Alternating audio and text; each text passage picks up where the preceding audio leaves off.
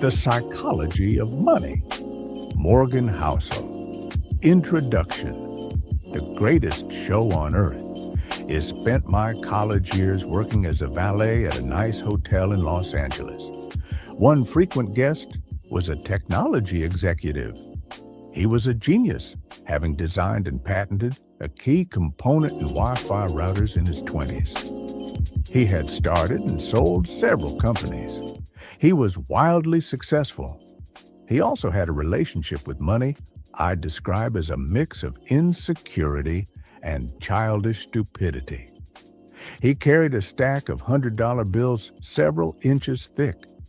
He showed it to everyone who wanted to see it and many who didn't. He bragged openly and loudly about his wealth, often while drunk and always apropos of nothing. One day, he handed one of my colleagues several $1,000s of cash and said, "Go to the jewelry store down the street and get me a few $1,000 gold coins." An hour later, gold coins in hand, the tech executive and his buddies gathered around by a dock overlooking the Pacific Ocean. They then proceeded to throw the coins into the sea, skipping them like rocks, cackling as they argued whose went furthest, just for fun. Days later, he shattered a lamp in the hotel's restaurant. A manager told him it was a $500 lamp and he'd have to replace it. "You want $500? The executive asked incredulously while pulling a brick of cash from his pocket and handing it to the manager. "Here's $5,000. Now get out of my face and don't ever insult me like that again." You may wonder how long this behavior could last, and the answer was not long. I learned years later that he went broke. The premise of this book is that doing well with money has a little to do with how smart you are and a lot to do with how you behave. And behavior is hard to teach, even to really smart people. A genius who loses control of their emotions can be a financial disaster. The opposite is also true. Ordinary folks with no financial education can be wealthy if they have a handful of behavioral skills that have nothing to do with formal measures of intelligence. My favorite Wikipedia entry begins, "Ronald James Ridd was an American philanthropist, investor, janitor, and gas station attendant." Ronald Ridd was born in rural Vermont. He was the first person in his family to graduate high school, made all the more impressive by the fact that he hitchhiked to campus each day. For those who knew Ronald Ridd, there wasn't much else worth mentioning. His life was about as low-key as they come. Ridd fixed cars at a gas station for 25 years and swept floors at J.C. Penney for 17 years. He bought a 2-bedroom house for $12,000 at age 38 and lived there for the rest of his life. He was widowed at age 50 and never remarried. A friend recalled that his main hobby was chopping firewood. Ridd died in 2014, age 92, which is when the humble rural janitor made international headlines. 2,813,503 Americans died in 2014. Fewer than 4,000 of them had a net worth of over $8 million when they passed away. Ronald Ridd was one of them. In his will, the former janitor left $2 million to his stepkids and more than $6 million to his local hospital and library. Those who knew Ridd were baffled. Where did he get all that money? It turned out there was no secret. There was no lottery win and no inheritance. Ridd saved what little he could and invested it in blue-chip stocks. Then he waited for decades on end as tiny savings compounded into more than $8 million. That's it, from janitor to philanthropist. A few months before Ronald Redd died, another man named Richard was in the news. Richard Foscone was everything Ronald Redd was not. A Harvard-educated Merrill Lynch executive with an MBA, Foscone had such a successful career in finance that he retired in his 40s to become a philanthropist. Former Merrill CEO David Kamansky praised Foscone's business savvy, leadership skills, sound judgment, and personal integrity. Crain's Business magazine once included him in a 40 under 40 list of successful business people. But then, like the gold coin skipping tech executive, everything fell apart. In the mid-2000s, Foscone borrowed heavily to expand an 18,000 square foot home in Greenwich, Connecticut that had 11 bathrooms, 2 elevators, 2 pools, 7 garages, and cost more than $90,000 a month to maintain.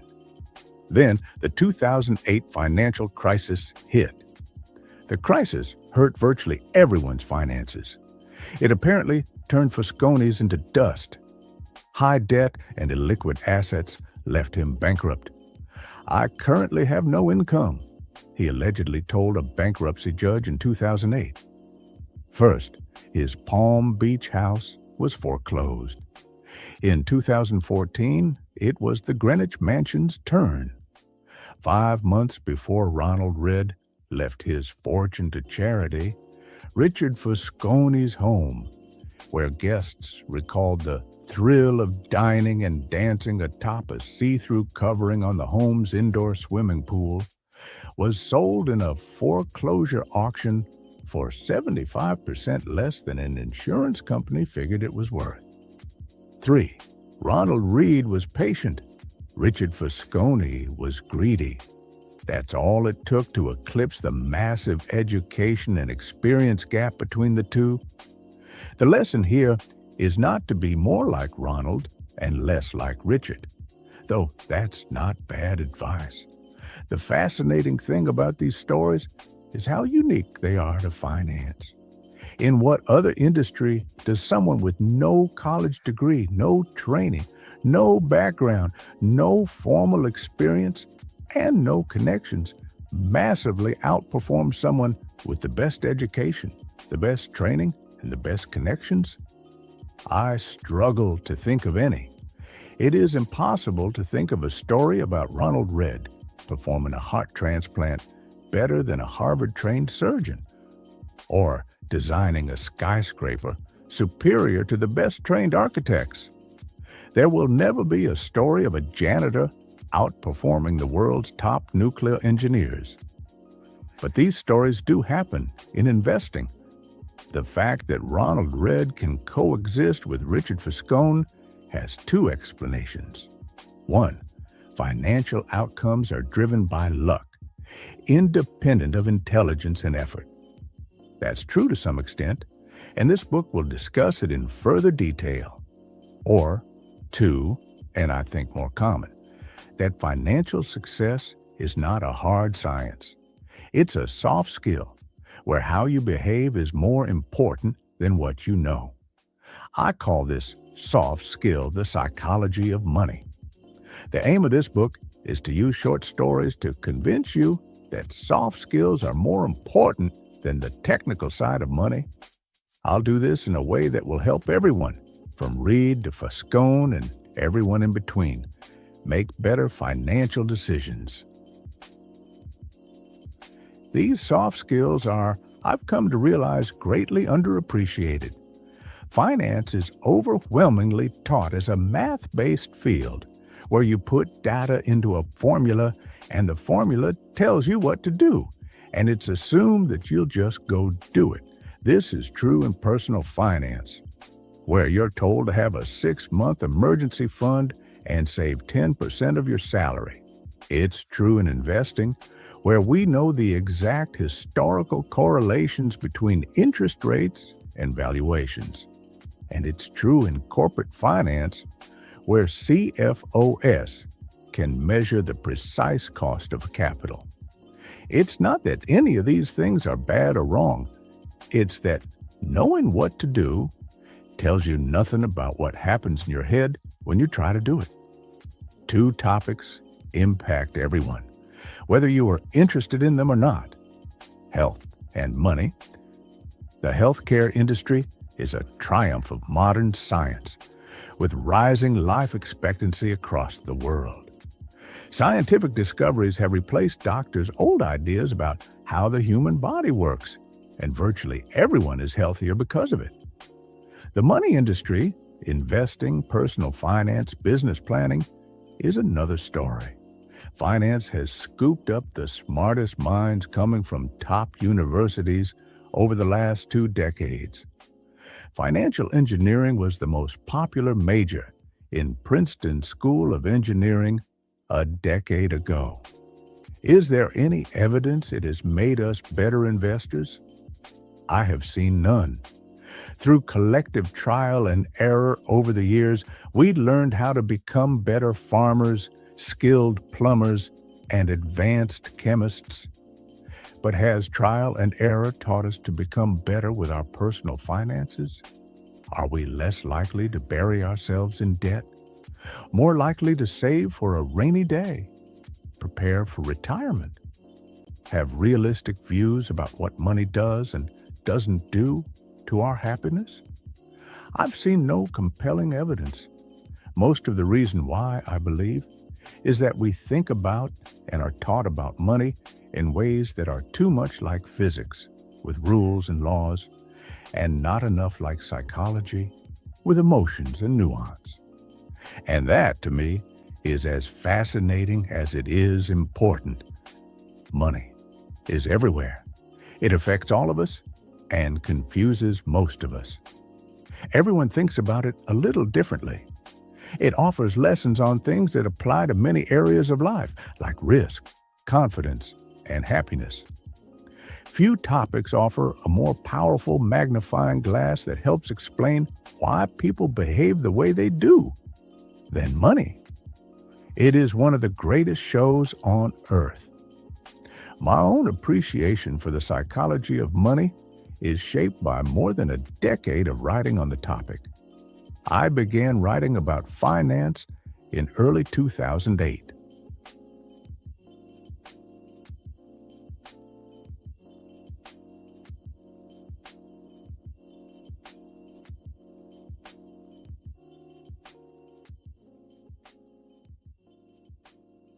I began writing about finance in early 2008. It was the dawn of a financial crisis and the worst recession in 80 years. To write about what was happening, I wanted to figure out what was happening. But the first thing I learned after the financial crisis was that no one could accurately explain what happened or why it happened, let alone what should be done about it. For every good explanation, there was an equally convincing rebuttal. Engineers can determine the cause of a bridge collapse because there's agreement that if a certain amount of force is applied to a certain area, that area will break. Physics isn't controversial. It's guided by laws. Finance is different. It's guided by people's behaviors, and how I behave might make sense to me but look crazy to you. The more I studied and wrote about the financial crisis, the more I realized that you could understand it better through the lenses of psychology and history, not finance. To grasp why people bury themselves in debt, you don't need to study interest rates. You need to study the history of greed, insecurity, and optimism. To get why investors sell out at the bottom of a bear market, you don't need to study the math of expected future returns.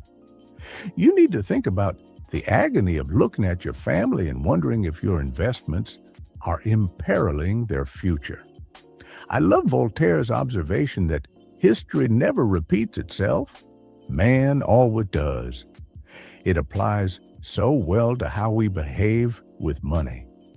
In 2018, I wrote a report outlining 20 of the most important flaws, biases, and causes of bad behavior I've seen affect people when dealing with money. It was called The Psychology of Money, and over 1 million people have read it. This book is a deeper dive into the topic. Some short passages from the report appear unaltered in this book. What you're holding is 20 chapters, each describing what I consider to be the most important and often counterintuitive features of the psychology of money. The chapters revolve around a common theme, but exist on their own and can be read independently. It's not a long book. You're welcome. Most readers don't finish the books they begin because most single topics don't require 300 pages of explanation. I'd rather make 20 short points you finish than one long one you give up on. On we go. 1. No one's crazy. Your personal experiences with money make up maybe 0.000000001% of what's happened in the world, but maybe 80% of how you think the world works. Let me tell you about a problem. It might make you feel better about what you do with your money and less judgmental about what other people do with theirs. People do some crazy things with money, but no one is crazy. Here's the thing. People from different generations, raised by different parents who earned different incomes and held different values in different parts of the world, born into different economies, experiencing different job markets with different incentives and different degrees of luck, learn very different lessons. Everyone has their own unique experience with how the world works, and what you've experienced is more compelling than what you learned secondhand. So all of us, you, me, everyone, go through life anchored to a set of views about how money works that vary wildly from person to person. What seems crazy to you might make sense to me. The person who grew up in poverty thinks about risk and reward in ways the child of a wealthy banker cannot fathom if he tried. The person who grew up when inflation was high experienced something the person who grew up with stable prices never had to. The stockbroker who lost everything during the Great Depression experienced something the tech worker basking in the glory of the late 1990s can't imagine. The Australian who hasn't seen a recession in 30 years has experienced something no American ever has. On and on. The list of experiences is endless. You know stuff about money that I don't, and vice versa. You go through life with different beliefs, goals, and forecasts than I do. That's not because one of us is smarter than the other or has better information. It's because we've had different lives shaped by different and equally persuasive experiences. Your personal experiences with money make up maybe 0.000000001% of what's happened in the world, but maybe 80% of how you think the world works. So equally smart people can disagree about how and why recessions happen, how you should invest your money, what you should prioritize, how much risk you should take, and so on. In his book on 1930s America, Frederick Lewis Allen wrote that the Great Depression marked millions of Americans inwardly for the rest of their lives. But there was a range of experiences. 25 years later, as he was running for president, John F. Kennedy was asked by a reporter what he remembered from the Depression. He remarked, "I have no first-hand knowledge of the Depression. My family had one of the great fortunes of the world, and it was worth more than ever then. We had bigger houses, more servants, we traveled more. About the only thing that I saw directly was when my father hired some extra gardeners just to give them a job so they could eat. I really did not learn about the Depression until I read about it at Harvard. This was a major point in the 1960 election. How, people thought, could someone with no understanding of the biggest economic story of the last generation be put in charge of the economy? It was, in many ways, overcome only by JFK's experience in World War II. That was the other most widespread emotional experience of the previous generation, and something his primary opponent, Hubert Humphrey, didn't have. The challenge for us is that no amount of studying or open-mindedness can genuinely recreate the power of fear and uncertainty.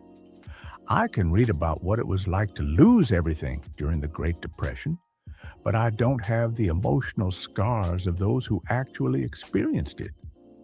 And the person who lived through it can't fathom why someone like me could come across as complacent about things like owning stocks.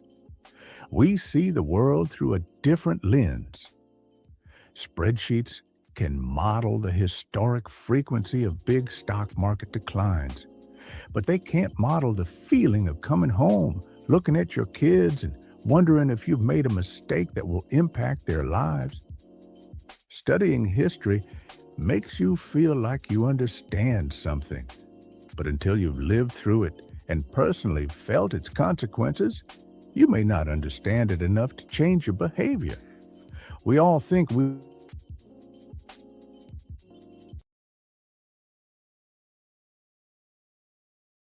investor Michael Batnick says, some lessons have to be experienced before they can be understood. We are all victims in different ways to that truth. In 2006, economists Ulrike Malmendier and Stefan Nagel from the National Bureau of Economic Research dug through 50 years of the Survey of Consumer Finances, a detailed look at what Americans do with their money. In theory, people should make investment decisions based on their goals and the characteristics of the investment options available to them at the time. But that's not what people do. The economists found that people's lifetime investment decisions are heavily anchored to the experiences those investors had in their own generation, especially experiences early in their adult life. If you grew up when inflation was high, you invested less of your money in bonds later in life compared to those who grew up when inflation was low.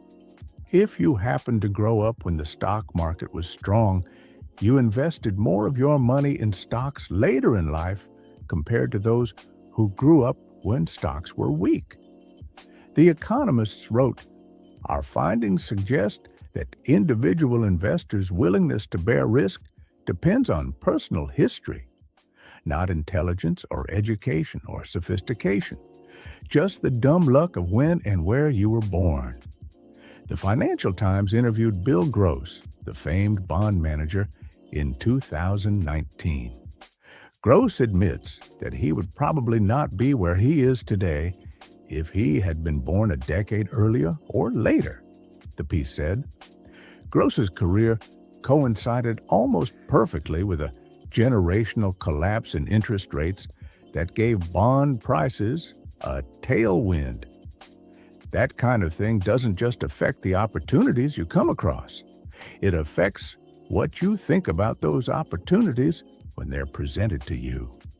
To Gross, bonds were wealth-generating machines.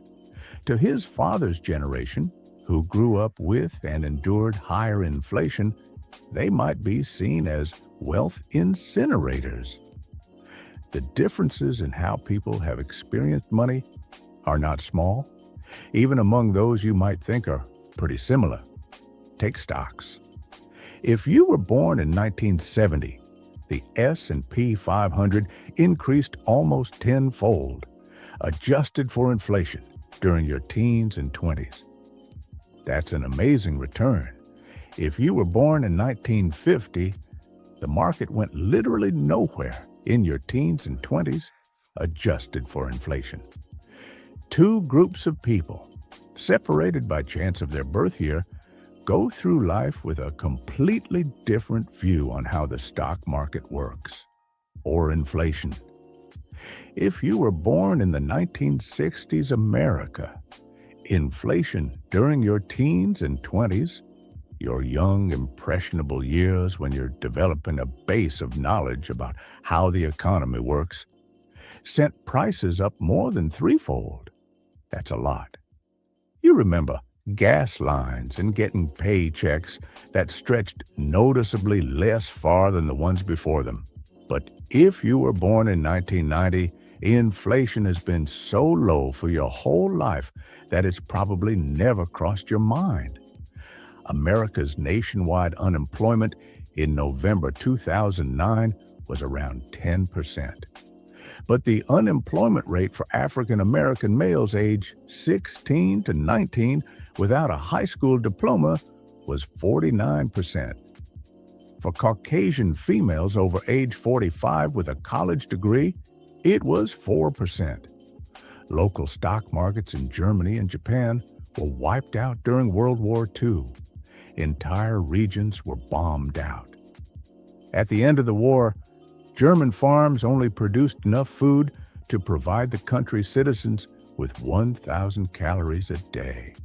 Compare that to the U.S., where the stock market more than doubled from 1941 through the end of the 1945, and the economy was the strongest it had been in almost 2 decades. No one should expect members of these groups to go through the rest of their lives thinking the same thing about inflation, or the stock market, or unemployment, or money in general.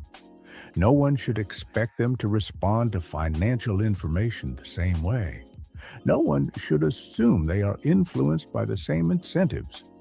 No one should expect them to trust the same sources of advice. No one should expect them to agree on what matters, what's worth it, what's likely to happen next, and what the best path forward is. Their view of money was formed in different worlds. And when that's the case, a view about money that one group of people thinks is outrageous can make perfect sense to another. A few years ago, the New York Times did a story on the working conditions of Foxconn, the massive Taiwanese electronics manufacturer. The conditions are often atrocious. Readers were rightly upset. But a fascinating response to the story came from the nephew of a Chinese worker who wrote in the comment section, "My aunt worked several years in what Americans call sweatshops.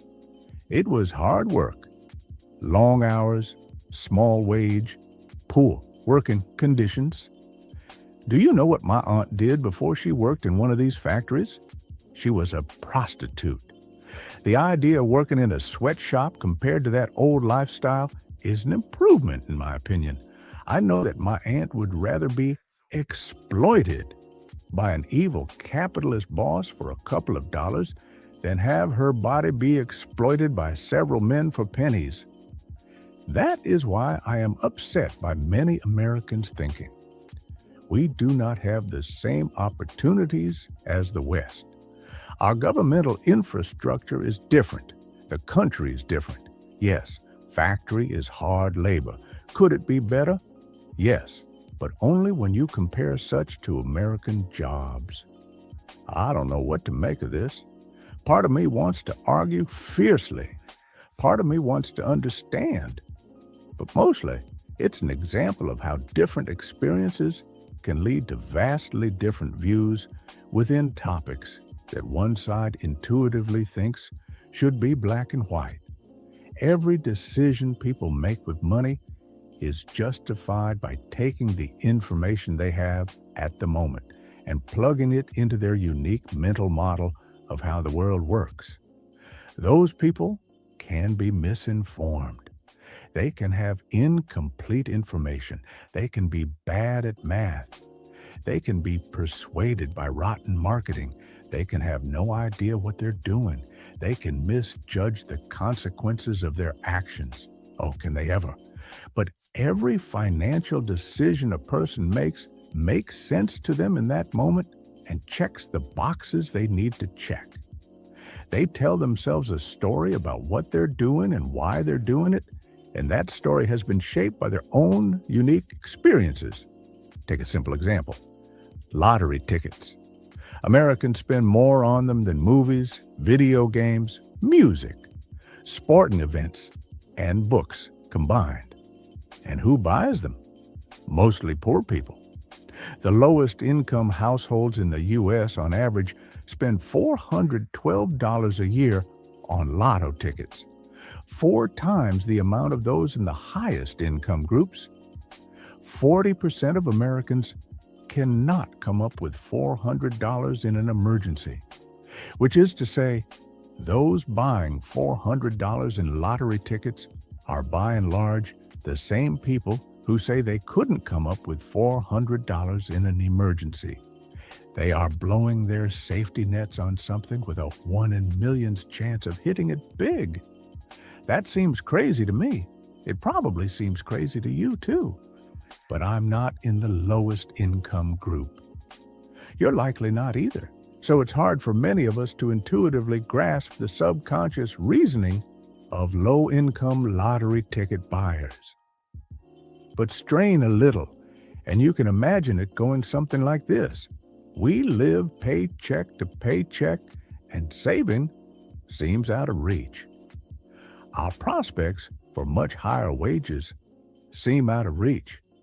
We can't afford nice vacations, new cars, health insurance, or homes in safe neighborhoods. We can't put our kids through college without crippling debt.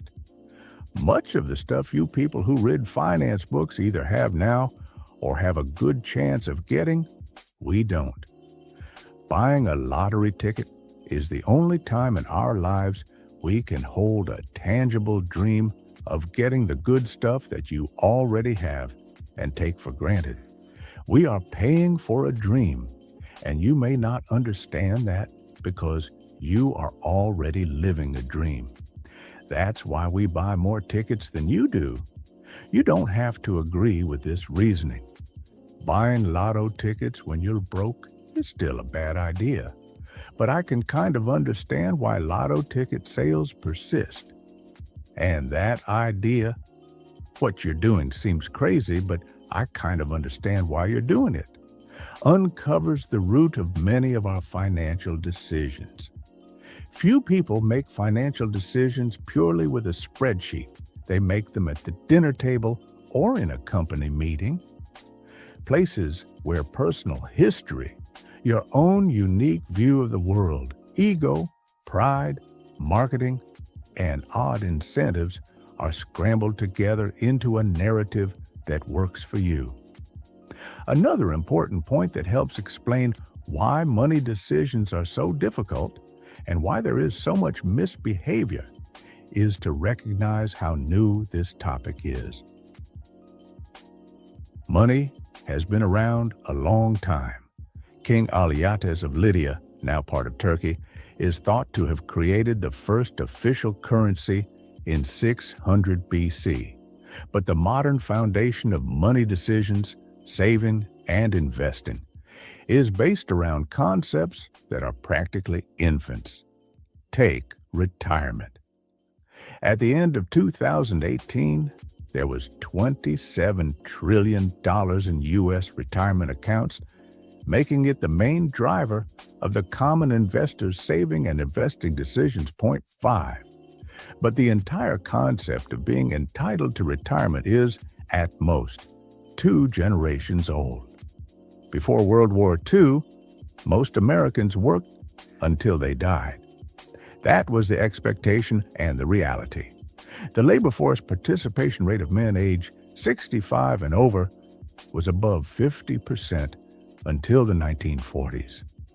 Social Security aimed to change this, but its initial benefits were nothing close to a proper pension.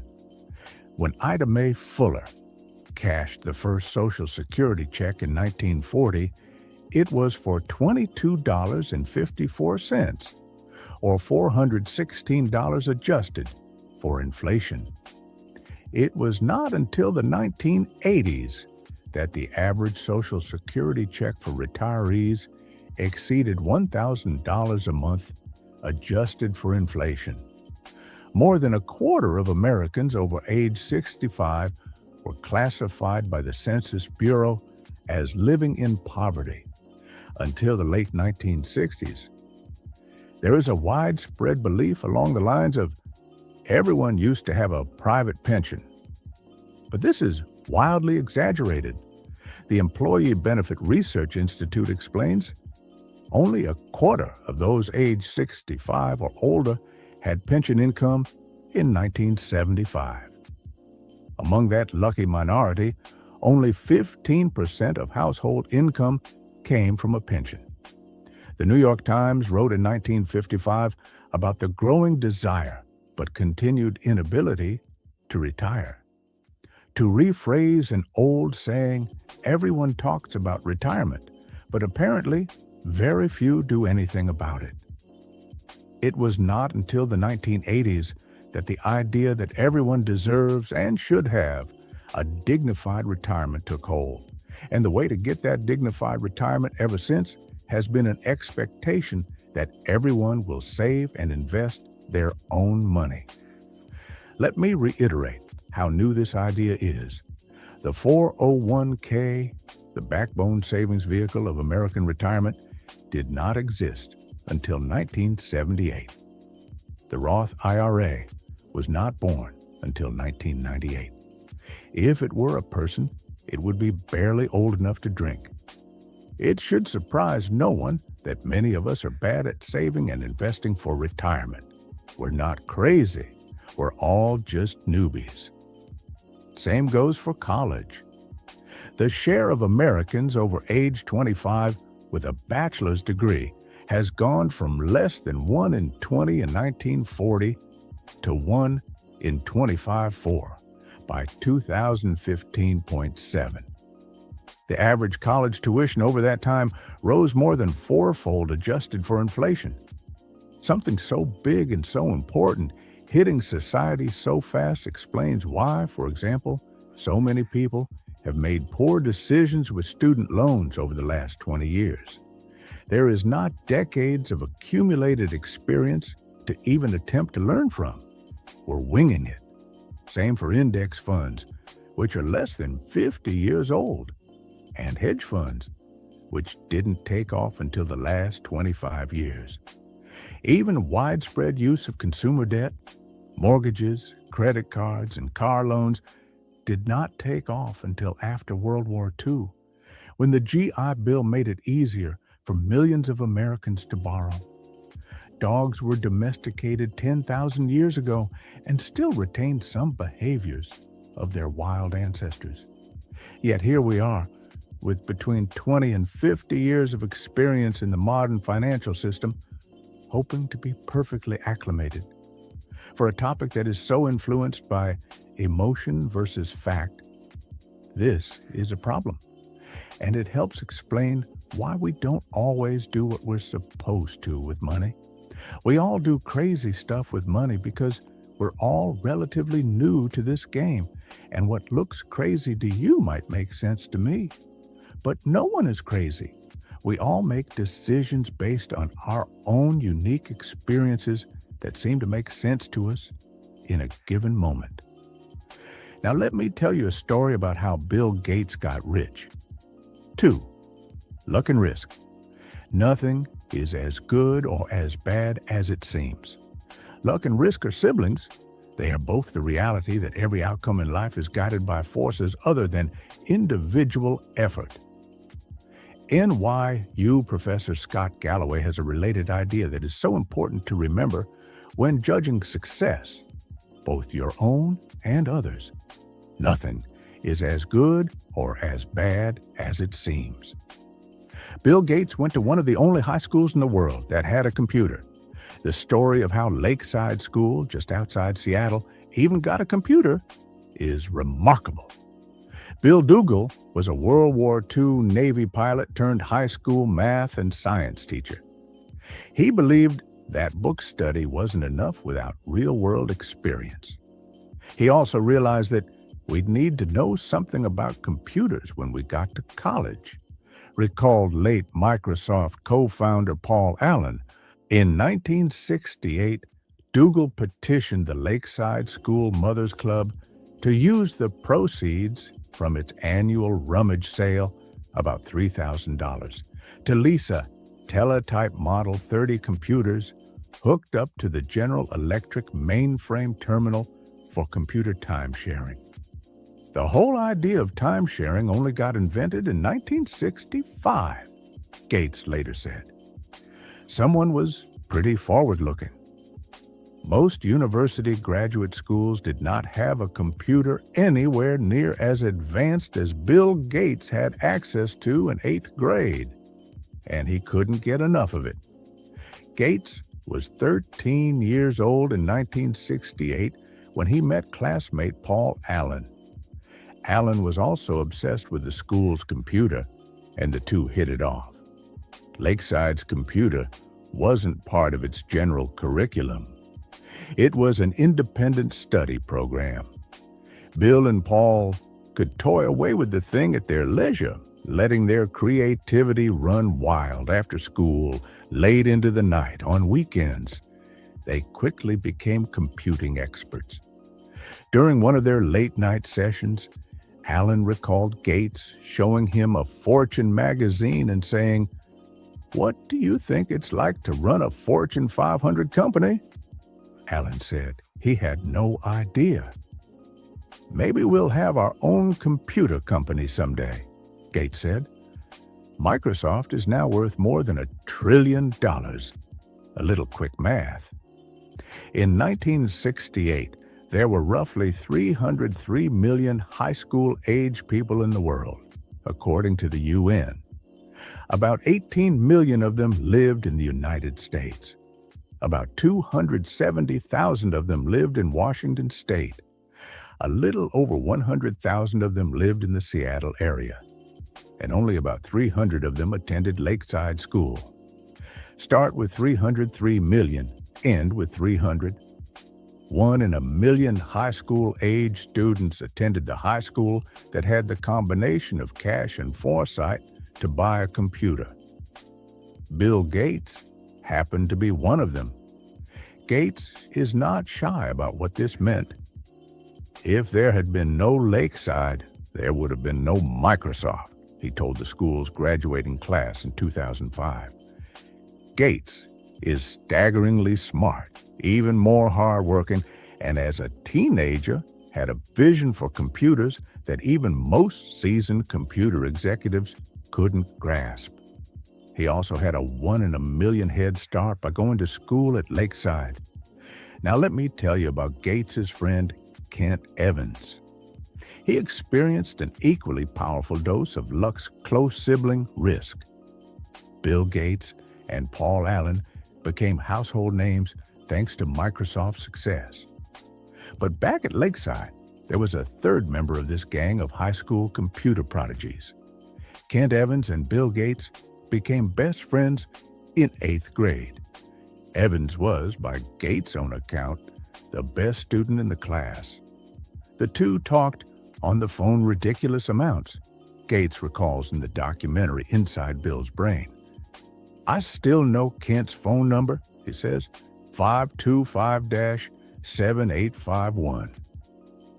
Evans was as skilled with computers as Gates and Allen.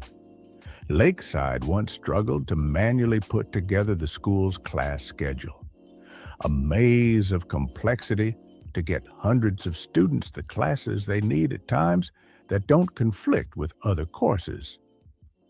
The school tasked Bill and Kent, children by any measure, to build a computer program to solve the problem. It worked. And unlike Paul Allen, Kent shared Bill's business mind and endless ambition. Kent always had the big briefcase, like a lawyer's briefcase, Gates recalls. "We were always scheming about what we'd be doing 5 or 6 years in the future. Should we go be CEOs? What kind of impact could you have? Should we go be generals? Should we go be ambassadors? Whatever it was, Bill and Kent knew they'd do it together. After reminiscing on his friendship with Kent, Gates trails off. We would have kept working together. I'm sure we would have gone to college together. Kent could have been a founding partner of Microsoft with Gates and Allen. But it would never happen. Kent died in a mountaineering accident before he graduated high school. Every year, there are around 36 mountaineering deaths in the United States. The odds of being killed on a mountain in high school are roughly 1 in a million. Bill Gates experienced 1 in a million luck by ending up at Lakeside. Kent Evans experienced 1 in a million risk by never getting to finish what he and Gates set out to achieve. The same force, the same magnitude, working in opposite directions. Luck and risk are both the reality that every outcome in life is guided by forces other than individual effort. They are so similar that you can't believe in one without equally respecting the other. They both happen because the world is too complex to allow 100% of your actions to dictate 100% of your outcomes. They are driven by the same thing. You are one person in a game with 7 billion other people and infinite moving parts. The accidental impact of actions outside of your control can be more consequential than the ones you consciously take. But both are so hard to measure and hard to accept that they too often go overlooked. For every Bill Gates, there is a Kent Evans who was just as skilled and driven, but ended up on the other side of life roulette. If you give luck and risk their proper respect, you realize that when judging people's financial success, both your own and others, it's never as good or as bad as it seems. Years ago, I asked economist Robert Shiller, who won the Nobel Prize in Economics, "What do you want to know about investing that we can't know?" "The exact role of luck in successful outcomes," he answered. I love that response because no one actually thinks luck doesn't play a role in financial success. But since it's hard to quantify luck and rude to suggest people's success is owed to it, the default stance is often to implicitly ignore luck as a factor of success. If I say there are 1 billion investors in the world, by sheer chance, would you expect 10 of them to become billionaires predominantly off luck? You would reply, of course. But then if I ask you to name those investors to their face, you will likely back down. When judging others, attributing success to luck makes you look jealous and mean, even if we know it exists. And when judging yourself, attributing success to luck can be too demoralizing to accept. Economist Bhaskar Mazumdar has shown that incomes among brothers are more correlated than height or weight. If you are rich and tall, your brother is more likely to also be rich than he is tall. I think most of us intuitively know this is true. The quality of your education and the doors that open for you are heavily linked to your parents' socioeconomic status. But find me 2 rich brothers, and I'll show you 2 men who do not think this study's findings apply to them. Failure, which can be anything from bankruptcy to not meeting a personal goal, is equally abused. Did failed businesses not try hard enough? Were bad investments not thought through well enough? Are wayward careers due to laziness? Sometimes, yes. Of course, but how much? It's so hard to know. Everything worth pursuing has less than 100% odds of succeeding, and risk is just what happens when you end up on the unfortunate side of that equation. Just as with luck, the story gets too hard, too messy, too complex if we try to pick apart how much of an outcome was a conscious decision versus a risk. Say I buy a stock, and 5 years later, it's gone nowhere. It's possible that I made a bad decision by buying it in the first place. It's also possible that I made a good decision that had an 80% chance of making money. And I just happened to end up on the side of the unfortunate 20%. How do I know which is which? Did I make a mistake? Or did I just experience the reality of risk?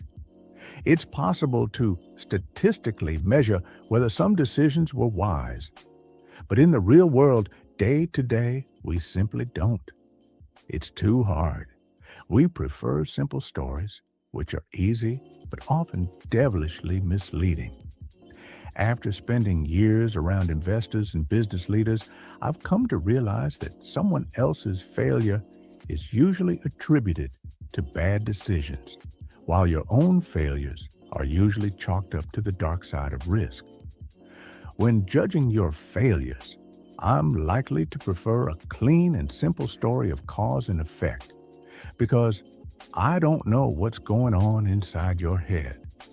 You had a bad outcome, so it must have been caused by a bad decision, is the story that makes the most sense to me. But when judging myself, I can make up a wild narrative, justifying my past decisions and attributing bad outcomes to risk. The cover of Forbes magazine does not celebrate poor investors who made good decisions, but happen to experience the unfortunate side of risk. But it almost certainly celebrates rich investors who made okay or even reckless decisions and happened to get lucky. Both flip the same coin that happened to land on a different side. The dangerous part of this is that we're all trying to learn about what works and what doesn't with money. What investing strategies work, which ones don't? What business strategies work, which ones don't? How do you get rich? How do you avoid being poor? We tend to seek out these lessons by observing successes and failures and saying, do what she did, avoid what he did. If we had a magic wand, we would find out exactly what proportion of these outcomes were caused by actions that are repeatable, versus the role of random risk and luck that swayed those actions one way or the other. But we don't have a magic wand. We have brains that prefer easy answers without much appetite for nuance. So identifying the traits we should emulate or avoid can be agonizingly hard. Let me tell you another story of someone who, like Bill Gates, was wildly successful, but whose success is hard to pin down as being caused by luck or skill. Cornelius Vanderbilt had just finished a series of business deals to expand his railroad empire. One of his business advisors leaned in to tell Vanderbilt that every transaction he agreed to broke the law. "My God, John," said Vanderbilt, "you don't suppose you can run a railroad in accordance with the statutes of the state of New York, do you?" My first thought when reading this was, that attitude is why he was so successful. Laws didn't accommodate railroads during Vanderbilt's day, so he said, "To hell with it," and went ahead anyway. Vanderbilt was wildly successful. So it's tempting to view his law flaunting, which was notorious and vital to his success, as sage wisdom. That scrappy visionary let nothing get in his way. But how dangerous is that analysis? No sane person would recommend flagrant crime as an entrepreneurial trait. You can easily imagine Vanderbilt's story turning out much different, an outlaw whose young company collapsed under court order. So we have a problem here. You can praise Vanderbilt for flaunting the law with as much passion as you criticize Enron for doing the same. Perhaps one got lucky by avoiding the arm of the law while the other found itself on the side of risk. John D. Rockefeller is similar. His frequent circumventing of the law, a judge once called his company no better than a common thief, is often portrayed by historians as cunning business smarts. Maybe it was. But when does the narrative shift from "you didn't let outdated laws get in the way of innovation" to "you committed a crime"? Or how little would the story have to shift for the narrative to have turned from "Rockefeller was a genius, try to learn from his successes" to "Rockefeller was a criminal, try to learn from his business failures"? Very little. "What do I care about the law?" Vanderbilt once said. "Ain't I got the power?" He did, and it worked. But it's easy to imagine those being the last words of a story with a very different outcome. The line between bold and reckless can be thin. When we don't give risk and luck their proper billing, it's often invisible. Benjamin Graham is known as one of the greatest investors of all time, the father of value investing and the early mentor of Warren Buffett. But the majority of Benjamin Graham's investing success was due to owning an enormous chunk of GEICO stock, which, by his own admission, broke nearly every diversification rule that Graham himself laid out in his famous texts. Where does the thin line between bold and reckless fall here? I don't know. Graham wrote about his GEICO bonanza. One lucky break or one supremely shrewd decision. Can we tell them apart? Not easily. We similarly think Mark Zuckerberg is a genius for turning down Yahoo's 2006 $1 billion offer to buy his company. He saw the future and stuck to his guns. But people criticize Yahoo with as much passion for turning down its own big buyout offer from Microsoft. Those fools should have cashed out while they could. What is the lesson for entrepreneurs here? I have no idea, because risk and luck are so hard to pin down. There are so many examples of this. Countless fortunes and failures owe their outcome to leverage. The best and worst managers drive their employees as hard as they can. The customer is always right, and customers don't know what they want are both accepted business wisdom. The line between inspiringly bold and foolishly reckless can be a millimeter thick and only visible with hindsight. Risk and luck are doppelgangers. This is not an easy problem to solve. The difficulty in identifying what is luck, what is skill, and what is risk is one of the biggest problems we face when trying to learn about the best way to manage money. But two things can point you in a better direction. Be careful who you praise and admire. Be careful who you look down upon and wish to avoid becoming. Or just be careful when assuming that 100% of outcomes can be attributed to effort and decisions. After my son was born, I wrote him a letter that said, in part, some people are born into families that encourage education. Others are against it. Some are born into flourishing economies encouraging of entrepreneurship. Others are born into war and destitution. I want you to be successful, and I want you to earn it. But realize that not all success is due to hard work, and not all poverty is due to laziness. Keep this in mind when judging people, including yourself. Therefore, focus less on specific individuals and case studies and more on broad patterns. Studying a specific person can be dangerous because we tend to study extreme examples, the billionaires, the CEOs, or the massive failures that dominate the news. And extreme examples are often the least applicable to other situations, given their complexity. The more extreme the outcome, the less likely you can apply its lessons to your own life. Because the more likely the outcome was influenced by extreme ends of luck or risk. You'll get closer to actionable takeaways by looking for broad patterns of success and failure.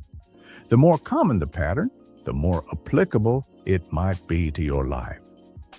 Trying to emulate Warren Buffett's investment success is hard because his results are so extreme that the role of luck in his lifetime performance is very likely high, and luck isn't something you can reliably emulate. But realizing, as we'll see in Chapter 7, that people who have control over their time tend to be happier in life is a broad and common enough observation that you can do something with it. My favorite historian, Frederick Lewis Allen, spent his career depicting the life of the average median American, how they lived, how they changed, what they did for work, what they ate for dinner, etc. There are more relevant lessons to take away from this kind of broad observation than there are in studying the extreme characters that tend to dominate the news. Bill Gates once said, "Success is a lousy teacher. It seduces smart people into thinking they can't lose. When things are going extremely well, realize it's not as good as you think. You are not invincible, and if you acknowledge that luck brought you success, then you have to believe in luck's cousin, risk, which can turn your story around just as quickly." But the same is true in the other direction. Failure can be a lousy teacher because it seduces smart people into thinking their decisions were terrible, when sometimes they just reflect the unforgiving realities of risk. The trick when dealing with failure is arranging your financial life in a way that a bad investment here and a missed financial goal there won't wipe you out, so you can keep playing until the odds fall in your favor. But more important is that as much as we recognize the role of luck in success, the role of risk means we should forgive ourselves and leave room for understanding when judging failures. Nothing is as good or as bad as it seems. Now let's look at the stories of two men who pushed their luck. 3. Never enough. When rich people do crazy things. John Bogle, the Vanguard founder who passed away in 2019, once told a story about money that highlights something we don't think about enough. At a party given by a billionaire on Shelter Island, Kurt Vonnegut informs his pal, Joseph Heller, that their host, a hedge fund manager, had made more money in a single day than Heller had earned from his wildly popular novel, Catch-22, over its whole history. Heller responds, "Yes, but I have something he will never have. Enough." Enough. I was stunned by the simple eloquence of that word. Stunned for two reasons. First, because I have been given so much in my own life. And second, because Joseph Heller couldn't have been more accurate for a critical element of our society, including many of the wealthiest and most powerful among us. There seems to be no limit today on what enough entails. It's so smart and so powerful. Let me offer two examples of the dangers of not having enough and what they can teach us. Rajat Gupta, who was born in Kolkata and orphaned as a teenager.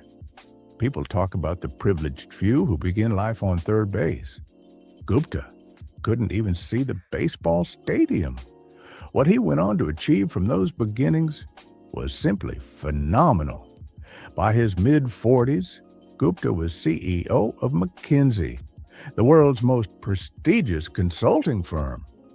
He retired in 2007 to take on roles with the United Nations and the World Economic Forum. He partnered on philanthropic work with Bill Gates. He sat on the board of directors of 5 public companies. From the slums of Kolkata, Gupta had quite literally become one of the most successful businessmen alive. With his success came enormous wealth. By 2008, Gupta was reportedly worth $100 million. 11. It's an unfathomable sum of money to most. A 5% annual return on that much money generates almost $600 an hour, 24 hours a day. He could have done anything he wanted in life. And what he wanted, by all accounts, wasn't to be a mere centimillionaire. Rajat Gupta wanted to be a billionaire, and he wanted it badly. Gupta sat on the board of directors of Goldman Sachs, which surrounded him with some of the wealthiest investors in the world. One investor, citing the paydays of private equity tycoons, described Gupta like this: "I think he wants to be in that circle." That's a billionaire circle, right? Goldman is like the hundreds of million circle, right? Right. So Gupta found a lucrative side hustle. In 2008, as Goldman Sachs stared at the wrath of the financial crisis, Warren Buffett planned to invest $5 billion into the bank to help it survive. As a Goldman board member, Gupta learned of this transaction before the public. It was valuable information. Goldman's survival was in doubt, and Buffett's backing would surely send its stock soaring. 16 seconds after learning of the pending deal, Gupta, who was dialed into the Goldman board meeting, hung up the phone and called a hedge fund manager named Raj Rajaratnam. The call wasn't recorded, but Rajaratnam immediately bought 175,000 shares of Goldman Sachs. So you can guess what was discussed. The Buffett-Goldman deal was announced to the public hours later. Goldman stock surged. Rajaratnam made a quick $1 million. That was just one example of an alleged trend. The SEC claims Gupta's insider tips led to $17 million in profits. It was easy money, and for prosecutors, it was an even easier case. Gupta and Rajaratnam both went to prison for insider trading, their careers and reputations irrevocably ruined. Now consider Bernie Madoff. His crime is well known. Madoff is the most notorious Ponzi schemer since Charles Ponzi himself. Madoff swindled investors for 2 decades before his crime was revealed, ironically, just weeks after Gupta's endeavor. What's overlooked is that Madoff, like Gupta, was more than a fraudster. Before the Ponzi scheme that made Madoff famous, he was a wildly successful and legitimate businessman. Madoff was a market maker, a job that matches buyers and sellers of stocks. He was very good at it. Here's how the Wall Street Journal described Madoff's market-making firm in 1992. He has built a highly profitable securities firm, Bernard L. Madoff Investment Securities, which siphons a huge volume of stock trades away from the big board. The $740 million average daily volume of trades executed electronically by the Madoff firm off the exchange equals 9% of the New York exchanges. Mr. Madoff's firm can execute trades so quickly and cheaply that it actually pays other brokerage firms a penny a share to execute their customers' orders, profiting from the spread between bid and ask prices that most stocks trade for. This is not a journalist inaccurately describing a fraud yet to be uncovered. Madoff's market-making business was legitimate. A former staffer said the market-making arm of Madoff's business made between $25 million and $50 million per year. Bernie Madoff's legitimate, non-fraudulent business was by any measure a huge success. It made him hugely and legitimately wealthy. And yet, the fraud. The question we should ask of both Gupta and Madoff is why someone worth hundreds of millions of dollars would be so desperate for more money that they risked everything in pursuit of even more. Crime committed by those living on the edge of survival is one thing. A Nigerian scam artist once told the New York Times that he felt guilty for hurting others, but poverty will not make you feel the pain. 13. What Gupta and Madoff did is something different. They already had everything: unimaginable wealth, prestige, power, freedom. And they threw it all away because they wanted more. They had no sense of enough. They are extreme examples. But there are non-criminal versions of this behavior. The hedge fund long-term capital management was staffed with traders personally worth tens and hundreds of millions of dollars each, with most of their wealth invested in their own funds. Then they took so much risk in the quest for more that they managed to lose everything. In 1998, in the middle of the greatest bull market and strongest economy in history, Warren Buffett later put it, to make money they didn't have and didn't need, they risked what they did have and did need. And that's foolish. It is just plain foolish. If you risk something that is important to you for something that is unimportant to you, it just does not make any sense. There is no reason to risk what you have and need for what you don't have and don't need. It's one of those things that's as obvious as it is overlooked. Few of us will ever have $100 million, as Gupta or Madoff did.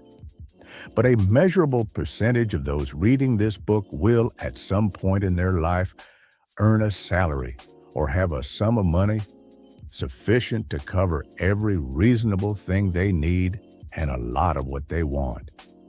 If you're one of them, remember a few things. 1. The hardest financial skill is getting the goalpost to stop moving.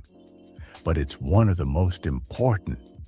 If expectations rise with results, there is no logic in striving for more because you'll feel the same after putting in extra effort. It gets dangerous when the taste of having more money, more power, more prestige, increases ambition faster than satisfaction. In that case, one step forward pushes the goalpost 2 steps ahead.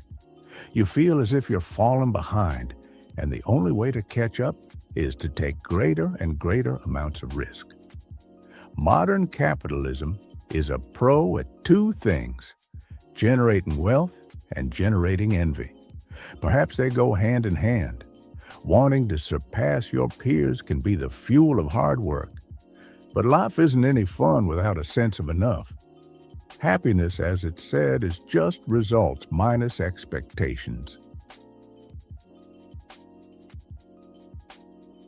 2. Social comparison is the problem here.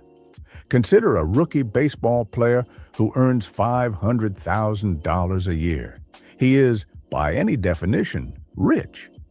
But say he plays on the same team as Mike Trout, who has a 12-year, $430 million contract. By comparison, the rookie is broke.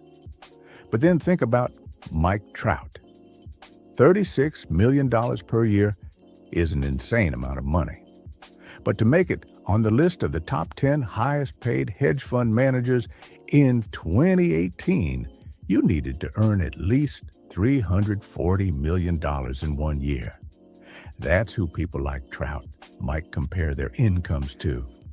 And the hedge fund manager who makes $340 million per year compares himself to the top 5 hedge fund managers who earned at least $770 million in 2018. Those top managers can look ahead to people like Warren Buffett, whose personal fortune increased by $3.5 billion in 2018. And someone like Buffett could look ahead to Jeff Bezos, whose net worth increased by $24 billion in 2018, a sum that equates to more per hour than the rich baseball player made in a full year. The point is that the ceiling of social comparison is so high that virtually no one will ever hit it, which means it's a battle that can never be won, or that the only way to win is to not fight to begin with, to accept that you might have enough, even if it's less than those around you. A friend of mine makes an annual pilgrimage to Las Vegas. One year, he asked a dealer, "What games do you play and what casinos do you play in?" The dealer, stone cold serious, replied, "The only way to win in a Las Vegas casino is to exit as soon as you enter." That's exactly how the game of trying to keep up with other people's wealth works, too. 3. Enough is not too little. The idea of having enough might look like conservatism, leaving opportunity and potential on the table. I don't think that's right. Enough is realizing that the opposite, an insatiable appetite for more, will push you to the point of regret. The only way to know how much food you can eat is to eat until you're sick. Few try this because vomiting hurts more than any meal's good. For some reason, the same logic doesn't translate to business and investing, and many will only stop reaching for more when they break and are forced to. This can be as innocent as burning out at work, or a risky investment allocation you can't maintain. On the other end, there's Rajat Guptas and Bernie Madoffs in the world, who resort to stealing because every dollar is worth reaching for regardless of consequence. Whatever it is, the inability to deny a potential dollar will eventually catch up to you. 4. There are many things never worth risking, no matter the potential gain. After he was released from prison, Rajat Gupta told the New York Times he had learned a lesson. Don't get too attached to anything, your reputation, your accomplishments, or any of it. I think about it now. What does it matter? Okay, this thing unjustly destroyed my reputation.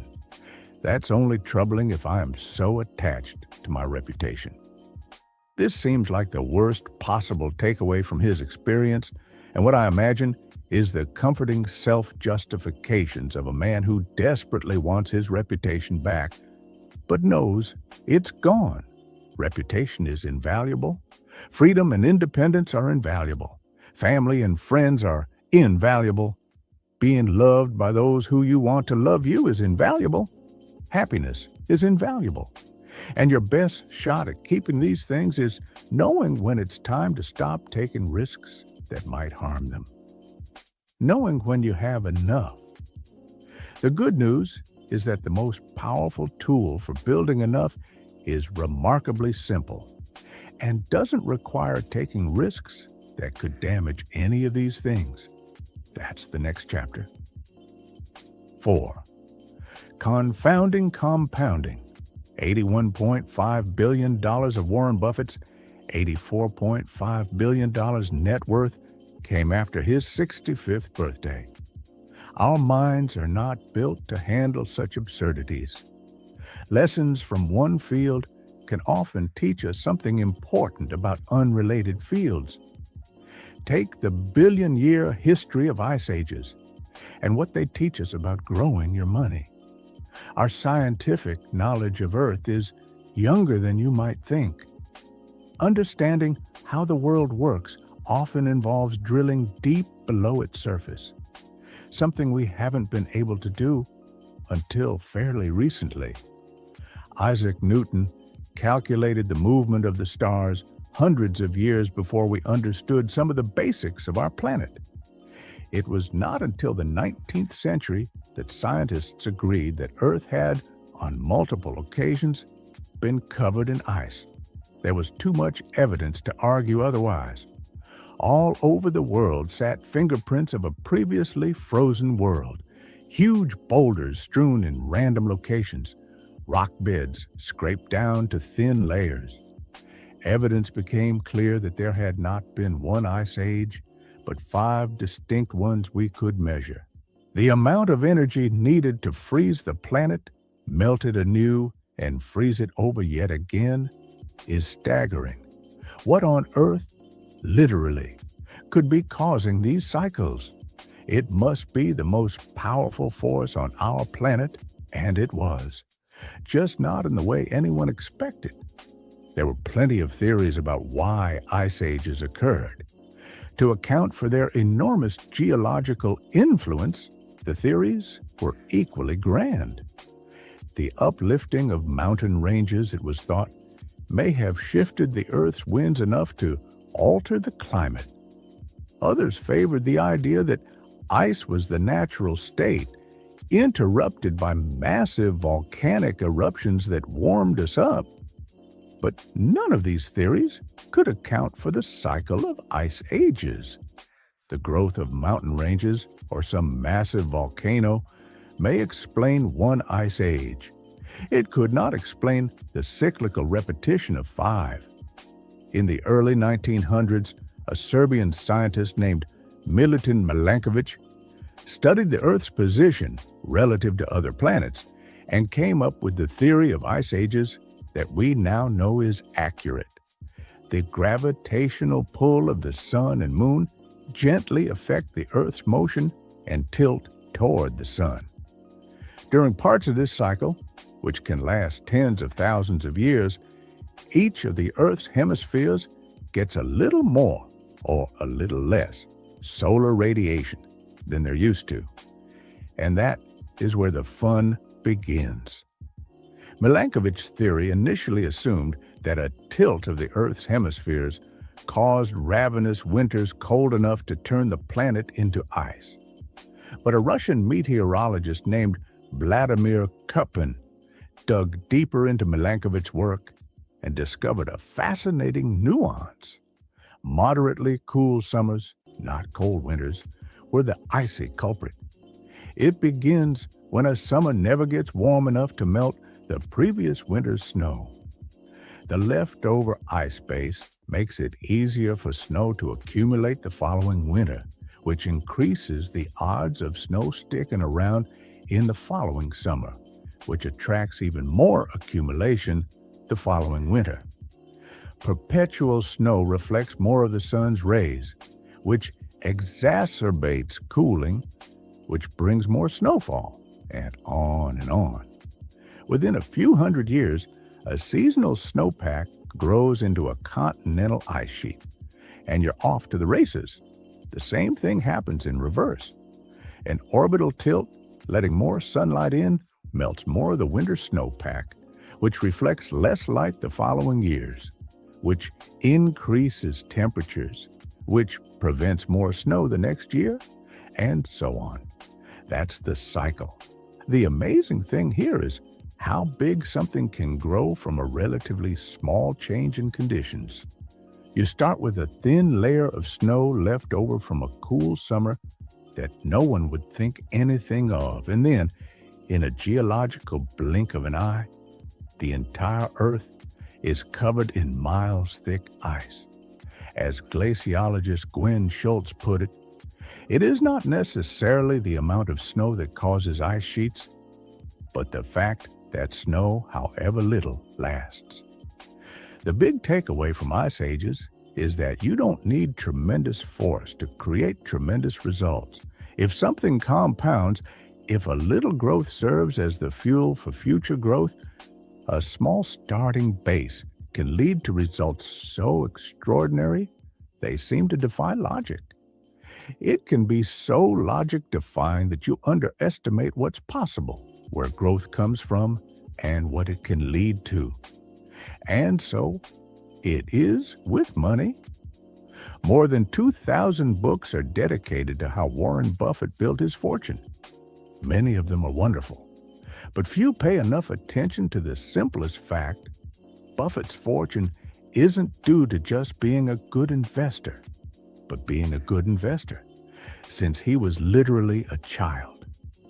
As I write this, Warren Buffett's net worth is $84.5 billion. Of that, $84.2 billion was accumulated after his 50th birthday. $81.5 billion came after he qualified for Social Security in his mid-60s. Warren Buffett is a phenomenal investor. But you miss a key point if you attach all of his success to investing acumen. The real key to his success is that he's been a phenomenal investor for 3/4 of a century. Had he started investing in his 30s and retired in his 60s, few people would have ever heard of him. Consider a little thought experiment. Buffett began serious investing when he was 10 years old. By the time he was 30, he had a net worth of $1 million, or $9.3 million adjusted for inflation. 16. What if he was a more normal person, spending his teens and 20s exploring the world and finding his passion, and by age 30, his net worth was, say, $25,000? And let's say he still went on to earn the extraordinary annual investment returns he's been able to generate, 22% annually, but quit investing and retired at age 60 to play golf and spend time with his grandkids. What would a rough estimate of his net worth be today? Not $84.5 billion, $11.9 million, 99.9% less than his actual net worth. Effectively, all of Warren Buffett's financial success can be tied to the financial base he built in his pubescent years and the longevity he maintained in his geriatric years. His skill is investing, but his secret is time. That's how compounding works. Think of this another way. Buffett is the richest investor of all time, but he's not actually the greatest, at least not when measured by average annual returns. Jim Simons, head of the hedge fund Renaissance Technologies, has compounded money at 66% annually since 1988. No one comes close to this record.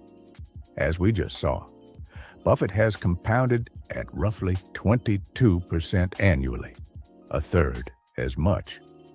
Simon's net worth, as I write, is $21 billion.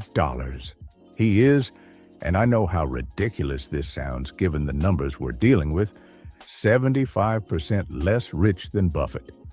Why the difference if Simons is such a better investor? Because Simons did not find his investment stride until he was 50 years old. He's had less than half as many years to compound as Buffett. If James Simons had earned his 66% annual returns for the 70-year span Buffett has built his wealth, he would be worth, please hold your breath, 63 quintillion, 900 quadrillion, 781 trillion, 780 billion, 748 $1,160,000. These are ridiculous, impractical numbers. The point is that what seem like small changes in growth assumptions can lead to ridiculous, impractical numbers. And so when we are studying why something got to become as powerful as it has, why an ice age formed, or why Warren Buffett is so rich, we often overlook the key drivers of success. I have heard many people say the first time they saw a compound interest table, or one of those stories about how much more you'd have for retirement if you began saving in your 20s versus your 30s, changed their life. But it probably didn't. What it likely did was surprise them, because the results intuitively didn't seem right. Linear thinking is so much more intuitive than exponential thinking. If I ask you to calculate 8 plus 8 plus 8 plus 8 plus 8 plus 8 plus 8 plus 8 plus 8 in your head, you can do it in a few seconds. It's 72. If I ask you to calculate 8 times 8 times 8 times, 8 times, 8 times, 8 times, 8 times, 8 times, 8. Your head will explode. It's 134,217,728. IBM made a 3.5 megabyte hard drive in the 1950s.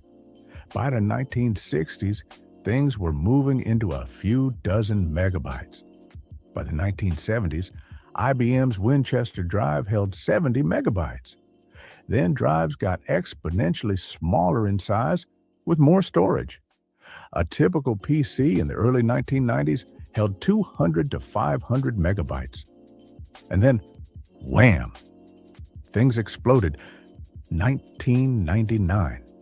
Apple's iMac comes with a 6 gigabyte hard drive, 2003 to 120 gigs on the Power Mac, 2006 to 250 gigs on the new iMac, 2011, first 4 terabyte hard drive, 2017, 60 terabyte hard drives, 2019 to 100 terabyte hard drives. Put that all together.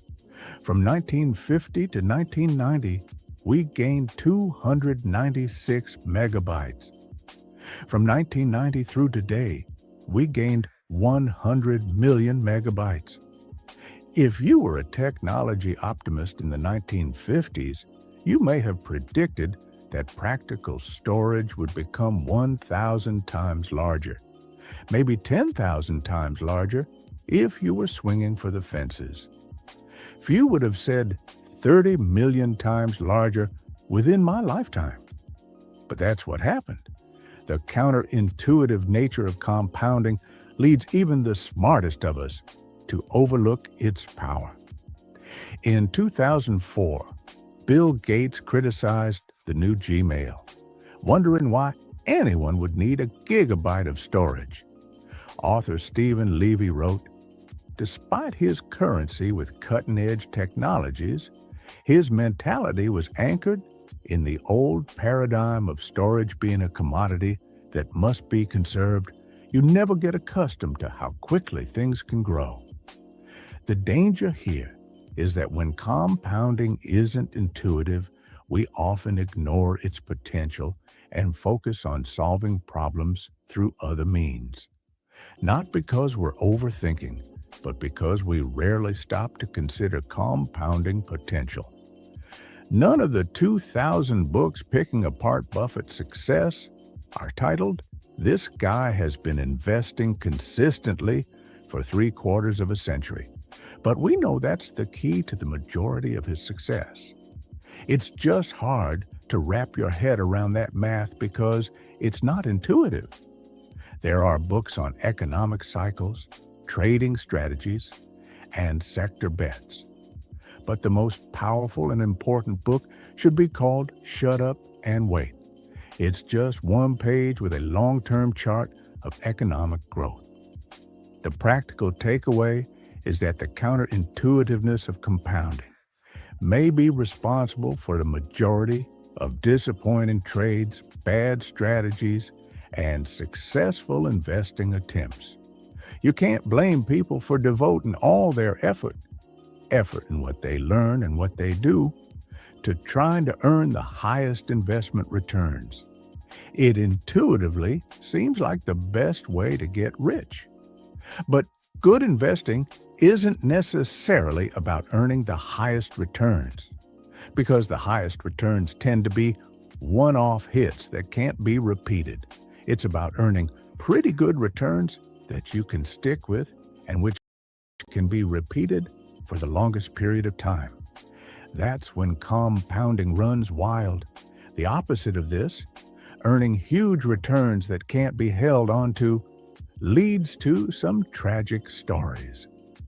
We'll need the next chapter to tell them. 5.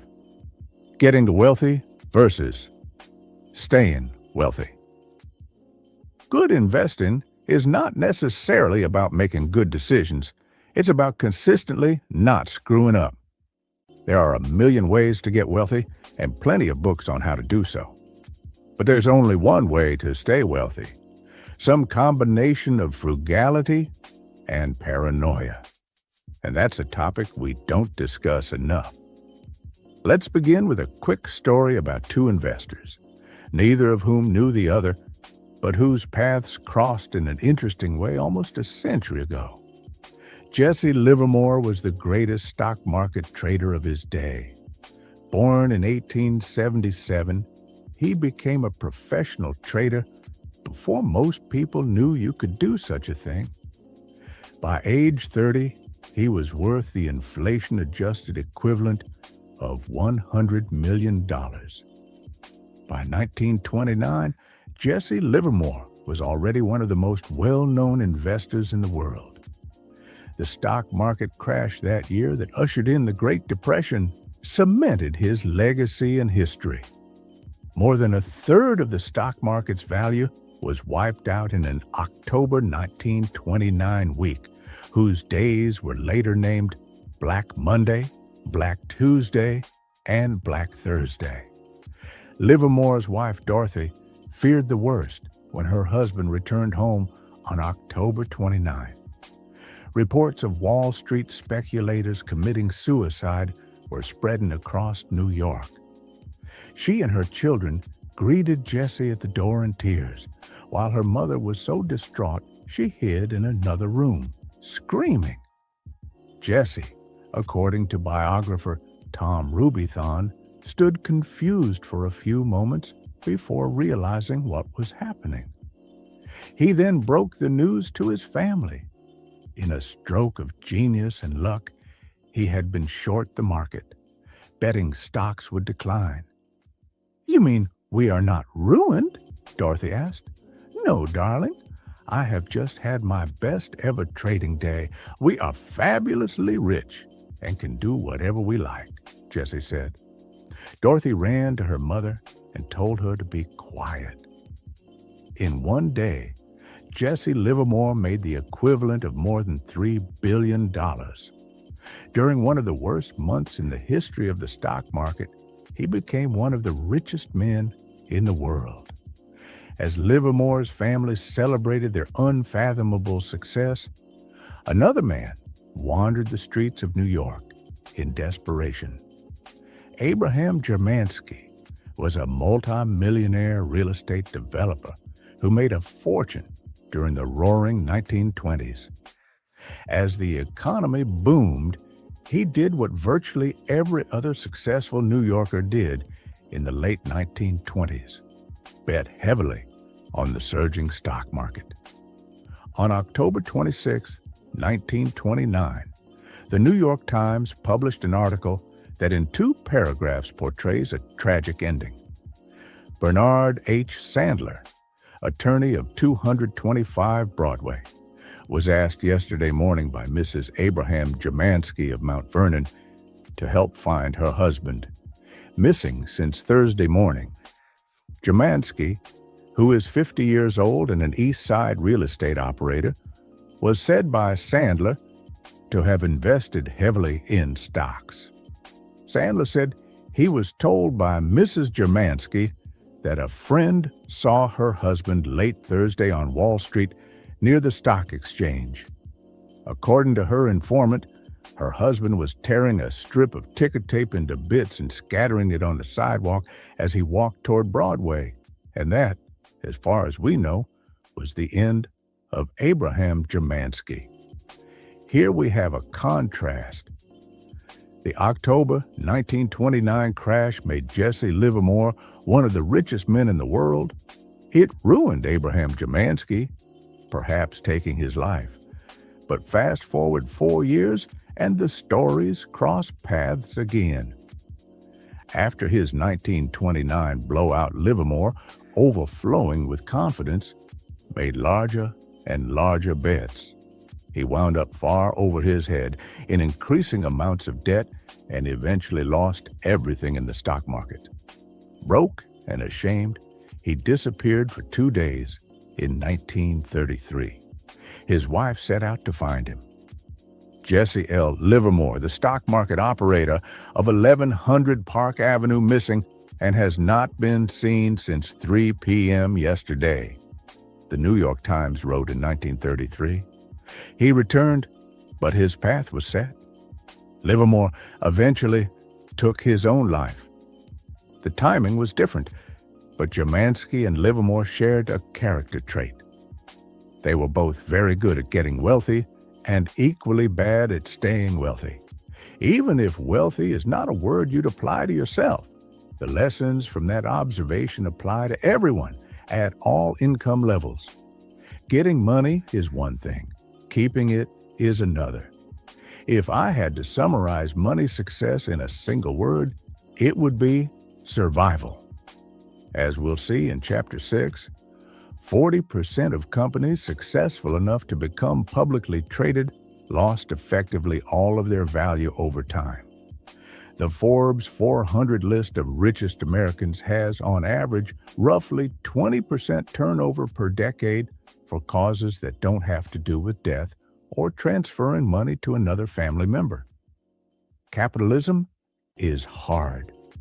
But part of the reason this happens is because getting money and keeping money are two different skills. Getting money requires taking risks, being optimistic, and putting yourself out there. But keeping money requires the opposite of taking risk. It requires humility and fear that what you've made can be taken away from you just as fast. It requires frugality and an acceptance that at least some of what you've made is attributable to luck. So past success can't be relied upon to repeat indefinitely. Michael Moritz, the billionaire head of Sequoia Capital, was asked by Charlie Rose why Sequoia was so successful. Moritz mentioned longevity, noting that some VC firms succeed for 5 or 10 years, but Sequoia has prospered for 4 decades. Rose asked why that was. Moritz: I think we've always been afraid of going out of business. Rose: Really? So it's fear? Only the paranoid survive? Moritz: There's a lot of truth to that. We assume that tomorrow won't be like yesterday. We can't afford to rest on our laurels. We can't be complacent. We can't assume that yesterday's success translates into tomorrow's good fortune. Here again, survival, not growth or brains or insight. The ability to stick around for a long time without wiping out or being forced to give up is what makes the biggest difference. This should be the cornerstone of your strategy, whether it's in investing or your career or a business you own. There are 2 reasons why a survival mentality is so key with money. One is the obvious. Few gains are so great that they're worth wiping yourself out over. The other, as we saw in Chapter 4, is the counterintuitive math of compounding. Compounding only works if you can give an asset years and years to grow. It's like planting oak trees. A year of growth will never show much progress. 10 years can make a meaningful difference, and 50 years can create something absolutely extraordinary. But getting and keeping that extraordinary growth requires surviving all the unpredictable ups and downs that everyone inevitably experiences over time. We can spend years trying to figure out how Buffett achieved his investment returns, how he found the best companies, the cheapest stocks, the best managers. That's hard. Less hard, but equally important, is pointing out what he didn't do. He didn't get carried away with debt. He didn't panic and sell during the 14 recessions he's lived through. He didn't sully his business reputation. He didn't attach himself to one strategy, one worldview, or one passing trend. He didn't rely on others' money. Managing investments through a public company meant investors couldn't withdraw their capital. He didn't burn himself out and quit or retire. He survived. Survival gave him longevity. And longevity, investing consistently from age 10 to at least age 89, is what made compounding work wonders. That single point is what matters most when describing his success. To show you what I mean, you have to hear the story of Rick Guerin. You've likely heard of the investing duo of Warren Buffett and Charlie Munger.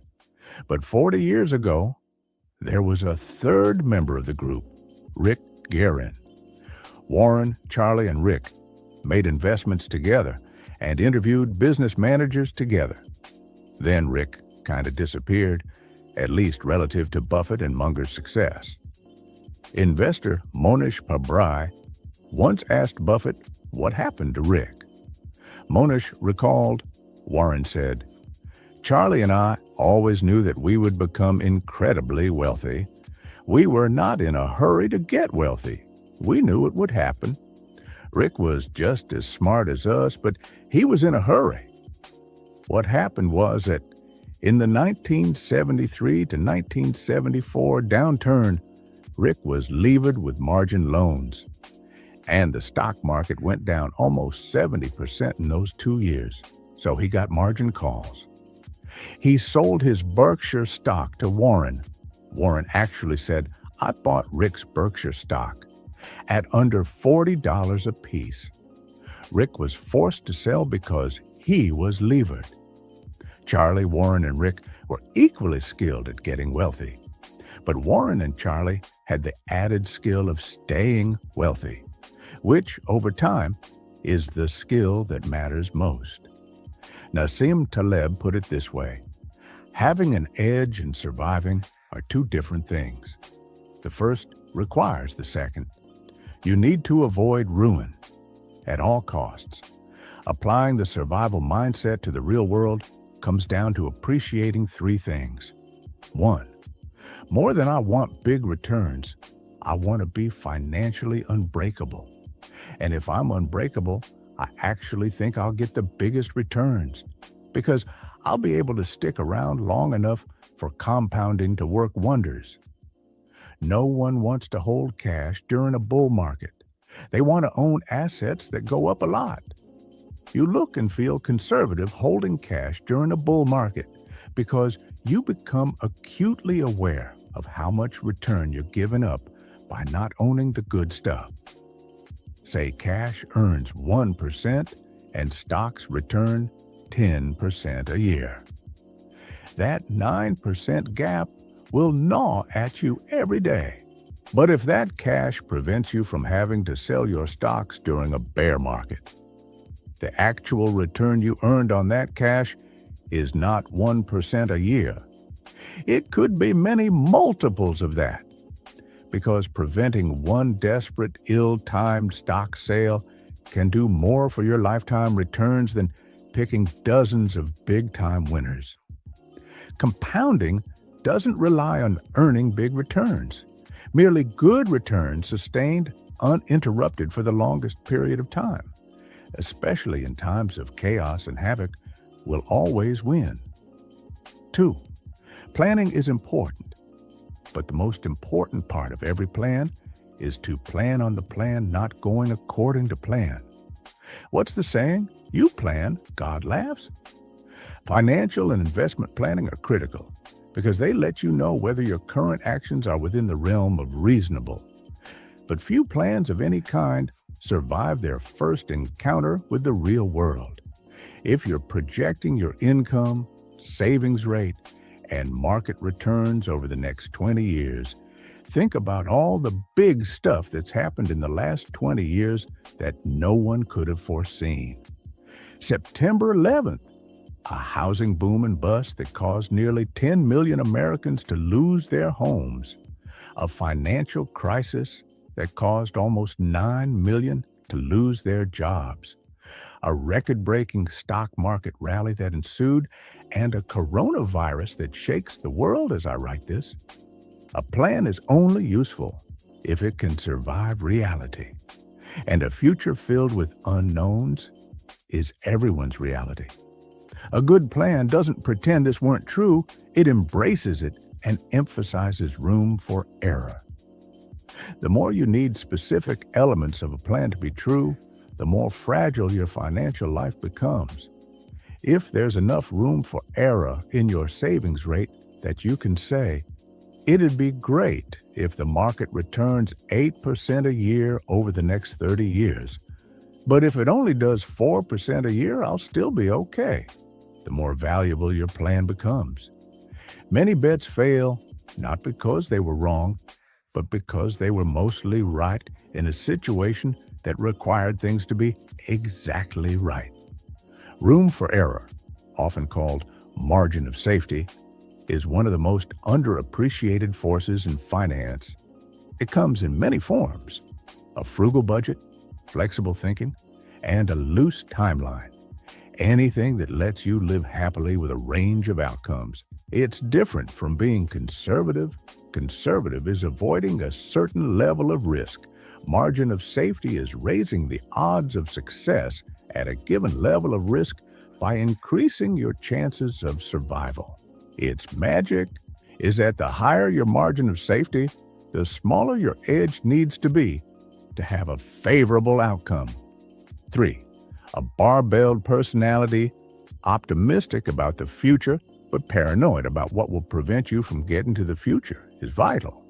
Optimism is usually defined as a belief that things will go well, but that's incomplete.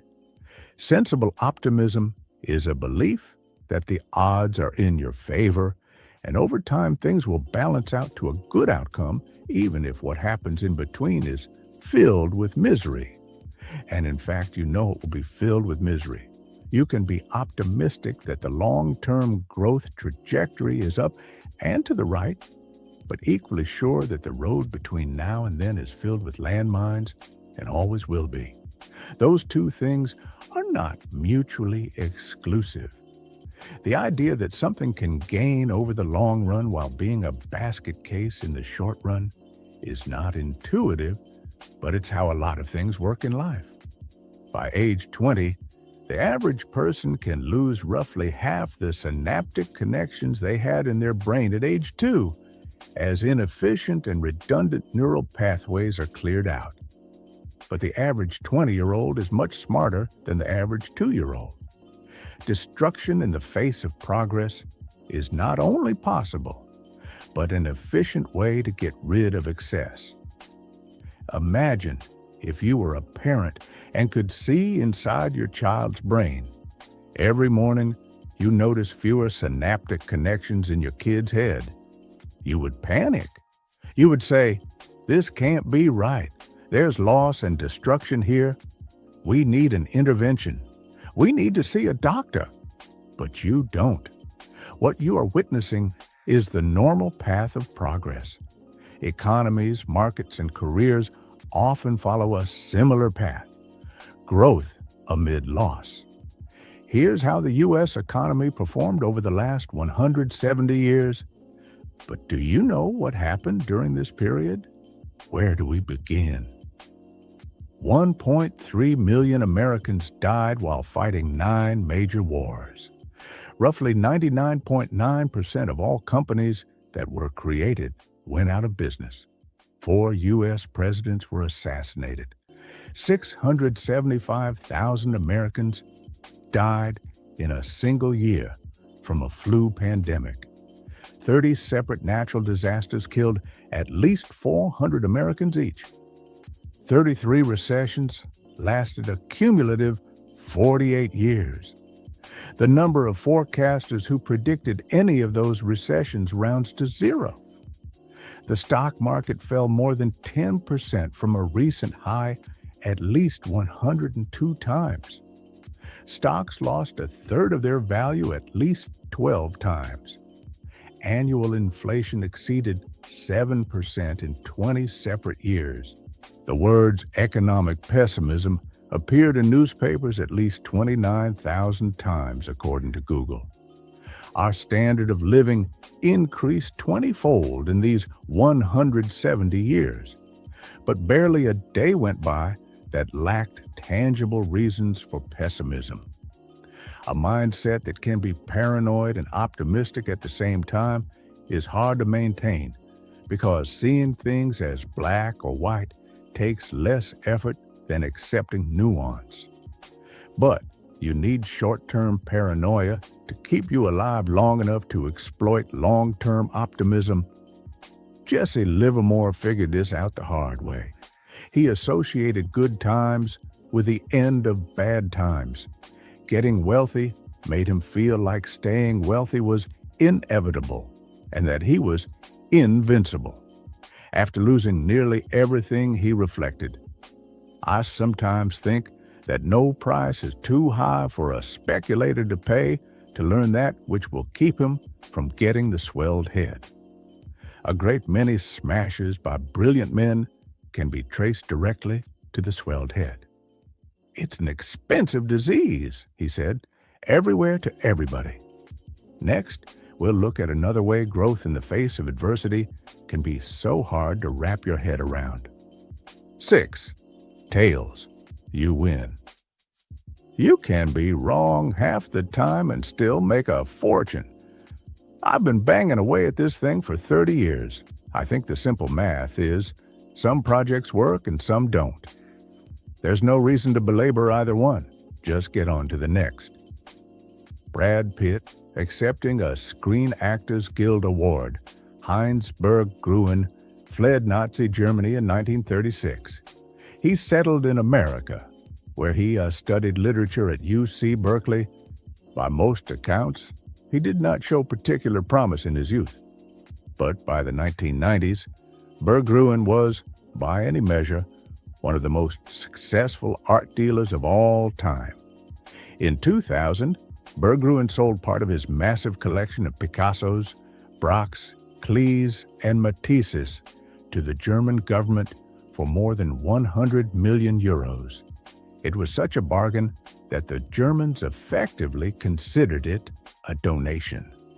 The private market value of the collection was well over $1 billion. That one person can collect huge quantities of masterpieces is astounding. Art is as subjective as it gets. How could anyone have foreseen early in life what were to become the most sought-after works of the century? You could say skill. You could say luck. The investment firm Horizon Research has a third explanation, and it's very relevant to investors. The great investors bought vast quantities of art, the firm writes. 19. A subset of the collections turned out to be great investments, and they were held for a sufficiently long period of time to allow the portfolio return to converge upon the return of the best elements in the portfolio. That's all that happens. The great art dealers operated like index funds. They bought everything they could, and they bought it in portfolios, not individual pieces they happened to like. Then they sat and waited for a few winners to emerge. That's all that happens. Perhaps 99% of the work someone like Berg-Gruen acquired in his life turned out to be of little value. But that doesn't particularly matter if the other 1% turn out to be the work of someone like Picasso. Berg-Gruen could be wrong most of the time and still end up stupendously right. A lot of things in business and investing work this way. Long tails, the farthest ends of a distribution of outcomes, have tremendous influence in finance, where a small number of events can account for the majority of outcomes. That can be hard to deal with, even if you understand the math. It is not intuitive that an investor can be wrong half the time and still make a fortune. It means we underestimate how normal it is for a lot of things to fail, which causes us to overreact when they do. Steamboat Willie put Walt Disney on the map as an animator. Business success was another story. Disney's first studio went bankrupt.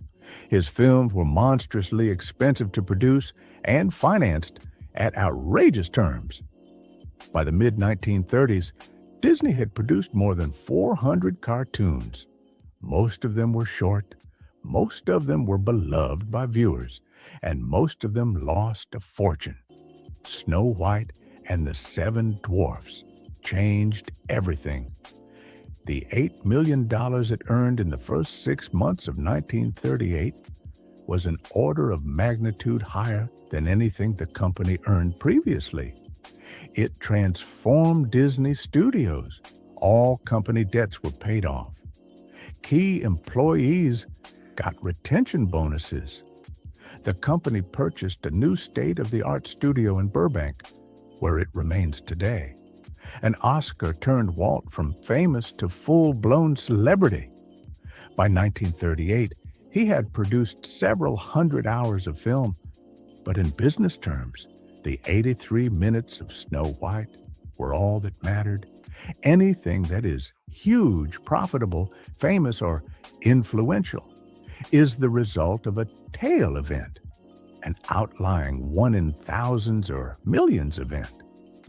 And most of our attention goes to things that are huge, profitable, famous, or influential. When most of what we pay attention to is the result of a tail, it's easy to underestimate how rare and powerful they are. Some tail-driven industries are obvious. Take venture capital. If a VC makes 50 investments, they likely expect half of them to fail, 10 to do pretty well, and 1 or 2 to be bonanzas that drive 100% of the fund's returns. Investment firm Correlation Ventures once crunched the numbers. Out of more than 21,000 venture financings from 2004 to 2014, 65% lost money. 2.5% of investments made 10 to 20 times. 1% made more than a 20 times return.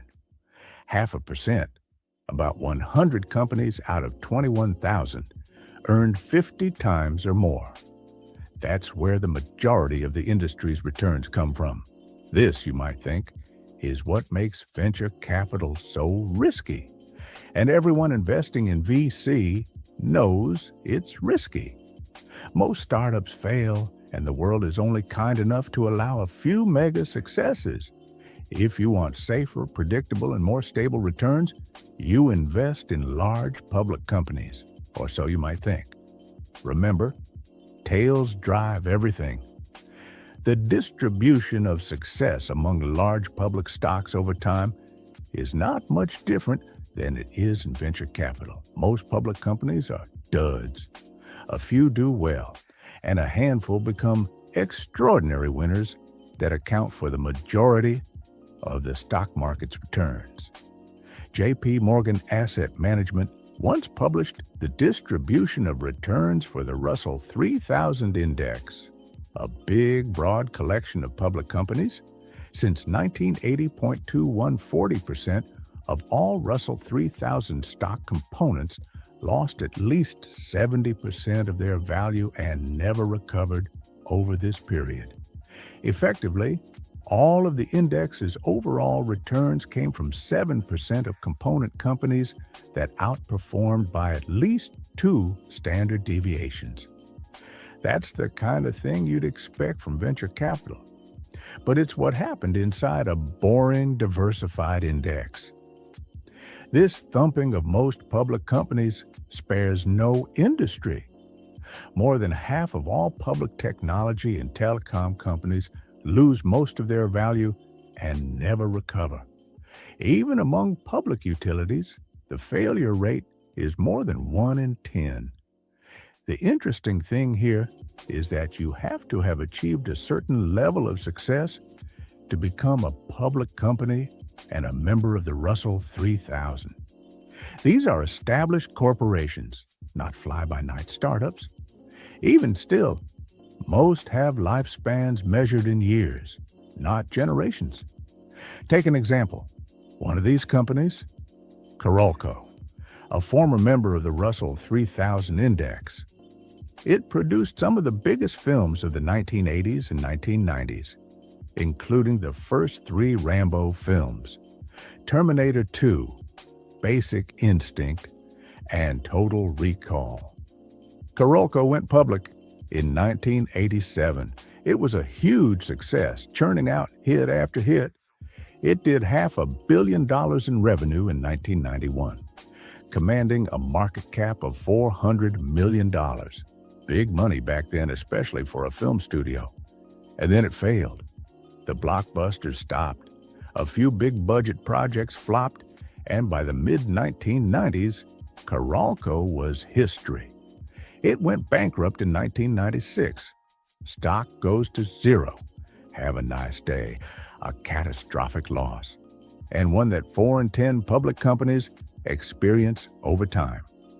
Coralco's story is not worth telling because it's unique, but because it's common. Here's the most important part of this story. The Russell 3000 has increased more than 73-fold since 1980. That is a spectacular return. That is success. 40% of the companies in the index were effectively failures. But the 7% of components that performed extremely well were more than enough to offset the duds. Just like Heinsberg Gruen, but with Microsoft and Walmart instead of Picasso and Matisse. Not only do a few companies account for most of the market's return, but within those companies are even more tail events. In 2018, Amazon drove 6% of the S&P 500's returns. And Amazon's growth is almost entirely due to Prime and Amazon Web Services, which itself are tail events in a company that has experimented with hundreds of products, from the Fire Phone to travel agencies. Apple was responsible for almost 7% of the index's returns in 2018, and it is driven overwhelmingly by the iPhone, which in the world of tech products is as taily as tails get. And who's working at these companies? Google's hiring acceptance rate is 0.2%. Facebook's is 0.1%. Apple's is about 2%. So the people working on these tail projects that drive tail returns have tail careers. The idea that a few things account for most results is not just true for companies in your investment portfolio. It's also an important part of your own behavior as an investor. Napoleon's definition of a military genius was the man who can do the average thing when all those around him are going crazy. It's the same in investing. Most financial advice is about today. What should you do right now? And what stocks look like good buys today. But most of the time today is not that important. Over the course of your lifetime as an investor, the decisions that you make today or tomorrow or next week will not matter nearly as much as what you do during the small number of days, likely 1% of the time or less, when everyone else around you is going crazy. Consider what would happen if you saved $1 every month from 1900 to 2019. You could invest that $1 into the U.S. stock market every month, rain or shine. It doesn't matter if economists are screaming about a looming recession or new bear market. You just keep investing. Let's call an investor who does this, Sue. But maybe investing during a recession is too scary. So perhaps you invest your $1 in the stock market when the economy is not in a recession, sell everything when it's in a recession, and save your monthly dollar in cash. And invest everything back into the stock market when the recession ends. We'll call this investor Jim. Or perhaps it takes a few months for a recession to scare you out. And then it takes a while to regain confidence before you get back in the market. You invest $1 in stocks when there's no recession, sell 6 months after a recession begins, and invest back in 6 months after a recession ends. We'll call you Tom. How much money would these 3 investors end up with over time? Sue ends up with $435,551. Jim has $257,386. Tom, $234,476.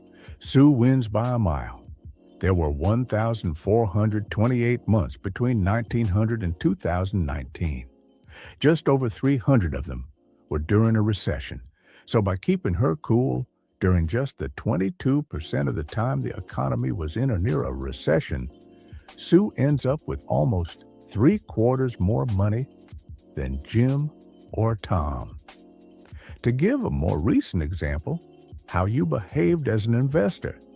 During a few months in late 2008 and early 2009 will likely have more impact on your lifetime returns than everything you did from 2000 to 2008. There is the old pilot quip that their jobs are hours and hours of boredom, punctuated by moments of sheer terror. It's the same in investing.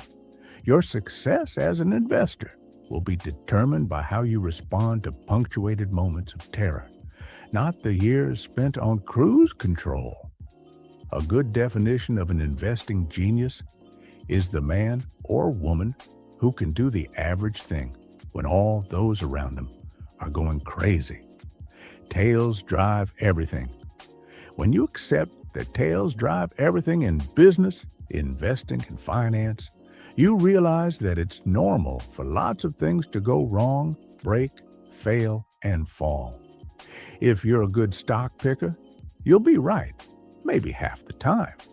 If you're a good business leader, maybe half of your product and strategy ideas will work. If you're a good investor, most years will be just okay, and plenty will be bad. If you're a good worker, you'll find the right company in the right field after several attempts and trials. And that's if you're good. Peter Lynch is one of the best investors of our time. If you're terrific in this business, you're right 6 times out of 10, he once said. There are fields where you must be perfect every time. Flying a plane, for example. Then there are fields where you want to be at least pretty good nearly all the time. A restaurant chef, let's say. Investing, business, and finance are just not like these fields. Something I've learned from both investors and entrepreneurs is that no one makes good decisions all the time. The most impressive people are packed full of horrendous ideas that are often acted upon. Take Amazon. It's not intuitive to think a failed product launch at a major company would be normal and fine. Intuitively, you'd think the CEO should apologize to shareholders. But CEO Jeff Bezos said shortly after the disastrous launch of the company's Fire Phone, "If you think that's a big failure, we're working on much bigger failures right now." I am not kidding. Some of them are going to make the Fire Phone look like a tiny little blip. It's okay for Amazon to lose a lot of money on the Fire Phone because it will be offset by something like Amazon Web Services that earns tens of billions of dollars. Tails to the rescue. Netflix CEO Reed Hastings once announced his company was canceling several big budget productions. He responded, "Our hit ratio is way too high right now. I'm always pushing the content team. We have to take more risk. You have to try more crazy things because we should have a higher cancel rate overall." These are not delusions or failures of responsibility. They are a smart acknowledgement of how tails drive success. For every Amazon Prime or Orange is the new black, you know with certainty that you'll have some duds. Part of why this isn't intuitive is because in most fields, we only see the finished product, not the losses incurred that led to the tail success product. The Chris Rock I see on TV is hilarious, flawless. The Chris Rock that performs in dozens of small clubs each year is just okay. That is by design. No comedic genius is smart enough to preemptively know what jokes will land well. every big comedian tests their material in small clubs before using it in big venues. Rock was once asked if he missed small clubs. He responded, "When I start a tour, it's not like I start out in arenas. Before this last tour, I performed in this place in New Brunswick called the Stress Factory. I did about 40 or 50 shows getting ready for the tour. One newspaper profiled these small club sessions.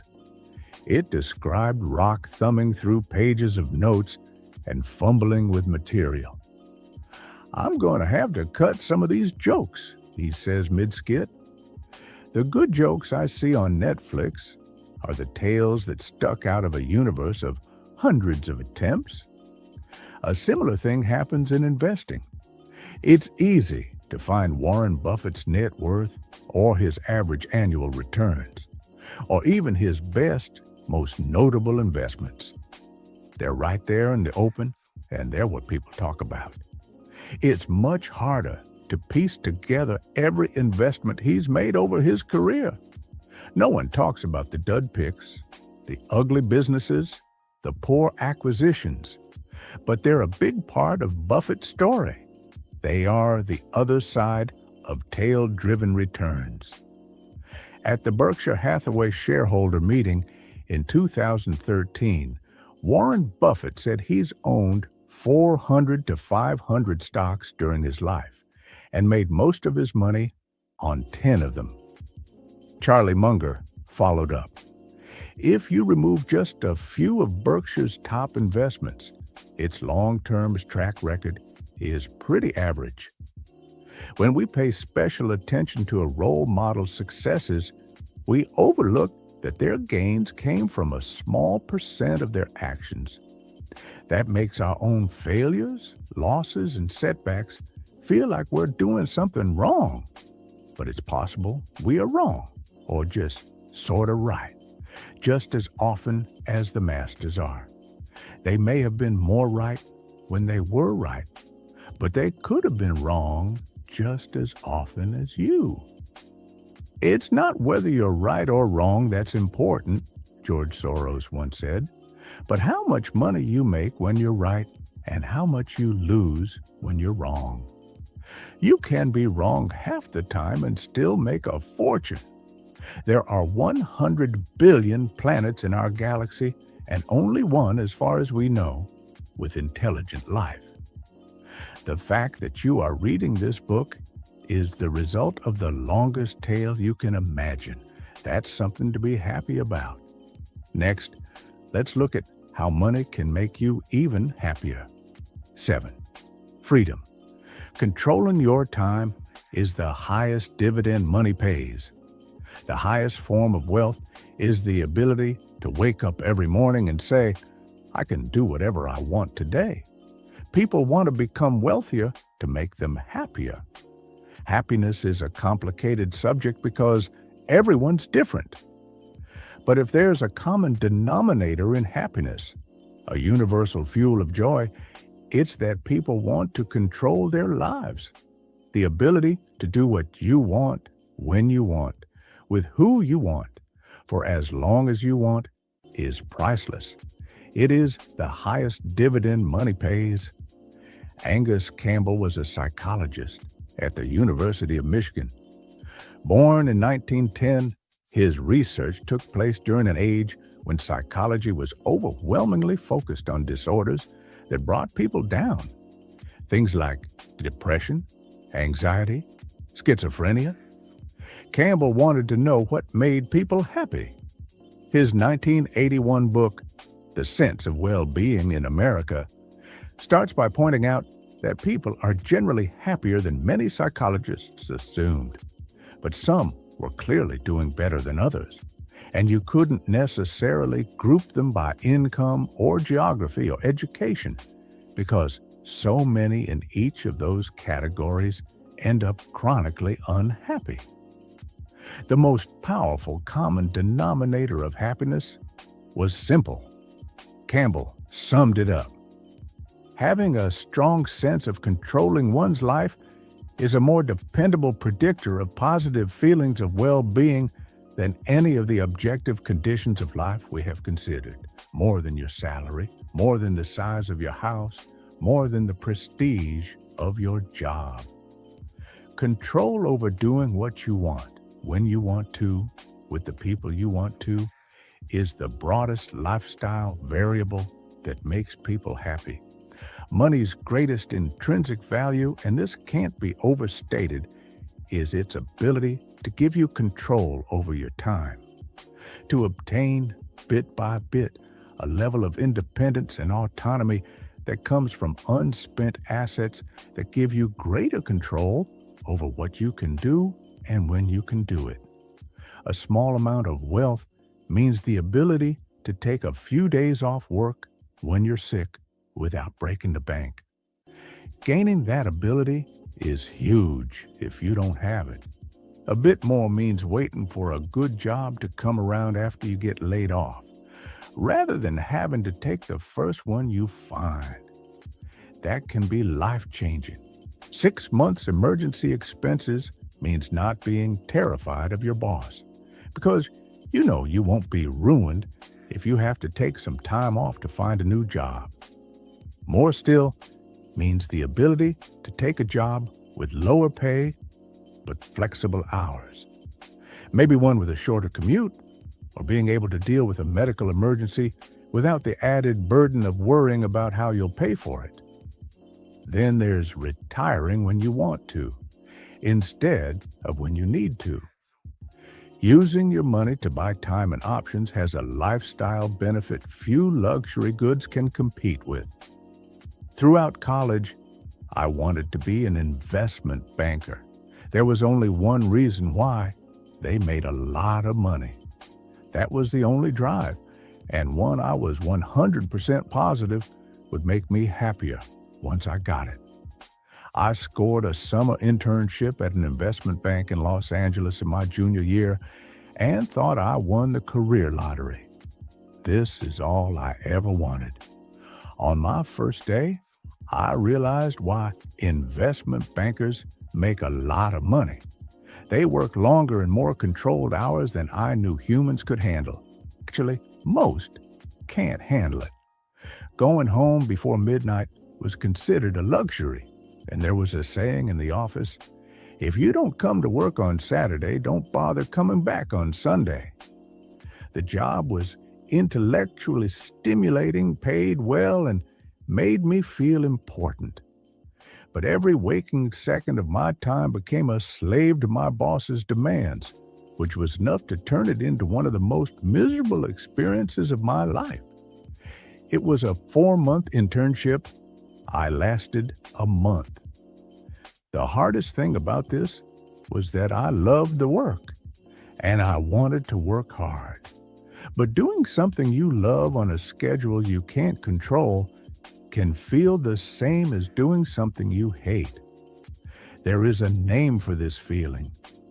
Psychologists call it reactance. Jonah Berger, a marketing professor at the University of Pennsylvania, summed it up well. People like to feel like they're in control, in the driver's seat. When we try to get them to do something, they feel disempowered. Rather than feeling like they made the choice, they feel like we made it for them. So they say no or do something else, even when they might have originally been happy to go along. When you accept how true that statement is, you realize that aligning money towards a life that lets you do what you want, when you want, with who you want, where you want, for as long as you want, has incredible return. Derek Sivers, a successful entrepreneur, once wrote about a friend who asked him to tell the story about how he got rich. "I had a day job in Midtown Manhattan paying $20,000 per year, about minimum wage. I never ate out and never took a taxi. My cost of living was about $1,000 per month, and I was earning $1,800 per month. I did this for 2 years and saved up $12,000. I was 22 years old. Once I had $12,000, I could quit my job and become a full-time musician. I knew I could get a few gigs per month to pay my cost of living. So I was free. I quit my job a month later and never had a job again. When I finished telling my friend this story, he asked for more. I said, no, that was it. He said, no, what about when you sold your company? I said, no, that didn't make a big difference in my life. That was just more money in the bank. The difference happened when I was 22. The United States is the richest nation in the history of the world, but there is little evidence that its citizens are, on average, happier today than they were in the 1950s, when wealth and income were much lower, even at the median level and adjusted for inflation. A 2019 Gallup poll of 150,000 people in 140 countries found that about 45% of Americans said they felt a lot of worry the previous day. The global average was 39%. 55% of Americans said they felt a lot of stress the previous day. For the rest of the world, 35% said the same. Part of what's happened here is that we've used our greater wealth to buy bigger and better stuff. But we've simultaneously given up more control over our time. At best, those things cancel each other out. Median family income adjusted for inflation was $29,000 in 1955. In 2019, it was just over $62,000. We've used that wealth to live a life hardly conceivable to the 1950s American, even for a median family. The median American home increased from 983 square feet in 1950 to 2,436 square feet in 2018. The average new American home now has more bathrooms than occupants. Our cars are faster and more efficient. Our TVs are cheaper and sharper. What's happened to our time, on the other hand, barely looks like progress. And a lot of the reason has to do with the kind of jobs more of us now have. John D. Rockefeller was one of the most successful businessmen of all time. He was also a recluse, spending most of his time by himself. He rarely spoke, deliberately making himself inaccessible and staying quiet when you caught his attention. A refinery worker who occasionally had Rockefeller's ear once remarked, "He lets everybody else talk while he sits back and says nothing." When asked about his silence during meetings, Rockefeller often recited a poem. A wise old owl lived in an oak. The more he saw, the less he spoke. The less he spoke, the more he heard. Why aren't we all like that wise old bird? Rockefeller was a strange guy, but he figured out something that now applies to tens of millions of workers. Rockefeller's job wasn't to drill wells, load trains, or move barrels. It was to think and make good decisions. Rockefeller's product, his deliverable, wasn't what he did with his hands or even his words. It was what he figured out inside his head. So that's where he spent most of his time and energy. Despite sitting quietly most of the day in what might have looked like free time or leisure hours to most people, he was constantly working in his mind, thinking problems through. This was unique in his day. Almost all jobs during Rockefeller's time required doing things with your hands. In 1870, 46% of jobs were in agriculture and 35% were in crafts or manufacturing, according to economist Robert Gordon. Few professions relied on a worker's brain. You didn't think. You labored without interruption, and your work was visible and tangible. Today, that's flipped. 38% of jobs are now designated as managers, officials, and professionals. These are decision-making jobs. Another 41% are service jobs that often rely on your thoughts as much as your actions. More of us have jobs that look closer to Rockefeller than a typical 1950s manufacturing worker, which means our days don't end when we clock out and leave the factory. We're constantly working in our heads, which means it feels like work never ends. If your job is to build cars, there is little you can do when you're not on the assembly line. You detach from work and leave your tools in the factory. But if your job is to create a marketing campaign, a thought-based and decision job, your tool is your head, which never leaves you. You might be thinking about your project during your commute as you're making dinner, while you put your kids to sleep. And when you wake up stressed at 3 in the morning, you might be on the clock for fewer hours than you would in 1950. But it feels like you're working 24/7. Derek Thompson of The Atlantic once described it like this: if the operating equipment of the 21st century is a portable device, this means the modern factory is not a place at all. It is the day itself. The computer age has liberated the tools of productivity from the office. Most knowledge workers, whose laptops and smartphones are portable, all-purpose media-making machines, can theoretically be as productive at 2 p.m. in the main office as at 2 a.m. in a Tokyo WeWork or at midnight on the couch. Compared to generations prior, control over your time has diminished. And since controlling your time is such a key happiness influencer, we shouldn't be surprised that people don't feel much happier, even though we are on average richer than ever. What do we do about that? It's not an easy problem to solve because everyone's different. The first step is merely acknowledging what does and does not make almost everyone happy. In his book, 30 Lessons for Living, gerontologist Karl Pillemer interviewed 1,000 elderly Americans looking for the most important lessons they learned from decades of life experience. He wrote, "No one, not a single person out of 1,000, said that to be happy, you should try to work as hard as you can to make money to buy the things you want. No one, not a single person, said it's important to be at least as wealthy as the people around you, and if you have more than they do, it's real success. No one, not a single person, said you should choose your work based on your desired future earning power.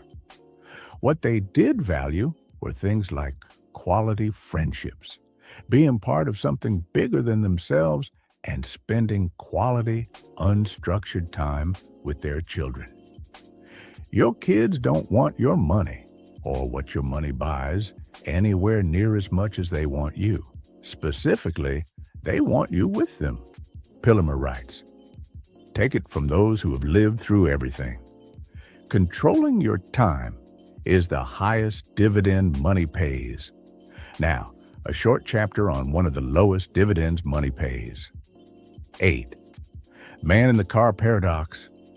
No one is impressed with your possessions as much as you are. The best part of being a valet is getting to drive some of the coolest cars to ever touch pavement. Guests came in driving Ferraris, Lamborghinis, Rolls-Royces, the whole aristocratic fleet.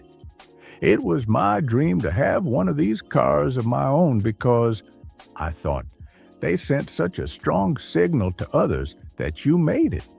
You're smart, you're rich, you have taste, you're important. Look at me. The irony is that I rarely, if ever, looked at them, the drivers.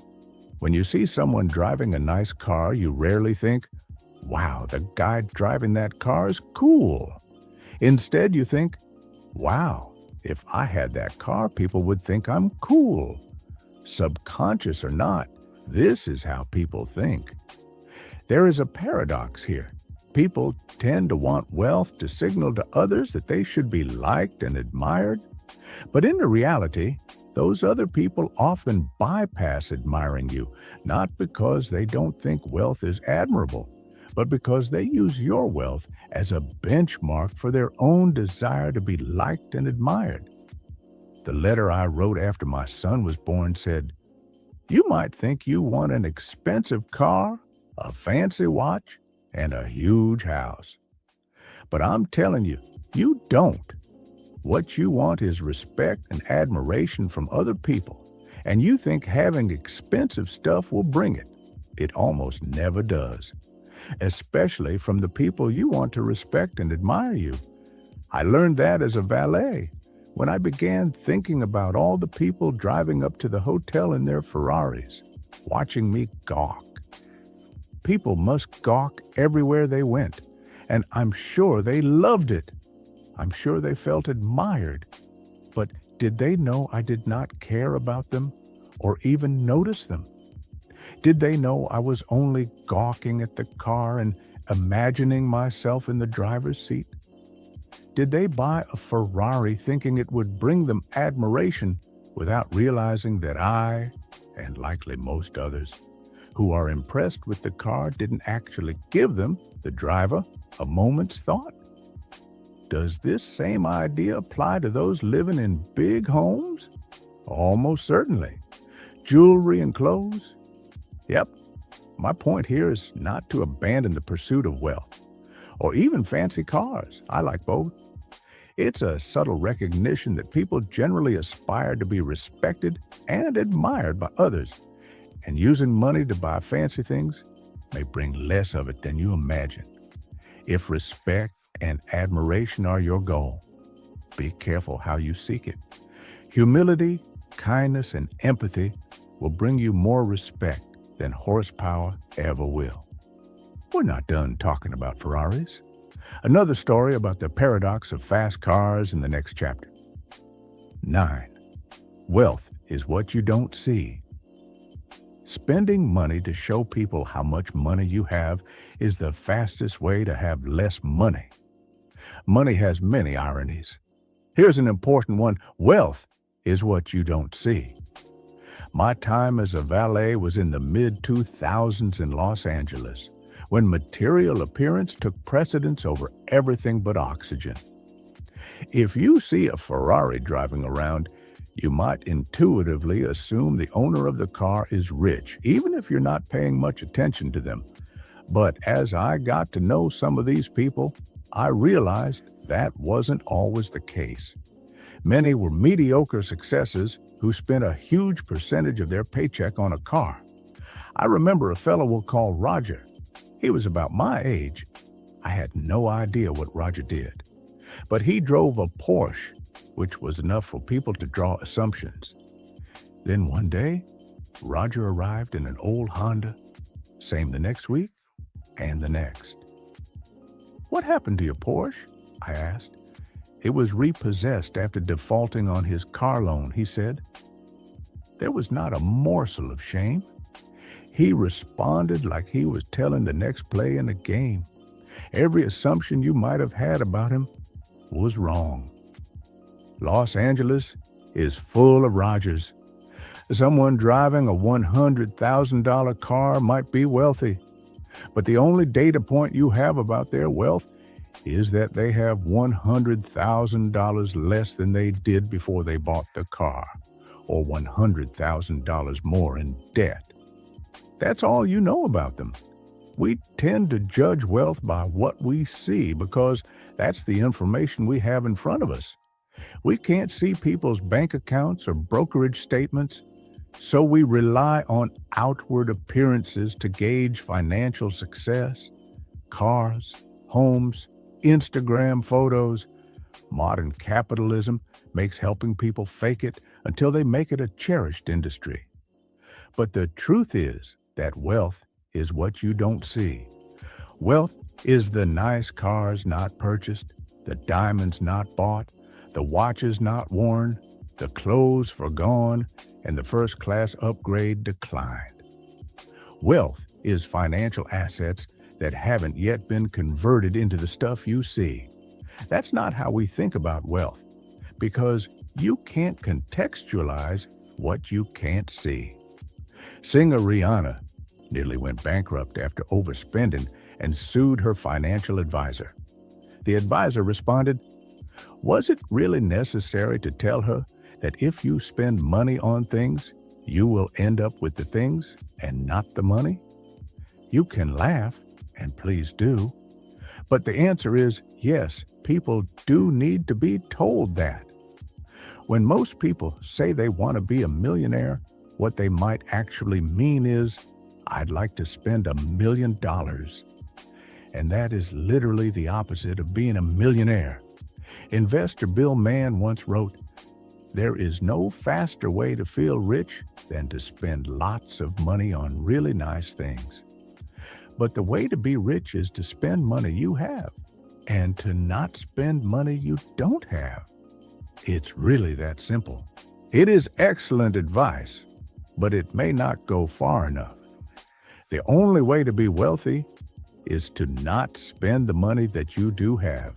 It's not just the only way to accumulate wealth, it's the very definition of wealth. We should be careful to define the difference between wealthy and rich. It is more than semantics. Not knowing the difference is a source of countless poor money decisions. Rich is a current income.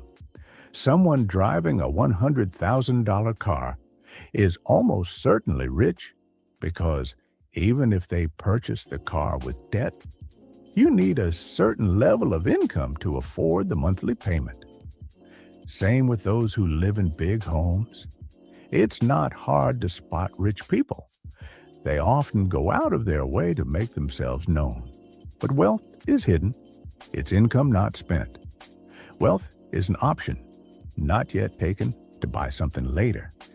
Its value lies in offering you options, flexibility, and growth to one day purchase more stuff than you could right now.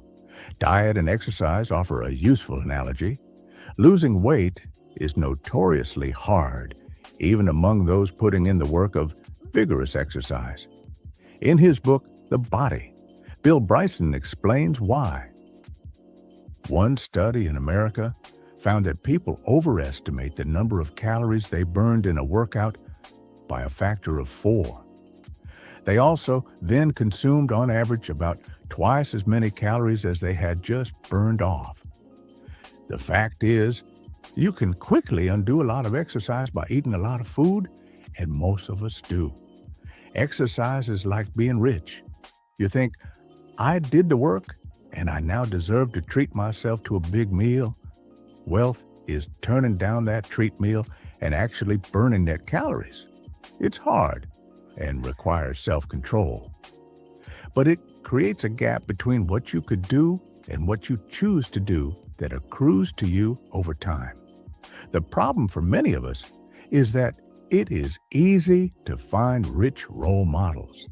It's harder to find wealthy ones because, by definition, their success is more hidden.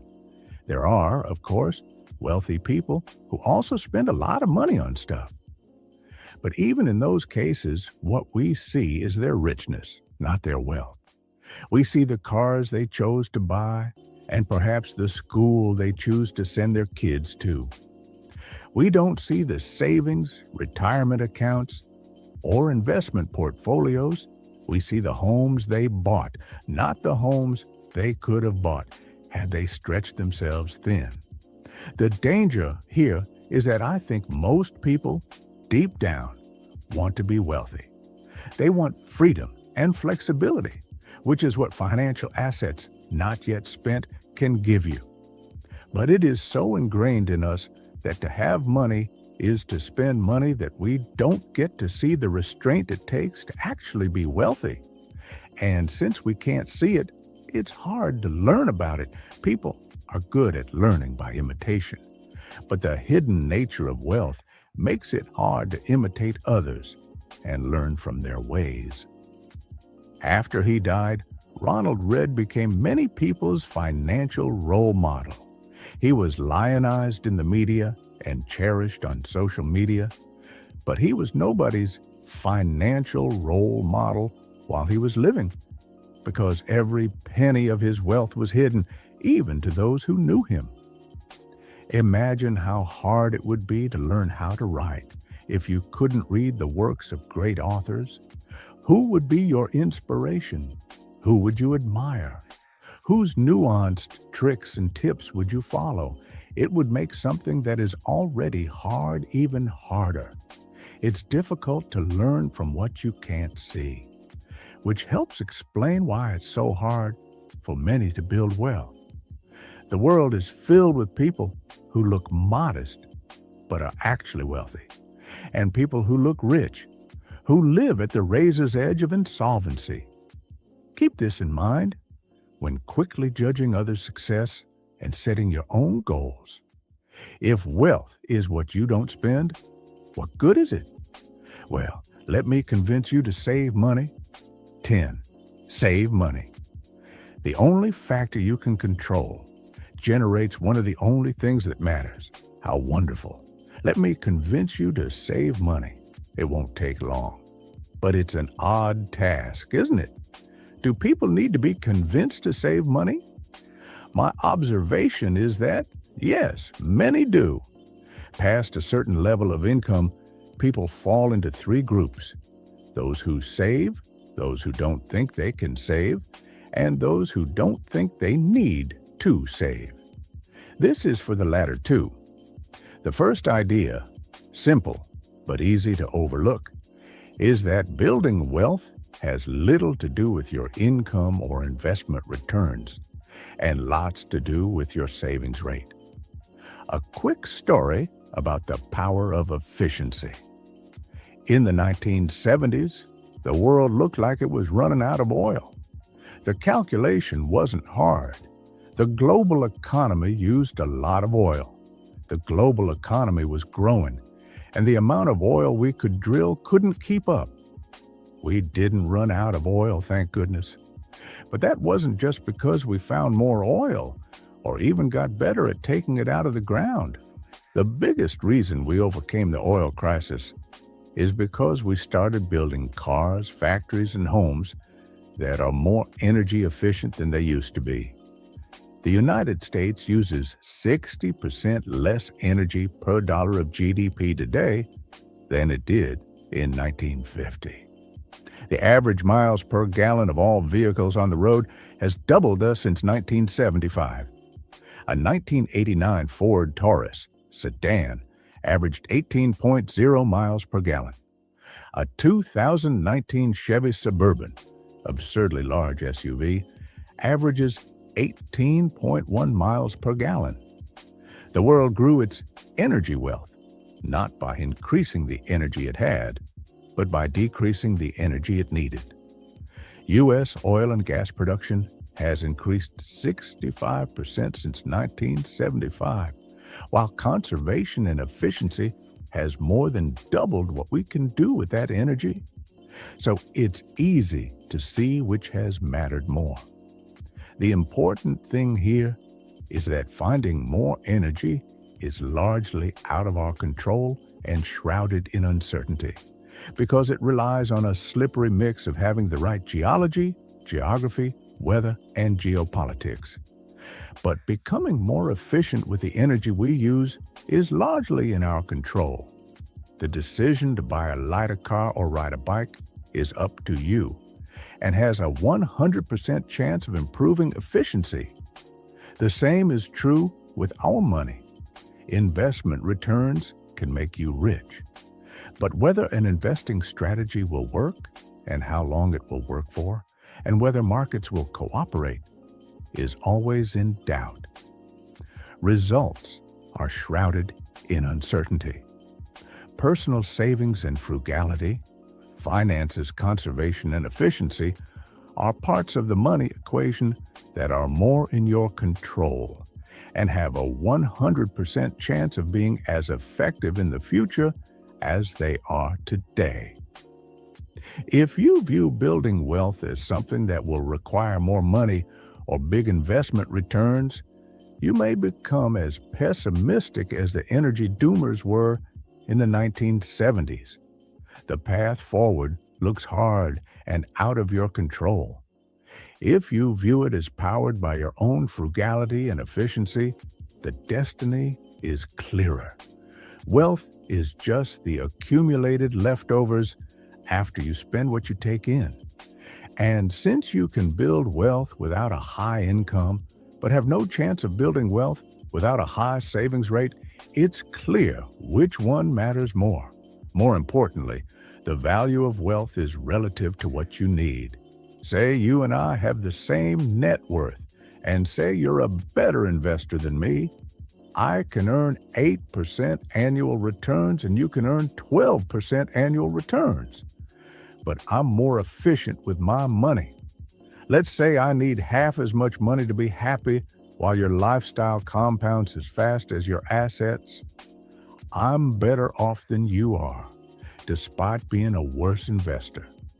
I'm getting more benefit from my investments, despite lower returns. The same is true for incomes. Learning to be happy with less money creates a gap between what you have and what you want, similar to the gap you get from growing your paycheck, but easier and more in your control.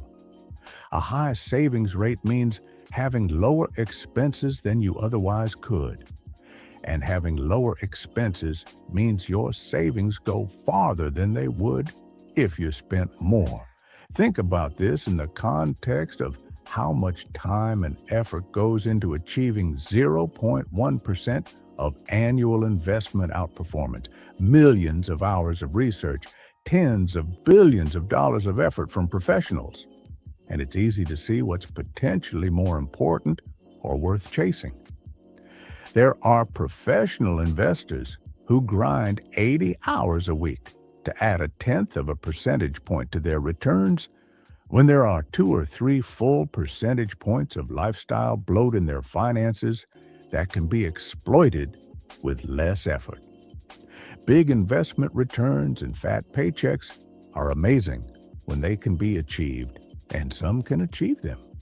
But the fact that there's so much effort put into one side of the finance equation and so little put into the other is an opportunity for most people. Past a certain level of income, what you need is just what sits below your ego. Everyone needs the basics. Once they're covered, there's another level of comfortable basics. And past that, there's basics that are both comfortable, entertaining, and enlightening.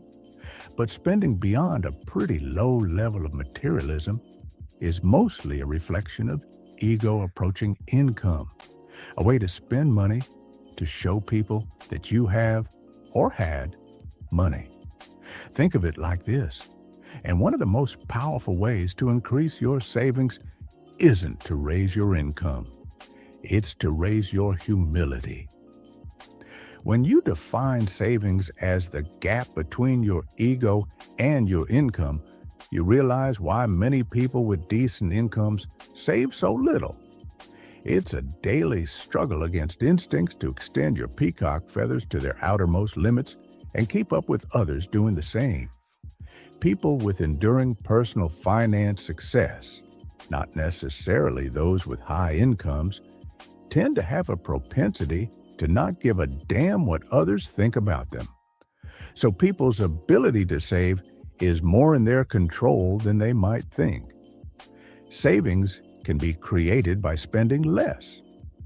You can spend less if you desire less, and you will desire less if you care less about what others think of you. As I argue often in this book, money relies more on psychology than finance, and you don't need a specific reason to save. Some people save money for a down payment on a house, or a new car, or for retirement. That's great, of course, but saving does not require a goal of purchasing something specific. You can save just for saving's sake, and indeed you should. Everyone should. Only saving for a specific goal makes sense in a predictable world, but ours isn't. Saving is a hedge against life's inevitable ability to surprise the hell out of you at the worst possible moment. Another benefit of savings that isn't attached to a spending goal is what we discussed in Chapter 7, gaining control over your time. Everyone knows the tangible stuff money buys. The intangible stuff is harder to wrap your head around, so it tends to go unnoticed. But the intangible benefits of money can be far more valuable and capable of increasing your happiness than the tangible things that are obvious targets of our savings. Savings without a spending goal gives you options and flexibility, the ability to wait and the opportunity to pounce. It gives you time to think. It lets you change course on your own terms. Every bit of savings is like taking a point in the future that would have been owned by someone else and giving it back to yourself. That flexibility and control over your time is an unseen return on wealth. What is the return on cash in the bank that gives you the option of changing careers or retiring early or freedom from worry? I'd say it's incalculable. It's incalculable in two ways. It's so large and important that we can't put a price on it. But it's also literally incalculable. We can't measure it like we can measure interest rates. And what we can't measure, we tend to overlook. When you don't have control over your time, you're forced to accept whatever bad luck is thrown your way. But if you have flexibility, you have the time to wait for no-brainer opportunities to fall in your lap. This is a hidden return on your savings. Savings in the bank that earn 0% interest might actually generate an extraordinary return if they give you the flexibility to take a job with a lower salary but more purpose, or wait for investment opportunities that come when those without flexibility turn desperate. And that hidden return is becoming more important. The world used to be hyperlocal. Just over 100 years ago, 75% of Americans had neither telephones nor regular mail service, according to historian Robert Gordon. That made competition hyperlocal. A worker with just average intelligence might be the best in their town, and they got treated like the best because they didn't have to compete with the smarter worker in another town. That's now changed. A hyper-connected world means the talent pool you compete in has gone from hundreds or thousands spanning your town to millions or billions spanning the globe. This is especially true for jobs that rely on working with your head versus your muscles. Teaching, marketing, analysis, consulting, accounting, programming, journalism, and even medicine increasingly compete in global talent pools.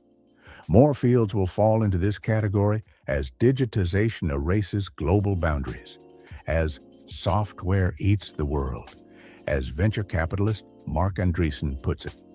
A question you should ask as the range of your competition expands is, how do I stand out? I'm smart is increasingly a bad answer to that question because there are a lot of smart people in the world. Almost 600 people ace the SATs each year. Another 7,000 come within a handful of points. In a winner-take-all and globalized world, these kinds of people are increasingly your direct competitors. Intelligence is not a reliable advantage in a world that's become as connected as ours has. But flexibility is. In a world where intelligence is hyper-competitive and many previous technical skills have become automated, competitive advantages tilt toward nuanced and soft skills like communication, empathy, and perhaps most of all, flexibility. If you have flexibility, you can wait for good opportunities both in your career and for your investments. You'll have a better chance of being able to learn a new skill when it's necessary. You'll feel less urgency to chase competitors who can do things you can't, and have more leeway to find your passion and your niche at your own pace. You can find a new routine, a slower pace, and think about life with a different set of assumptions. The ability to do those things when most others can't is one of the few things that will set you apart in a world where intelligence is no longer a sustainable advantage. Having more control over your time and options is becoming one of the most valuable currencies in the world. That's why more people can and more people should save money. You know what else they should do? Stop trying to be so rational. Let me tell you why. 11. Reasonable. Rational. Aiming to be mostly reasonable works better than trying to be coldly rational. You're not a spreadsheet. You're a person, a screwed up, emotional person. It took me a while to figure this out, but once it clicked, I realized it's one of the most important parts of finance. With it comes something that often goes overlooked. Do not aim to be coldly rational when making financial decisions. Aim to just be pretty reasonable.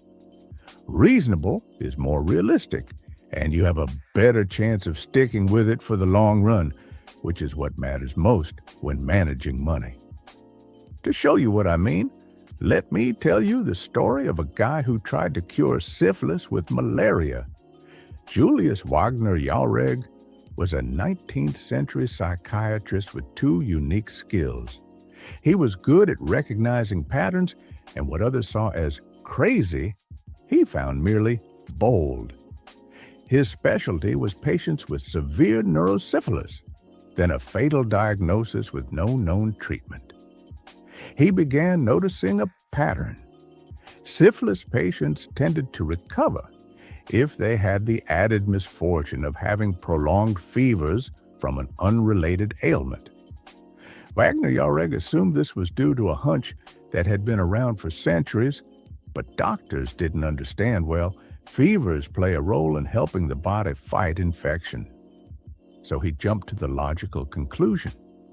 In the early 1900s, Wagner Jauregg began injecting patients with low-end strains of typhoid, malaria, and smallpox to trigger fevers strong enough to kill off their syphilis.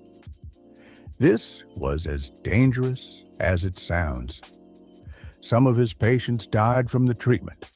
He eventually settled on a weak version of malaria, since it could be effectively countered with quinine after a few days of bone-rattling fevers.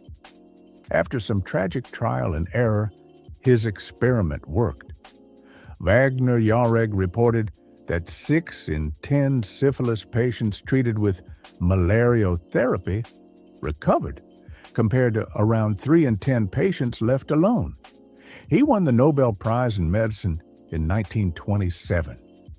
The organization today notes the main work that concerned Wagner Jauregg throughout his working life was the endeavor to cure mental disease by inducing a fever. And penicillin eventually made malariotherapy for syphilis patients obsolete, thank goodness. But Wagner Jauregg is one of the only doctors in history who not only recognized fever's role in fighting infection, but also prescribed it as a treatment. Fevers have always been as feared as they are mysterious. Ancient Romans worshipped Febris, the goddess who protected people from fevers. Amulets were left at temples to placate her, hoping to stave off the next round of shivers. But Wagner Jauregg was onto something.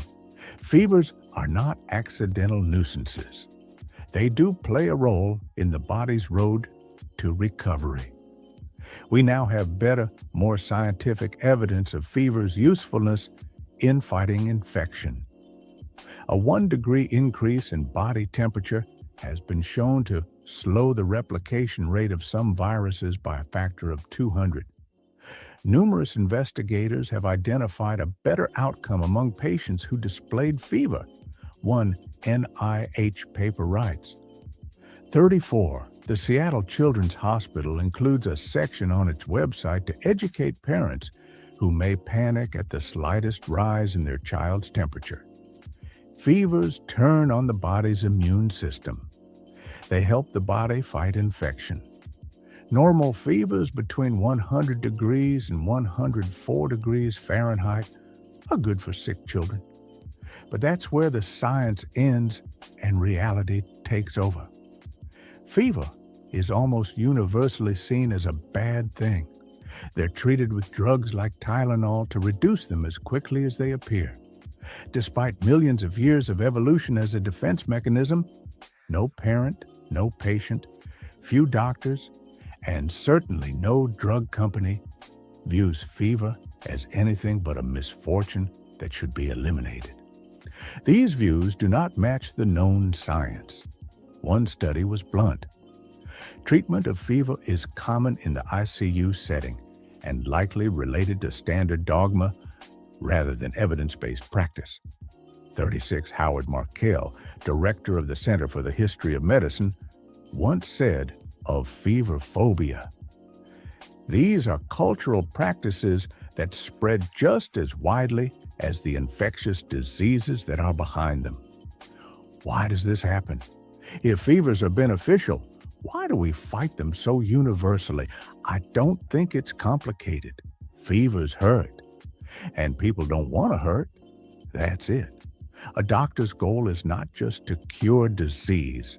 It's to cure disease within the confines of what's reasonable and tolerable to the patient. Fevers can have marginal benefits in fighting infection, but they hurt. And I go to the doctor to stop hurting. I don't care about double-blind studies when I'm shivering under a blanket. If you have a pill that can make a fever stop, give it to me now. It may be rational to want a fever if you have an infection, but it's not reasonable. That philosophy, aiming to be reasonable instead of rational, is one more people should consider when making decisions with their money. Academic finance is devoted to finding the mathematically optimal investment strategies. My own theory is that in the real world, people do not want the mathematically optimal strategy. They want the strategy that maximizes for how well they sleep at night. Harry Markowitz won the Nobel Prize for exploring the mathematical trade-off between risk and return. He was once asked how he invested his own money and described his portfolio allocation in the 1950s when his models were first developed. "I visualized my grief if the stock market went way up and I wasn't in it, or if it went way down and I was completely in it. My intention was to minimize my future regret. So I split my contributions 50-50 between bonds and equities." Markowitz eventually changed his investment strategy, diversifying the mix. But two things here are important. One is that minimizing future regret is hard to rationalize on paper, but easy to justify in real life. A rational investor makes decisions based on numeric facts. A reasonable investor makes them in a conference room surrounded by co-workers you want to think highly of, you with a spouse you don't want to let down, or judged against the silly but realistic competitors that are your brother-in-law, your neighbor, and your own personal doubts. Investing has a social component that's often ignored when viewed through a strictly financial lens. The second is that this is fine. Jason Zweig, who conducted the interview when Markowitz described how he invested, later reflected, "My own view is that people are neither rational nor irrational. We are human. We don't like to think harder than we need to, and we have unceasing demands on our attention." Seen in that light, there's nothing surprising about the fact that the pioneer of modern portfolio theory built his initial portfolio with so little regard for his own research. Nor is it surprising that he adjusted it later. Markowitz is neither rational or irrational. He's reasonable. What's often overlooked in finance is that something can be technically true, but contextually nonsense. In 2008, a pair of researchers from Yale published a study arguing young savers should supercharge their retirement accounts using 2-to-1 margin, $2 of debt for every dollar of their own money when buying stocks. It suggests investors taper that leverage as they age, which lets a saver take more risk when they're young and can handle a magnified market roller coaster, and less when they're older. Even if using leverage left you wiped out when you were young, if you use 2-to-1 margin of 50% market drop leaves you with nothing, the researchers showed savers would still be better off in the long run, so long as they picked themselves back up, followed the plan, and kept saving in a 2-to-1 leveraged account the day after being wiped out. The math works on paper. It's a rational strategy, but it's almost absurdly unreasonable. No normal person could watch 100% of their retirement account evaporate and be so unfazed that they carry on with the strategy undeterred. They'd quit, look for a different option, and perhaps sue their financial advisor. The researchers argued that when using their strategy, the expected retirement wealth is 90% higher compared to life cycle funds. It is also 100% less reasonable. There is, in fact, a rational reason to favor what look like irrational decisions. Here's one. Let me suggest that you love your investments. This is not traditional advice. It's almost a badge of honor for investors to claim they're emotionless about their investments because it seems rational. But if lacking emotions about your strategy or the stocks you own increases the odds you'll walk away from them when they become difficult, what looks like rational thinking becomes a liability. The reasonable investors who love their technically imperfect strategies have an edge because they're more likely to stick with those strategies. There are few financial variables more correlated to performance than commitment to a strategy during its lean years, both the amount of performance and the odds of capturing it over a given period of time. The historical odds of making money in U.S. markets are 50-50 over one-day periods, 68% in one-year periods, 88% in 10-year periods, and so far, 100% in 20-year periods. Anything that keeps you in the game has a quantifiable advantage. If you view Do What You Love as a guide to a happier life, it sounds like empty fortune cookie advice. If you view it as the thing providing the endurance necessary to put the quantifiable odds of success in your favor, you realize it should be the most important part of any financial strategy. Invest in a promising company you don't care about, and you might enjoy it when everything's going well. But when the tide inevitably turns, you're suddenly losing money on something you're not interested in. It's a double burden, and the path of least resistance is to move on to something else. If you're passionate about the company to begin with, you love the mission, the product, the team, the science, whatever. The inevitable downtimes when you're losing money or the company needs help are blunted by the fact that at least you feel like you're part of something meaningful. That can be the necessary motivation that prevents you from giving up and moving on. There are several other times when it's fine to be reasonable instead of rational with money.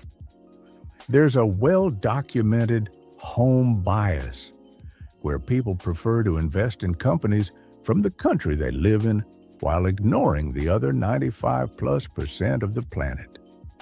It's not rational until you consider that investing is effectively giving money to strangers. If familiarity helps you take the leap of faith required to remain backing those strangers, it's reasonable. Day trading and picking individual stocks is not rational for most investors. The odds are heavily against your success.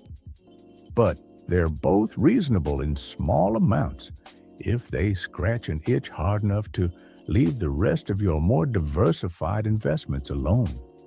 Investor Josh Brown, who advocates and mostly owns diversified funds, once explained why he also owns a smattering of individual stocks.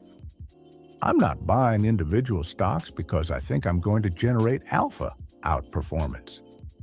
I just love stocks and have ever since I was 20 years old. And it's my money. I get to do whatever, quite reasonable.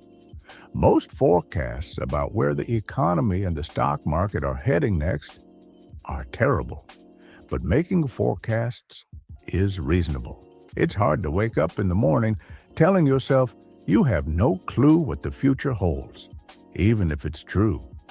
Acting on investment forecasts is dangerous. But I get why people try to predict what will happen next year. It's human nature. It's reasonable. Jack Bogle, the late founder of Vanguard, spent his career on a crusade to promote low-cost passive index investing. Many thought it interesting that his son found a career as an active, high-fee hedge fund and mutual fund manager. Bogle, the man who said high-fee funds violate the humble rules of arithmetic, invested some of his own money in his son's funds. What's the explanation? "We do some things for family reasons," Bogle told the Wall Street Journal. "If it's not consistent, well, life isn't always consistent." 39. Indeed, it rarely is. 12. Surprise.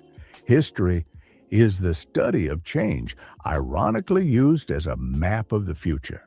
Stanford professor Scott Sagan once said something everyone who follows the economy or investment markets should hang on their wall. Things that have never happened before happen all the time.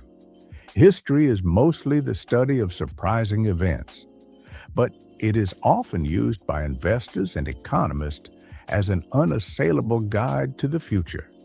Do you see the irony? Do you see the problem?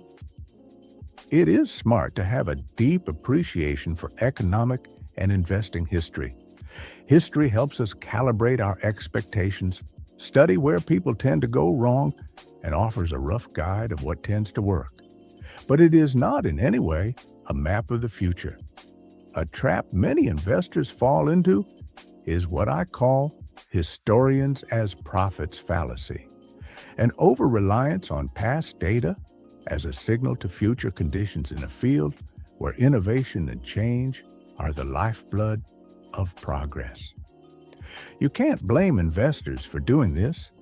If you view investing as a hard science, history should be a perfect guide to the future. Geologists can look at 1 billion years of historical data and form models of how the Earth behaves. So can meteorologists. And doctors. Kidneys operate the same way in 2020 as they did in 1020. But investing is not a hard science.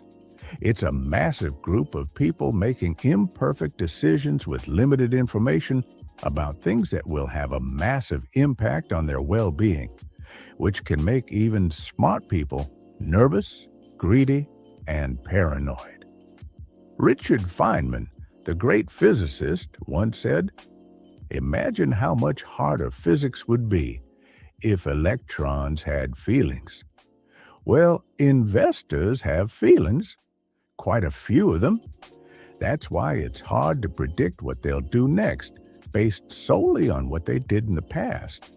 The cornerstone of economics is that things change over time, because the invisible hand hates anything staying too good or too bad indefinitely. Investor Bill Bonner once described how Mr. Market works. He's got a "Capitalism at Work" t-shirt on and a sledgehammer in his hand. Few things stay the same for very long, which means we can't treat historians as prophets.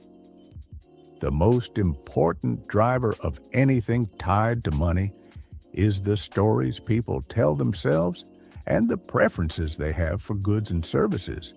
Those things don't tend to sit still. They change with culture and generation. They're always changing and always will.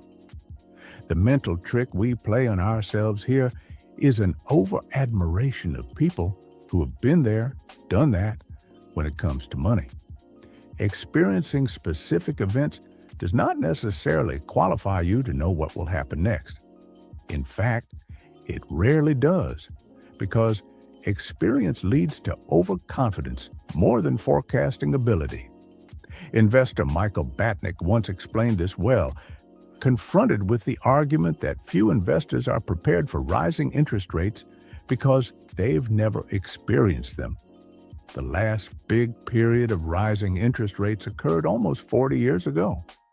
He argued that it didn't matter, because experiencing or even studying what happened in the past might not serve as any guide to what will happen when rates rise in the future. So what? Will the current rate hike look like the last one or the one before that? Will different asset classes behave similarly, the same, or the exact opposite? On the one hand, people that have been investing through the events of 1987, 2000, and 2008 have experienced a lot of different markets. On the other hand, isn't it possible that this experience can lead to overconfidence, failing to admit you're wrong, anchoring to previous outcomes? Two dangerous things happen when you rely too heavily on investment history as a guide to what's going to happen next. One, you'll likely miss the outlier events that move the needle the most. The most important events in historical data are the big outliers, the record-breaking events. They are what move the needle in the economy and the stock market. The Great Depression, World War II, the dot-com bubble, September 11th, the housing crash of the mid-2000s. A handful of outlier events play an enormous role because they influence so many unrelated events in their wake. 15 billion people were born in the 19th and 20th centuries. But try to imagine how different the global economy and the whole world would be today if just 7 of them never existed. Adolf Hitler, Joseph Stalin, Mao Zedong, Gavrilo Princip, Thomas Edison, Bill Gates, Martin Luther King. I'm not even sure that's the most meaningful list, but almost everything about the world today, from borders to technology to social norms, would be different if these 7 people hadn't left their mark. Another way to put this is that 0.00000000004% of people were responsible for perhaps the majority of the world's direction over the last century. The same goes for projects, innovations, and events. Imagine the last century without the Great Depression, World War II, the Manhattan Project, vaccines, antibiotics, ARPANET, September 11th, the fall of the Soviet Union. How many projects and events occurred in the 20th century? Billions, trillions, who knows? But those 8 alone impacted the world orders upon orders of magnitude more than others. The thing that makes tail events easy to underappreciate is how easy it is to underestimate how things compound. How, for example, 9/11 prompted the Federal Reserve to cut interest rates, which helped drive the housing bubble, which led to the financial crisis, which led to a poor jobs market, which led tens of millions to seek a college education, which led to $1.6 trillion in student loans with a 10.8% default rate. It's not intuitive to link 19 hijackers to the current weight of student loans. But that's what happens in a world driven by a few outlier tail events. The majority of what's happening at any given moment in the global economy can be tied back to a handful of past events that were nearly impossible to predict. The most common plot of economic history is the role of surprises. The reason surprises occur is not because our models are wrong or our intelligence is low. It's because the odds that Adolf Hitler's parents argued on the evening 9 months before he was born were the same as them conceiving a child.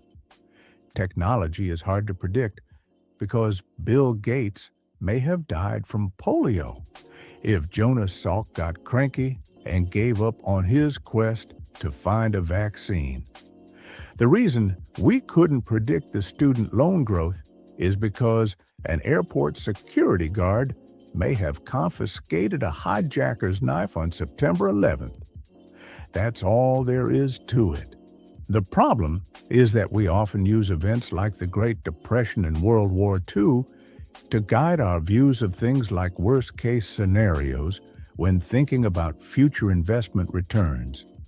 But those record-setting events had no precedent when they occurred.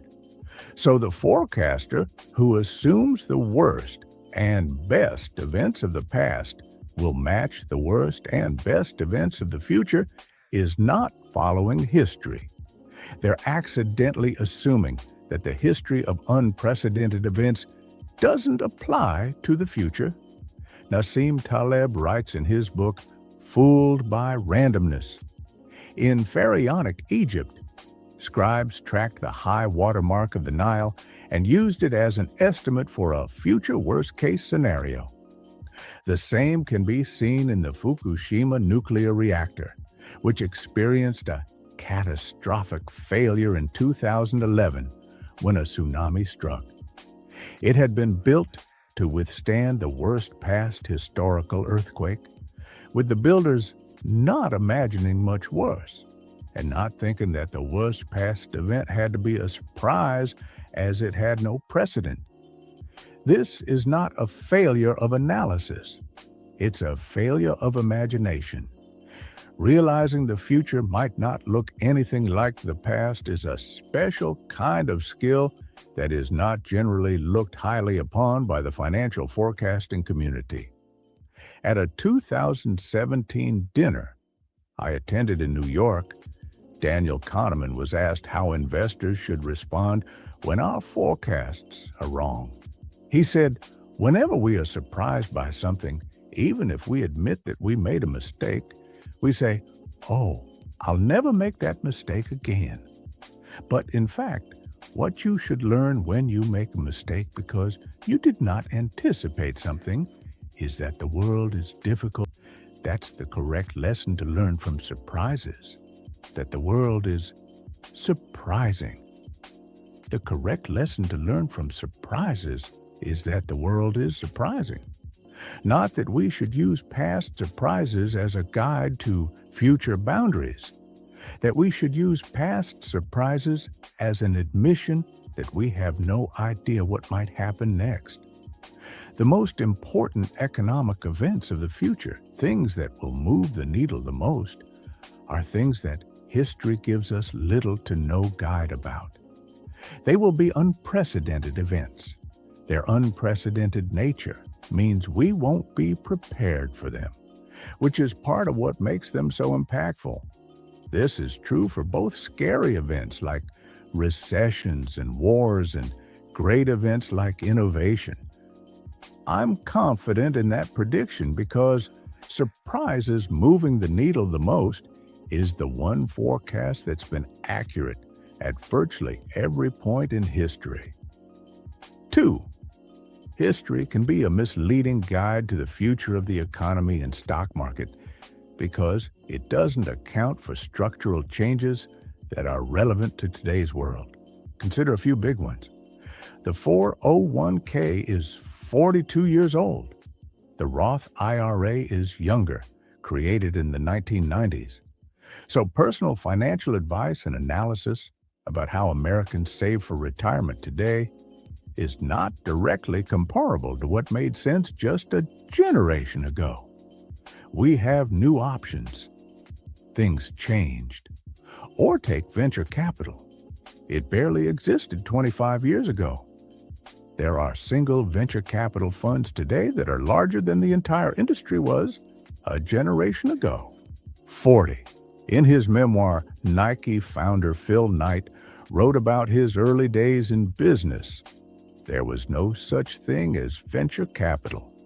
An aspiring young entrepreneur had very few places to turn, and those places were all guarded by risk-averse gatekeepers with zero imagination.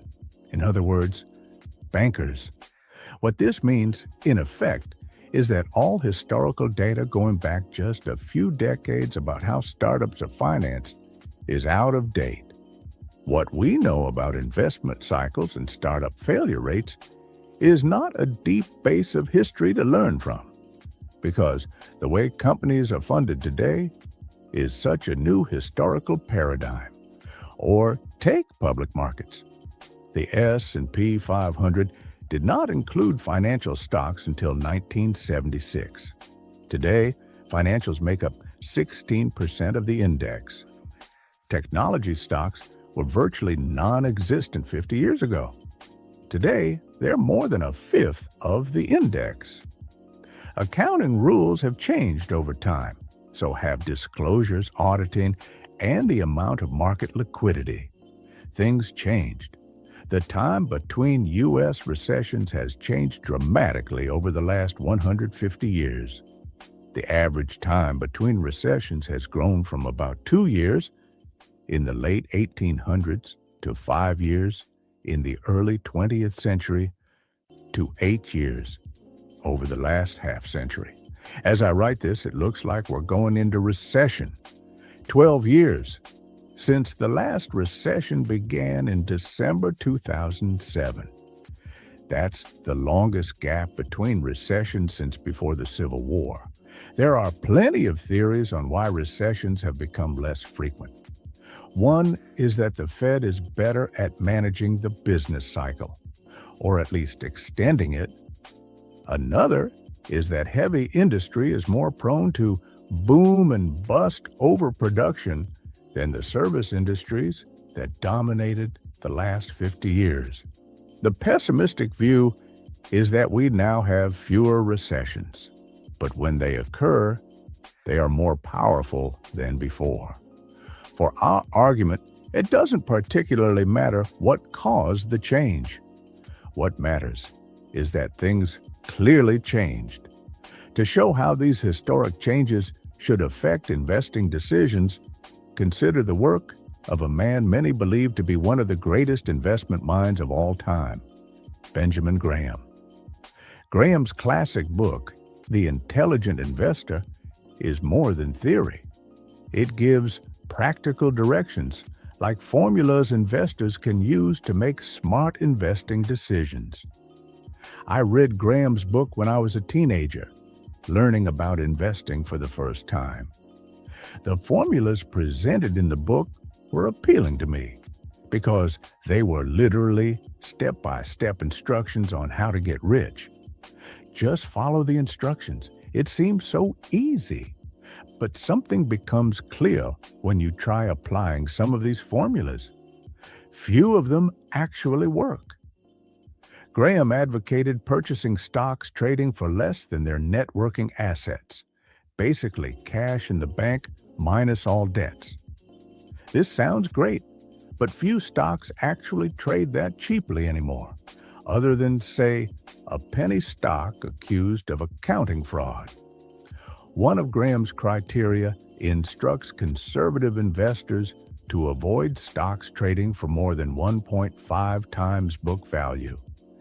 If you followed this rule over the last decade, you would have owned almost nothing but insurance and bank stocks. There is no world where that is okay. The Intelligent Investor is one of the greatest investing books of all time. But I don't know a single investor who has done well implementing Graham's published formulas. The book is full of wisdom, perhaps more than any other investment book ever published. But as a how-to guide, it's questionable at best. What happened? Was Graham a showman who sounded good, but whose advice didn't work? Not at all. He was a wildly successful investor himself. But he was practical, and he was a true contrarian. He wasn't so wedded to investing ideas that he'd stick with them when too many other investors caught on to those theories, making them so popular as to render their potential useless. Jason Zweig, who annotated a later version of Graham's book, once wrote, "Graham was constantly experimenting and retesting his assumptions and seeking out what works. Not what worked yesterday, but what works today." In each revised edition of The Intelligent Investor, Graham discarded the formulas he presented in the previous edition and replaced them with new ones, declaring in a sense that those do not work anymore, or they do not work as well as they used to. These are the formulas that seem to work better now. One of the common criticisms made of Graham is that all the formulas in the 1972 edition are antiquated. The only proper response to this criticism is to say, of course they are. They are the ones he used to replace the formulas in the 1965 edition, which replaced the formulas in the 1954 edition, which in turn replaced the ones from the 1949 edition, which were used to augment the original formulas that he presented in Security Analysis in 1934. Graham died in 1976. If the formulas he advocated were discarded and updated 5 times between 1934 and 1972, how relevant do you think they are in 2020, or will be in 2050? Just before he died, Graham was asked whether detailed analysis of individual stocks, a tactic he became famous for, remained a strategy he favored. He answered, "In general, no. I am no longer an advocate of elaborate techniques of security analysis in order to find superior value opportunities. This was a rewarding activity, say 40 years ago, when our textbook was first published. But the situation has changed a great deal since then. What changed was competition grew as opportunities became well known. Technology made information more accessible, and industries changed as the economy shifted from industrial to technology sectors, which have different business cycles and capital uses. Things changed. An interesting quirk of investing history is that the further back you look, the more likely you are to be examining a world that no longer applies to today. Many investors and economists take comfort in knowing their forecasts are backed up by decades, even centuries of data. But since economies evolve, recent history is often the best guide to the future because it's more likely to include important conditions that are relevant to the future. There's a common phrase in investing, usually used mockingly, that it's different this time. If you need to rebut someone who's predicting the future won't perfectly mirror the past, say, "Oh, so you think it's different this time?" and drop the mic. It comes from investor John Templeton's view that the 4 most dangerous words in investing are, "It's different this time." Templeton, though, admitted that it is different at least 20% of the time. The world changes. Of course it does. And those changes are what matter most over time.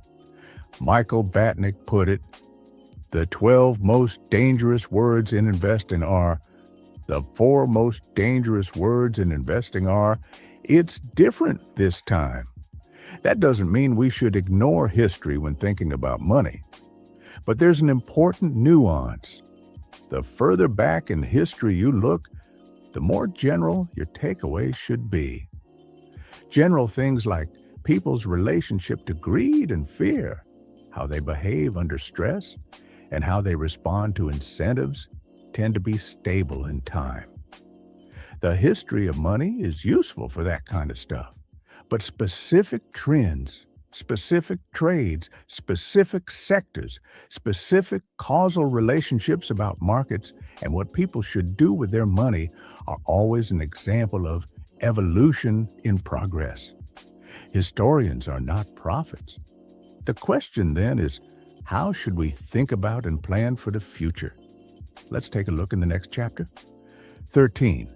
Room for error. The most important part of every plan is planning on your plan not going according to plan.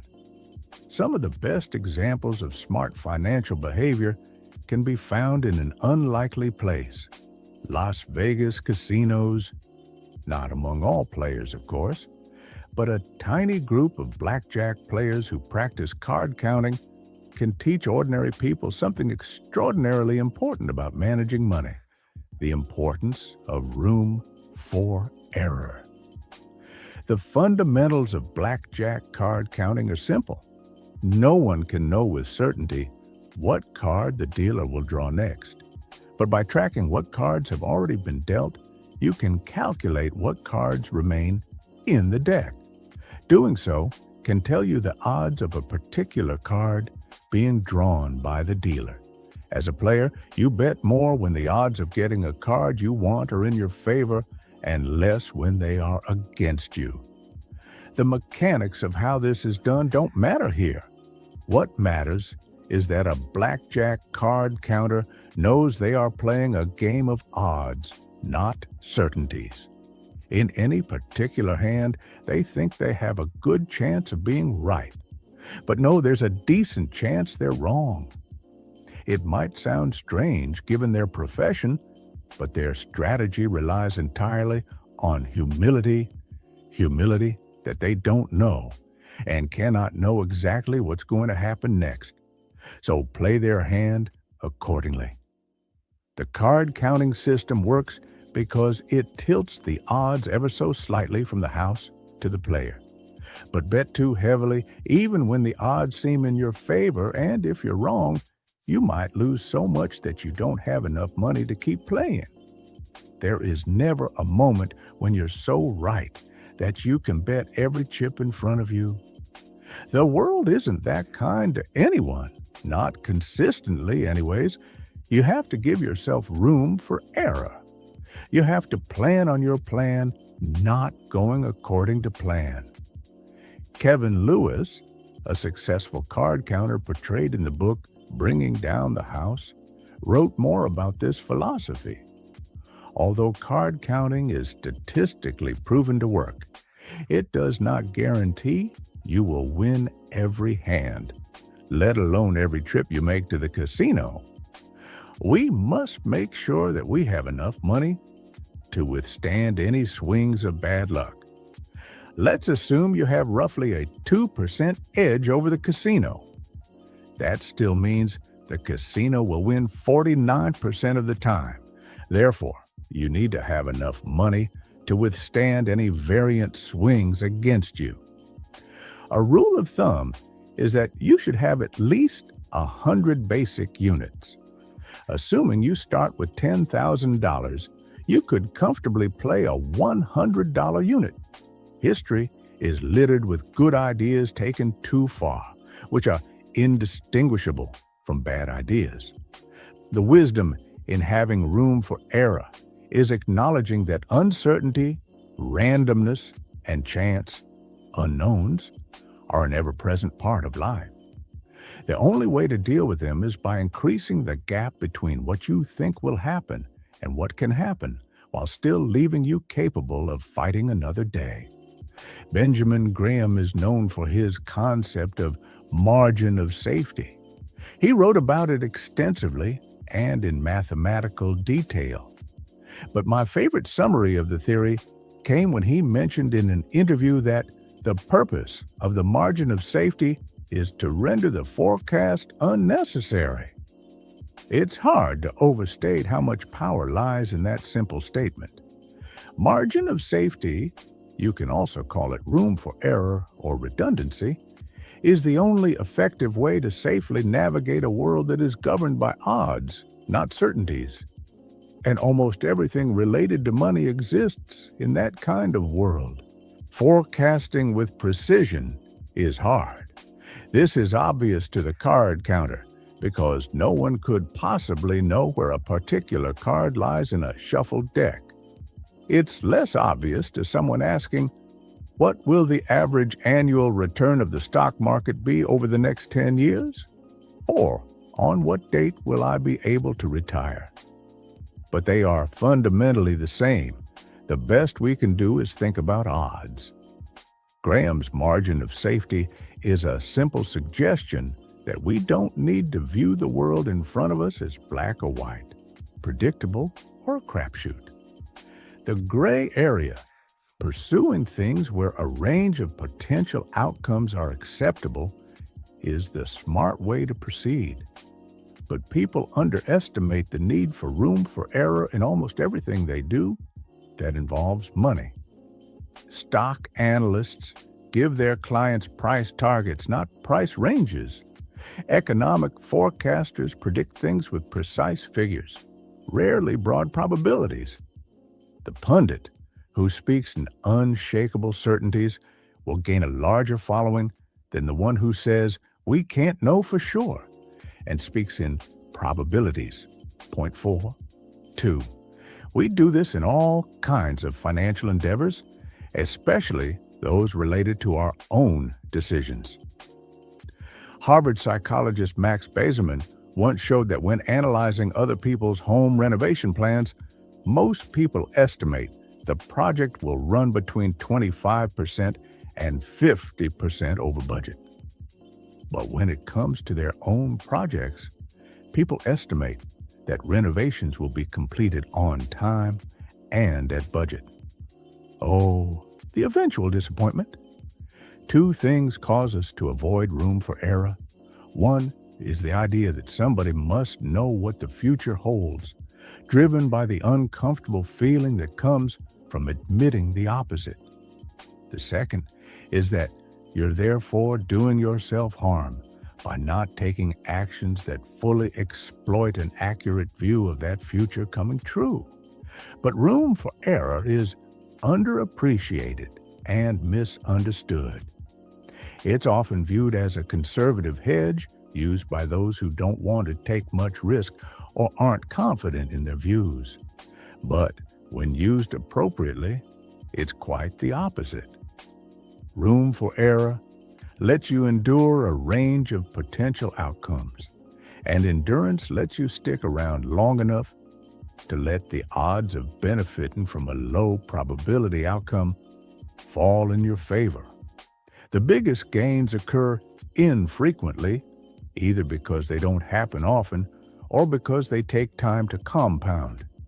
So the person with enough room for error in part of their strategy, cash, to let them endure hardship in another stocks has an edge over the person who gets wiped out. Game over. Insert more tokens when they're wrong. Bill Gates understood this well. When Microsoft was a young company, he said he came up with this incredibly conservative approach that I wanted to have enough money in the bank to pay a year's worth of payroll, even if we didn't get any payments coming in. Warren Buffett expressed a similar idea when he told Berkshire Hathaway shareholders in 2008, I have pledged to you, the rating agencies, and myself to always run Berkshire with more than ample cash. When forced to choose, I will not trade even a night's sleep for the chance of extra profits. There are a few specific places for investors to think about room for error. One is volatility. Can you survive your assets declining by 30%? On a spreadsheet, maybe yes. In terms of actually paying your bills and staying cash flow positive. But what about mentally? It is easy to underestimate what a 30% decline does to your psyche. Your confidence may become shot at the very moment opportunity is at its highest. You or your spouse may decide it's time for a new plan or new career. I know several investors who quit after losses because they were exhausted, physically exhausted. Spreadsheets are good at telling you when the numbers do or don't add up. They're not good at modeling how you'll feel when you tuck your kids in at night, wondering if the investment decisions you've made were a mistake that will hurt their future. Having a gap between what you can technically endure versus what's emotionally possible is an overlooked version of room for error. Another is saving for retirement. We can look at history and see, for example, that the U.S. stock market has returned an annual average of 6.8% after inflation since the 1870s. It's a reasonable first approximation to use that as an estimate of what to expect on your own diversified portfolio when saving for retirement. You can use those return assumptions to back into the amount of money you'll need to save each month to achieve your target nest egg. But what if future returns are lower?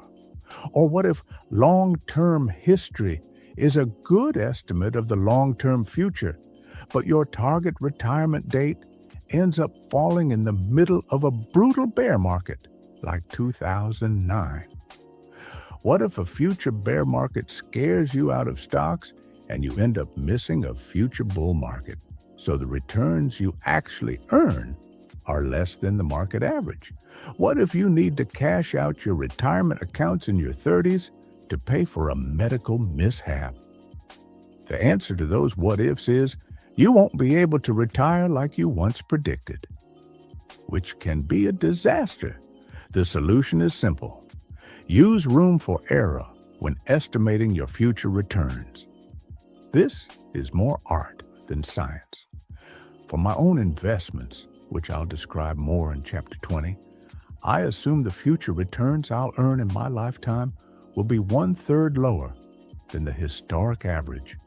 So I save more than I would if I assume the future will resemble the past. It's my margin of safety. The future may be worse than 1/3 lower than the past, but no margin of safety offers a 100% guarantee. A 1/3 buffer is enough to allow me to sleep well at night. And if the future does resemble the past, I'll be pleasantly surprised. The best way to achieve felicity is to aim low, says Charlie Munger. Wonderful. An important cousin of room for error is what I call optimism, bias, and risk-taking, or Russian roulette should statistically work syndrome, an attachment to favorable odds when the downside is unacceptable in any circumstances. Nassim Taleb says, you can be risk-loving and yet completely averse to ruin. And indeed you should. The idea is that you have to take risk to get ahead, but no risk that can wipe you out is ever worth taking. The odds are in your favor when playing Russian roulette, but the downside is not worth the potential upside. There is no margin of safety that can compensate for the risk. Same with money.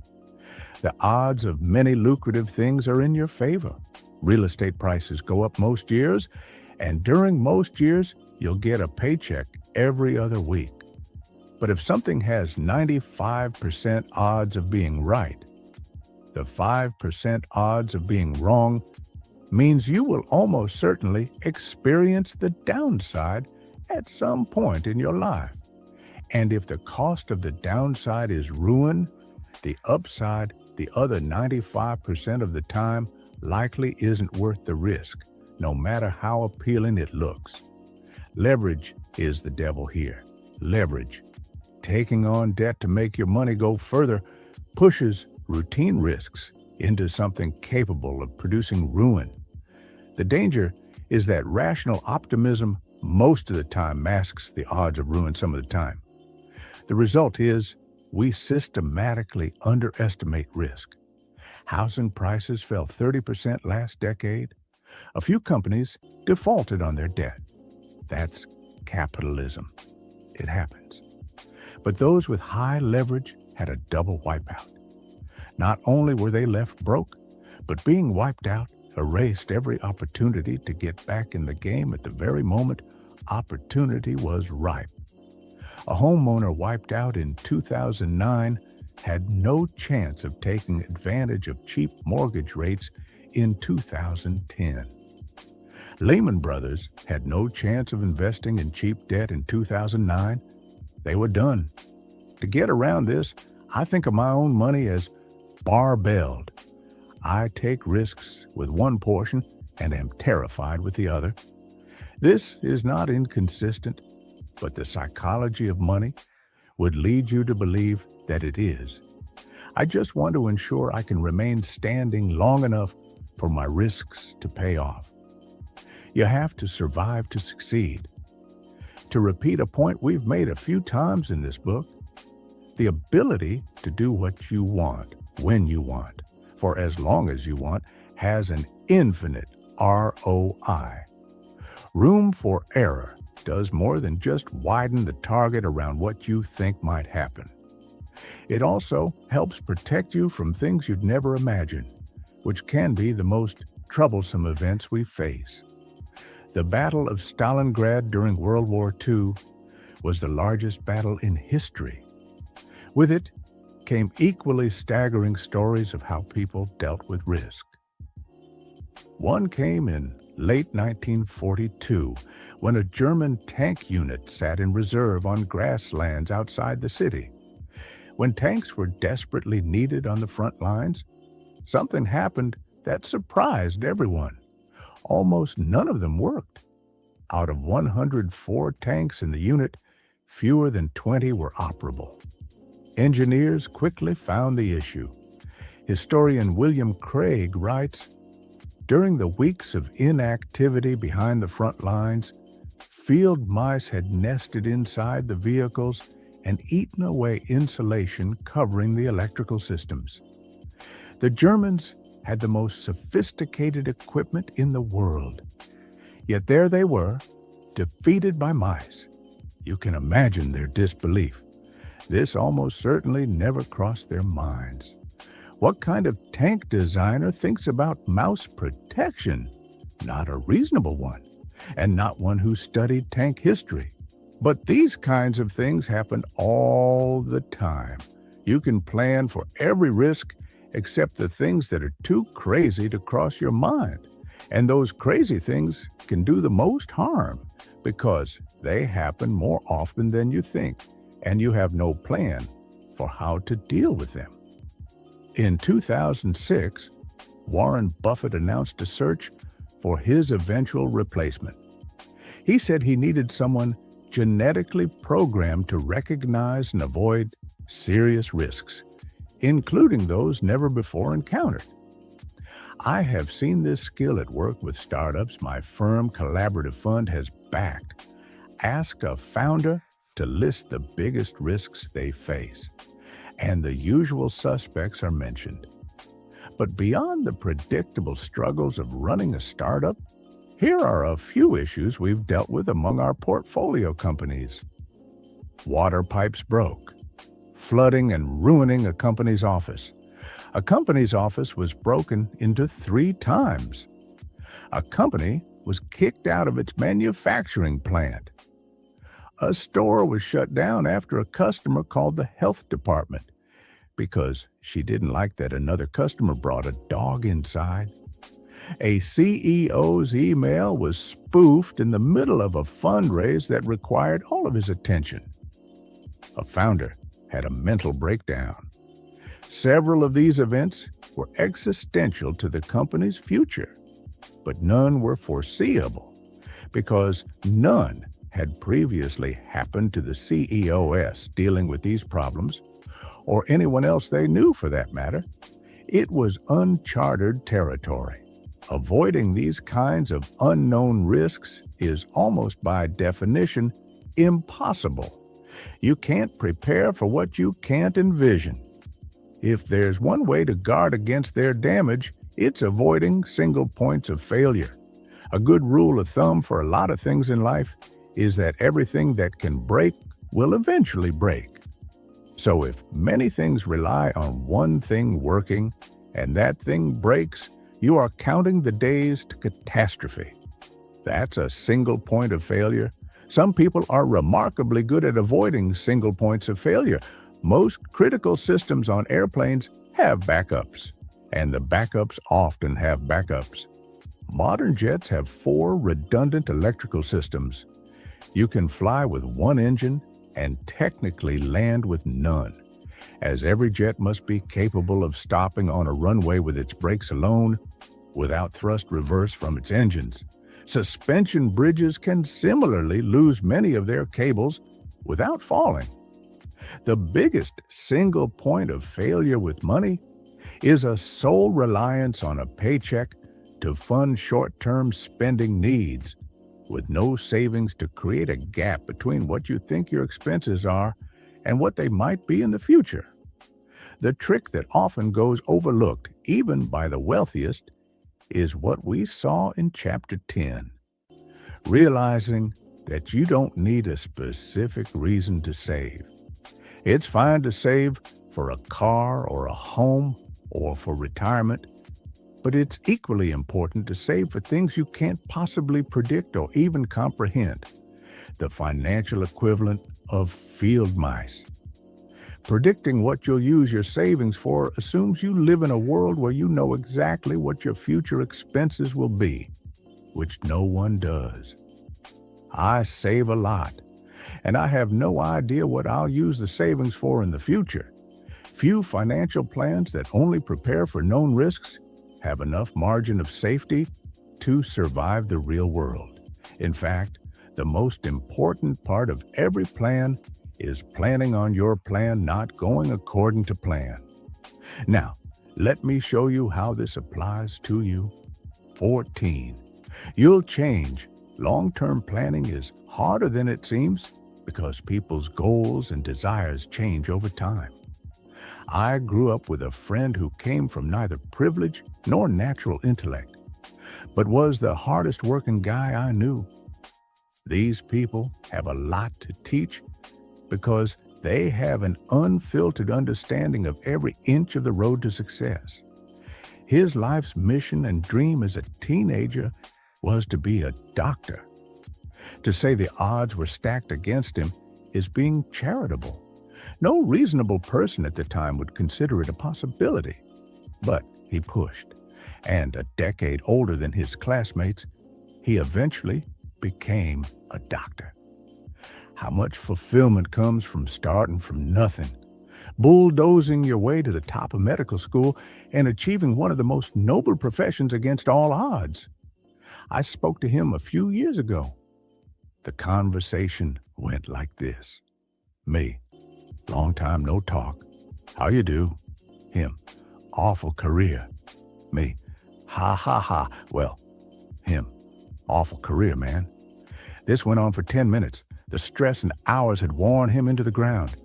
He seemed as disappointed in where he is today as he was driven toward where he wanted to be 15 years ago. An underpinning of psychology is that people are poor forecasters of their future selves. Imagining a goal is easy and fun. Imagining a goal in the context of the realistic life stresses that grow with competitive pursuits is something entirely different. This has a big impact on our ability to plan for future financial goals. Every 5-year-old boy wants to drive a tractor when they grow up.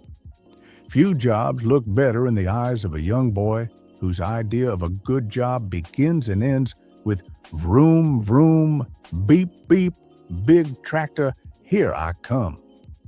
Then many grow up and realize that driving a tractor maybe isn't the best career. Maybe they want something more prestigious or lucrative. So as a teenager, they dream of being a lawyer. Now they think they know their plan is set. Law school and its costs. Here we come. Then, As a lawyer, they face such long working hours that they rarely see their families. So perhaps they take a lower paying job with flexible hours. Then they realize that childcare is so expensive that it consumes most of their paycheck, and they opt to be a stay-at-home parent. This, they conclude, is finally the right choice.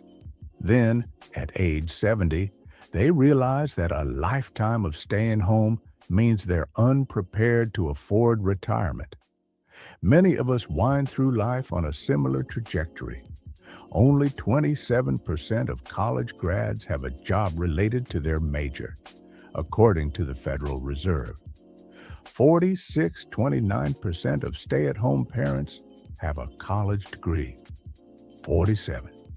Few likely regret their education, of course, but we should acknowledge that a new parent in their 30s may think about life goals in a way their 18-year-old self, making career goals, would never imagine. Long-term financial planning is essential, but things change, both the world around you and your own goals and desires. It is one thing to say, we don't know what the future holds. It's another to admit that you yourself don't know today what you will even want in the future. And the truth is, few of us do.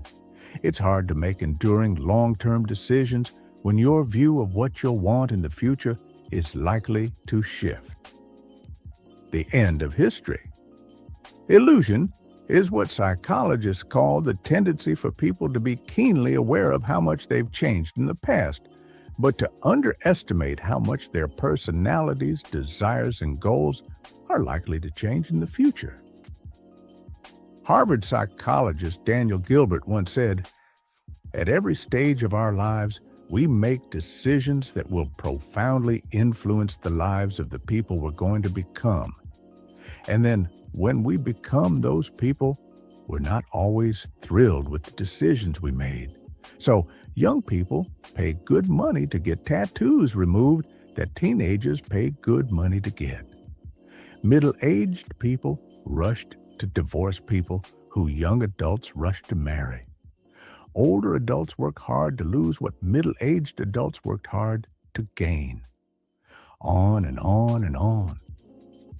All of us, he said, are walking around with an illusion that history, our personal history, has just come to an end, that we have just recently become the people that we were always meant to be and will be for the rest of our lives. We tend to never learn this lesson.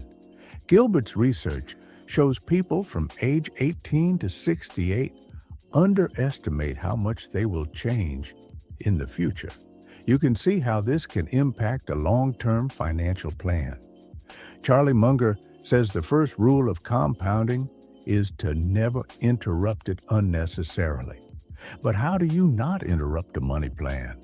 Careers, investments, spending, budgeting, whatever. When what you want out of life changes, it's hard. Part of the reason people like Ronald Read, the wealthy janitor we met earlier in the book, and Warren Buffett become so successful is because they kept doing the same thing for decades on end, letting compounding run wild.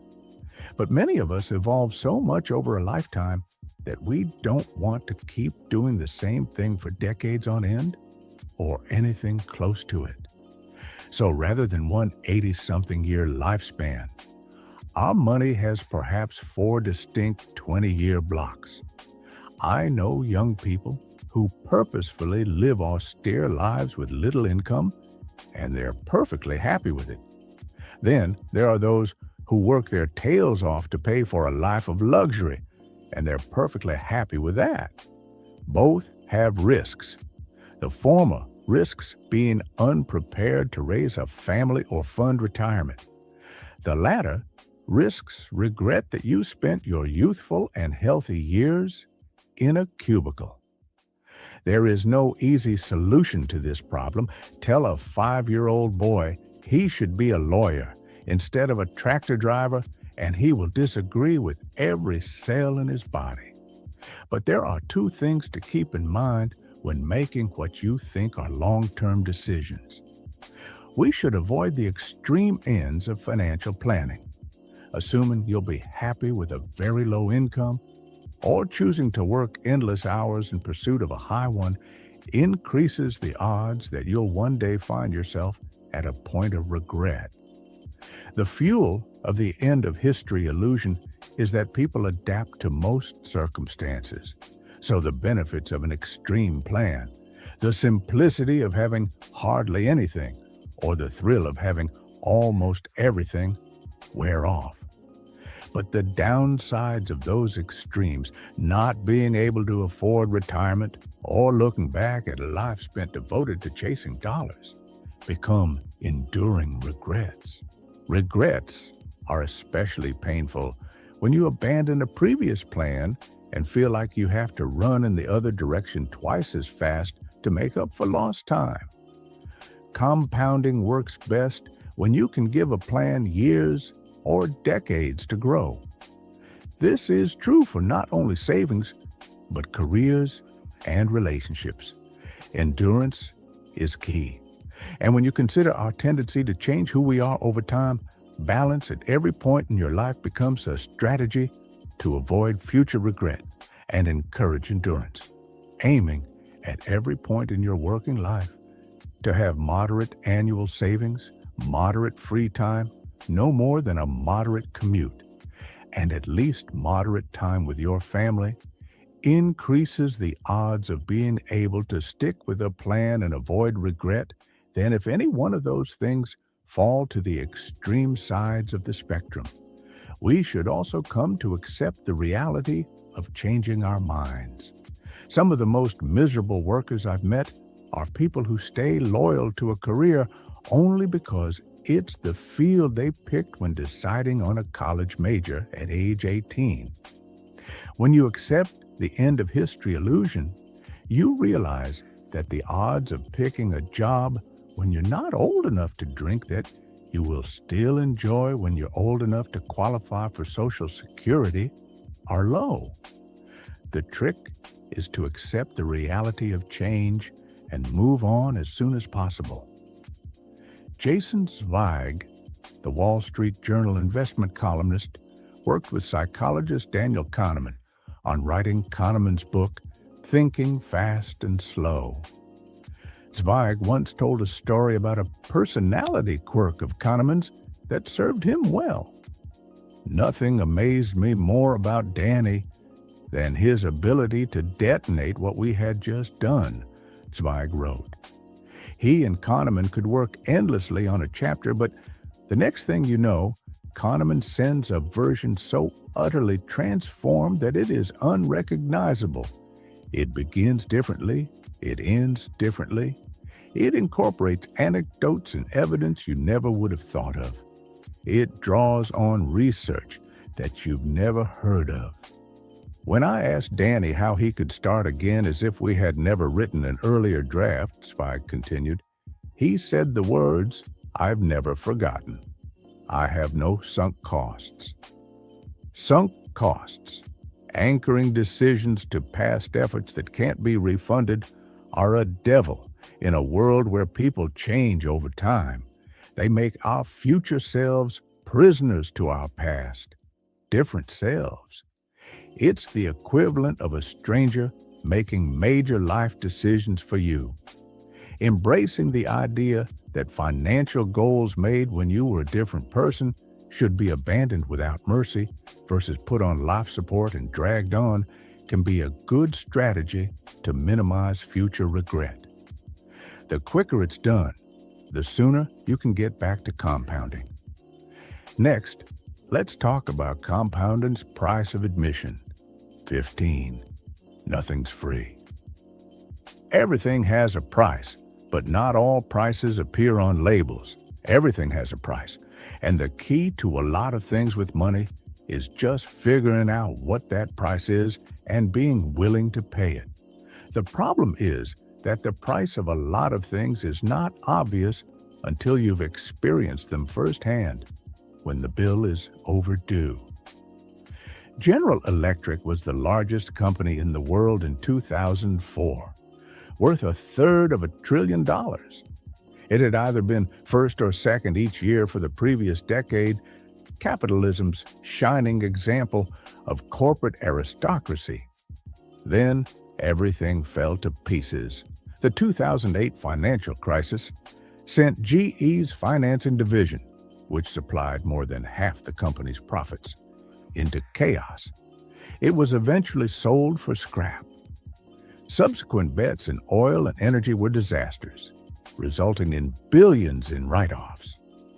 GE stock fell from $40 in 2007 to $7 by 2018. Blame placed on CEO Jeff Immelt, who ran the company since 2001, was immediate and harsh. He was criticized for his leadership, his acquisitions, cutting the dividend, laying off workers, and, of course, the plunging stock price. Rightly so. Those rewarded with dynastic wealth when times are good hold the burden of responsibility when the tide goes out. He stepped down in 2017. But Immelt said something insightful on his way out. Responding to critics who said his actions were wrong and what he should have done was obvious, Immelt told his successor, "Every job looks easy when you're not the one doing it. Every job looks easy when you're not the one doing it, because the challenges faced by someone in the arena are often invisible to those in the crowd. Dealing with the conflicting demands of sprawling bloat, short-term investors, regulators, unions, and entrenched bureaucracy is not only hard to do, but it's hard to even recognize the severity of the problems until you're the one dealing with them." Immelt's successor, who lasted 14 months, learned this as well. Most things are harder in practice than they are in theory. Sometimes this is because we're overconfident. More often, it's because we're not good at identifying what the price of success is, which prevents us from being able to pay it. The S&P 500 increased 119-fold in the 50 years ending 2018. All you had to do was sit back and let your money compound. But of course, successful investing looks easy when you're not the one doing it. Hold stocks for the long run, you'll hear. It's good advice. But do you know how hard it is to maintain a long-term outlook when stocks are collapsing? Like everything else worthwhile, successful investing demands a price. But its currency is not dollars and cents.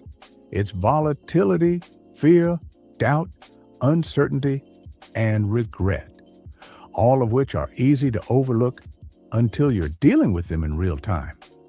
The inability to recognize that investing has a price can tempt us to try to get something for nothing, which, like shoplifting, rarely ends well.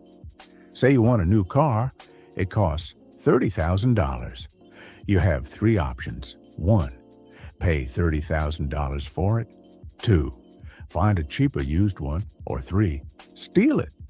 In this case, 99% of people know to avoid the third option because the consequences of stealing a car outweigh the upside. But say you want to earn an 11% annual return over the next 30 years so you can retire in peace. Does this reward come free? Of course not. The world is never that nice. There's a price tag, a bill that must be paid. In this case, it's a never-ending taunt from the market, which gives big returns and takes them away just as fast. Including dividends, the Dow Jones Industrial Average returned about 11% per year from 1950 to 2019, which is great. But the price of success during this period was dreadfully high. The shaded lines in the chart show when it was at least 5% below its previous all-time high. This is the price of market returns, the fee It is the cost of admission, and it hurts. Like most products, the bigger the returns, the higher the price. Netflix stock returned more than 35,000% from 2002 to 2018, but traded below its previous all-time high on 94% of days. Monster Beverage returned 319,000% from 1995 to 2018, among the highest returns in history, but traded below its previous high 95% of the time during that period. Now here's the important part. Like the car, you have a few options. You can pay this price, accepting volatility and upheaval, or you can find an asset with less uncertainty and a lower payoff, the equivalent of a used car. Or you can attempt the equivalent of Grand Theft Auto. Try to get the return while avoiding the volatility that comes along with it. Many people in investing choose the third option. Like a car thief, though well-meaning and law-abiding, they form tricks and strategies to get the return without paying the price. They trade in and out. They attempt to sell before the next recession and buy before the next boom. Most investors with even a little experience know that volatility is real and common. Many then take what seems like the next logical step, trying to avoid it. But the money gods do not look highly upon those who seek a reward without paying the price. Some car thieves will get away with it. Many more will be caught and punished. Same thing with investing. Morningstar once looked at the performance of tactical mutual funds whose strategy is to switch between stocks and bonds at opportune times, capturing market returns with lower downside risk. 50. They want the returns without paying the price. The study focused on the mid-2010 through late 2011 period when U.S. stock markets went wild on fears of a new recession and the S&P 500 declined more than 20%. This is the exact kind of environment the tactical funds are supposed to work in. It was their moment to shine. There were, by Morningstar's count, 112 tactical mutual funds during this period. Only 9 had better risk-adjusted returns than a simple 60-40 stock-bond fund. Less than a quarter of the tactical funds had smaller maximum drawdowns than the Leave It Alone index. Morningstar wrote, with a few exceptions, tactical funds gained less, were more volatile, or were subject to just as much downside risk as the hands-off fund. Individual investors fall for this when making their own investments too. The average equity fund investor underperformed the funds they invested in by 0.5% per year, according to Morningstar, the result of buying and selling when they should have just bought and held. 51. The irony is that by trying to avoid the price, investors end up paying double. Back to GE. One of its many faults stems from an era under former CEO Jack Welch. Welch became famous for ensuring quarterly earnings per share beat Wall Street estimates. He was the grandmaster. If Wall Street analysts expected 25 cents per share, Jack would deliver 26 cents no matter the state of business or the economy. He'd do that by massaging the numbers. That description is charitable, often pulling gains from future quarters into the current quarter to make the obedient numbers salute their master. Forbes reported one of dozens of examples. General Electric, for 2 years in a row, sold locomotives to unnamed financial partners instead of end users in transactions that left most of the risks of ownership with GE. 52 Welch Knoll never denied this game. He wrote in his book, Straight from the Gut, the response of our business leaders to the crisis was typical of the GE culture. Even though the books had closed on the quarter, many immediately offered to pitch in to cover the earnings gap. Some said they could find an extra $10 million, $20 million, and even $30 million from their business to offset the surprise. The result was that under Welch's leadership, stockholders didn't have to pay the price. They got consistency and predictability, a stock that surged year after year without the surprises of uncertainty. Then the bill came due, like it always does. GE shareholders have suffered through a decade of mammoth losses that were previously shielded by accounting maneuvers. The penny gains of Welch's era became dime losses today.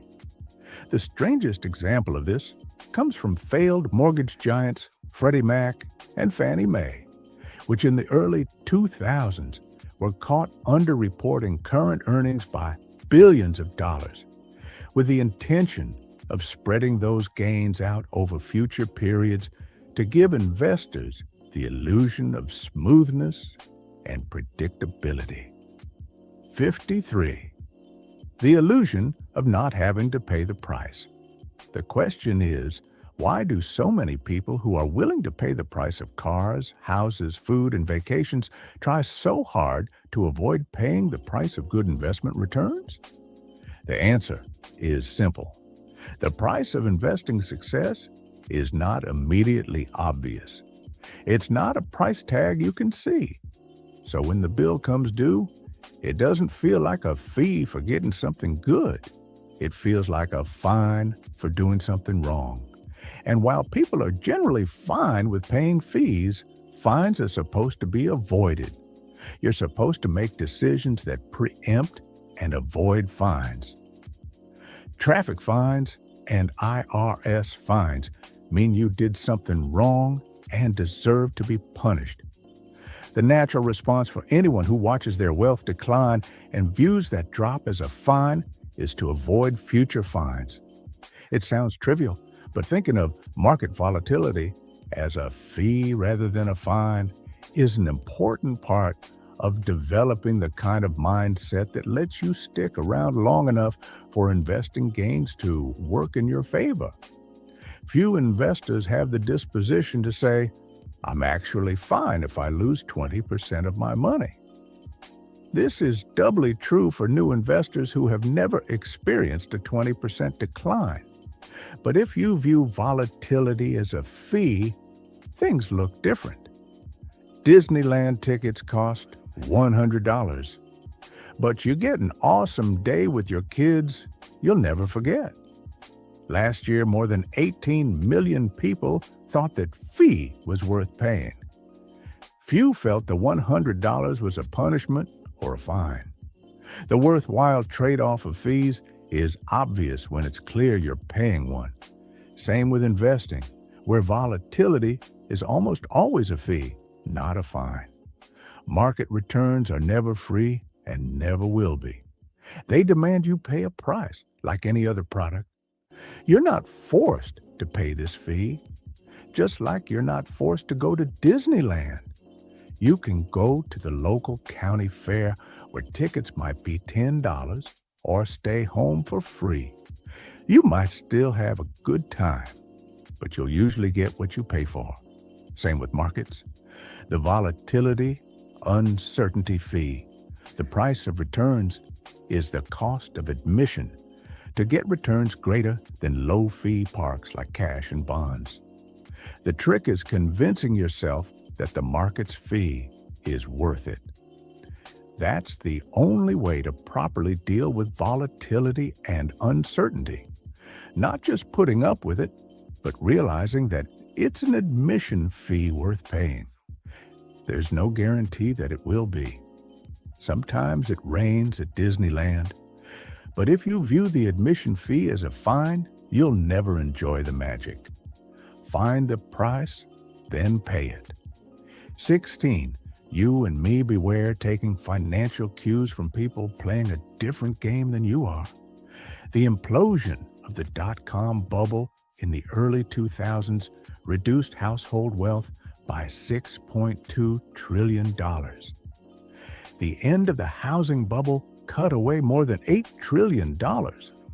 It's hard to overstate how socially devastating financial bubbles can be. They ruin lives. Why do these things happen? And why do they keep happening? Why can't we learn our lessons? The common answer here is that people are greedy. And greed is an indelible feature of human nature. That may be true, and it's a good enough answer for most. But remember, from chapter 1, no one is crazy. People make financial decisions they regret, and they often do so with scarce information and without logic. But the decisions made sense to them when they were made. Blaming bubbles on greed and stopping there misses important lessons about how and why people rationalize what in hindsight look like greedy decisions. Part of why bubbles are hard to learn from is that they are not like cancer, where a biopsy gives us a clear warning and diagnosis. They are closer to the rise and fall of a political party where the outcome is known in hindsight, but the cause and blame are never agreed upon.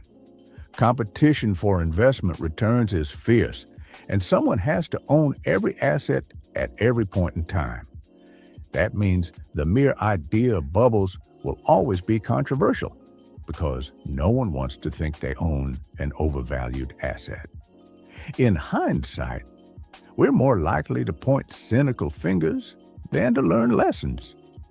I don't think we'll ever be able to fully explain why bubbles occur. It's like asking why wars occur. There are almost always several reasons, many of them conflicting, all of them controversial. It's too complicated a subject for simple answers. But let me propose one reason they happen that both goes overlooked and applies to you personally. Investors often innocently take cues from other investors who are playing a different game than they are. An idea exists in finance that seems innocent, but has done incalculable damage. It's the notion that assets have one rational price in a world where investors have different goals and time horizons. Ask yourself, how much should you pay for Google stock today? The answer depends on who you are. Do you have a 30-year time horizon? Then the smart price to pay involves a sober analysis of Google's discounted cash flows over the next 30 years. Are you looking to cash out within 10 years? Then the price to pay can be figured out by an analysis of the tech industry's potential over the next decade and whether Google management can execute on its vision. Are you looking to sell within a year? Then pay attention to Google's current product sales cycles and whether we'll have a bear market. Are you a day trader? Then the smart price to pay is who cares? Because you're just trying to squeeze a few bucks out of whatever happens between now and lunchtime, which can be accomplished at any price. When investors have different goals and time horizons, and they do in every asset class, prices that look ridiculous to one person can make sense to another, because the factors those investors pay attention to are different. Take the dot-com bubble in the 1990s. People can look at Yahoo stock in 1999 and say, that was crazy.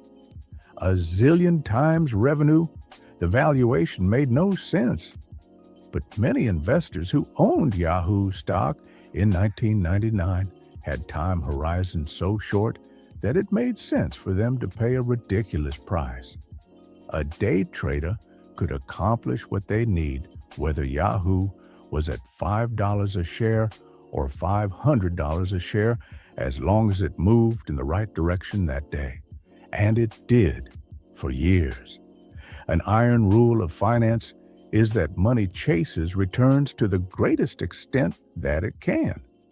If an asset has momentum, it's been moving consistently up for a period of time. It's not crazy for a group of short-term traders to assume it will keep moving up. Not indefinitely. Just for the short period of time they need it to. Momentum attracts short-term traders in a reasonable way. Then it's off to the races. Bubbles form when the momentum of short-term returns attracts enough money that the makeup of investors shifts from mostly long-term to mostly short-term. That process feeds on itself. As traders push up short-term returns, they attract even more traders. Before long, and it often doesn't take long, the dominant market price setters with the most authority are those with shorter time horizons. Bubbles aren't so much about valuations rising. That's just a symptom of something else. Time horizons shrinking as more short-term traders enter the playing field. It's common to say the dot-com bubble was a time of irrational optimism about the future, but one of the most common headlines of that era was announcing record trading volume, which is what happens when investors are buying and selling in a single day. Investors, particularly the ones setting prices, were not thinking about the next 20 years. The average mutual fund had 120% annual turnover in 1999, meaning they were, at most, thinking about the next 8 months. So were the individual investors who bought those mutual funds. Maggie Mahar wrote in her book, Bull. By the mid-90s, the press had replaced annual scorecards with reports that appeared every 3 months.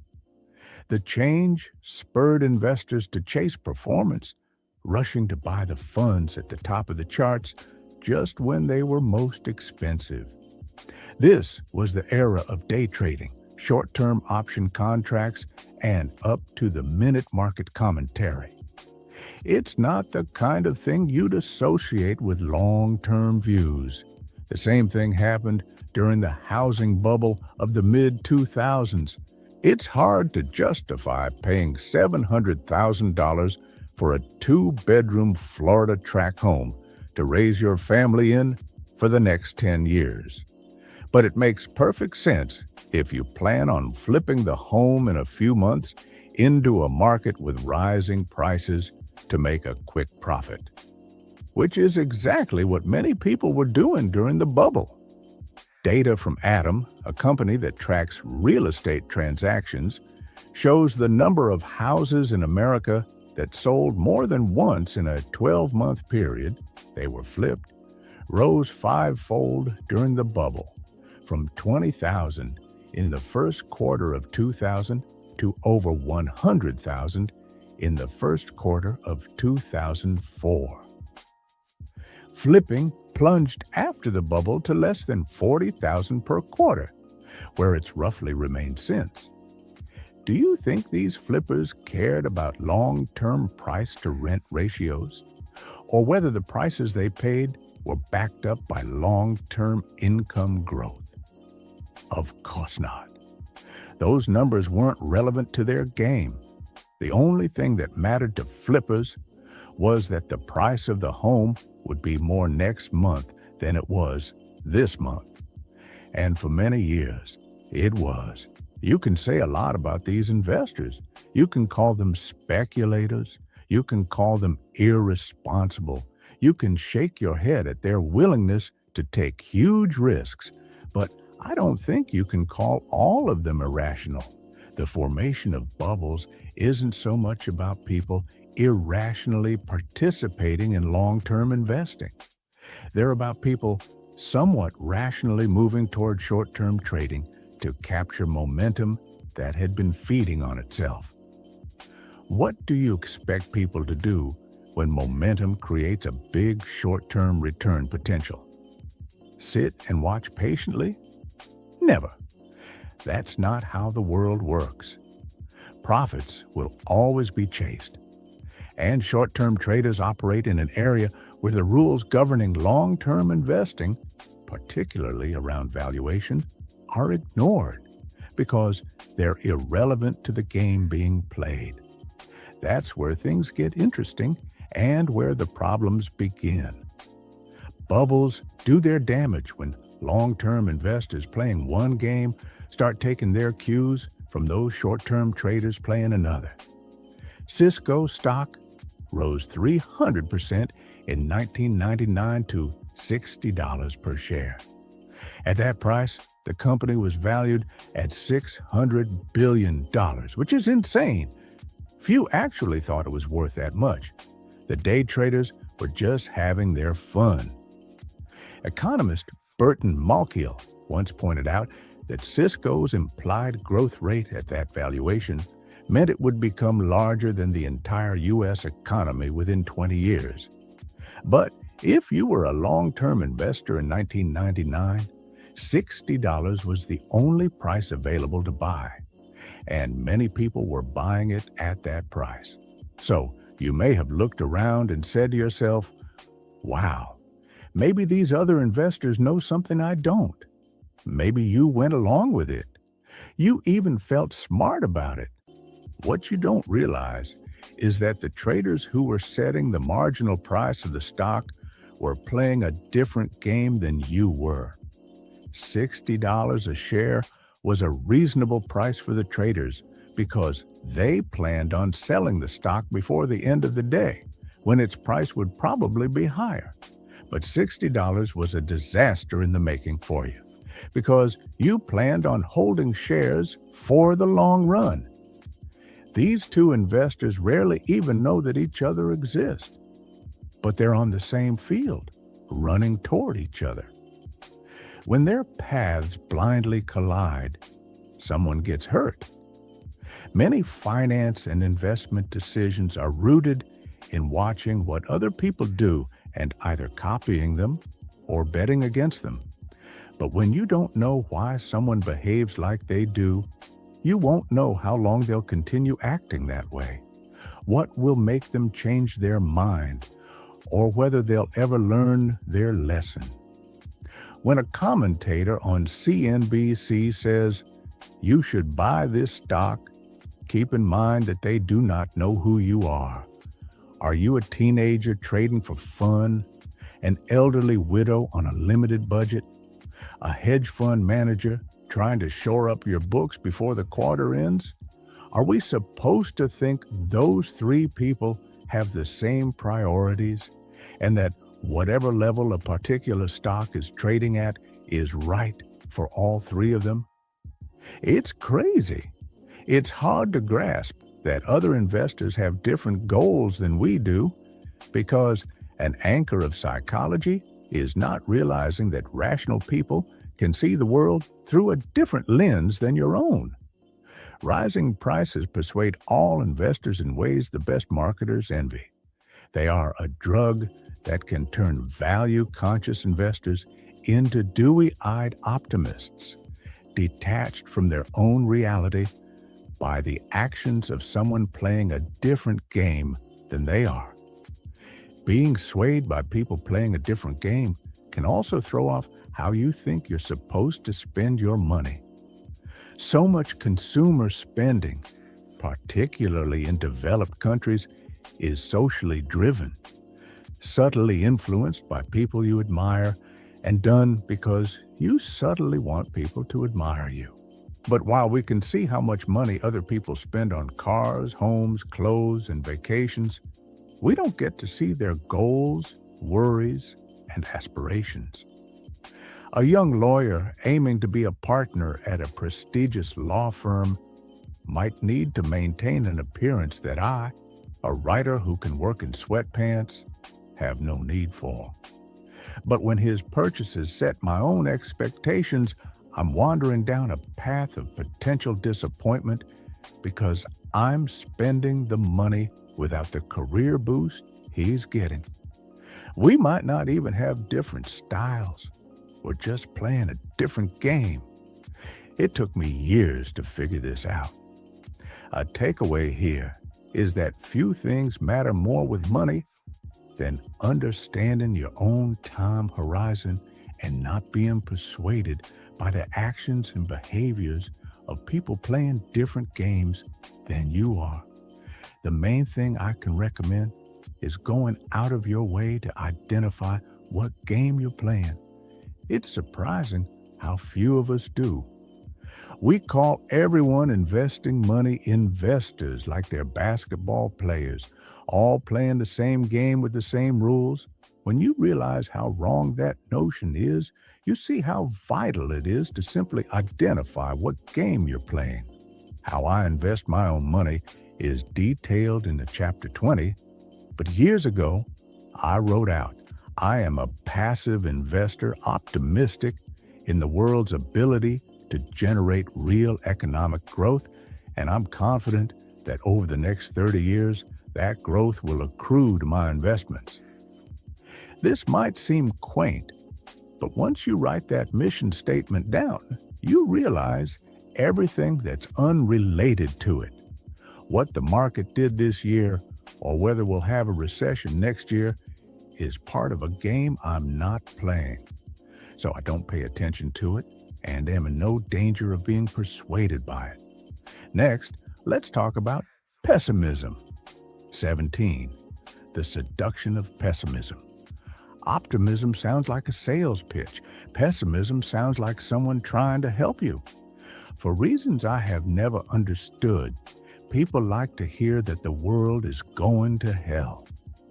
Historian Deirdre McCloskey. Optimism is the best bet for most people because the world tends to get better for most people most of the time. But pessimism holds a special place in our hearts. Pessimism isn't just more common than optimism. It also sounds smarter. It's intellectually captivating, and it's paid more attention than optimism, which is often viewed as being oblivious to risk.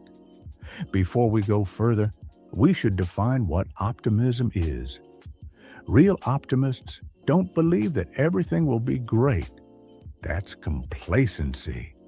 Optimism is a belief that the odds of a good outcome are in your favor over time, even when there will be setbacks along the way.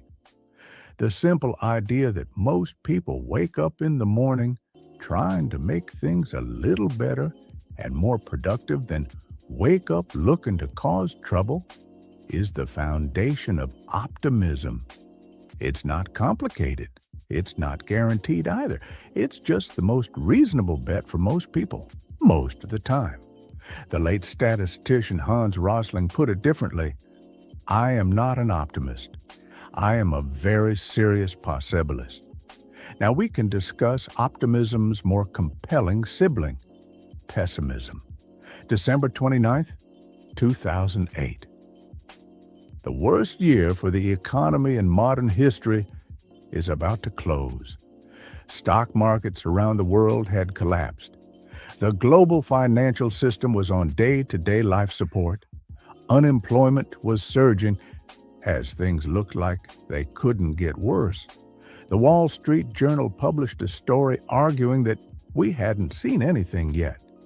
It ran a front-page article on the outlook of a Russian professor named Igor Panarin, whose economic views rival the flair of science fiction writers. The journal wrote, around the end of June 2010 or early July, Panarin says the U.S. will break into 6 pieces, with Alaska reverting to Russian control. California will form the nucleus of what he calls the Californian Republic, and will be part of China or under Chinese influence. Texas will be the heart of the Texas Republic, a cluster of states that will go to Mexico or fall under Mexican influence. Washington, D.C. and New York will be part of an Atlantic America that may join the European Union. Canada will grab a group of northern states Professor Panarin calls the Central North American Republic. Hawaii, he suggests, will be a protectorate of Japan or China, and Alaska will be subsumed into Russia. This was not the ramblings of a backroom blog or tinfoil hat newsletter. This was on the front page of the most prestigious financial newspaper in the world. It is fine to be pessimistic about the economy. It's even okay to be apocalyptic. History is full of examples of countries experiencing not just recessions, but disintegrations. The interesting thing about Panarin-type stories is that they're polar opposite.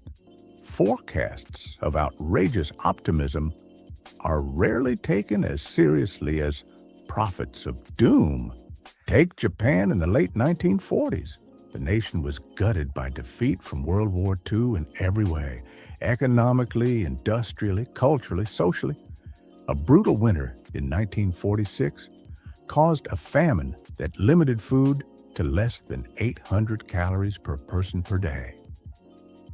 Imagine if a Japanese academic had written a newspaper article during this time that said, "Chin up, everyone. Within our lifetime, our economy will grow to almost 15 times the size it was before the end of the war. Our life expectancy will nearly double. Our stock market will produce returns like any country in history has rarely seen. We will go more than 40 years without ever seeing unemployment top 6%. We will become a world leader in electronic innovation and corporate managerial systems. Before long, we will be so rich that we will own some of the most prized real estate in the United States. Americans, by the way, will be our closest ally and will try to copy our economic insights. They would have been summarily laughed out of the room and asked to seek a medical evaluation. Keep in mind, the description above is what actually happened in Japan in the generation after the war. But the mirror opposite of Panarin looks absurd in a way a forecast of doom doesn't. Pessimism just sounds smarter and more plausible than optimism. Tell someone that everything will be great, and they're likely to either shrug you off or offer a skeptical eye. Tell someone they're in danger, and you have their undivided attention. If a smart person tells me they have a stock pick that's going to rise tenfold in the next year, I will immediately write them off as full of nonsense. If someone who's full of nonsense tells me that a stock I own is about to collapse because it's an accounting fraud, I will clear my calendar and listen to their every word. Say we'll have a big recession and newspapers will call you, say we're headed for average growth and no one particularly cares.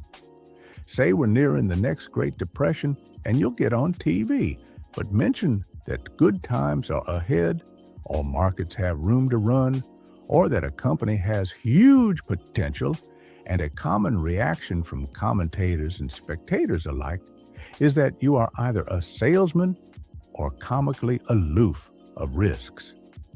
The investing newsletter industry has known this for years and is now populated by prophets of doom, despite operating in an environment where the stock market has gone up 17,000-fold in the last century, including dividends. This is true beyond finance. Matt Ridley wrote in his book, The Rational Optimist, "A constant drumbeat of pessimism usually drowns out any triumphalist song. If you say the world has been getting better, you may get away with being called naive and insensitive. If you say the world is going to go on getting better, you are considered embarrassingly mad. If, on the other hand, you say catastrophe is imminent, you may expect a MacArthur Genius Award or even the Nobel Peace Prize. In my own adult lifetime, the fashionable reasons for pessimism changed, but the pessimism was constant. Every group of people I ask thinks the world is a more frightening, more violent, and more hopeless, in short, more dramatic, than it really is. Hans Rosling wrote in his book, Factfulness. When you realize how much progress humans can make during a lifetime in everything from economic growth to medical breakthroughs to stock market gains to social equality, you would think optimism would gain more attention than pessimism. And yet, the intellectual allure of pessimism has been known for ages. John Stuart Mill wrote in the 1840s, "I have observed that not the man who hopes when others despair, but the man who despairs when others hope, is admired by a large class of persons as a sage. The question is, why? And how does it impact how we think about money?" Let's repeat the premise that no one is crazy.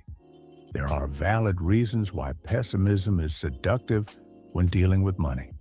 It just helps to know what they are to ensure we don't take them too far. Part of it is instinctual and unavoidable. Kahneman says the asymmetric aversion to loss is an evolutionary shield. He writes, "When directly compared or weighted against each other, losses loom larger than gains. This asymmetry between the power of positive and negative expectations or experiences has an evolutionary history. Organisms that treat threats as more urgent than opportunities have a better chance to survive and reproduce. But a few other things make financial pessimism easy, common, and more persuasive than optimism. One is that money is ubiquitous. So something bad happening tends to affect everyone and captures everyone's attention. That isn't true of, say, weather. A hurricane barreling down on Florida poses no direct risk to 92% of Americans. But a recession barreling down on the economy could impact every single person, including you, so pay attention. This goes for something as specific as the stock market. More than half of all American households directly own stocks. 57. Even among those that don't, the stock market's gyrations are promoted so heavily in the media that the Dow Jones Industrial Average might be the stockless household's most watched economic barometer. Stocks rising 1% might be briefly mentioned in the evening news. But a 1% fall will be reported in bold, all-caps letters, usually written in blood red. The asymmetry is hard to avoid. And while few question or try to explain why the market went up, isn't it supposed to go up? There is almost always an attempt to explain why it went down. Are investors worried about economic growth? Did the Fed screw things up again? Are politicians making bad decisions? Is there another shoe to drop? Narratives about why a decline occurred make them easier to talk about, worry about, and frame a story around what you think will happen next. Usually, more of the same. Even if you don't own stocks, those kind of things will grab your attention. Only 2.5% of Americans owned stocks on the eve of the great crash of 1929 that sparked the Great Depression. But the majority of Americans, if not the world, watched in amazement as the market collapsed, wondering what it signaled about their own fate.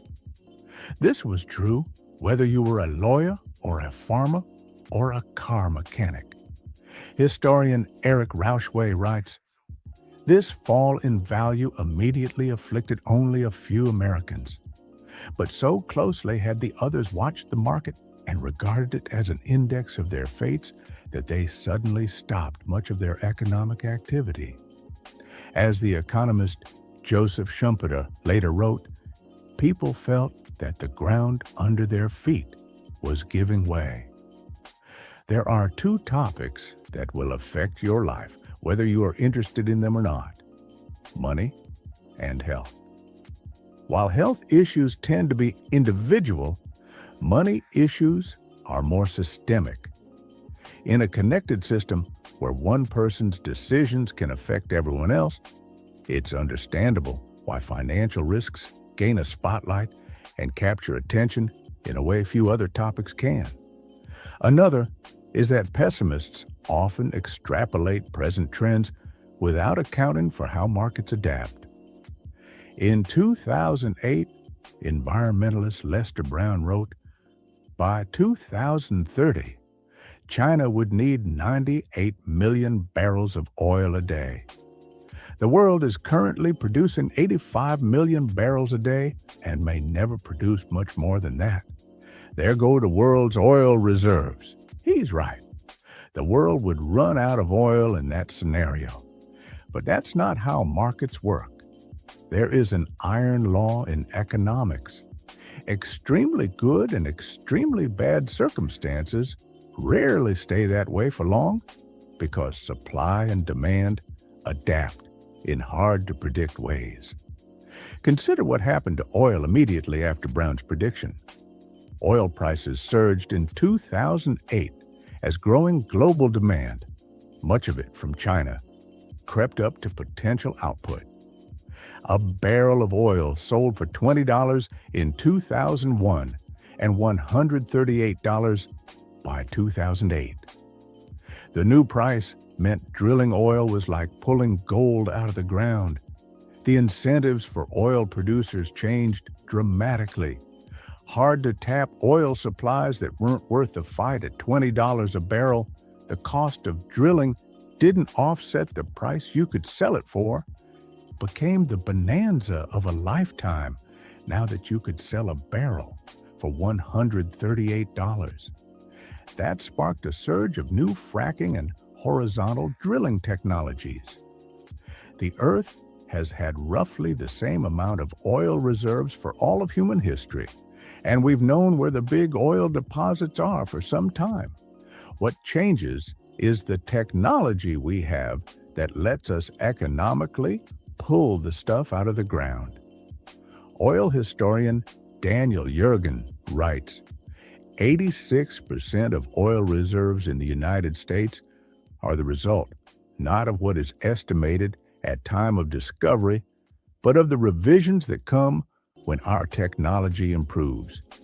That's what happened as fracking took off in 2008. In the United States alone, oil production went from roughly 5 million barrels per day in 2008 to 13 million by 2019. 61 world oil production is now over 100 million barrels per day, some 20% above what Brown assumed was the high mark. To a pessimist extrapolating oil trends in 2008, of course things looked bad. To a realist who understood that necessity is the mother of all invention, it was far less scary. Assuming that something ugly will stay ugly is an easy forecast to make. And it's persuasive because it doesn't require imagining the world changing, but problems correct and people adapt. Threats incentivize solutions in equal magnitude. That's a common plot of economic history that is too easily forgotten by pessimists who forecast in straight lines. A third is that progress happens too slowly to notice, but setbacks happen too quickly to ignore. There are lots of overnight tragedies. There are rarely overnight miracles. On January 5th, 1889, the Detroit Free Press pushed back against the long-held dream that man could one day fly like a bird. Airplanes, the paper wrote, appear impossible. The smallest possible weight of a flying machine, with the necessary fuel and engineer, could not be less than 300 or 400 pounds. But there is a low limit of weight, certainly not much beyond 50 pounds, beyond which it is impossible for an animal to fly. Nature has reached this limit, and with her utmost effort, has failed to pass it. 6 months later, Orville Wright dropped out of high school to help his brother Wilbur tinker in their backyard shed to build a printing press. It was the brothers' first joint invention. It would not be their last. If you had to make a list of the most important inventions of the 20th century, the airplane would be at least top 5, if not number 1. The airplane changed everything. It started world wars, it ended world wars. It connected the world, bridging gaps between cities and rural communities, oceans and countries. But the story of the Wright brothers' quest to build the first plane has a fascinating twist. After they conquered flight, no one seemed to notice. Nobody seemed to care. In his 1952 book on American history, Frederick Lewis Allen wrote, "Several years went by before the public grasped what the Wrights were doing. People were so convinced that flying was impossible that most of those who saw them flying about Dayton, Ohio in 1905 decided that what they had seen must be some trick without significance, somewhat as most people today would regard a demonstration of, say, telepathy." It was not until May 1908, nearly 4.5 years after the Wrights' first flight, that experienced reporters were sent to observe what they were doing. Experienced editors gave full credence to these reporters' excited dispatches, and the world at last woke up to the fact that human flight had been successfully accomplished. Even after people caught on to the plane's wonder, they underestimated it for years. First, it was seen mainly as a military weapon, then a rich person's toy, then perhaps used to transport a few people. The Washington Post wrote in 1909, "There will never be such a thing as commercial aerial freighters. Freight will continue to drag its slow weight across the patient earth." The first cargo plane took off 5 months later. Now compare that slow, years-long awakening to becoming optimistic about the airplane to how quickly people pay attention to drivers of pessimism like a corporate bankruptcy, or a major war, or a plane crash. Some of the first mentions of the Wrights plane came in 1908, when an Army lieutenant named Thomas Selfridge was killed during a demonstration flight. Point 6.2. Growth is driven by compounding, which always takes time. Destruction is driven by single points of failure, which can happen in seconds, and loss of confidence, which can happen in an instant. It's easier to create a narrative around pessimism because the story pieces tend to be fresher and more recent. Optimistic narratives require looking at a long stretch of history and developments, which people tend to forget and take more effort to piece together. Consider the progress of medicine. Looking at the last year will do you little good. Any single decade won't do much better. But looking at the last 50 years will show something extraordinary. For example, the age-adjusted death rate per capita from heart disease has declined more than 70% since 1965, according to the National Institute of Health.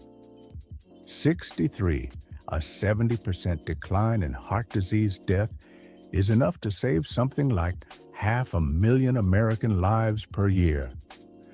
Picture the population of Atlanta saved every year. But since that progress happened so slowly, it captures less attention than quick, sudden losses like terrorism, plane crashes, or natural disasters. We could have a Hurricane Katrina 5 times a week, every week. Imagine how much attention that would receive, and it would not offset the number of annual lives saved by the decline in heart disease in the last 50 years. This same thing applies to business, where it takes years to realize how important a product or company is, but failures can happen overnight.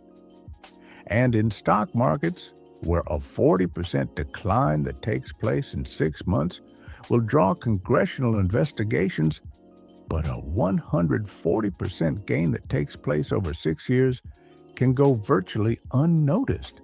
And in careers, where reputations take a lifetime to build and a single email to destroy, the short sting of pessimism prevails while the powerful pull of optimism goes unnoticed. This underscores an important point made previously in this book. In investing, You must identify the price of success, volatility, and loss amid the long backdrop of growth, and be willing to pay it. In 2004, the New York Times interviewed Stephen Hawking, the scientist whose incurable motor neuron disease left him paralyzed and unable to talk at age 21. Through his computer, Hawking told the interviewer how excited he was to sell books to lay people. "Are you always this cheerful?" the Times asked. "My expectations were reduced to zero when I was 21. Everything since then has been a bonus," he replied. Expecting things to be great means a best-case scenario that feels flat. Pessimism reduces expectations, narrowing the gap between possible outcomes and outcomes you feel great about. Maybe that's why it's so seductive. Expecting things to be bad is the best way to be pleasantly surprised when they're not, which, ironically, is something to be optimistic about. Now, a short story about stories. 18. When you'll believe anything appealing fictions and why stories are more powerful than statistics. Imagine an alien dispatched to Earth. His job is to keep tabs on our economy. He circles above New York City, trying to size up the economy and how it changed between 2007 and 2009. On New Year's Eve, 2007, he hovers over Times Square. He sees tens of thousands of happy partygoers surrounded by bright lights, monstrous billboards, fireworks, and TV cameras. He comes back to Times Square on New Year's Eve 2009. He sees tens of thousands of happy partygoers surrounded by bright lights, monstrous billboards, fireworks, and TV cameras. It looks about the same. He cannot see much difference. He sees roughly the same number of New Yorkers hustling around the city. Those people are surrounded by the same number of office buildings, which house the same number of desks with the same number of computers hooked up to the same number of internet connections. Outside the city, he sees the same number of factories and warehouses, connected by the same highways, carrying the same number of trucks. He gets a little closer to the ground and sees the same universities teaching the same topics and handing out the same degrees to the same number of people. He sees the same number of patents protecting the same groundbreaking ideas. He notices that technology has improved. Everyone in 2009 carries smartphones that didn't exist in 2007. Computers are now faster. Medicine is better. Cars get better gas mileage. Solar and fracking technology has advanced. Social media has grown exponentially. As he flies around the country, he sees the same. Around the globe, more of the same. The economy is in about the same shape, maybe even better in 2009 as it was in 2007, he concludes. Then he looks at the numbers. He's shocked that U.S. households are $16 trillion poorer in 2009 than they were in 2007. He's dumbfounded that 10 million more Americans are unemployed. He's in disbelief when he learns the stock market is worth half of what it was 2 years before. He can't believe that people's forecast of their economic potential has plunged. "I don't get it," he says. "I've seen the cities. I've looked at the factories. You guys have the same knowledge, the same tools, the same ideas. Nothing has changed. Why are you poorer? Why are you more pessimistic?" There was one change the alien couldn't see between 2007 and 2009. The stories we told ourselves about the economy. In 2007, we told a story about the stability of housing prices, the prudence of bankers, and the ability of financial markets to accurately price risk. In 2009, we stopped believing that story. That's the only thing that changed. But it made all the difference in the world. Once the narrative that home prices will keep rising broke, mortgage defaults rose, then banks lost money, then they reduced lending to other businesses, which led to layoffs, which led to less spending, which led to more layoffs, and on and on. Other than clinging to a new narrative, we had an identical, if not greater, capacity for wealth and growth in 2009 as we did in 2007. Yet the economy suffered its worst hit in 80 years. This is different from, say, Germany in 1945, whose manufacturing base had been obliterated, or Japan in the 2000s, whose working age population was shrinking. That's tangible economic damage. In 2009, we inflicted narrative damage on ourselves, and it was vicious. It's one of the most potent economic forces that exists.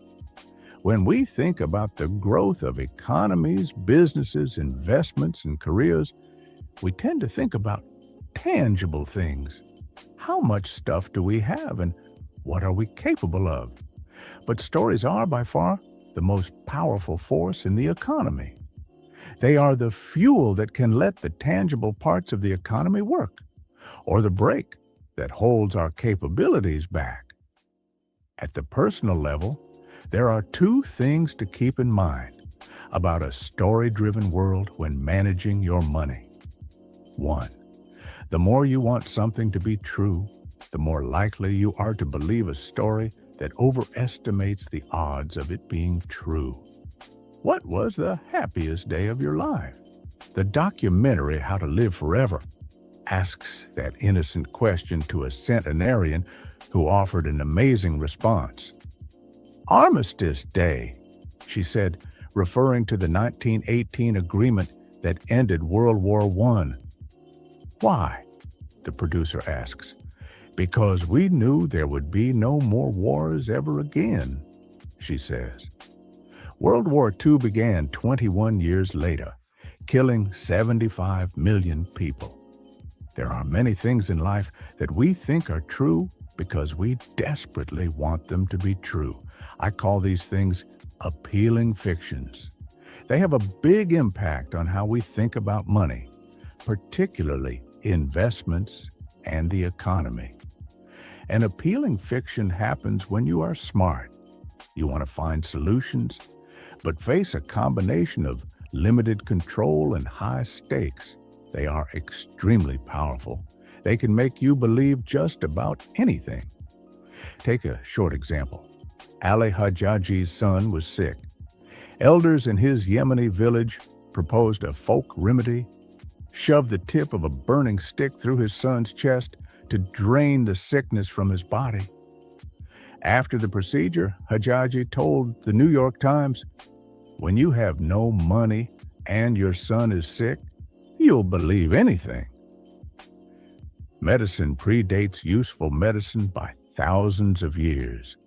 Before the scientific method in the discovery of germs, there was bloodletting, starvation therapy, cutting holes in your body to let the evils out, and other treatments that did nothing but hasten your demise. It seems crazy, but if you desperately need a solution and a good one isn't known or readily available to you, the path of least resistance is toward Hajjaji's reasoning, willing to believe anything, not just try anything, but believe it.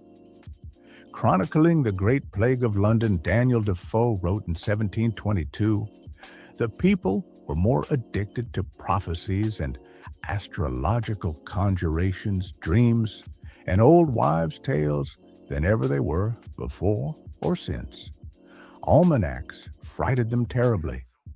The posts of houses and corners of streets were plastered over with doctors' bills and papers of ignorant fellows quacking and inviting the people to come to them for remedies, which was generally set off with such flourishes as these: infallible, preventive pills against the plague, never failing preservatives against the infection, sovereign cordials against the corruption of the air.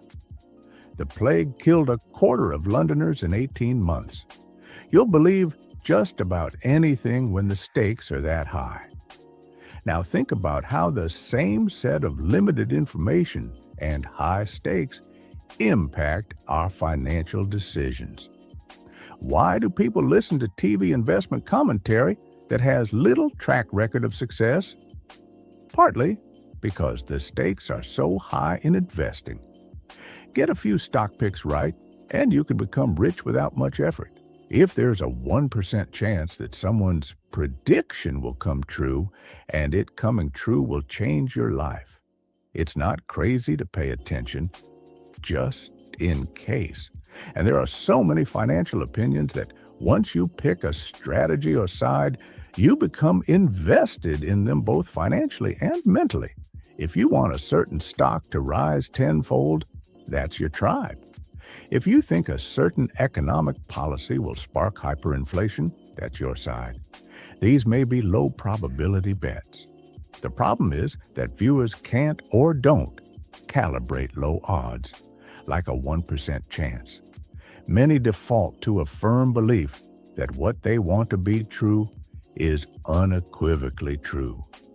But they're only doing that because the possibility of a huge outcome exists. Investing is one of the only fields that offers daily opportunities for extreme rewards.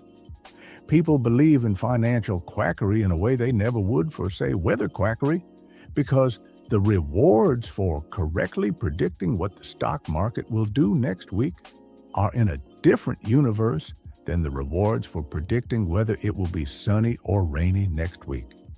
Consider that 85% of active mutual funds underperformed their benchmark over the 10 years ending 2018. That figure has been fairly stable for generations.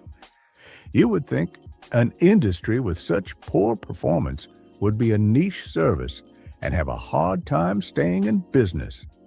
But there's almost $5 trillion invested in these funds. Give someone the chance of investing alongside the next Warren Buffett, and they'll believe with such faith that millions of people will put their life savings behind it. Or take Bernie Madoff. In hindsight, his Ponzi scheme should have been obvious. He reported returns that never varied. They were audited by a relatively unknown accounting firm, and he refused to release much information on how the returns were achieved. Yet, Madoff raised billions of dollars from some of the most sophisticated investors in the world. He told a good story, and people wanted to believe it.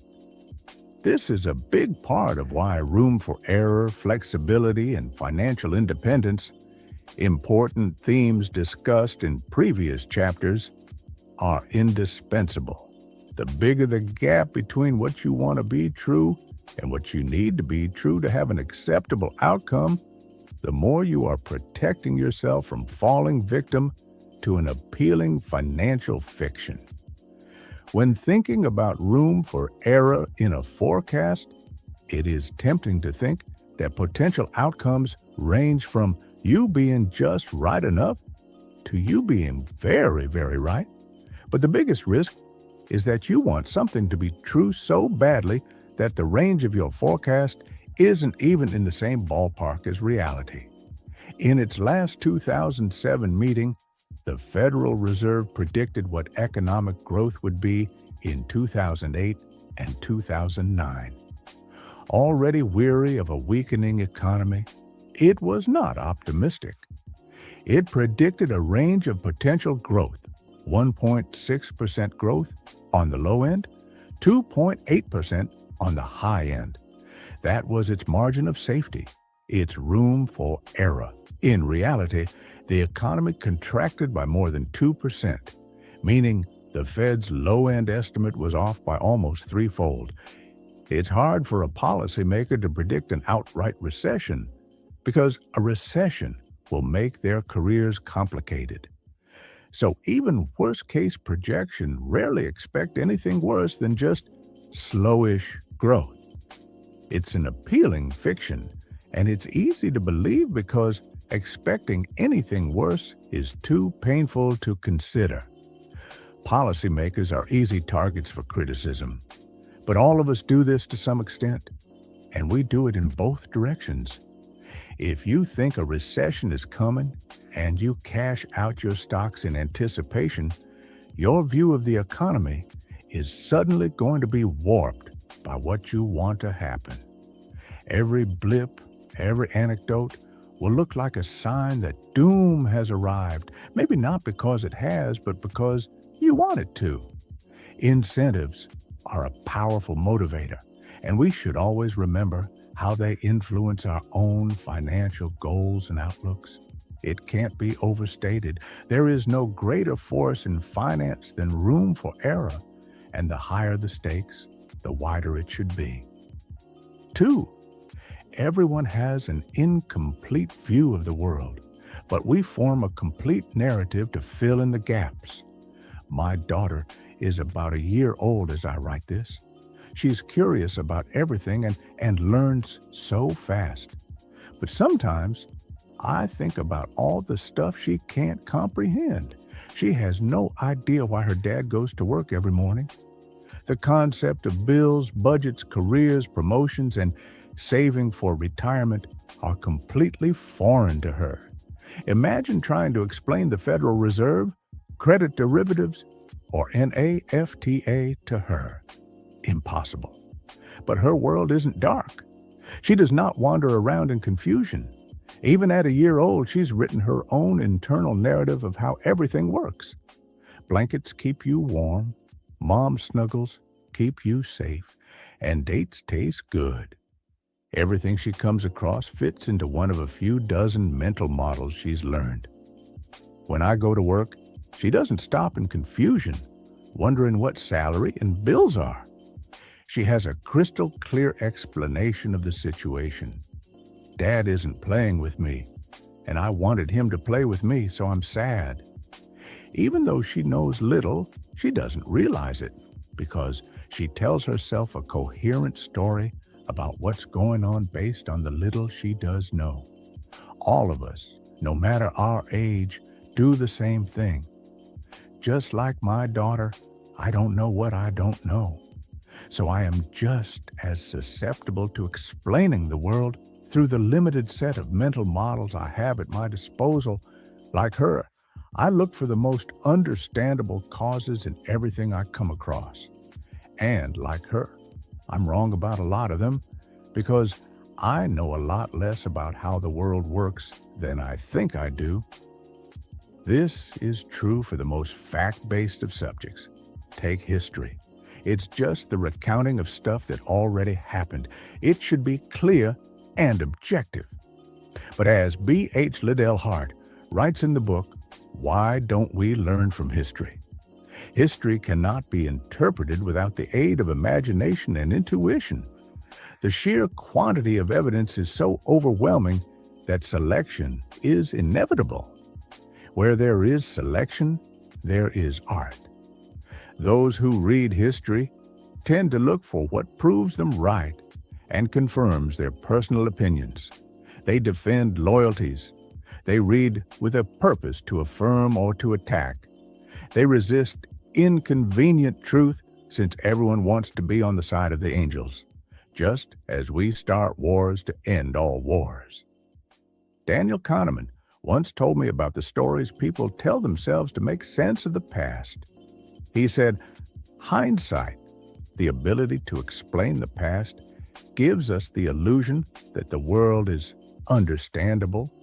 It gives us the illusion that the world makes sense, even when it doesn't make sense.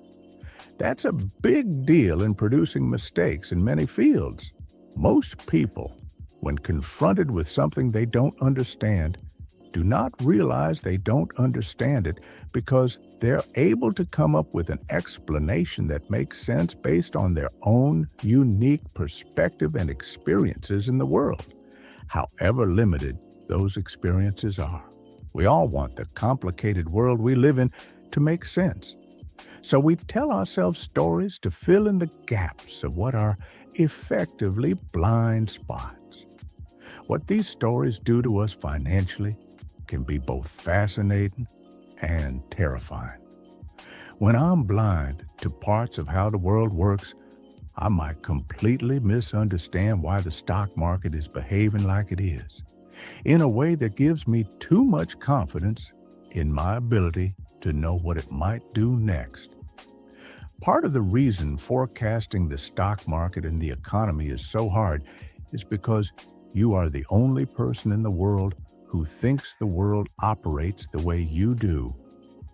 When you make decisions for reasons that I can't even comprehend, I might follow you blindly into a decision that's right for you and disastrous to me. This, as we saw in chapter 16, is how bubbles form. Coming to terms with how much you don't know means coming to terms with how much of what happens in the world is out of your control. And that can be hard to accept. Think about market forecasts. We're very, very bad at them. I once calculated that if you just assume that the market goes up every year by its historic average, your accuracy is better than if you follow the average annual forecasts of the top 20 market strategists from large Wall Street banks. Our ability to predict recessions isn't much better. And since big events come out of nowhere, forecasts may do more harm than good, given the illusion of predictability in a world where unforeseen events control most outcomes. Carl Richards writes, "Risk is what's left over when you think you've thought of everything." People know this. I have not met an investor who genuinely thinks market forecasts as a whole are accurate or useful. But there's still tremendous demand for forecasts in both the media and from financial advisors. Why? Psychologist Philip Tetlock once wrote, "We need to believe we live in a predictable, controllable world. So we turn to authoritative-sounding people who promise to satisfy that need. Satisfying that need is a great way to put it. Wanting to believe we are in control is an emotional itch that needs to be scratched rather than an analytical problem to be calculated and solved. The illusion of control is more persuasive than the reality of uncertainty. So we cling to stories about outcomes being in our control. Part of this has to do with confusing fields of precision with fields of uncertainty. NASA's New Horizons spacecraft passed by Pluto 2 years ago. It was a 3 billion mile trip that took 9.5 years. According to NASA, the trip took about 1 minute less than predicted when the craft was launched in January 2006. Think about that. In an untested decade-long journey, NASA's forecast was 99.99998% accurate. That's like forecasting a trip from New York to Boston and being accurate to within 4 millionths of a second. But astrophysics is a field of precession. It isn't impacted by the vagaries of human behavior and emotions like finance is. Business, economics, and investing are fields of uncertainty, overwhelmingly driven by decisions that can't easily be explained with clean formulas like a trip to Pluto can. But we desperately want it to be like a trip to Pluto, because the idea of a NASA engineer being in 99.99998% control of an outcome is beautiful and comforting. It's so comforting that we're tempted to tell ourselves stories about how much control we have in other parts of our life, like money. Kahneman once laid out the path these stories take. When planning, we focus on what we want to do and can do, neglecting the plans and skills of others whose decisions might affect our outcomes. Both in explaining the past and in predicting the future, we focus on the causal role of skill and neglect the role of luck. We focus on what we know and neglect what we do not know, which makes us overly confident in our beliefs. He described how this impacts businesses. I have had several occasions to ask founders and participants in innovative startups a question. To what extent will the outcome of your effort depend on what you do in your firm? This is evidently an easy question. The answer comes quickly, and it has never been less than 80%. Even when they are not sure they will succeed, these bold people think their fate is almost entirely in their own hands. They are surely wrong. The outcome of a startup depends as much on the achievements of its competitors and on changes in the market as on its own efforts. However, entrepreneurs naturally focus on what they know best, their plans and actions, and the most immediate threats and opportunities, such as the availability of funding. They know less about their competitors, and therefore find it natural to imagine a future in which the competition plays little part. We all do this to some extent, and like my daughter, it doesn't bother us a bit. We don't wander around blind and confused. We have to think the world we operate in makes sense based on what we happen to know. It'd be too hard to get out of bed in the morning if you felt otherwise. But the alien circling over Earth, the one who's confident he knows what's happening based on what he sees, but turns out to be completely wrong because he can't know the stories going on inside everyone else's head. He's all of us. 19, all together. Now, what we've learned about the psychology of your own money. Congratulations, you're still reading. It's time to tie together a few things we've learned. This chapter is a bit of a summary, a few short and actionable lessons that can help you make better financial decisions. First, let me tell you a story about a dentist appointment gone horribly awry. It teaches us something vital about the dangers of giving advice about what to do with your money. Clarence Hughes went to the dentist in 1931. His mouth was radiating pain. His dentist put him under crude anesthesia to ease the pain.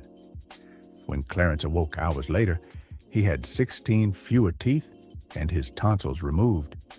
And then everything went wrong. Clarence died a week later from his surgery's complications. His wife sued the dentist, but not because the surgery went awry. Every surgery risked death in 1931. Clarence, she said, never consented to the procedures in the first place, and wouldn't if he were asked. The case wove through courts, but went nowhere. Consent between doctor and patient wasn't black and white in 1931. One court summed up the idea that doctors require freedom to make the best medical decisions. Without such, we could not enjoy the advancement of science. For most of history, the ethos of medicine was that the doctor's job was to fix the patient, and what the patient thought about the doctor's treatment plans wasn't relevant. Dr. J. Katz wrote about the philosophy in his book, The Silent World Between Doctor and Patient. Doctors felt that in order to accomplish that objective, they were obligated to attend to their patients' physical and emotional needs, and to do so on their own authority, without consulting with their patients about the decisions that needed to be made. The idea that patients may also be entitled to sharing the burdens of decisions with their doctors was never part of the ethos of medicine. This wasn't ego or malice. It was a belief in 2 points. Every patient wants to be cured. There is a universal and right way to cure them. Not requiring patient consent in treatment plans makes sense if you believe in those 2 points. But that's not how medicine works. In the last 50 years, medical schools subtly shifted teaching away from treating disease and toward treating patients. That meant laying out the options of treatment plans and then letting the patient decide the best path forward. This trend was partly driven by patient protection laws, partly by Katz's influential book, which argued that patients have wildly different views about what's worth it in medicine, so their beliefs have to be taken into consideration. Katz wrote, "It is dangerous nonsense to assert that in the practice of their art and science, physicians can rely on their benevolent intentions, their abilities to judge what is the right thing to do. It is not that easy. Medicine is a complex profession, and the interactions between physicians and patients are also complex." That last line is important. Medicine is a complex profession, and the interactions between physicians and patients are also complex. You know what profession is the same? Financial advice. I can't tell you what to do with your money because I don't know you. I don't know what you want. I don't know when you want it. I don't know why you want it. So I'm not going to tell you what to do with your money. I don't want to treat you like a dentist treated Clarence Hughes. But doctors and dentists aren't useless, obviously. They have knowledge. They know the odds. They know what tends to work, even if patients come to different conclusions about what kind of treatment is right for them. Financial advisors are the same. There are universal truths in money, even if people come to different conclusions about how they want to apply those truths to their own finances. With that caveat in place, let's look at a few short recommendations that can help you make better decisions with your money. Go out of your way to find humility when things are going right and forgiveness/compassion when they go wrong. Because it's never as good or as bad as it looks. The world is big and complex. Luck and risk are both real and hard to identify. Do so when judging both yourself and others. Respect the power of luck and risk, and you'll have a better chance of focusing on things you can actually control. You'll also have a better chance of finding the right role models. Less ego, more wealth.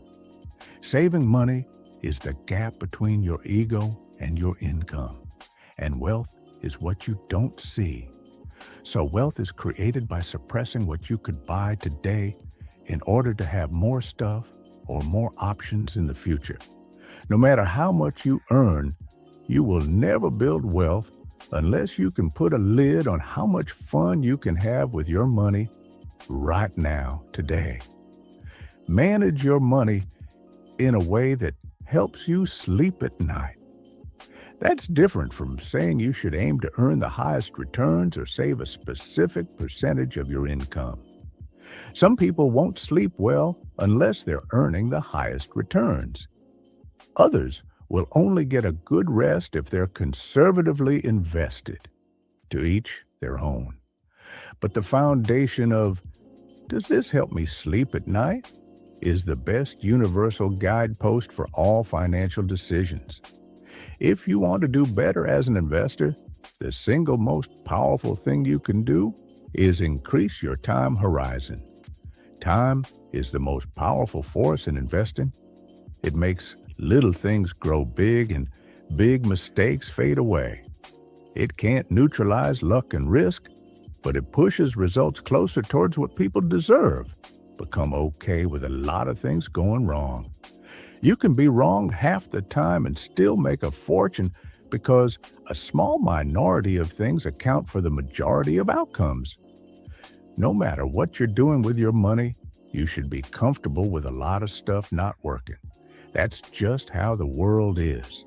So you should always measure how you've done by looking at your full portfolio rather than individual investments. It is fine to have a large chunk of poor investments and a few outstanding ones. That's usually the best case scenario.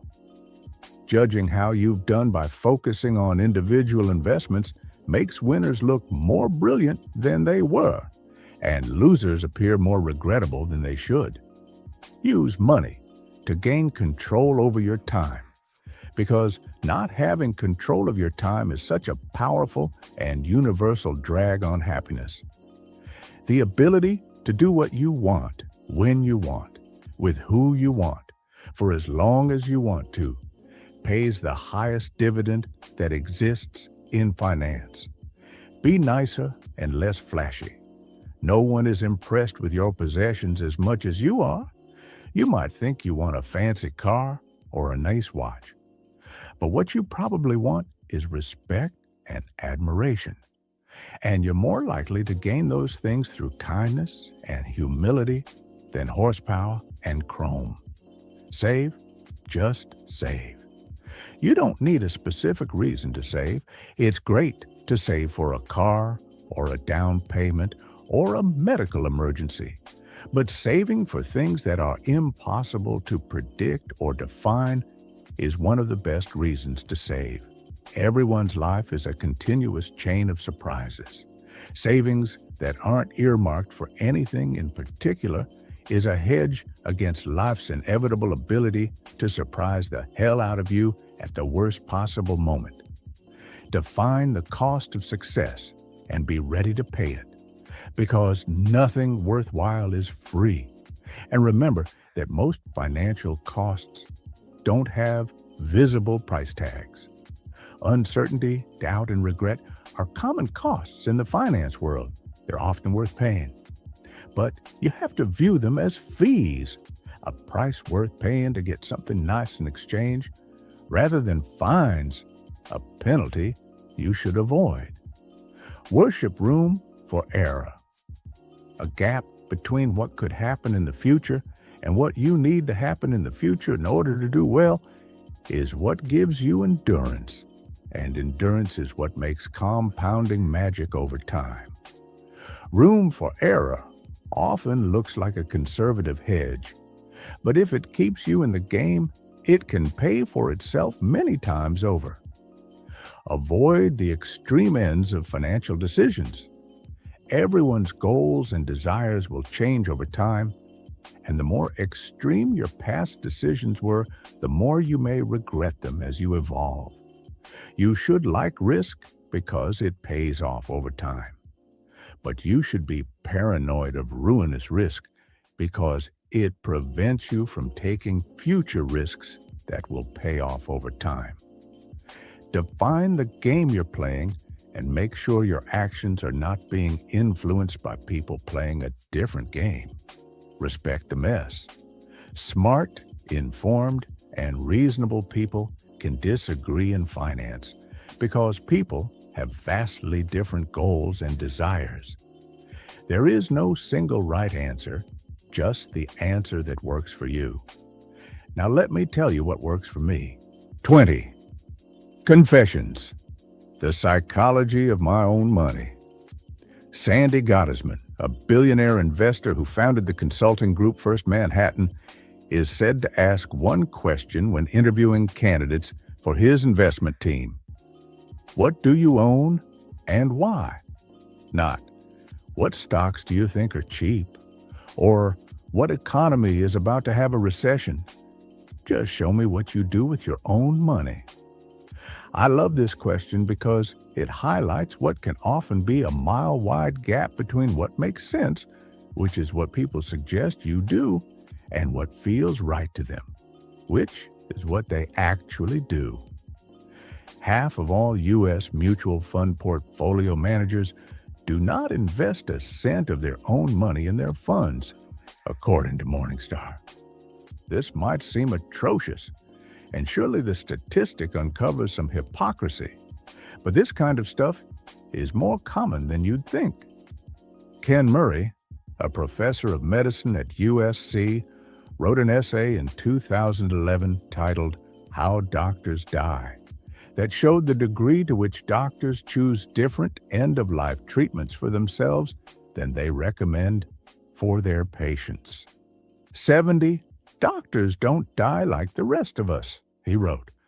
What's unusual about them is not how much treatment they get compared to most Americans, but how little. For all the time they spend fending off the deaths of others, they tend to be fairly serene when faced with death themselves. They know exactly what is going to happen, they know the choices, and they generally have access to any sort of medical care they could want. But they go gently. A doctor may throw the kitchen sink at her patient's cancer, but choose palliative care for herself. The difference between what someone suggests you do and what they do for themselves isn't always a bad thing. It just underscores that when dealing with complicated and emotional issues that affect you and your family, there is no one right answer. There is no universal truth. There's only what works for you and your family, checking the boxes you want, checked in a way that leaves you comfortable and sleeping well at night. There are basic principles that must be adhered to. This is true in finance and in medicine, but important financial decisions are not made in spreadsheets or in textbooks. They are made at the dinner table. They often aren't made with the intention of maximizing returns, but minimizing the chance of disappointing a spouse or child. Those kinds of things are difficult to summarize in charts or formulas, and they vary widely from person to person. What works for one person may not work for another. You have to find what works for you. Here's what works for me. How my family thinks about savings. Charlie Munger once said, "I did not intend to get rich. I just wanted to get independent. We can leave aside rich, but independence has always been my personal financial goal. Chasing the highest returns or leveraging my assets to live the most luxurious life has little interest to me. Both look like games people do to impress their friends, and both have hidden risks. I mostly just want to wake up every day knowing my family and I can do whatever we want to do on our own terms. Every financial decision we make revolves around that goal. My parents lived their adult years in two stages, dirt poor and moderately well off. My father became a doctor when he was 40 and already had 3 kids. Earning a doctor's salary did not offset the frugal mentality that is forced when supporting 3 hungry kids while in medical school. And my parents spent the good years living well below their means with a high savings rate. This gave them a degree of independence. My father was an emergency room doctor, one of the highest stress professions I can imagine, and one that requires a painful toggling of circadian rhythms between night and day shifts. After 2 decades, he decided he'd had enough, so he stopped, just quit, moved on to the next phase of his life. That stuck with me. Being able to wake up one morning and change what you're doing on your own terms whenever you're ready seems like the grandmother of all financial goals. Independence, to me, doesn't mean you'll stop working.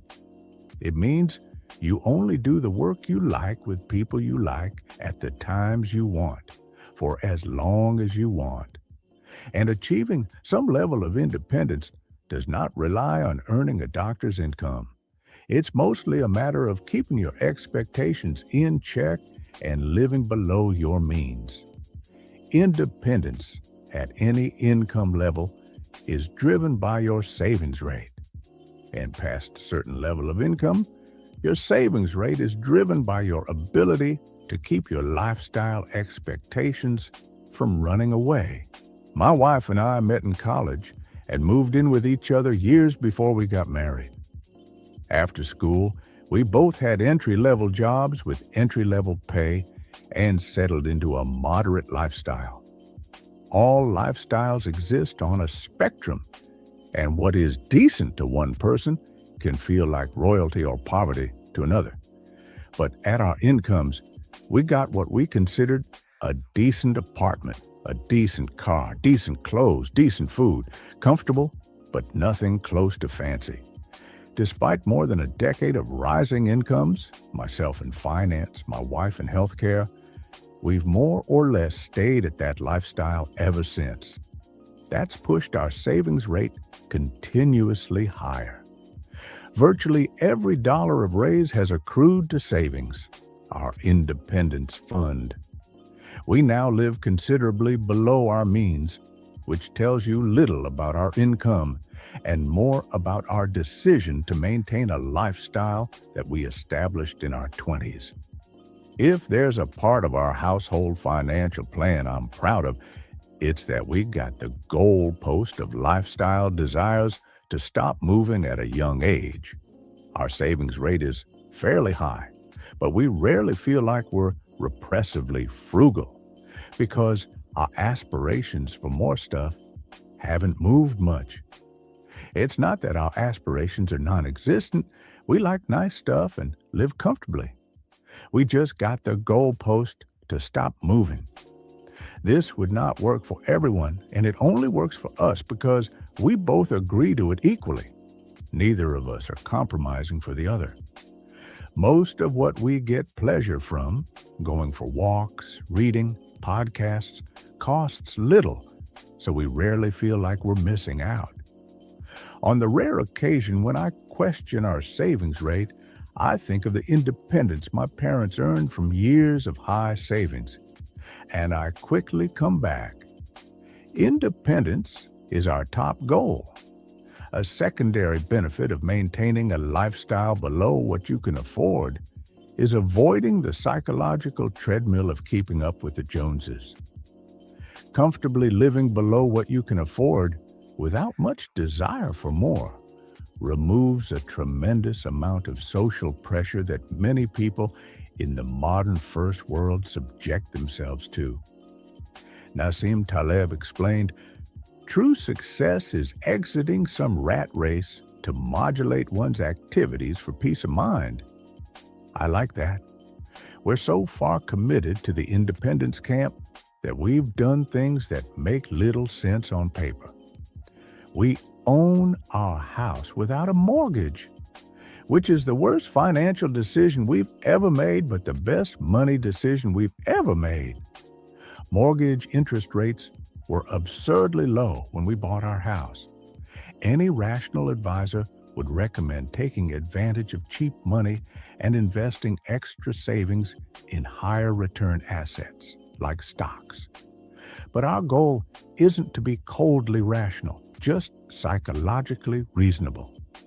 The independent feeling I get from owning our house outright far exceeds the known financial gain I'd get from leveraging our assets with a cheap mortgage. Eliminating the monthly payment feels better than maximizing the long-term value of our assets. It makes me feel independent. I don't try to defend this decision to those pointing out its flaws or those who would never do the same. On paper, it's defenseless, but it works for us. We like it. That's what matters. Good decisions aren't always rational. At some point, you have to choose between being happy or being right. We also keep a higher percentage of our assets in cash than most financial advisors would recommend, something around 20% of our assets outside the value of our house. This is also close to indefensible on paper, and I'm not recommending it to others. It's just what works for us. We do it because cash is the oxygen of independence, and more importantly, we never want to be forced to sell the stocks we own. We want the probability of facing a huge expense and needing to liquidate stocks to cover it to be as close to zero as possible. Perhaps we just have a lower risk tolerance than others, But everything I've learned about personal finance tells me that everyone, without exception, will eventually face a huge expense they did not expect, and they don't plan for these expenses specifically because they did not expect them. The few people who know the details of our finances ask, "What are you saving for? A house? A boat? A new car?" No, none of those. I'm saving for a world where curveballs are more common than we expect. Not being forced to sell stocks to cover an expense also means we're increasing the odds of letting the stocks we own compound for the longest period of time. Charlie Munger put it well. The first rule of compounding is to never interrupt it unnecessarily. How my family thinks about investing: I started my career as a stock picker. At the time, we only owned individual stocks, mostly large companies like Berkshire Hathaway and Procter & Gamble, mixed with smaller stocks I considered deep value investments. Go back to my 20s, and at any given point, I held something like 25 individual stocks. I don't know how I did as a stock picker. Did I beat the market? I'm not sure. Like most who try, I didn't keep a good score. Either way, I've shifted my views, and now every stock we own is a low-cost index fund. I don't have anything against actively picking stocks, either on your own or through giving your money to an active fund manager. I think some people can outperform the market averages. It's just very hard, and harder than most people think. If I had to summarize my views on investing, it's this. Every investor should pick a strategy that has the highest odds of successfully meeting their goals. And I think for most investors, dollar cost averaging into a low-cost index fund will provide the highest odds of long-term success. That doesn't mean index investing will always work. It doesn't mean it's for everyone, and it doesn't mean active stock picking is doomed to fail. In general, this industry has become too entrenched on one side or the other, particularly those vehemently against active investing. Beating the market should be hard. The odds of success should be low. If they weren't, everyone would do it. And if everyone did it, there would be no opportunity. So no one should be surprised that the majority of those trying to beat the market fail to do so. The statistics show 85% of large-cap active managers didn't beat the S&P 500 over the decade ending 2019. 71. I know people who think it's insane to try to beat the market but encourage their kids to reach for the stars and try to become professional athletes. To each their own. Life is about playing the odds, and we all think about odds a little differently. Over the years, I came around to the view that we'll have a high chance of meeting all of our family's financial goals if we consistently invest money into a low-cost index fund for decades on end, leaving the money alone to compound. A lot of this view comes from our lifestyle of frugal spending. If you can meet all your goals without having to take the added risk that comes from trying to outperform the market, then what's the point of even trying? I can afford to not be the greatest investor in the world, but I can't afford to be a bad one. When I think of it that way, the choice to buy the index and hold on is a no-brainer for us. I know not everyone will agree with that logic, especially my friends whose job it is to beat the market. I respect what they do, but this is what works for us. We invest money from every paycheck into these index funds, a combination of U.S. and international stocks. There's no set goal. It's just whatever is left over after we spend. We max out retirement accounts in the same funds and contribute to our kids' 529 college savings plans. And that's about it. Effectively, all of our net worth is a house, a checking account, and some Vanguard index funds. It doesn't need to be more complicated than that for us. I like it simple. One of my deeply held investing beliefs is that there is little correlation between investment effort and investment results. The reason is because the world is driven by tails. A few variables account for the majority of returns. No matter how hard you try at investing, you won't do well if you miss the 2 or 3 things that move the needle in your strategy. The reverse is true. Simple investment strategies can work great as long as they capture the few things that are important to that strategy's success. My investing strategy doesn't rely on picking the right sector or timing the next recession.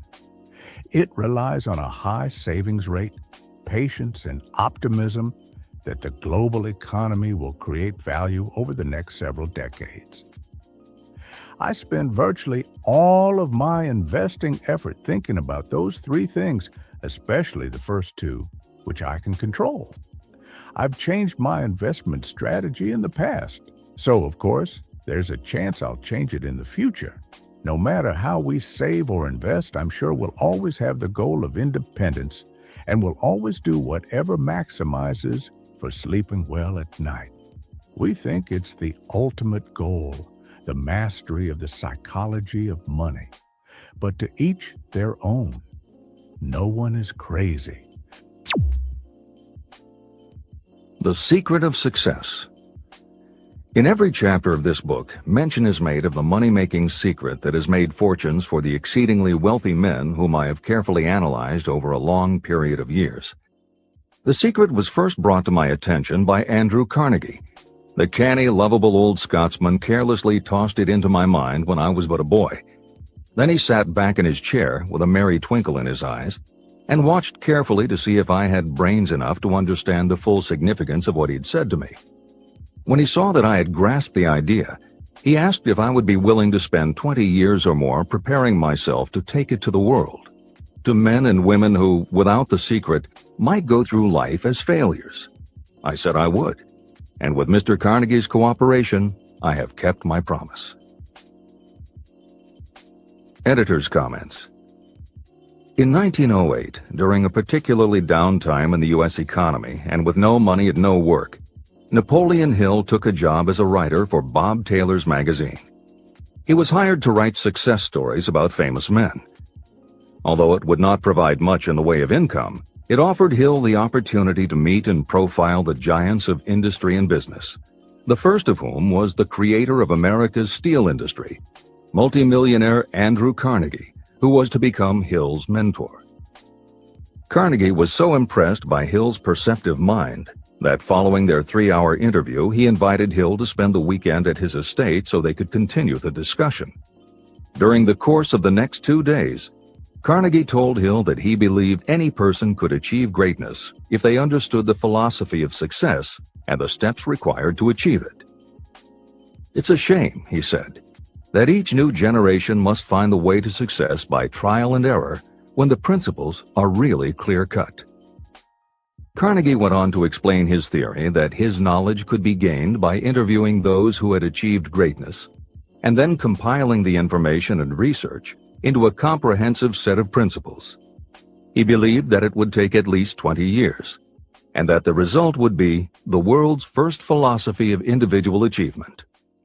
He offered Hill the challenge, for no more compensation than that Carnegie would make the necessary introductions and cover travel expenses.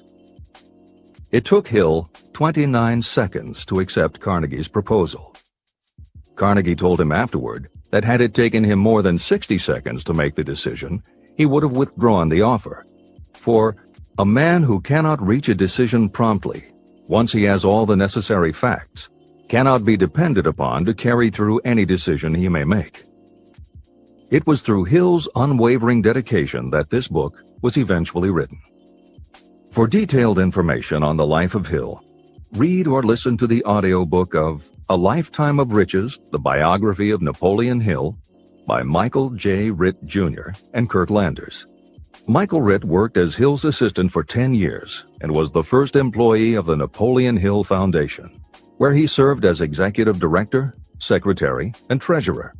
The material in his book comes from his own personal knowledge of Hill, as well as from Hill's unpublished autobiography. That is the end of the editor's comment. This book, Think and Grow Rich, contains the Carnegie Secret, a secret that has been tested by thousands, now millions of people in almost every walk of life. It was Mr. Carnegie's idea that the magic formula, which gave him a stupendous fortune, ought to be placed within reach of people who do not have the time to investigate how others had made their money. It was his hope that I might test and demonstrate the soundness of the formula through the experience of men and women in every calling. He believed the formula should be taught in all public schools and colleges. He said that if it were properly taught, it would revolutionize the entire educational system, and the time spent in school could be reduced to less than half. In Chapter 4, On Faith, you will read the astounding story of the organization of the giant United States Steel Corporation. It was conceived and carried out by one of the young men through whom Mr. Carnegie proved that his formula will work for all who are ready for it. This single application of the secret, by Charles M. Schwab, made him a huge fortune in both money and opportunity. Roughly speaking, this particular application of the formula was worth $600 million. These facts give you a fair idea of what reading this book may bring to you, provided you know what it is that you want. Editor's comment. According to one method of calculation, through inflation alone, it would take approximately $20 in 2001 to buy what $1 would have bought in 1901. However, to find the contemporary equivalent value of $600 million is not simply a matter of multiplying by the increase in the cost of living. Although there are other factors and variables in calculating buying power, even by conservative estimates, the $600 million would translate into at least $12 billion at the beginning of the 21st century. That's the end of the editor's comment. The secret was passed on to thousands of men and women who have used it for their personal benefit. Some have made fortunes with it. Others have used it successfully in creating harmony in their homes. A clergyman used it so effectively that it brought him an income of upwards of $75,000 a year, approximately $1.5 million in contemporary terms. Arthur Nash, a Cincinnati tailor, used his near-bankrupt business as a guinea pig on which to test the formula. The business came to life and made a fortune for its owners. The experiment was so unique that newspapers and magazines gave it millions of dollars worth of publicity. The secret was passed on to Stuart Austin Weir of Dallas, Texas. He was ready for it, so ready that he gave up his profession and studied law. Did he succeed? You'll read the answer in Chapter 6, Specialized Knowledge. While I was the advertising manager of the LaSalle Extension University, I had the privilege of seeing J.G. Chaplin, president of the university, use the formula so effectively that he made LaSalle one of the great extension schools of this country. The secret is mentioned no fewer than 100 times throughout this book. It has not been directly named, for it seems to work more successfully when it is merely left in sight, where those who are ready and searching for it may pick it up. That is why Andrew Carnegie passed it to me without giving me its specific name. If you are ready to put it to use, you will recognize this secret at least once in every chapter, but you will not find an explanation of how you will know if you are ready. That would deprive you of much of the benefit you will receive when you make the discovery in your own way.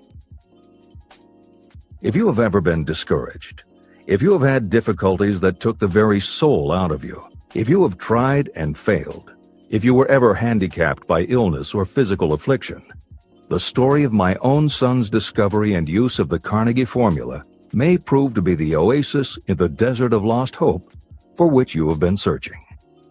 This secret was extensively used by President Woodrow Wilson during the World War and by President Roosevelt during the Second World War. It was passed on to every soldier in the training received before going to the front. President Wilson told me it was a powerful factor in raising the funds needed for the war. A peculiar thing about this secret is that those who acquire and use it find themselves literally swept on to success. However, as is often pointed out in this book, there is no such thing as something for nothing. The secret cannot be had without paying a price, although the price is far less than its value. Another peculiarity is that the secret cannot be given away, and it cannot be purchased for money. Unless you are intentionally searching for the secret, you cannot have it at any price.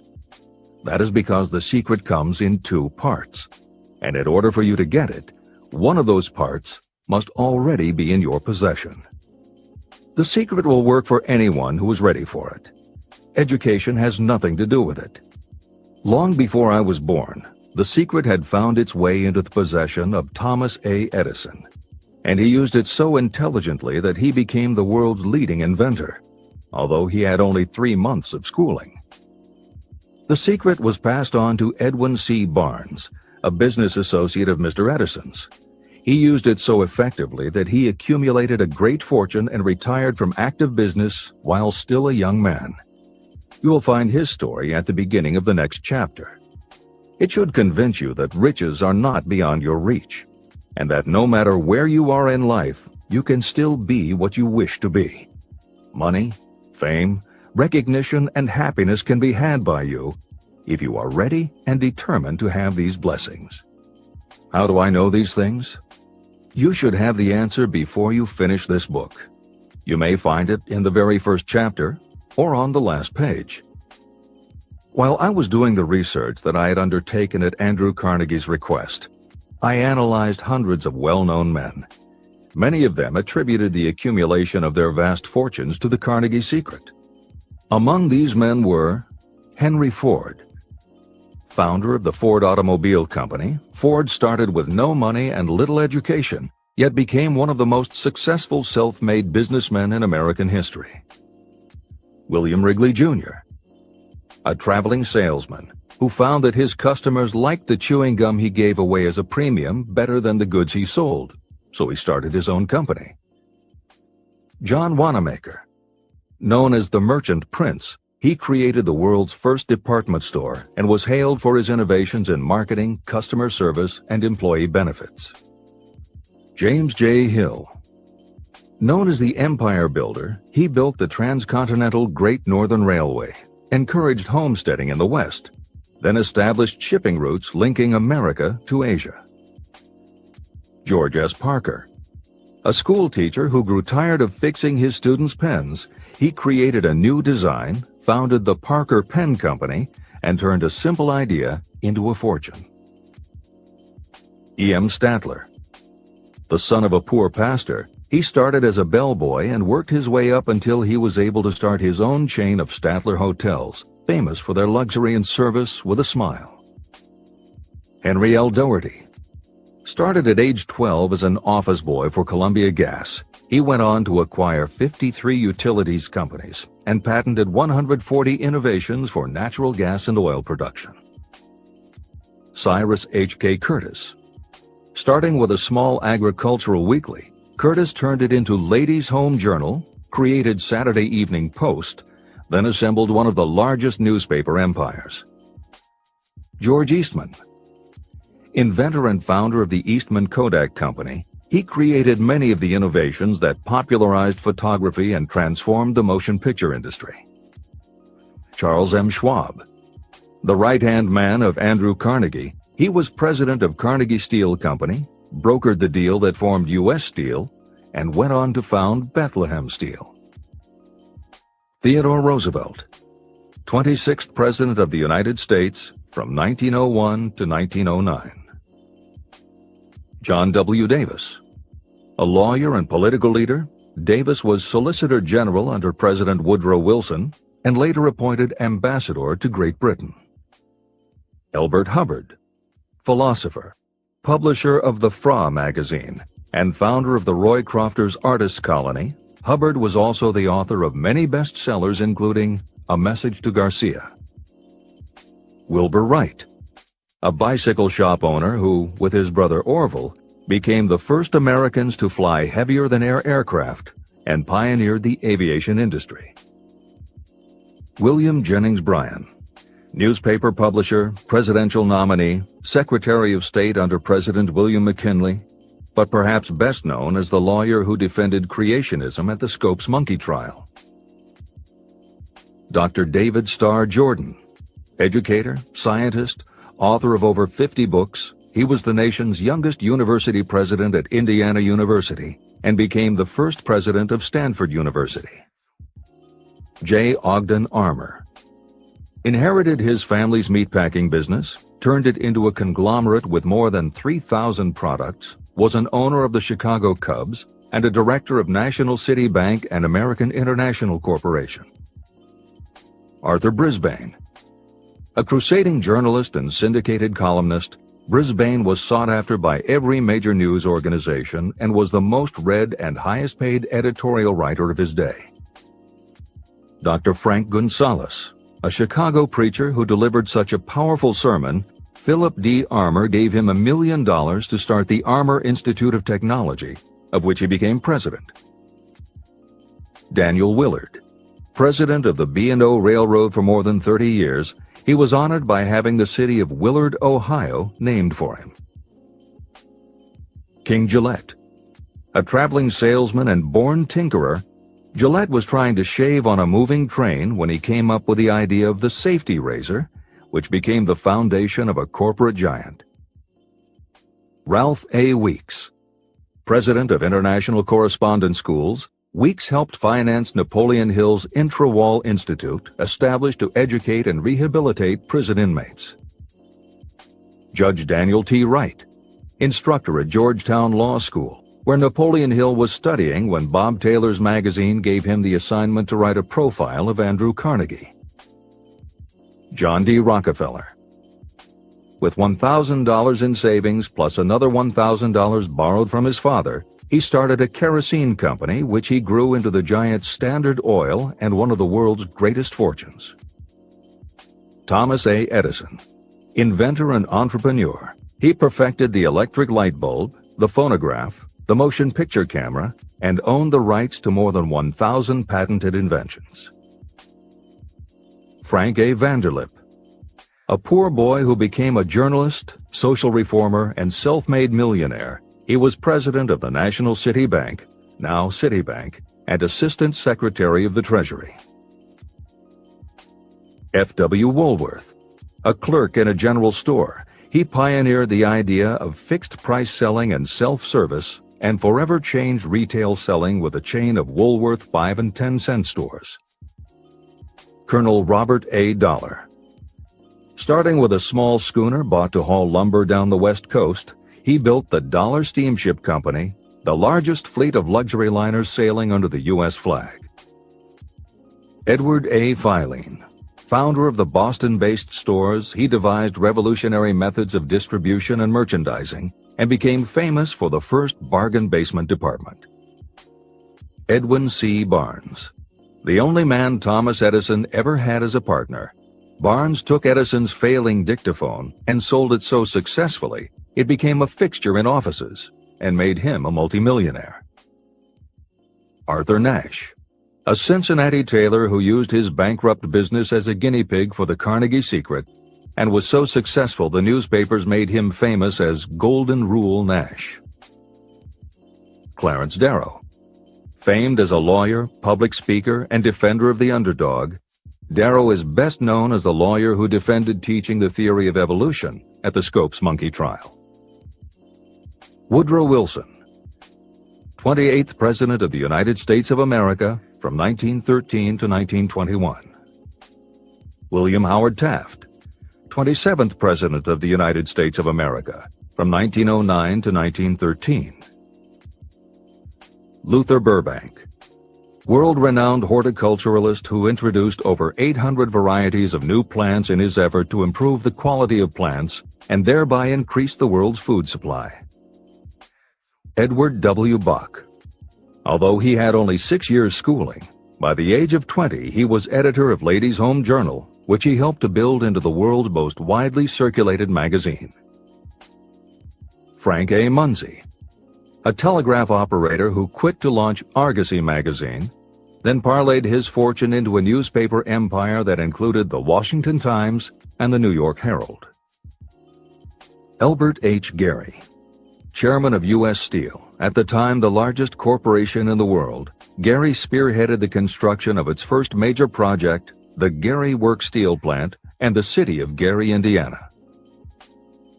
Dr. Alexander Graham Bell, best known as the inventor of the telephone, Bell also perfected recording devices, advances in aircraft, and was a co-founder of the National Geographic Society.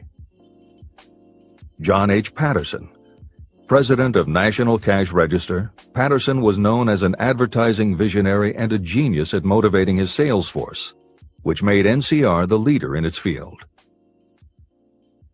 Julius Rosenwald, a small manufacturer who foresaw the future of mail order, he bought 25% of Sears Roebuck & Company, and together with Richard Sears built it into an icon of American business.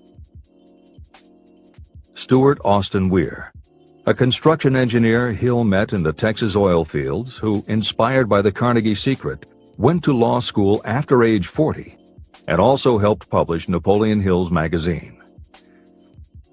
Dr. Frank Crane, a noted psychologist, essayist, and author of the book 4-Minute Essays on subjects such as the price of liberty, pragmatism, the duty of the rich, and how to keep friends. J.G. Chaplin, president of the LaSalle Extension University at the time Napoleon Hill worked in the university's advertising and sales department, where he first realized his talent for motivating people.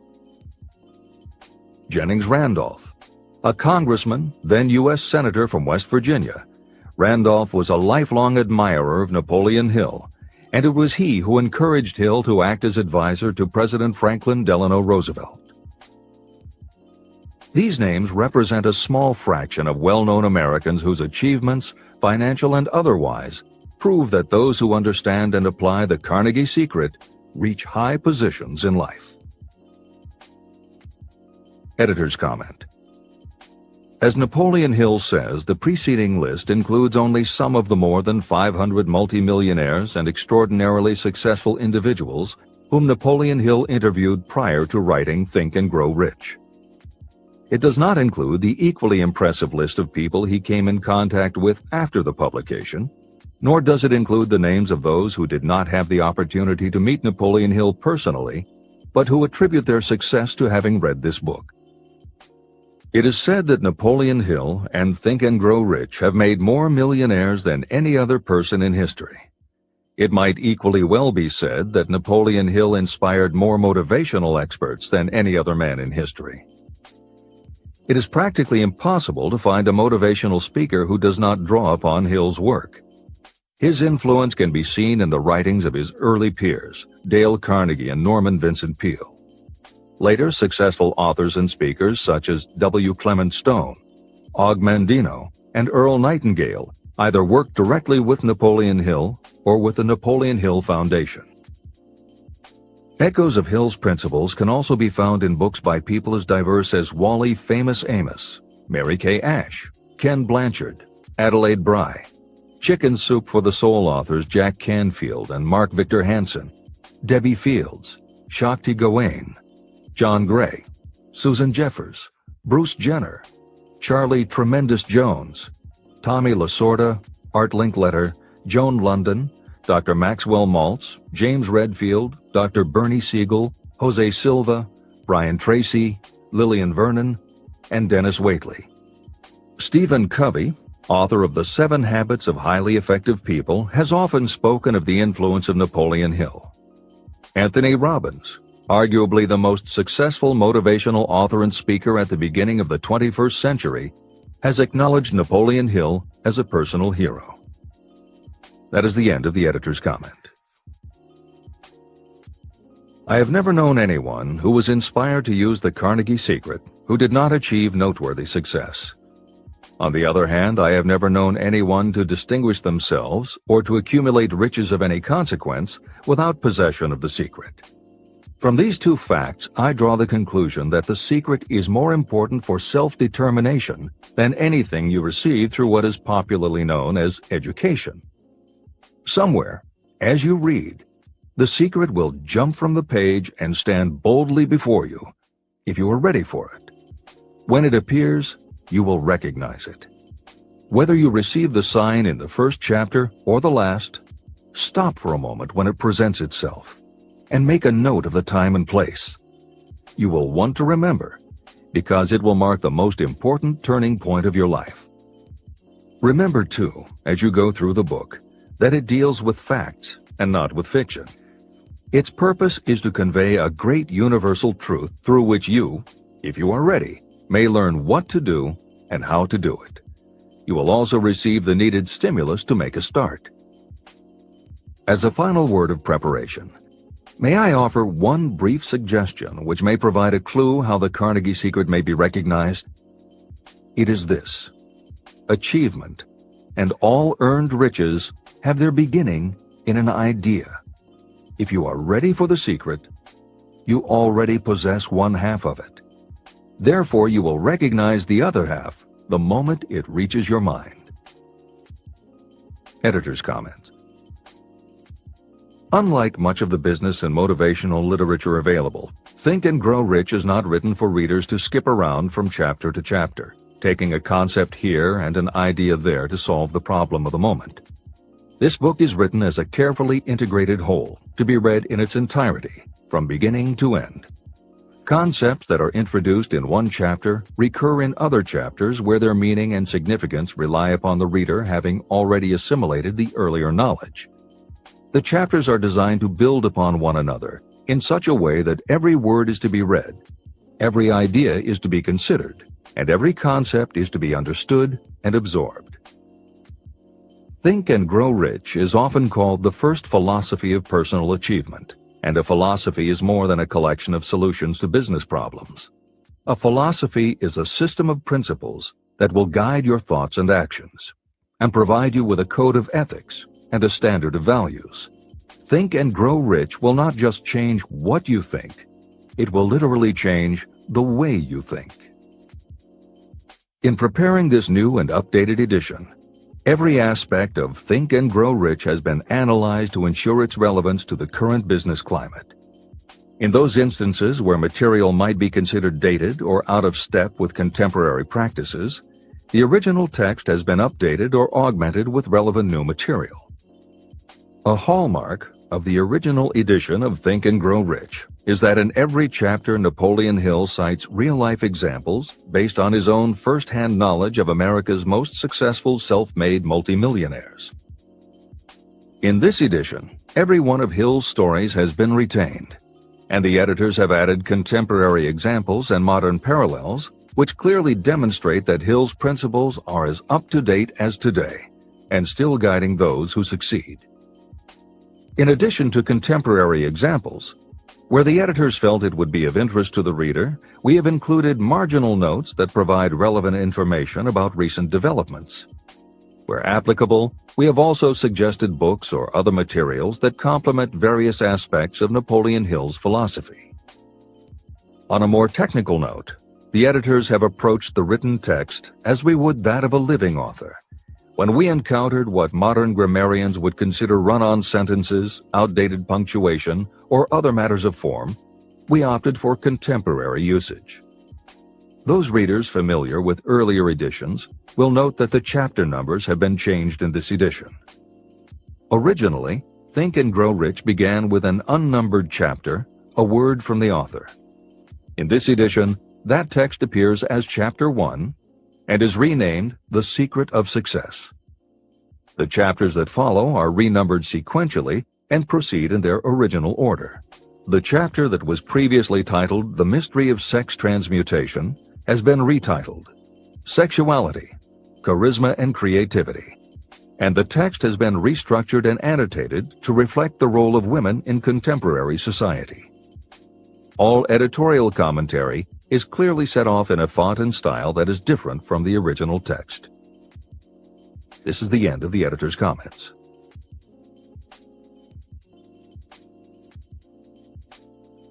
Both poverty and riches are the offspring of thought. Chapter 2. Thoughts are things. The man who thought his way into partnership with Thomas A. Edison. Truly, thoughts are things, and powerful things, when they are mixed with definiteness of purpose, persistence, and a burning desire for their translation into riches or other material objects. Some years ago, Edwin C. Barnes discovered how true it is that you really can think and grow rich. His discovery did not come about at one sitting. It came little by little, beginning with a burning desire to become a business associate of the great Thomas Edison. One of the chief characteristics of Barnes' desire was that it was definite. He wanted to work with Edison, not for him.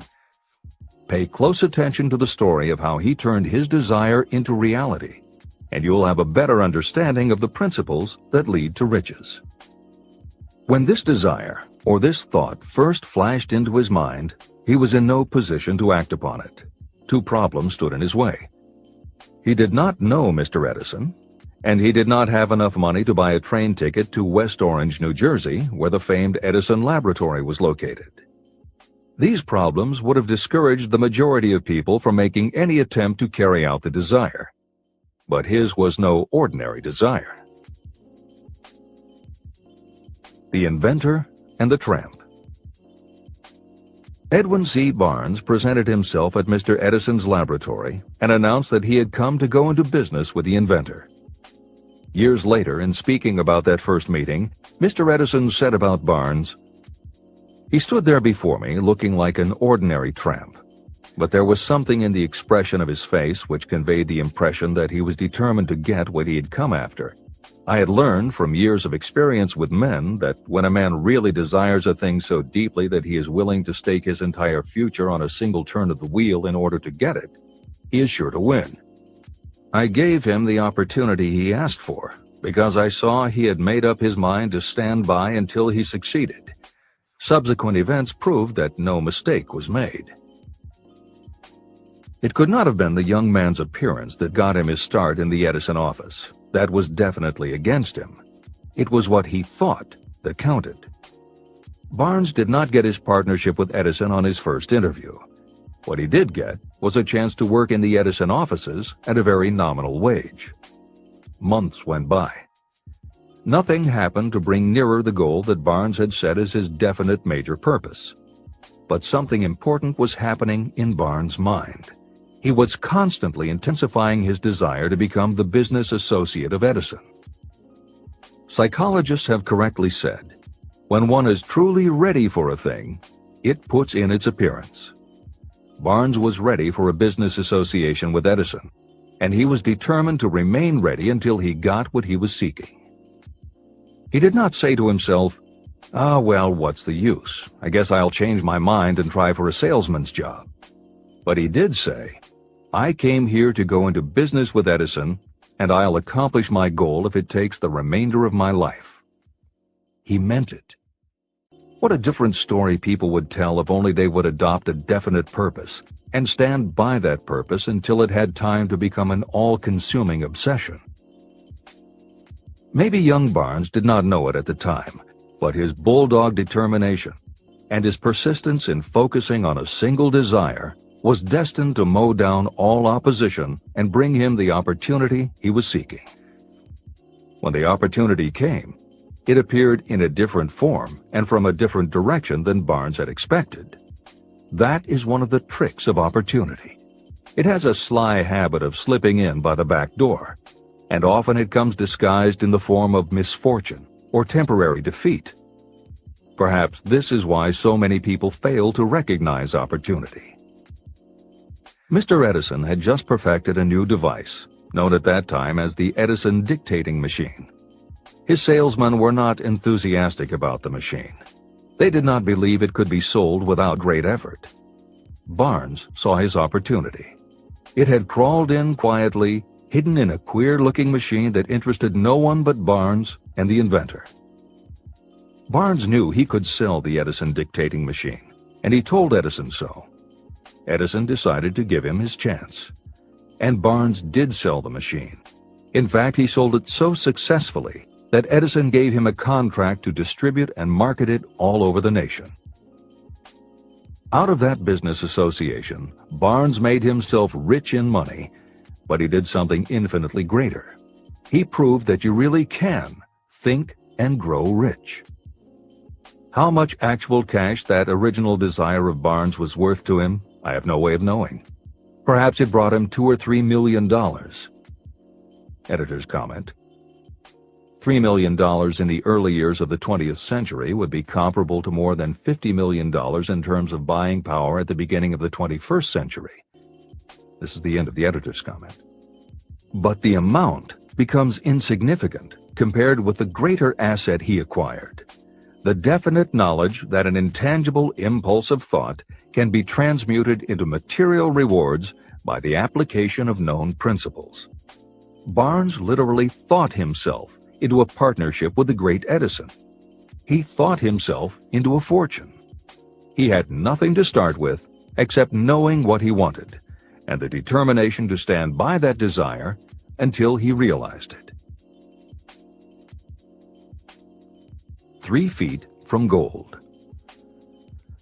One of the most common causes of failure is the habit of quitting when you're overtaken by temporary defeat. Every person is guilty of this mistake at one time or another.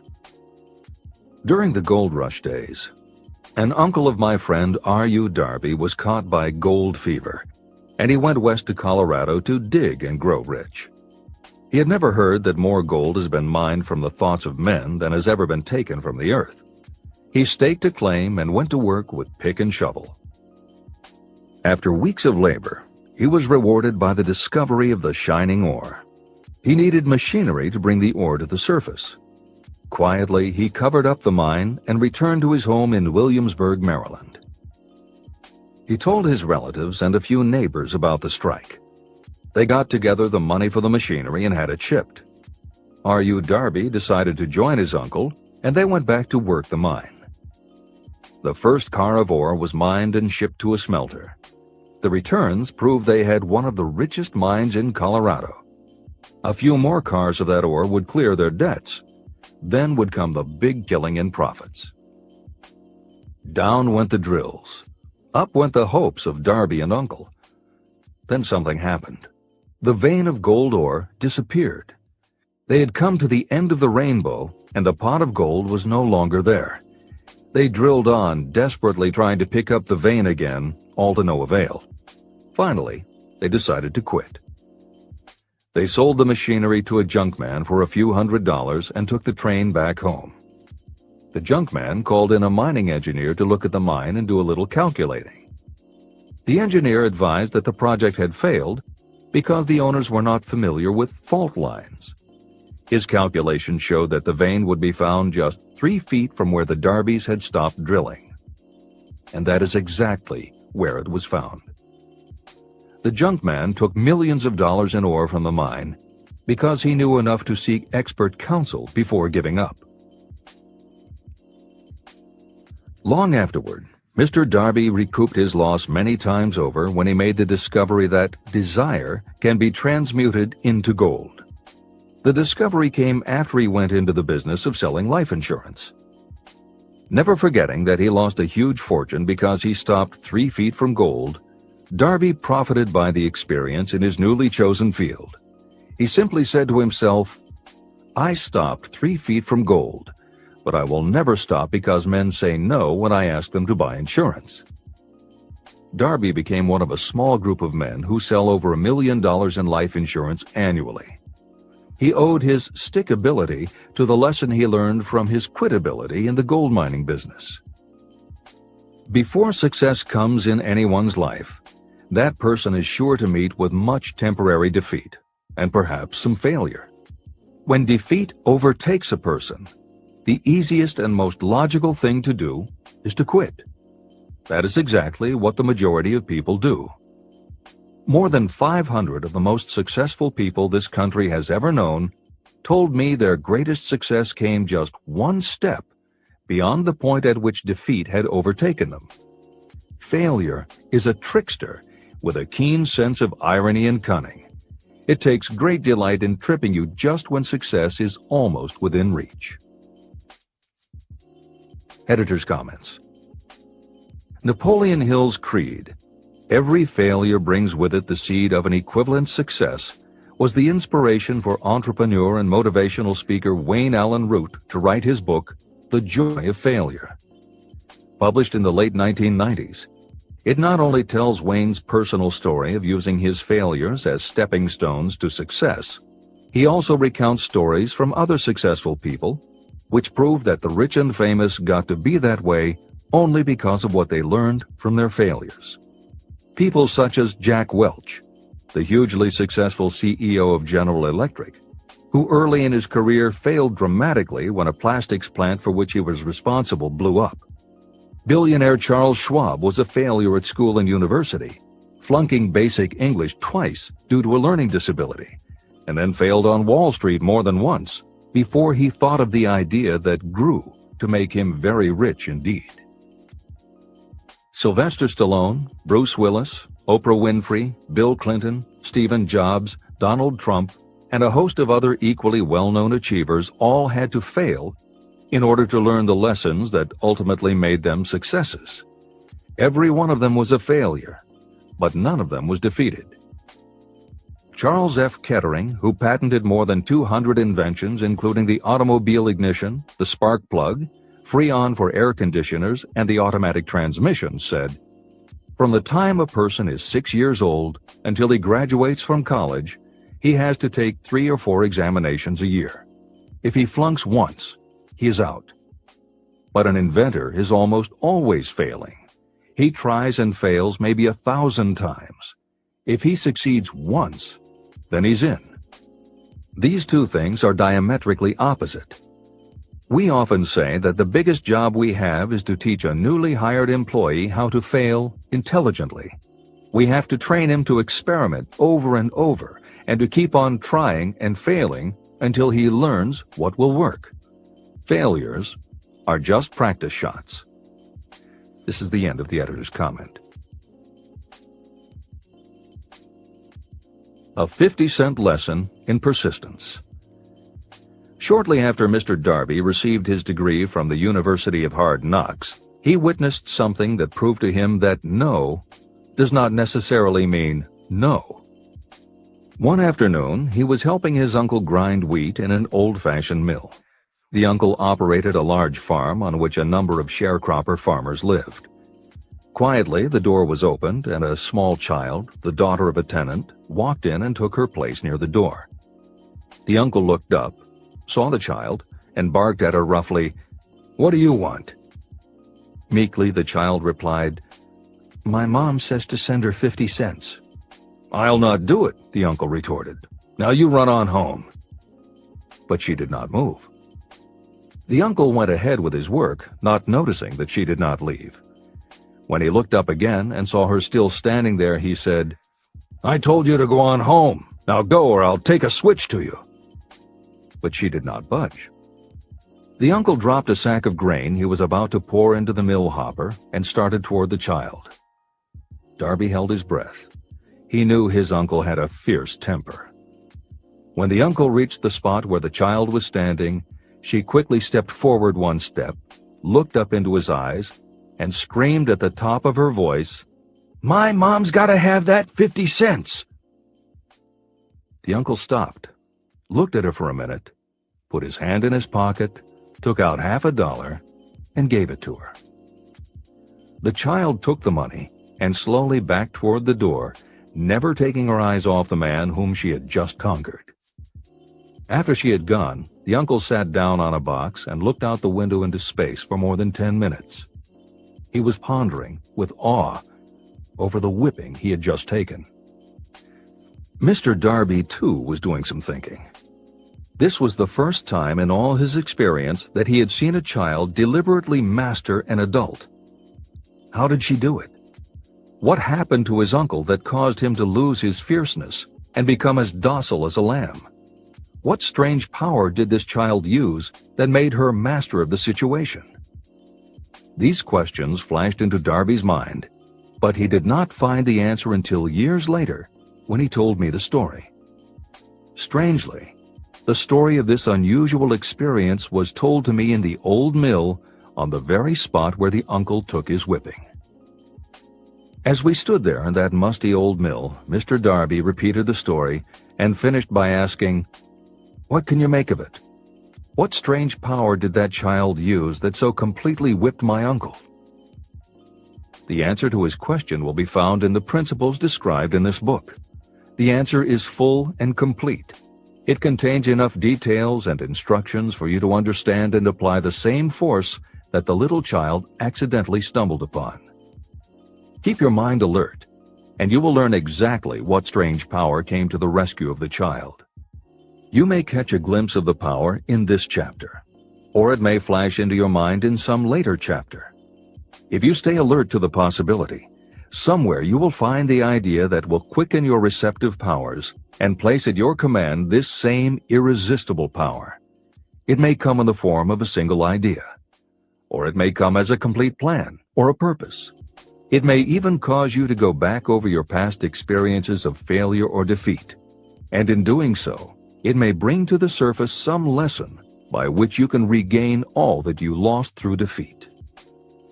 After I had explained to Mr. Darby the power unwittingly used by the little child, he mentally retraced his 30 years as a life insurance salesman. As he did so, it became clear to him that his success was due, in no small degree, to the lesson he had learned from the child.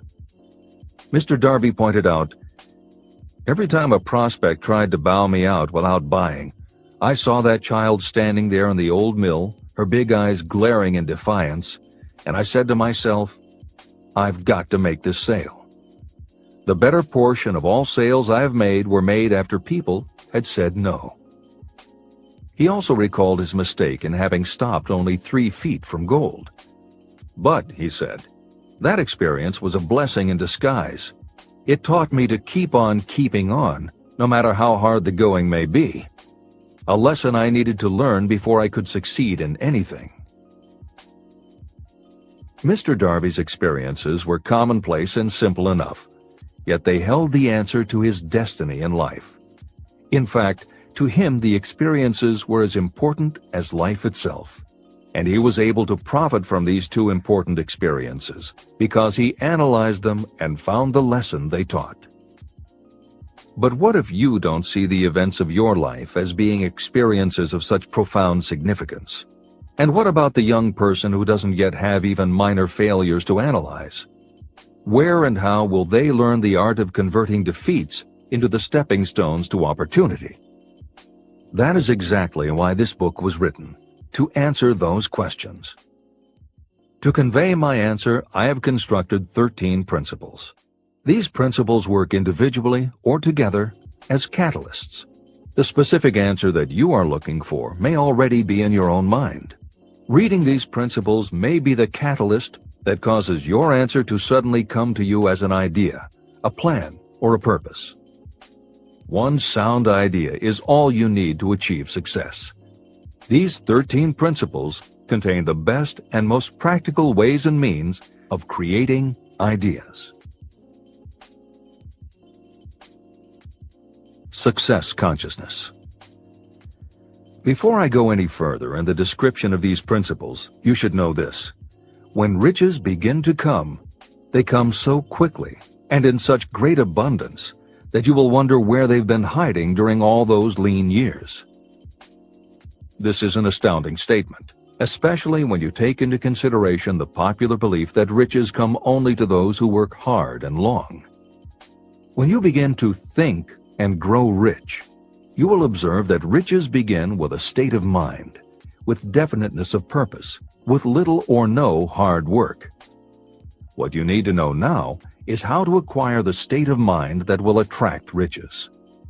I spent 25 years researching the answer to that question because I, too, wanted to know how wealthy men become that way.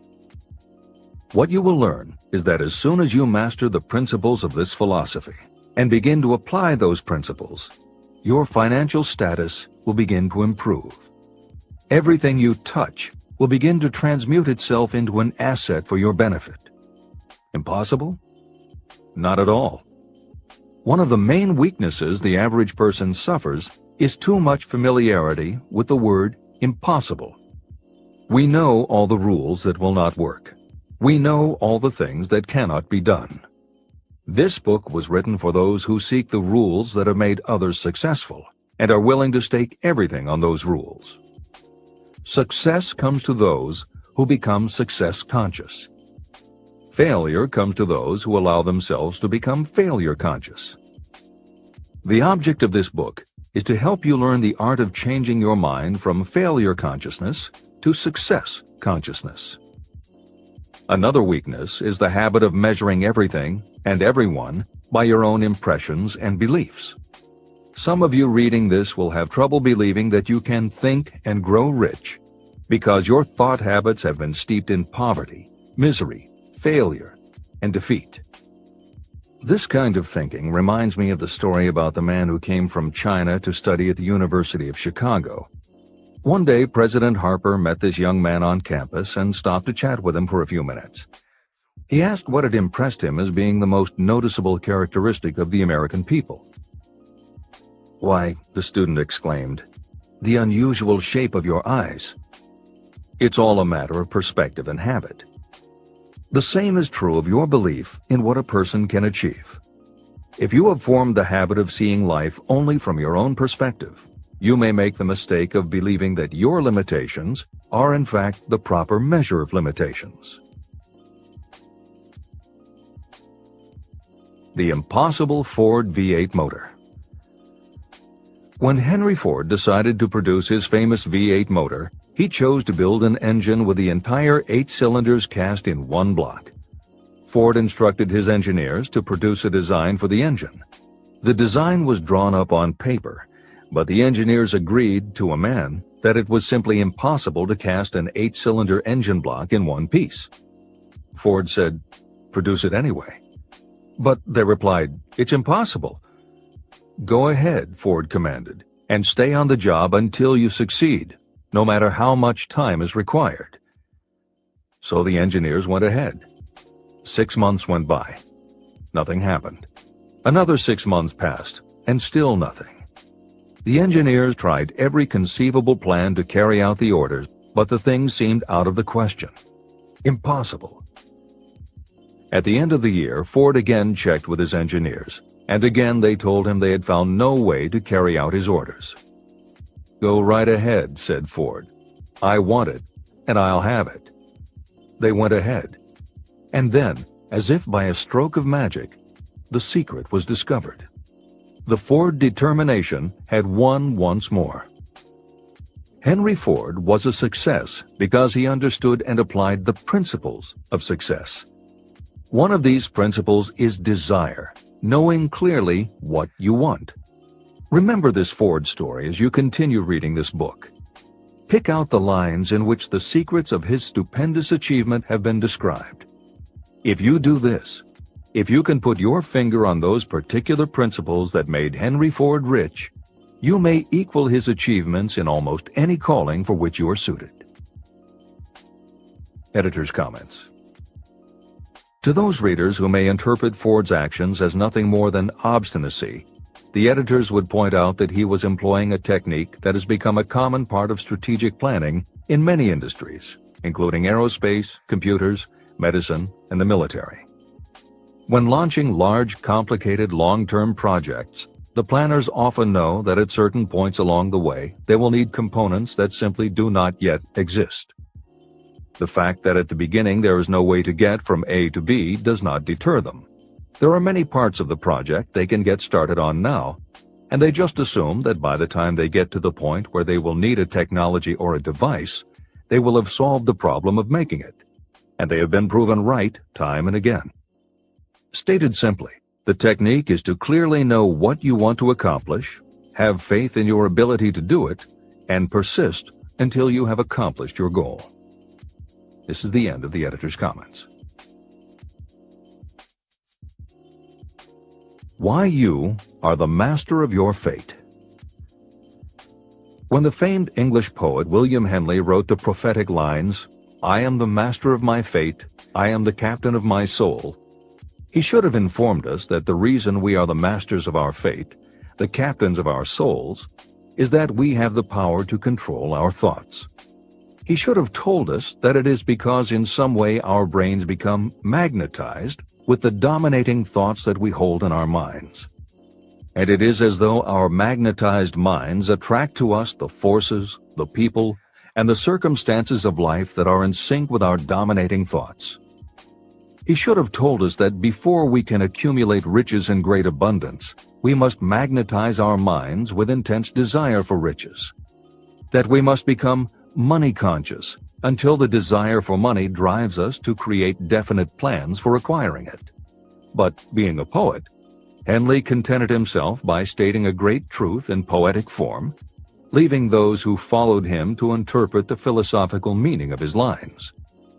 Little by little, the truth has unfolded itself, until I have come to know with certainty that the principles described in this book hold the secret of mastery over our economic fate. Principles that can change your destiny. We are now ready to examine the first of these principles. And as we do, I ask you to maintain a spirit of open-mindedness. Remember as you read that these principles are not my invention, nor are they the invention of any one person. These principles have worked for literally millions of people. You, too, can put them to work for you and your own enduring benefit.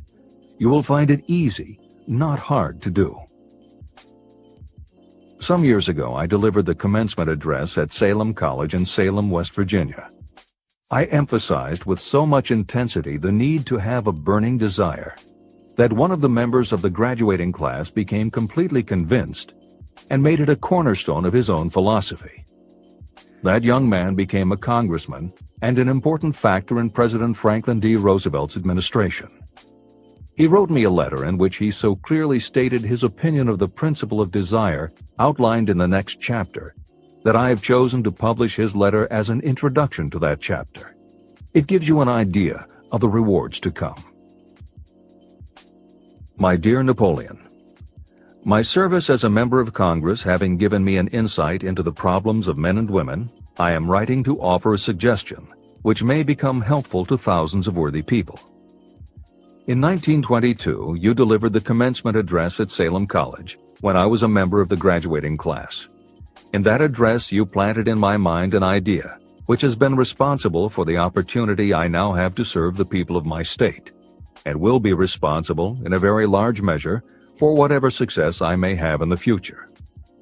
I recall, as though it were yesterday, the marvelous description you gave of the method by which Henry Ford, with but little schooling, without a dollar, with no influential friends, rose to great heights. I made up my mind then, even before you had finished your speech, that I would make a place for myself, no matter how many difficulties I had to surmount. Thousands of young people will finish their schooling this year and within the next few years. Every one of them will be seeking just such a message of practical encouragement as the one I received from you. They will want to know where to turn, what to do to get started in life. You can tell them, because you have helped to solve the problems of so many, many people. There are thousands of people in America today who would like to know how they can convert ideas into money. People who must start from scratch without finances and recoup their losses. If anyone can help them, you can. If you publish the book, I would like to own the first copy that comes from the press, personally autographed by you. With best wishes, believe me, cordially yours, Jennings Randolph. Since that time in 1922, I watched Jennings Randolph rise to become one of the nation's leading airline executives, a great inspirational speaker, and a United States Senator from West Virginia. 35 years after I made that speech, it was my pleasure to return to Salem College in 1957 and deliver the baccalaureate sermon. At that time, I received an honorary Doctor of Literature degree from Salem College. Editor's comments. As you begin the next chapter, the editors would like to reinforce the earlier statement that what you are reading is not just a collection of theories out of which you can cherry-pick what you like. The 13 principles of success were proven by the real-life experiences of the long list of famous successful people cited earlier by Napoleon Hill. His techniques are also practiced and endorsed by the contemporary experts and authors whom the editors mentioned following Hill's list. More than 60 million people have purchased copies of the book that you are now holding in your hands. If this book has proven to be that successful, surely you owe it to yourself to give it every chance to work for you too. Read it. Don't question it. Do it. If you don't, if you think that you know better than Napoleon Hill, if you decide to pick and choose the parts that you will believe or follow, then if you don't succeed, you will never know if your failure lies with this book or with you. This is the end of the editor's comments. Whatever the mind of man can conceive and believe, it can achieve. Chapter 3. Desire, the starting point of all achievement. The first step toward riches. When Edwin C. Barnes climbed down from the freight train in West Orange, New Jersey, he may have resembled a tramp, but his thoughts were those of a king. As he made his way from the railroad tracks to Thomas A. Edison's office, his mind was at work. He saw himself standing in Edison's presence.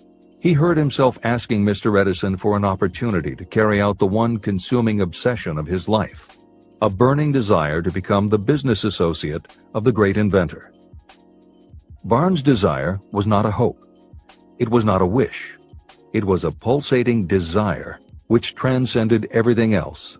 It was definite. A few years later, Edwin C. Barnes again stood before Edison in the same office where he first met the inventor. This time, his desire had been translated into reality. He was in business with Edison. The dominating dream of his life had become a reality. Barnes succeeded because he chose a definite goal, placed all his energy, all his willpower, all his effort. He put everything he had into achieving that goal. 5 years passed before the chance he had been seeking made its appearance. To everyone except himself, he appeared to be just another cog in the Edison business wheel. But in Edwin Barnes' own mind, he was the partner of Edison every minute from the very day that he first went to work there. It is a remarkable illustration of the power of a definite desire. Barnes won his goal because he wanted to be a business associate of Mr. Edison's more than he wanted anything else. He created a plan by which to attain that purpose, and he burned all bridges behind him. He stood by his desire until it became the dominating obsession of his life, and finally, a fact. When he went to West Orange, he did not say to himself, "I will try to induce Edison to give me a job of some sort." He said, "I will see Edison and put him on notice that I have come to go into business with him." He did not say, "I will keep my eyes open for another opportunity in case I fail to get what I want in the Edison organization." He said, "There is one thing in this world that I am determined to have, and that is a business association with Thomas A. Edison. I will burn all bridges behind me and stake my entire future on my ability to get what I want." He left himself no possible way of retreat. He had to win or perish. That is all there is to the Barnes story of success. Allow yourself no retreat. A long while ago, a great warrior faced a situation in which he had to make a decision that ensured his success on the battlefield. He was about to send his armies against a powerful foe whose men outnumbered his. He loaded his soldiers into boats, sailed to the enemy's country, and unloaded the soldiers and equipment. Then he gave the order to burn the ships that had carried them.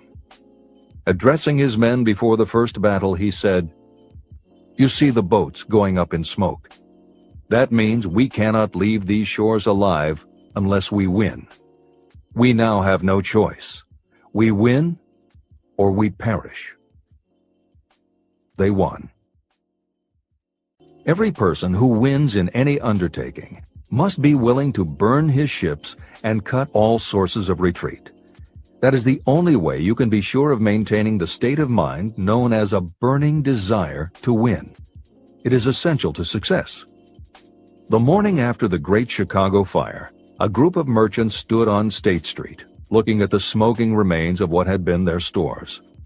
They went into a conference to decide if they would try to rebuild or if they would leave Chicago and start over in a more promising section of the country. They decided to leave. All except one. The merchant who decided to stay and rebuild pointed a finger at the remains of his store and said, "Gentlemen, on that very spot I will build the world's greatest store, no matter how many times it may burn down." That was in 1871. The store was built. It still stands there today. The Marshall Field's department store is a towering monument to the power of that state of mind known as a burning desire. The easy thing would have been for Marshall Field to do exactly what his fellow merchants did. When the going was hard and the future looked dismal, they pulled up and went where the going seemed easier. Mark well this difference between Marshall Field and the other merchants. It is that difference which distinguishes those who succeed from those who fail. Every human being old enough to understand the value of money wishes for it, but wishing will not bring riches. Desiring riches, with a state of mind that becomes an obsession, then planning definite ways and means to acquire riches, and backing those plans with persistence, a persistence which does not recognize failure. That's what will bring riches. Editor's comments. In other of his writings, Napoleon Hill uses the term definiteness of purpose as being interchangeable with desire. The following explanation is adapted from the Napoleon Hill Foundation's book, Believe and Achieve. Desire, or definiteness of purpose, is more than goal setting. In simplest terms, your desire is your roadmap to achieving an overall career objective.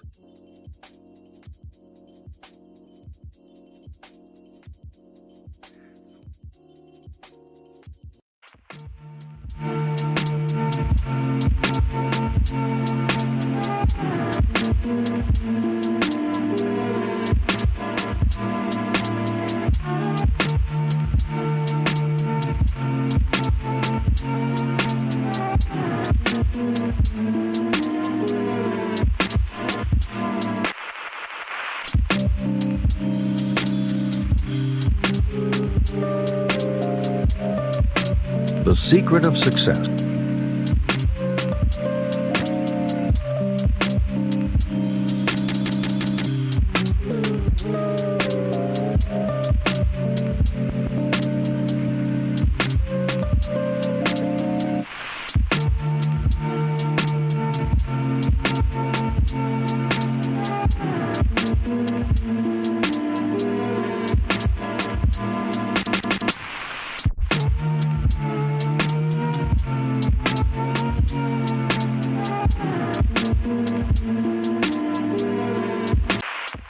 The secret of success.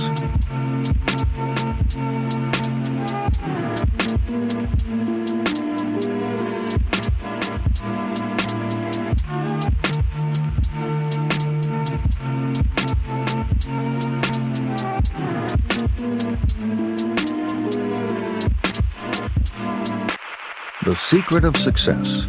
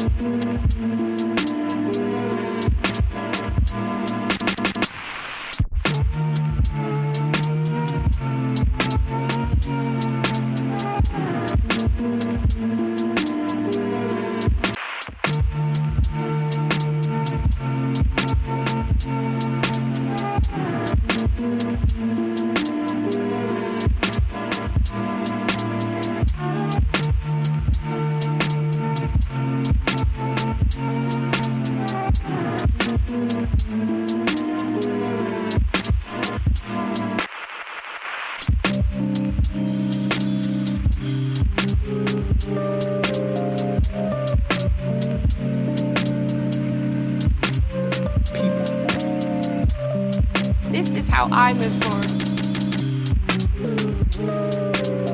Hey, sir, in the building. Listen, facial and soul in the building, man. So look, today, I want to talk about something very important. I was gonna put this on Patreon, because I just talked to y'all about the grades on Patreon.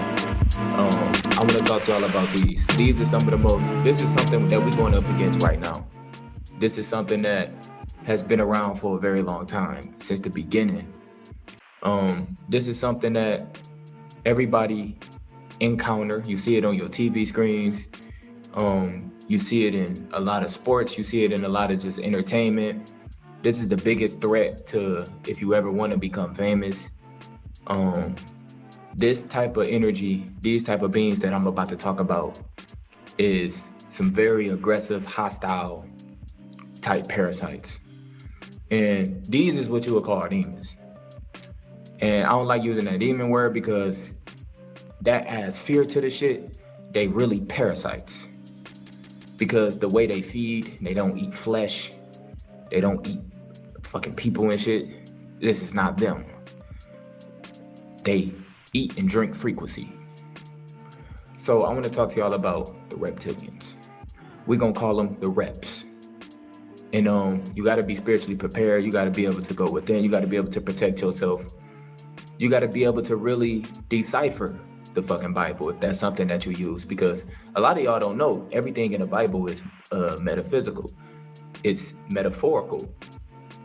It's deeper than what you perceive it. And what I'm about to talk to y'all is metaphorical. Y'all think the reptilians is some lizard shit, but it's really something that, and y'all think it shapeshifts, etc. All that is true, but it's metaphorical. You got to understand what I'm about to tell you. These motherfuckers, so first of all, you got to know what they are and how they live with us. And a lot of people be like, how do you know this? I don't know shit, I remember. You got to understand that and feel my energy when I'm talking to you. Feel the frequency when I'm talking to you. Clear out the fucking extra thoughts. Feel the frequency when I'm talking to you. Right now, I'm on day 188, no leaks, embody semen retention, or whatever you want to fucking call it. I call it, I'm a fucking flame walker. I'm a walking sun. I'm on day 149, no weed. Completely out of my system, completely gone. Got my full ether, my breath back, etc. You could see, you could just feel it's a different me. You understand me? So look, first of all, y'all gotta understand, these motherfuckers, I talk to y'all about the watchers, I talk to y'all about the parasites, I talk to y'all about different type of shit all on Patreon. And y'all can go and see those videos. I talked to y'all about the grades because what y'all thought the grades was some fucking alien shit that's above that you can't understand. I broke that down to y'all because I encounter all this. I'm gonna talk about my encounters in this video too. But these motherfuckers, first of all, where do they live? They live right with us. For the most part, the lower level ones, because it's different levels of them. You got some lower level ones who choose to live in cities where it's a lot of chaos, a lot of just negative energy, negative thoughts. That's what they drink. They normally live in high places, like top of high-rise buildings. They like being in like penthouses, like on the top of shit. And they take on human forms, yes. And every form that they take on, they hijacked. So when y'all say shapeshift, I'm gonna break that down. But they hijack every form they take on, and it don't matter if you black or white. It's about permission, about what you signed up for. Now, when I was talking to y'all about the watchers and the frequency drinkers, I told y'all once you black out, you be with friends and shit, something be taking the wheel of your body. It has your aura signature. It knows it has your thoughts, your ideas. It has your talent, all at a split second, or for 2 hours or 3 hours. You wake up, you can't remember the last fucking 2 to 3 hours of the night because you blacked out. It wasn't you no more. You was body snatched. Those the frequency drinkers. But you got to understand how they can just take the wheel of your soul. With the reps that I'm talking about now, you will remember, you will be stuck. You will be in a sunken. You will have full vision, full clarity of what the fuck is going on. 100%. You have full clarity. There's no blackout. You gave them full authority to do it. They live in like, the lower level ones live in cities where it's just a lot of just negative energy, a lot of chemtrails, a lot of just worry And that's what they feed off of, the worry. Like, damn, I gotta figure out how I'm gonna make it. I gotta go to work. They also, the R complex. Remember, this is what they hijack. The reptilian stands for the R complex of your brain. Look that up. That's the only frequency that they can live on. War, competition, conquer. They can't live in your heart frequency. They can't feel love. They can't feel empathy. They don't have imagination. They can only steal it from their hosts. The R complex of your brain stands for reptilian. It's metaphorical. Y'all got to understand this. So y'all can look that up and see what that means. We all have it. That is directly what they hijack when they get a host. They can only live through that part of you. They can't experience love. They can't experience bliss. They can cosplay it. They can act like they can. You know, they can, like you will see them, you know, they practice emotions. They can't really feel any of that shit. They only can feel anger, aggression. They territorial. They always love wars. This is all them. Y'all see all this wars, like the gas prices, that's them. You'll be wondering why shit is so bad. Why is there so much poor people? And we have unlimited money, that's them. They cause problems that don't even make sense. It just has to happen. That's them. They feed off that, your worry, your concern. These is the ones that feed off the war trauma, the guilt. Cause remember, I always talk to y'all about the lust shit. These niggas don't feed off lust. They feed off the anger, the aggression, the dark negative energy. That's what they feed off of. So the lower level ones live in high-rise cities. They like drinking the frequency, causing a lot of chaos. These are the ones that's normally in politics. Some be celebrities. They always live high up because they could drink the frequency from the ether, because that's where most of the negative energy just pile into. You add it with the chemtrails and bullshit that they doing. They drink that. They feel the energy. And they feel the energy. They choose not to hijack a low-level fucking bot. They don't like hijacking y'all. They're not gonna shapeshift, try to hijack y'all, because they can only feed off like your anxiety. That's what they feed off of. So they not worried about y'all. They would rather hijack somebody, like I told you, celebrities who need to know about this. Celebrities who can spread agendas because they can feed off the chaos that they making you create. They don't have to hijack a regular person and just feed off some bullshit. They'll hijack somebody who has power, because then all the regular people would just open themselves up to them. So they choose more people in power. The higher level ones live on some outer lands. I say some lands that it ain't no flight log. So y'all know every time y'all catch a flight, catch planes, every plane is going through the same script of maps. It don't go outside of that. So it's certain lands, it's certain outer lands here, dark areas here, certain secluded mountains and shit that you just would never come across. And this is the high level ones who do their rituals, killing babies, doing all type of shit. They get the people to do that to open themselves up. Some people want fame so bad. They want the ones who want the fame so bad. Some people want the fame so bad. Some people is very, very talented. They want the fame so bad, they'll do whatever it takes. And to be honest with you, that movie, Him, is kind of how they was like on a secluded mountain. They was like kind of ducked off. See, I'm in Arizona. It's a lot of shit that goes down here in Arizona. But the higher level ones, they live kind of off the grid. These are the ones who be into their true forms. Their true forms, our mind to project them as some reptilian shit. That's why a lot of people say they see reptilians, but they true forms, they fucking parasites. But our mind projects shit, just like you will see a parasite in your dream, it'll be projecting as a zombie or something that you just automatically want to kill.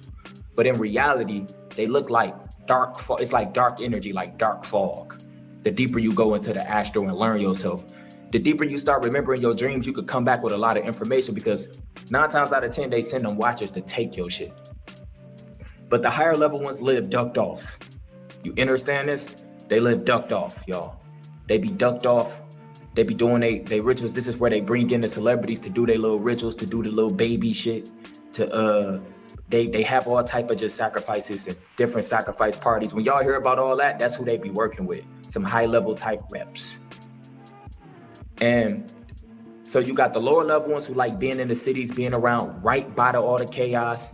They like living on top of the buildings while everything underneath them is struggling, like Dubai and all this just different shit. Y'all know how Dubai is. They got all them type of buildings and skyscrapers, and then right behind Dubai is slums.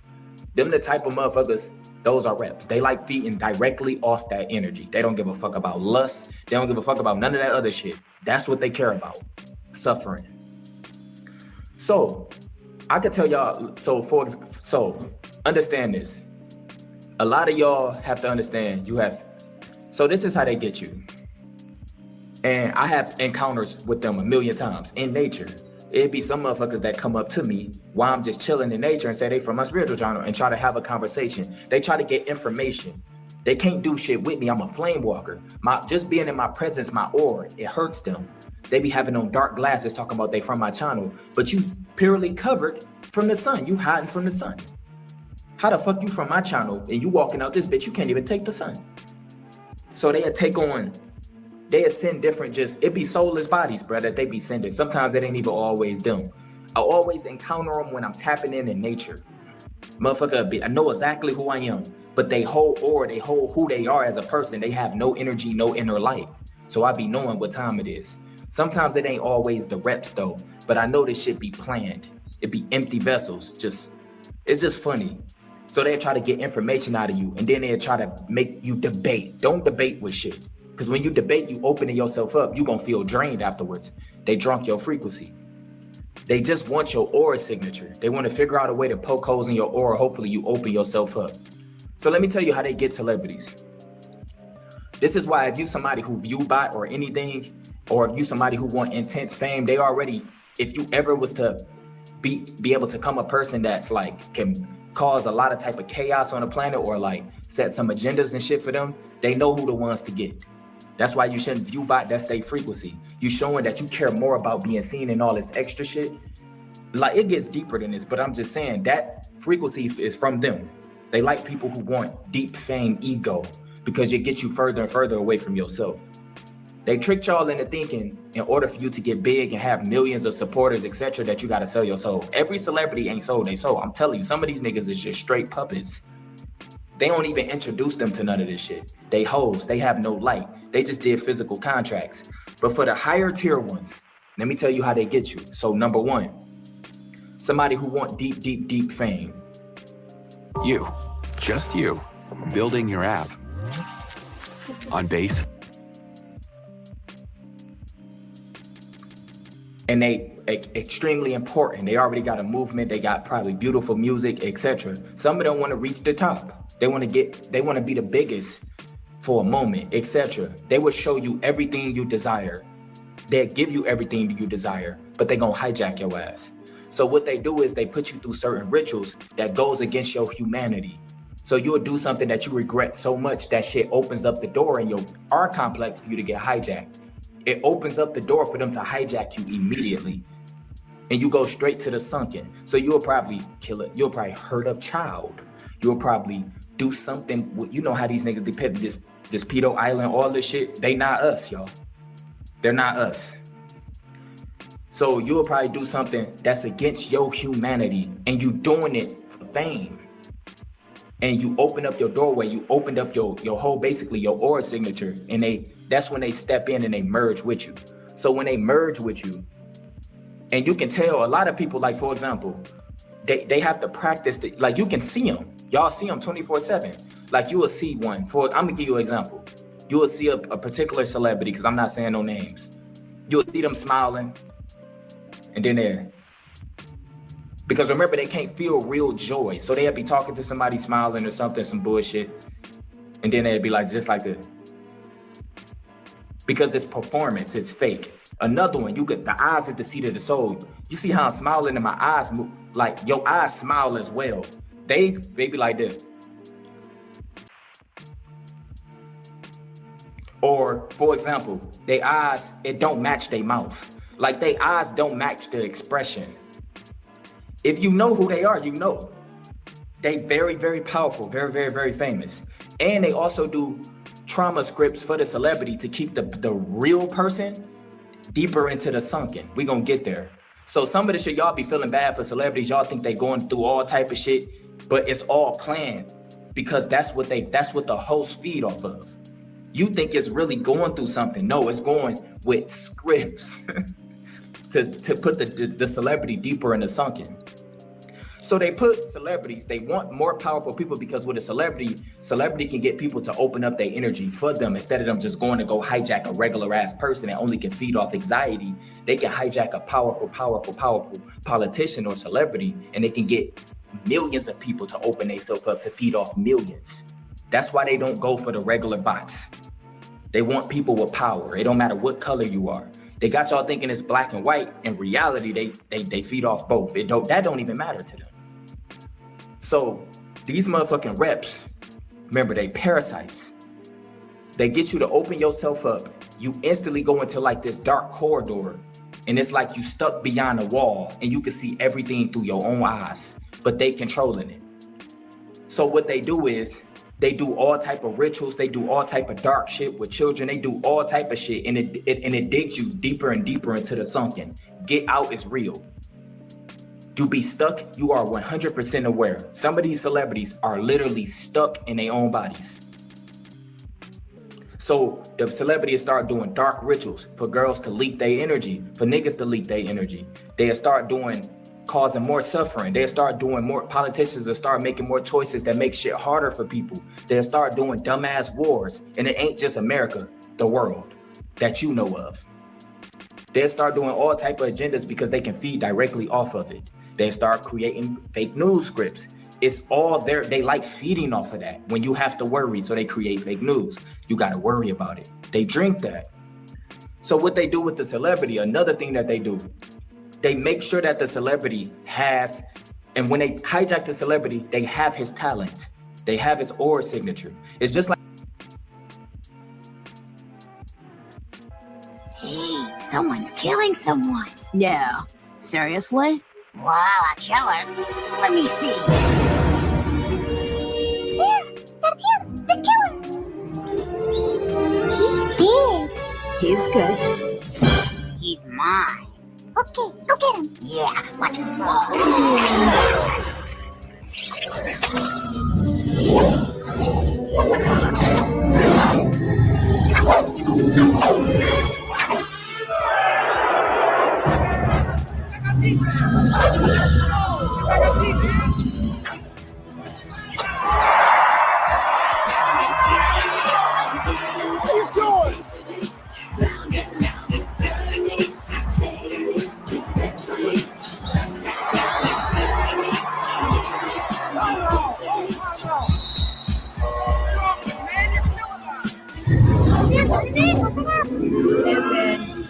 Wow.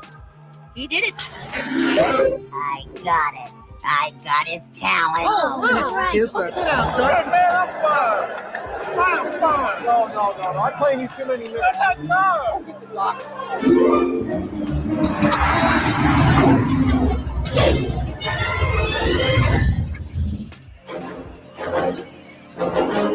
good, baby? You all right? Yeah. Good? Come on, we're okay. We're okay. You all right? Come on, let's go.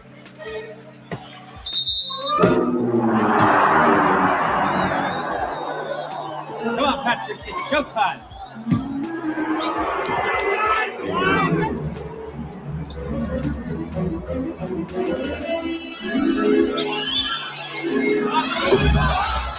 In a shocking development, 5. like when you dream, and if you ain't able to become lucid, you'll just wake up remembering your dream, and you was in your dream going with the flow. It's like you lived there. That's how it is when they hijack you. They have your aura signature, so they'll be able to hoop like you, sing like you, every fucking thing. Just like I told y'all, when you black out, when you drink too much, you didn't go to sleep. Something was still controlling your body.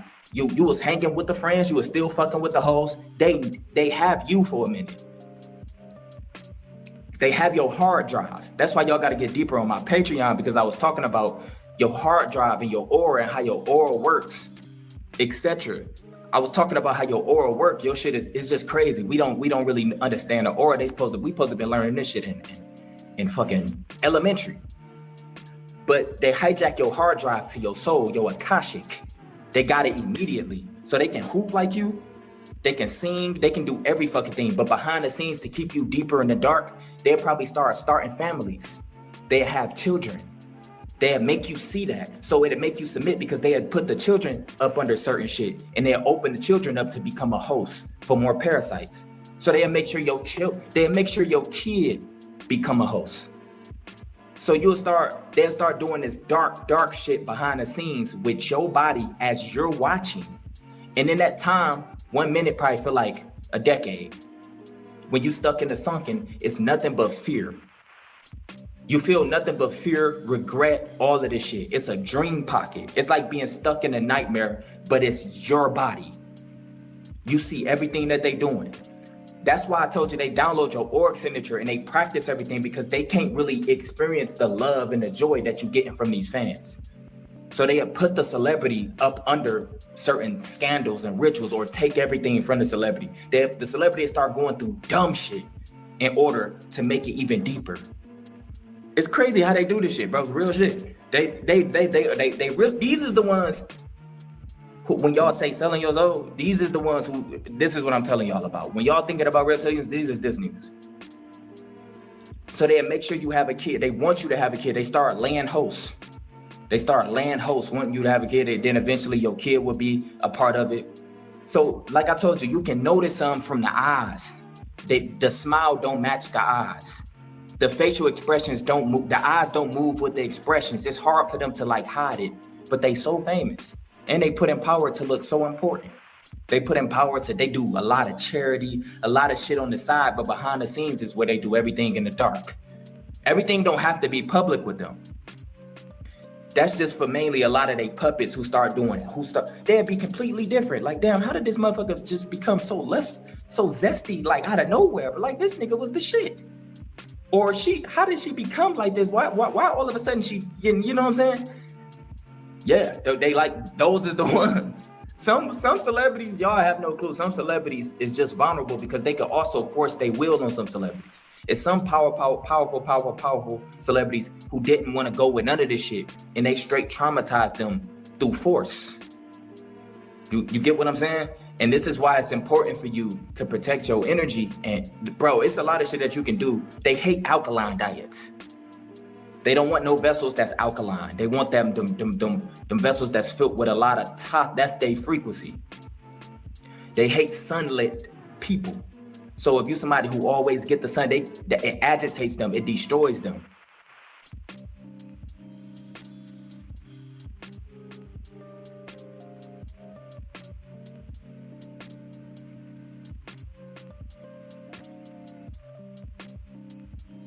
More than 100 billion years ago, the primordial God, the creator, intended to create the third dimensional universe. And then, on one fortuitous day, a tremendous phenomenon gave birth to the stars. The Big Bang. Stars were the first forms of life full of consciousness. And 5.5 billion years ago, the primordial God chose the beautiful planet of Venus for a great creation.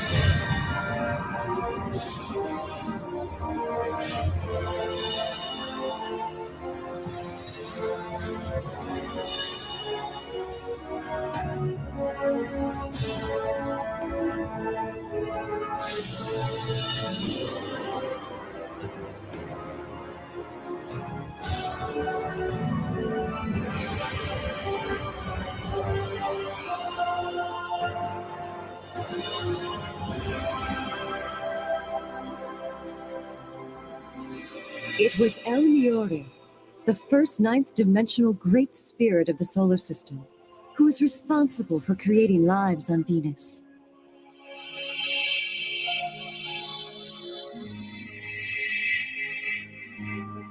And the very first of these experimental life forms was a cross between an animal and a plant.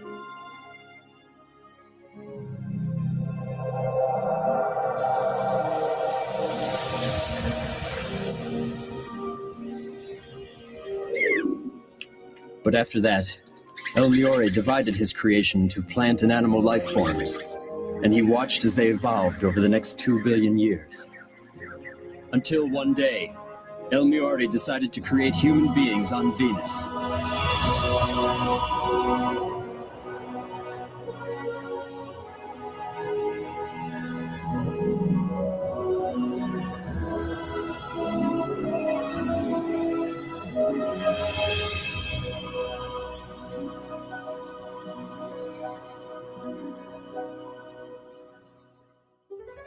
Since then, over 1 billion years has passed, and the planet has been witness to the rise and fall of many civilizations. Eventually, Venusians gained the ability to travel through space and communicate with other planets. They created a utopian society. Life in this society was based on the principles of love, knowledge, reflection, and development. However, one day the primordial god said to El Miore, I am delighted that the experiments on Venus have been such a success. They have surpassed my greatest expectations. But now that perfect harmony has been achieved, further evolution henceforward will be difficult. Massive volcanic eruptions will soon take place on Venus. You must move some Venusians to other neighboring planets, where they may assist with the evolution of those planets. The other Venusian high spirits must take part in the creation of an entirely new spirit group for the planet Earth. But on Earth, you must start from the very beginning. Call upon the spirits from the other planets. Educate them so that they may create an ideal planet that will contribute to the evolution of the great universe.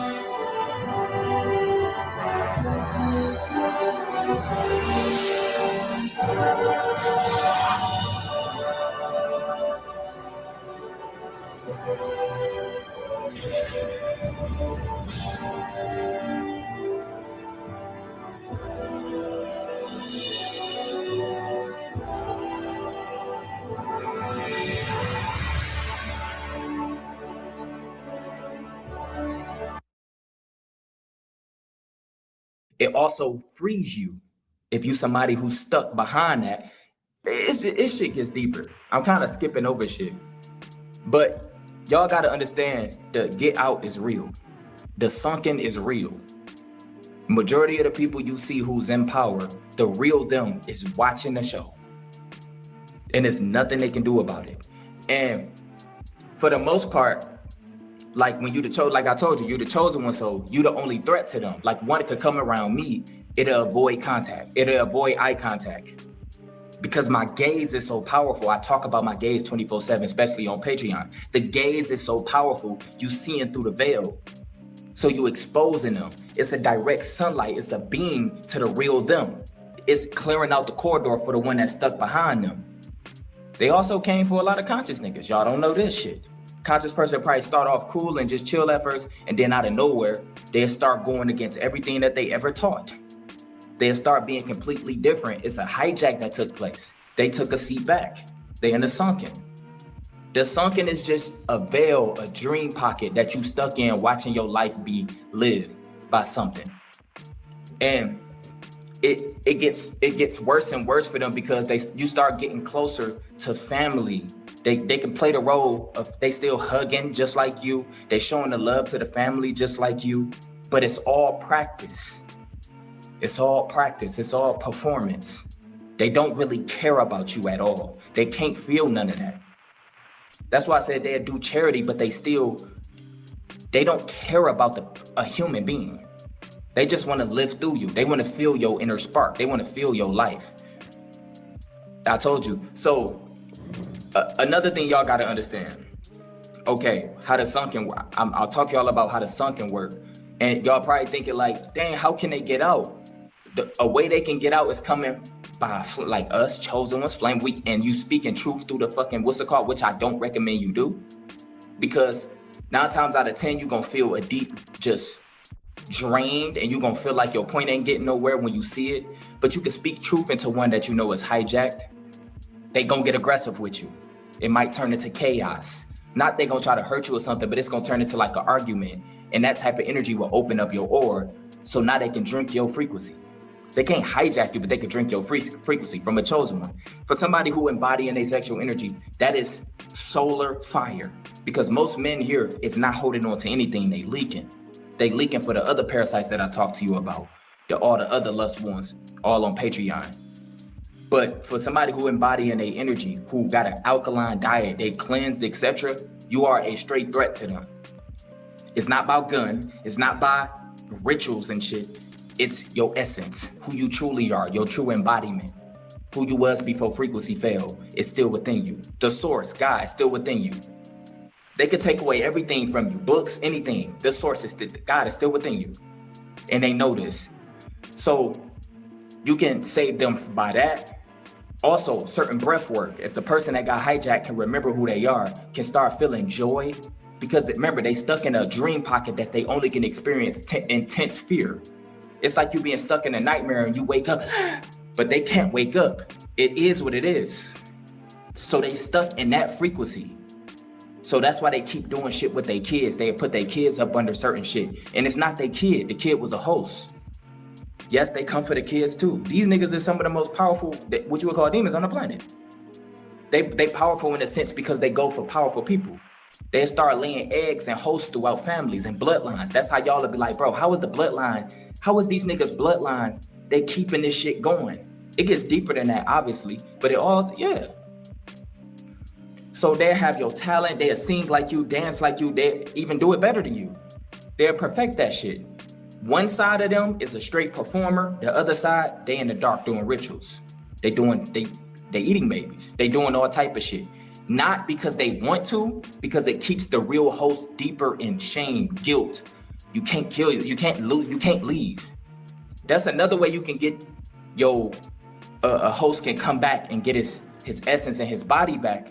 Is when they put the body through severe trauma to the point it's almost a near-death experience.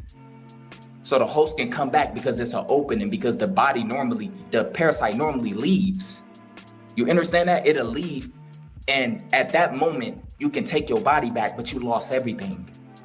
And in order to keep your body, because that parasite has your whole aura signature, it has a copy of your whole aura signature, you have to do a fast. Fasting, they hate that shit. It's the natural shit. Y'all think this shit is hard to defeat these niggas. All you gotta do is not leak your energy and take care of yourself. You gotta fast immediately because it cleanses every parasite. It cleanses, it completely shifts the aura signature that he was used to, and you embody your energy again. Your essence start coming back. But at that moment, you probably already lost everything. They put a celebrity through so much shit. He lost all his fame.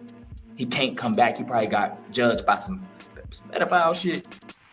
How they get y'all is when they put the celebrity through, you'll feel sorry for him. You know, you'll think it's going through so much, it's taking so much losses. They doing everything to him or her. You'll feel sorry for him. You know what I'm saying? And that's all a part of the script. It's fucked up. I know it's fucked up.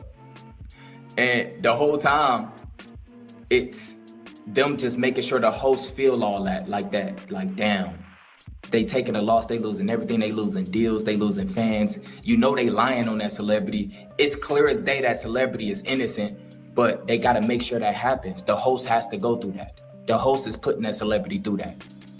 You understand me? So another way you can tell if you come across one, they'll be looking at you in your eyes, like when you smile. Your eyes move with your smile. They'd be like that. They'd be like that. YouTube Premium is ad-free YouTube and the YouTube Music app all together.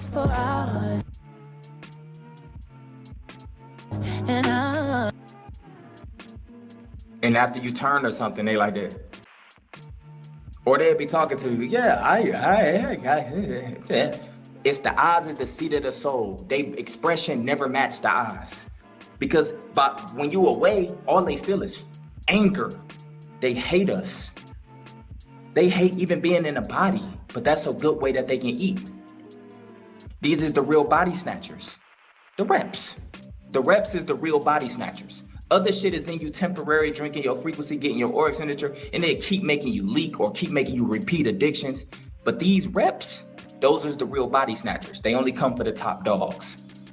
So if you're somebody who ever want to get famous, it comes to a point, bro, you should be perfectly fine and okay with what you have. If you start like view botting and shit, some will look at you as a host. They'll be like,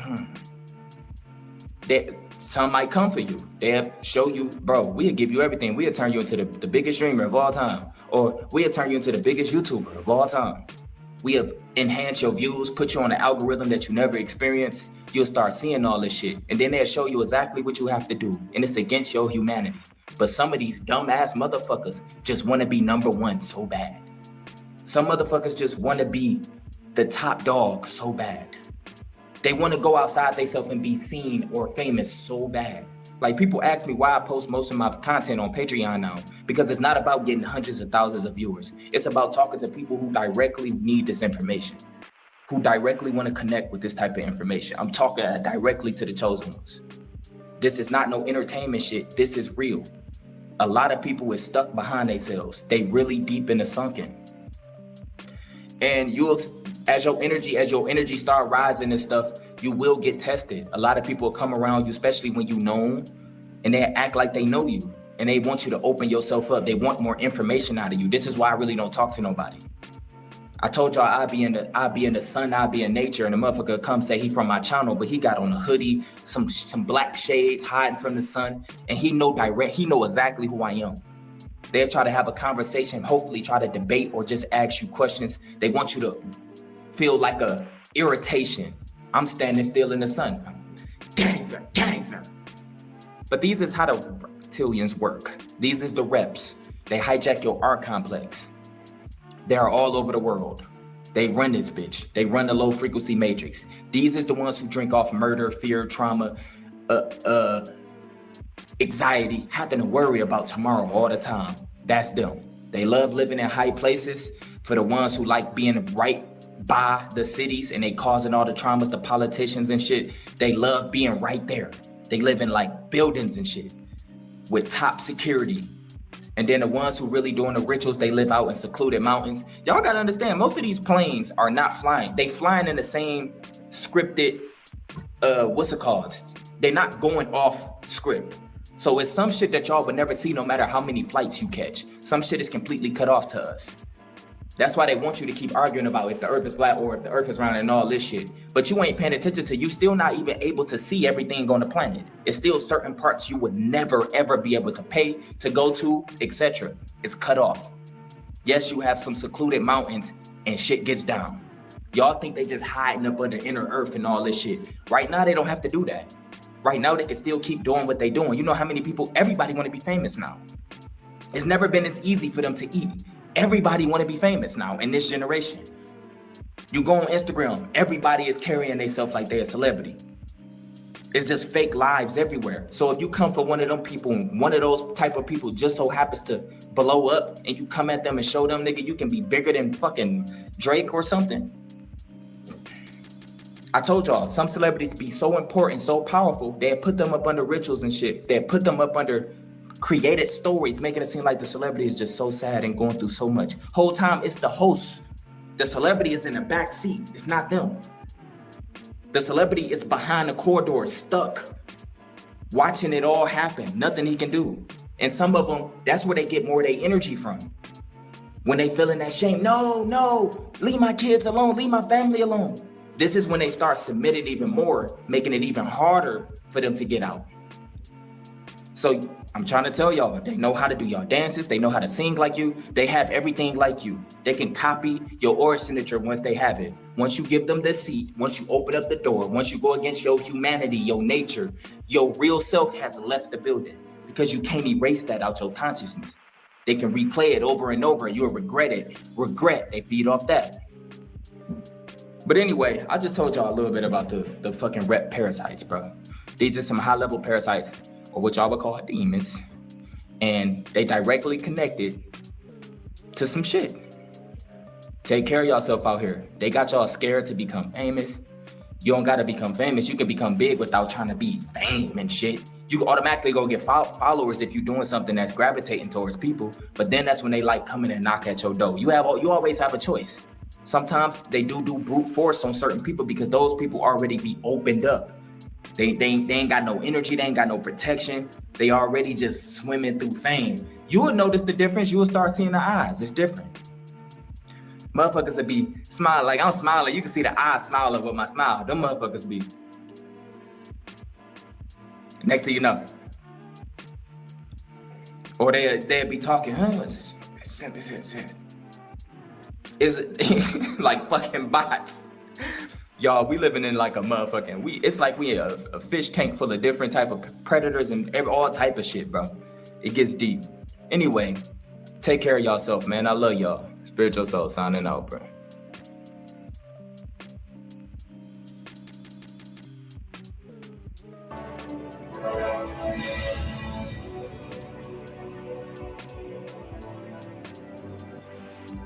Since the living conditions created on Earth were fairer than on Venus, higher goals were set for a more dynamic evolution. Thus, a special environment had been created, one in which souls would be able to evolve eternally.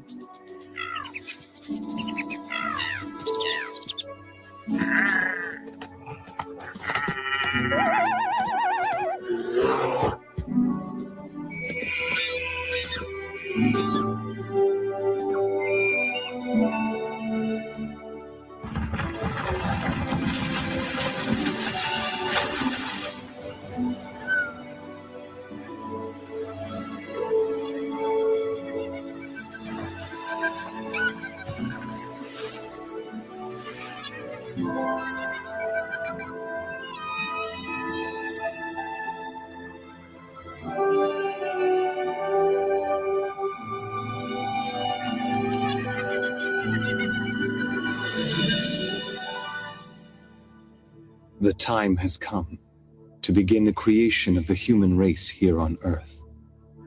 It was at this time that El Miore, the former ruler of Venus and the first ninth-dimensional being of the Earth, changed his name to El Cantare. A name that embraced the meaning of the beautiful land of light, Earth.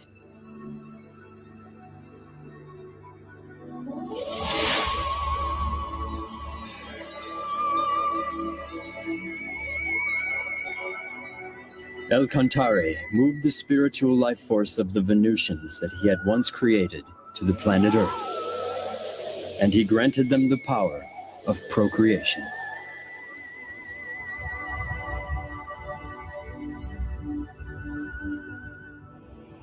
Live as human beings.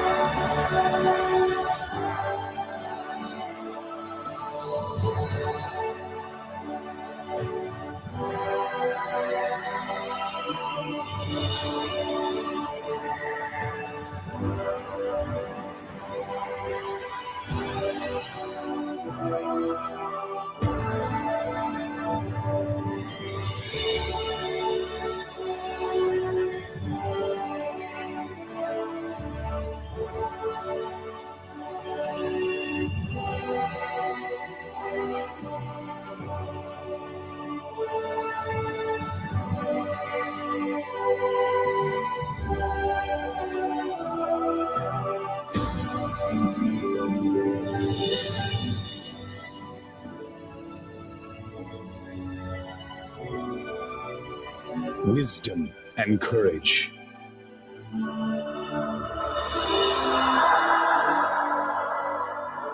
Grace and compassion.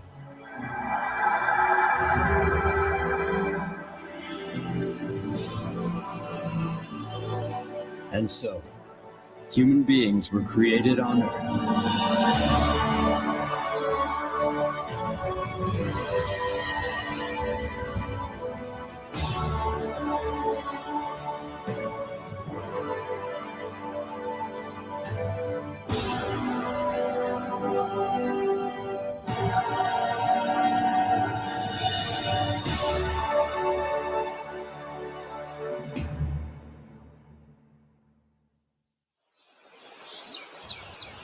The descendants of those human beings multiplied steadily.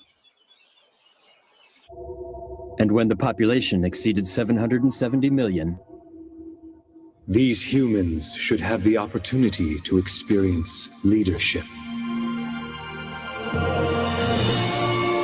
So El Cantare then decided to have them teach and guide other human-like entities who were transferred to Earth from neighboring planets, and he invited 3 grand spirits to come together to draw up the master plan.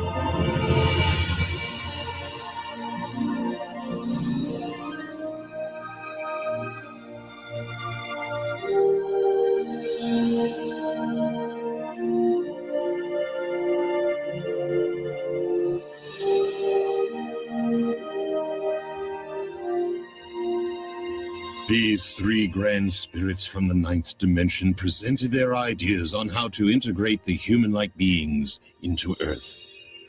And then...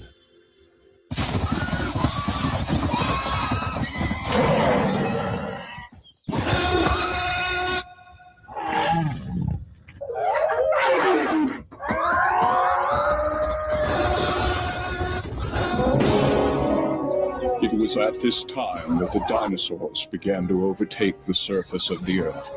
So the decision was made to integrate the planet's first group of immigrants, a warlike race from the Magellanic Cloud.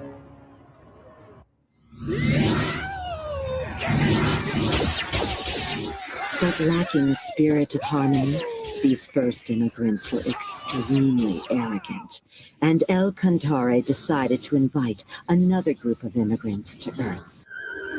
1 billion new immigrants arrived from the constellation Orion in a huge fleet, and with them came yet another 3 grand spirits.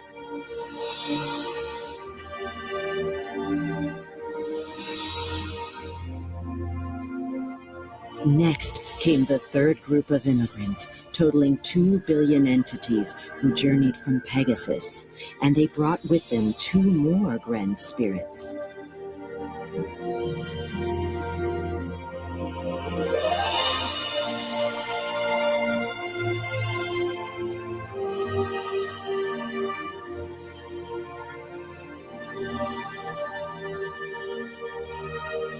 As a result, the 10 ninth-dimensional grand spirits all assembled and set forth to guide the terrestrial spirit group of Earth.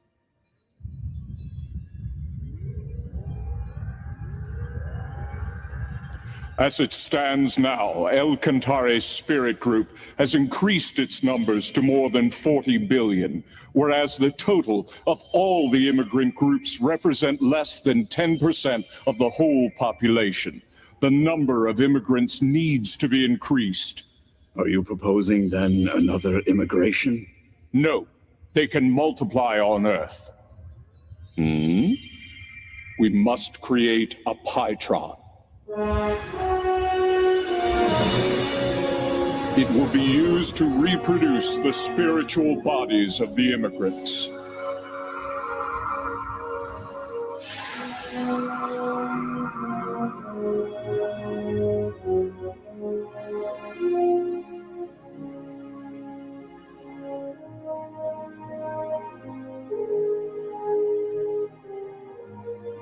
And at first, the plan seemed to be working.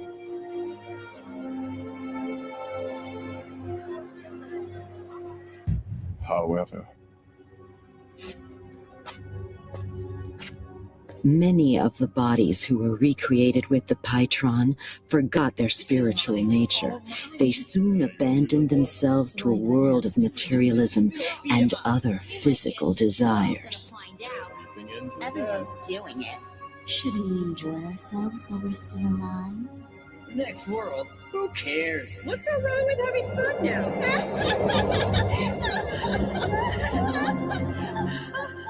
Where are we? What's happening? What's going on here? After their deaths, these spirits began to inhabit the bottom level of the spirit world. And this was the beginning of hell. Before its numbers reached 1 billion, the production of human spirits by the Pytron was banned.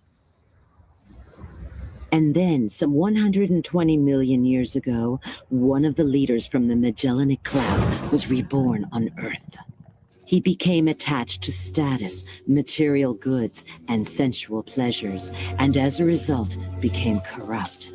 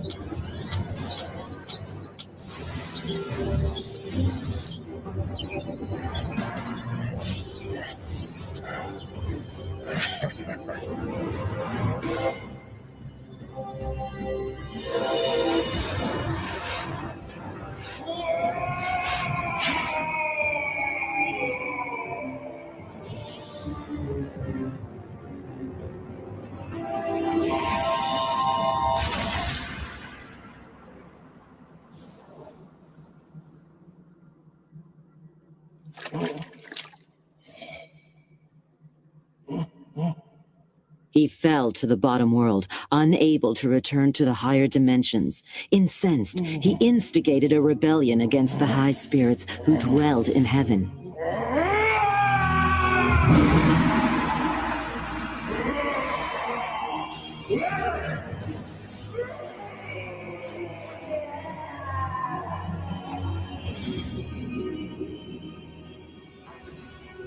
For he was jealous of Enlil, the leader of those who emigrated from the Magellanic Cloud.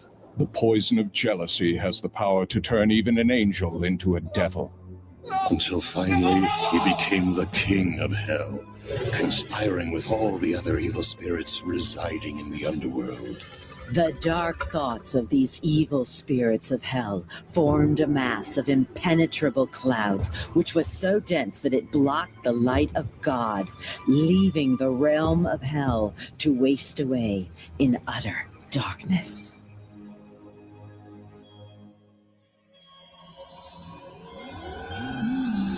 Our problem is how this will affect the earthly world.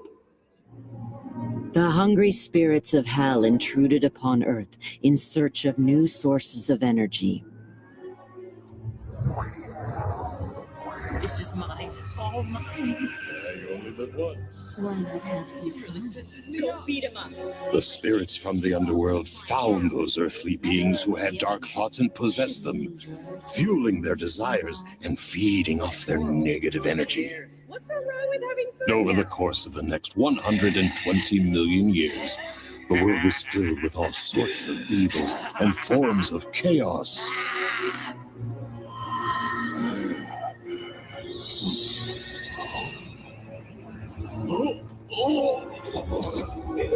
But when the beings who had been possessed by the evil spirits died, they could not return straight to heaven.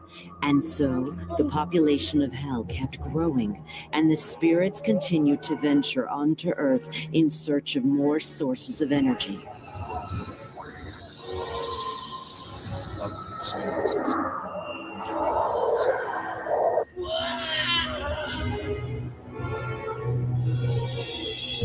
This resulted in the population of hell increasing, with its inhabitants coming to Earth again and again. I don't understand. Jesus, for God's sake. We're gonna take him for all he's worth. We're gonna take all his money. Great.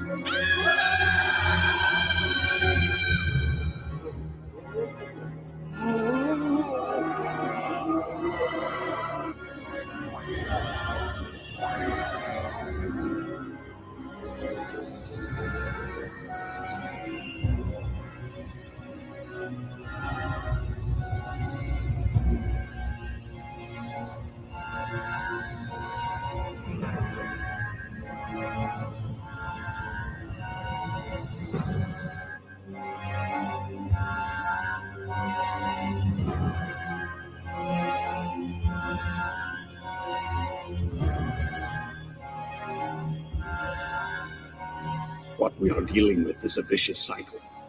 Something must be done.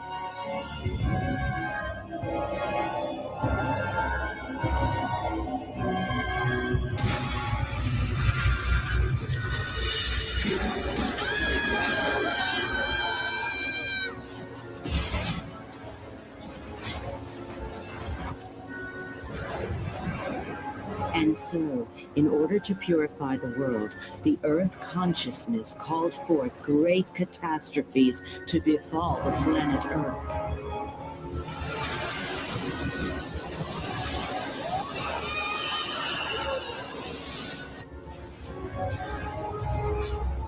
Human beings could no longer survive there, but neither could the inhabitants of Hell. They kept falling deeper and deeper into the abysses within Hell. They shall never experience the glory of victory.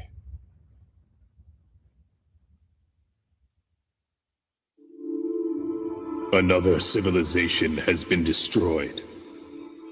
We couldn't help it. It was the only way to purify the world on Earth. If only we had some other way to break this vicious cycle. Then there would be no need for such destruction. The world on Earth should be purified through the inner light of its own people.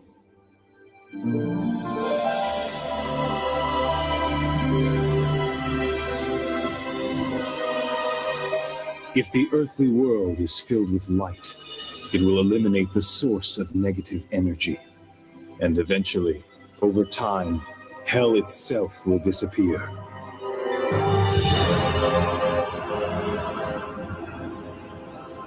Let the world on Earth be illuminated once again. Let it be filled with the sun of truth.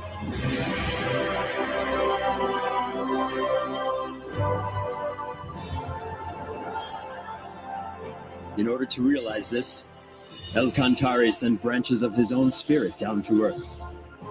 And with the power of enlightenment, he also produced many guiding spirits of light to help those on Earth. The guiding spirits of light lit up the hearts and minds of many people, and slowly they began to purify the earthly world.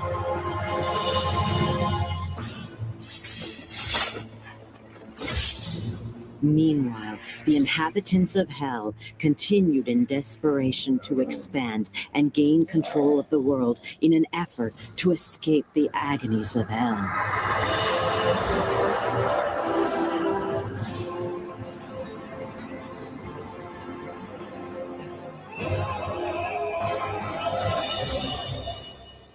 And for over a period of more than 100 million years now, there has been a constant battle between the high spirits and the inhabitants of Hell. But why doesn't God simply destroy these evil spirits from Hell? Because he granted freedom to all souls. Even the freedom to do evil. Evil is a distortion caused by the conflict of free will. God extends a helping hand even to those souls who misuse their freedom, patiently waiting until they have become aware of their faults. And so you see, he has put this great project into practice.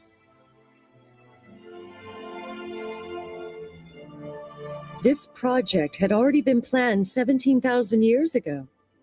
17,000 years ago? Yes, for it was then when El-Kantari's light descended upon the lost continent of Mu.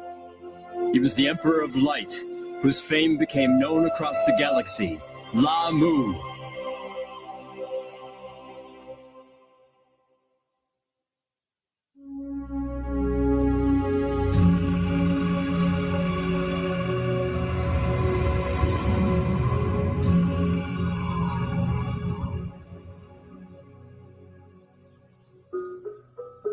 The continent of Mu appeared on Earth approximately 370,000 years ago. It was about twice the size of Australia and located where Indonesia now stands.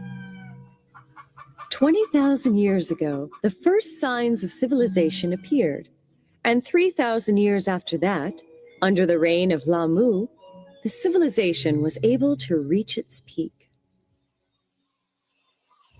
At the time, the continent was called the Moa continent, but it soon became known as the Mu continent, taking the name of Lamu, the light of El Cantare that descended to Earth.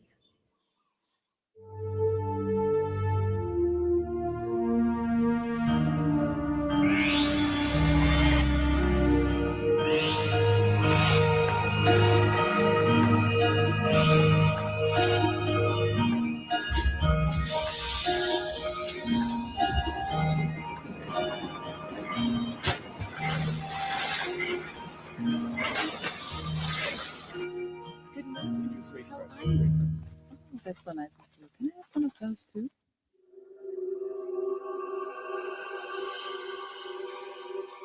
The Mu Empire has entered the age of advanced solar technology, and the people are enjoying its prosperity.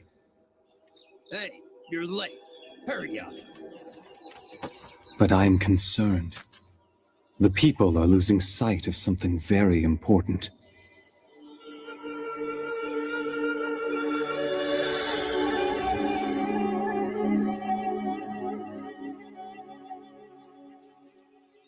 Agun, why don't you pray with me?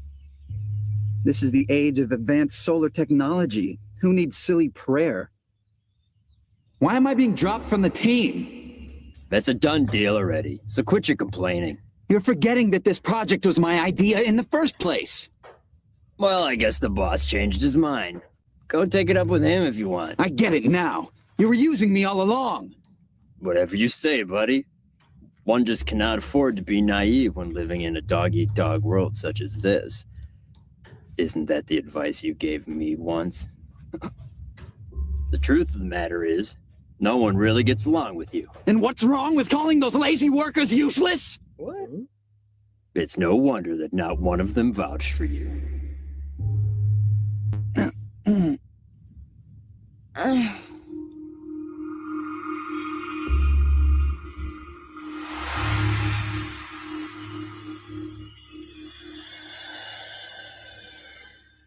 Have you heard about that big new hospital that opened? I hear they let you take a bath every day. It sounds nice. I'm sorry. We're really short on staff right now. It's all right. I know you can't do anything about it. Hey, Miss Yana, I'm feeling kind of thirsty. Can I have some water? Oh, yes. This will only take a minute. I'll be right back. Hey, hurry up over there. This rash is driving me crazy. Yes, ma'am. Miss Yana? Yes? I am having a terrible stomach ache. Could you please call the doctor for me? Oh, where does it hurt? Leave that work for the real doctor. Just hurry up and get me some water. Yes, of course. I'm sorry. Unbelievable. They have such lousy service here. You can't expect much. After all, it is a free hospital for the poor. If only my son made more money, then I could transfer to a better hospital for decent treatment. Yeah.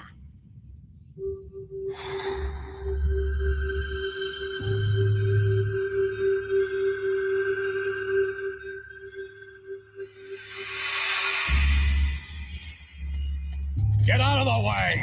Move!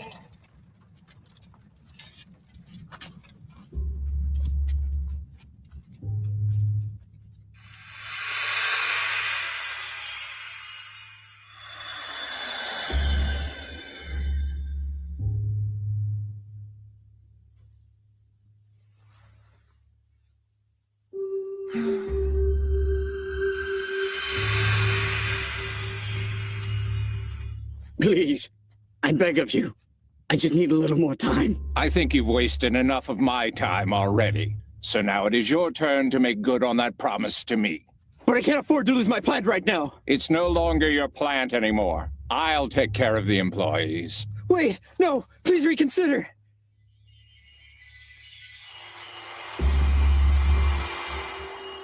Your Majesty? Your Majesty? Your Majesty, it is time for you to get ready. Even now, people are straying from their spiritual paths.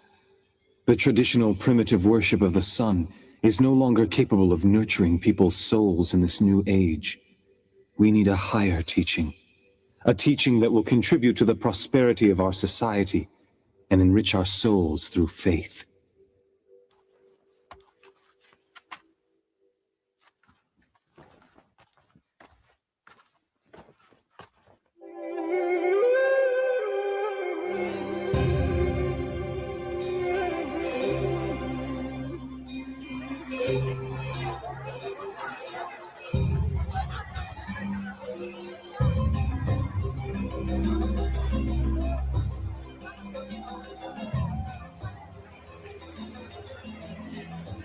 Yana, we're over here. Here. Oh, I'm so glad you came. Now the three of us can celebrate the king's birthday together. Cheer up, it'll be fun.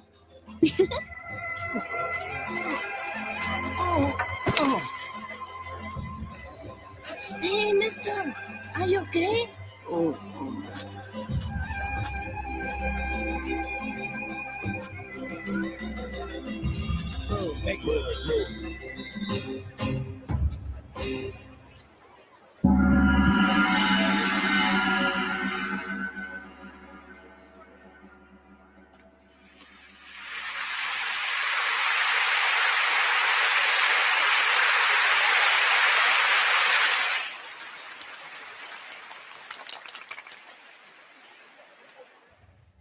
Through the use of solar technology, our civilization has been able to make great advancements and achieve remarkable progress. And it is in the midst of this prosperity that I make the following announcement. The time has finally arrived to establish the kingdom of God. But before we can do that, you must first know what God is. Like the sun, God is filled with immeasurable light. And like that light, he will continuously pour his love onto us without ever asking for anything from us in return. When you become aware of this love, you'll know, you'll understand, you will know that God just like the sun. As children of God, it is necessary for human beings to learn to live in the spirit of giving love. Living with the spirit of love means sharing what God has given you with others around you, instead of keeping it for yourself. One must never be selfish. Casting the light of love into others' hearts and making them happy, this is the act of giving love. Furthermore, all you people of Mu must remember to constantly work towards self-improvement. Not only in academic learning or technical skills, but you must especially aim for spiritual improvement. For spiritual improvement? The most important thing in your life is to strive for spiritual improvement through various experiences in life. Because ultimately, this is what will bring you closer to God. That being said, do not waste your life. Do not waste this year. Do not waste a single day. And do not ever end a day, a minute, or a second without learning something. People of Mu, the time has now come for you to rediscover your true selves once again. And it is time to fill this land with happiness. Come and let us establish a magnificent utopia on the glorious continent of Mu. This is the reason why all of you were born into this glorious age.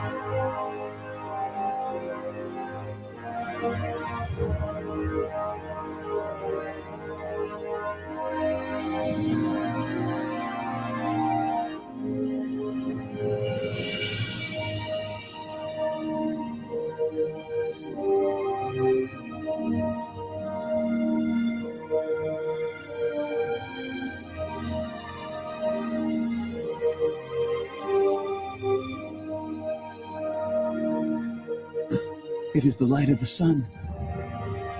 I see it now. The sun has descended to Earth.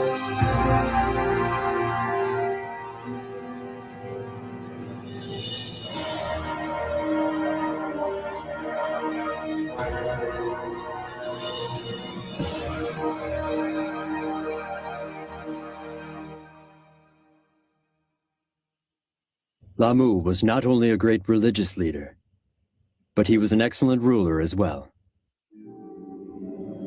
Each night, he would converse with the high spirits and ask for their advice on determining national policies. This is how we should govern a country. Rulers should humble themselves before God, opening their heart and listening to what he says. For if they were to make a mistake, it would affect the lives of the whole population. To make important decisions without seeking advice from God first, this is a sign of extreme arrogance.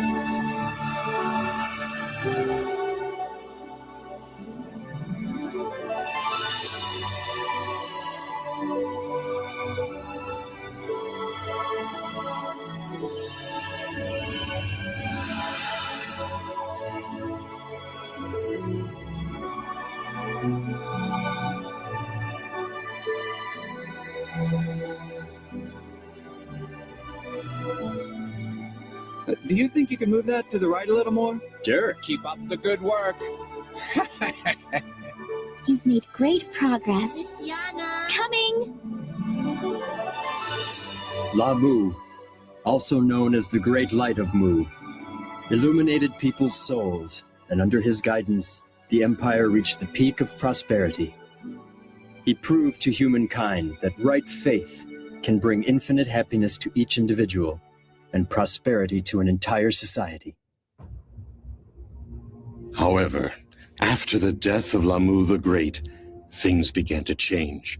His people gradually forgot his teachings, and the empire, which was once at the peak of its glory, began its eventual decline. Those who had forgotten the great teachings of La Mu were unable to accept the power of enlightenment.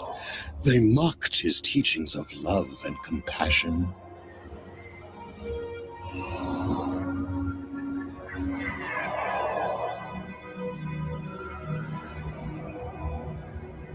Until ultimately, the continent of Mu disappeared deep beneath the ocean in 3 stages. Some of the Mu were able to escape in boats. These were the ancestors of the Vietnamese, Japanese, and Chinese peoples. But some others sailed eastward.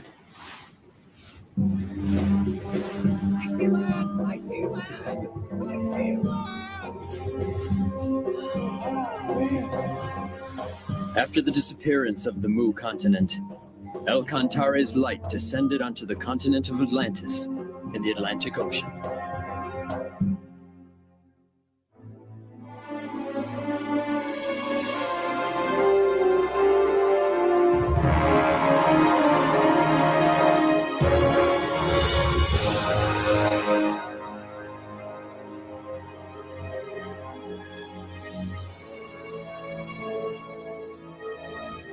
Some of the Mu made their way to Atlantis and brought with them their science and technology.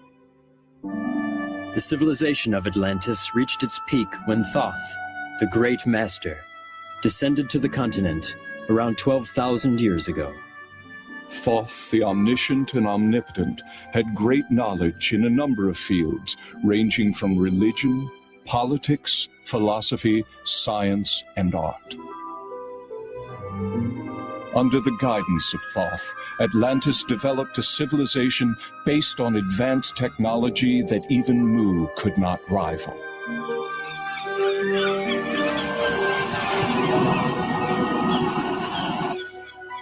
Thoth then cast the light of wisdom upon his people, which accelerated the progress of civilization. After which, the light made its way to Egypt, then to Greece, and then to Rome. It became the original source of Western civilization that blossomed later in history. So the light of El Cantare, which reincarnated as La Mu, and then again as Thoth, descended to the Andes to become the king of the ancient Incan kingdom. His name was Rient Al-Cride.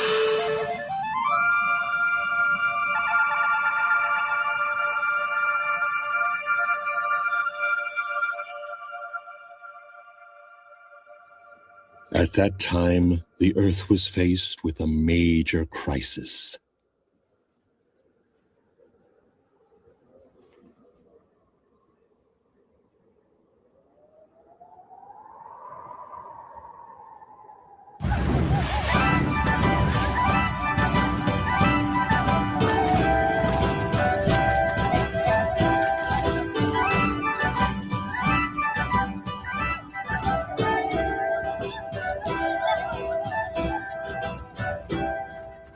Raise your hands to God.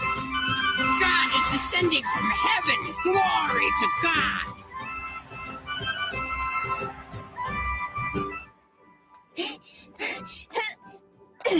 Good job. Here.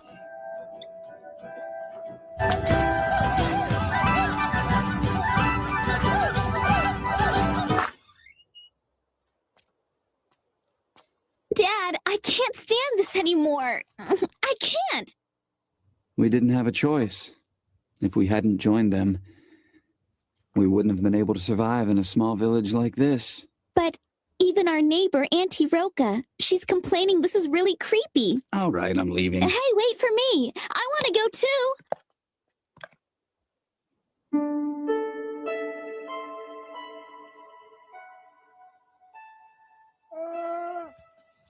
That's a good girl. Do you really think that God will come down? Good evening, Auntie Roka. Thanks again for helping us. Hey, Auntie Roka, do you believe in the legend about the boat too? The legend? Why, yes. It says that long ago, God came to this land in a flying boat and brought with him great wisdom and tremendous prosperity. You know that tale has been handed down from a long time ago. I cannot know for certain whether or not God will ever descend upon the earth again. But when I look at the stars in the sky, I feel in my heart that there must be some great power out there. That's very true. I somehow always feel that God is watching over us every day.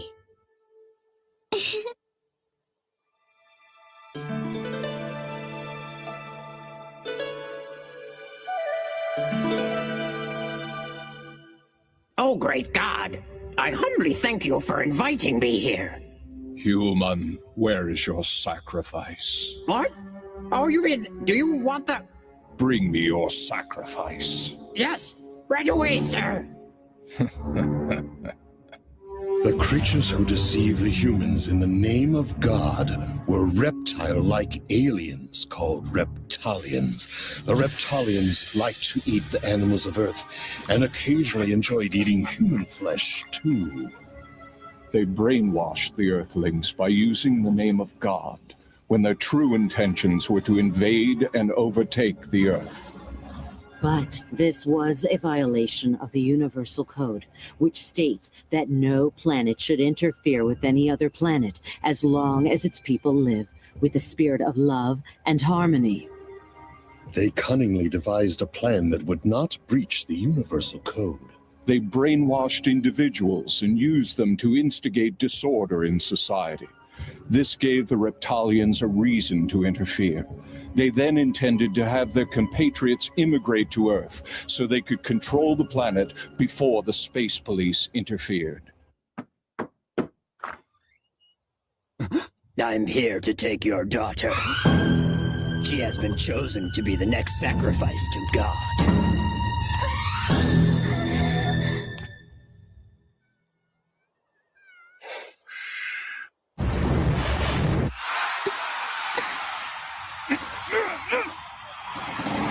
Listen well, everyone. I have a message directly from God. He wants you all to know that we are the chosen people. God has promised us endless life and everlasting youth.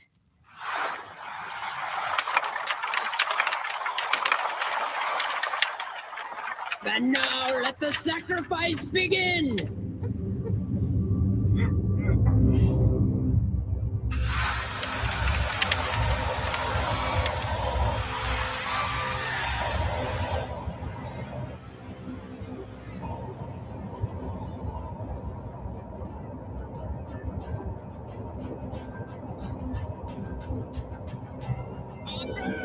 sacrifice!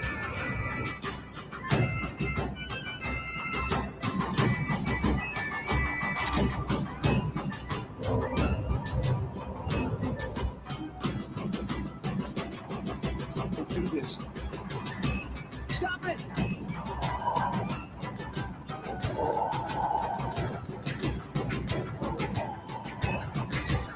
Stop! Don't be foolish. Do you actually think that this will please God? Listen, that thing isn't God!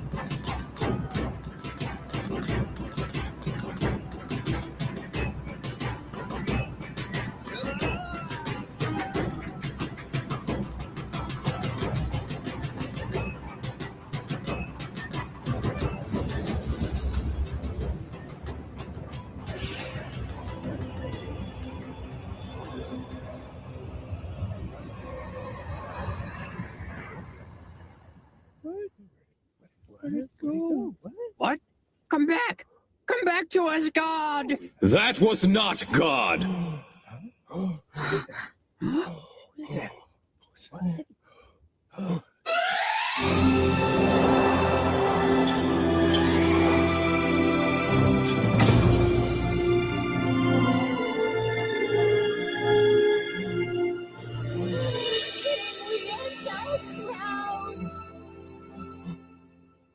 It's him. Rient El Crowd. King Rientarl Crowd? But why? King Rientarl Crowd! Now is the time. Let me get this straight. As if interrupting our sacrifice wasn't enough. How dare you have the audacity to claim that wasn't God? Have you not heard the ancient legend? Did you not see those flying ships in the air? Who, if not God, could possess such ships? There can be no stronger evidence that that was God in there. Step aside. From now on, we shall rule this country in the name of God. You should know that the power of flight does not make one a god.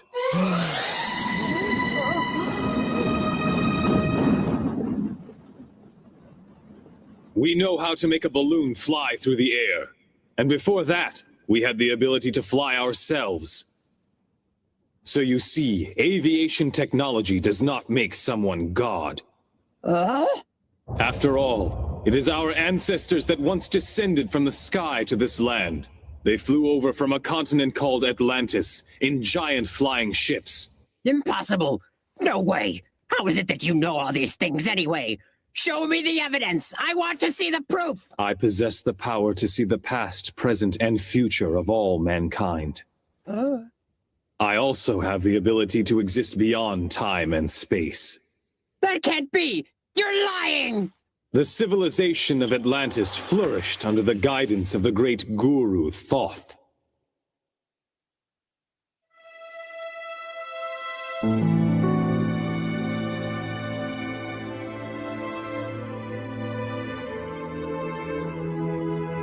But 2,000 years after Thoth's death, his people forgot about his teachings. They began to believe only in science and technology. They denied God and the other world. They even persecuted the faithful, those who respected love and spirituality, by burying them alive in the town square.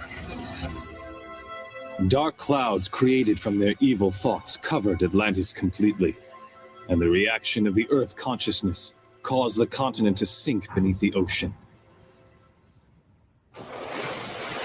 Some of the population headed for Egypt. They created a new civilization there. Others landed here on this land of Inca and planted the seeds for a new civilization.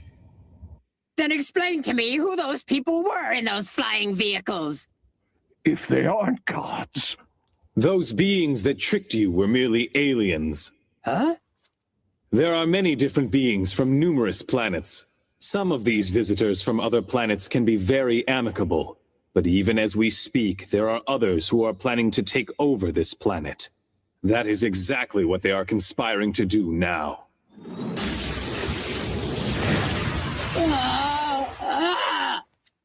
What will happen if they decide to attack? I know of only one way to protect the Earth from these aliens who are equipped with highly sophisticated technology.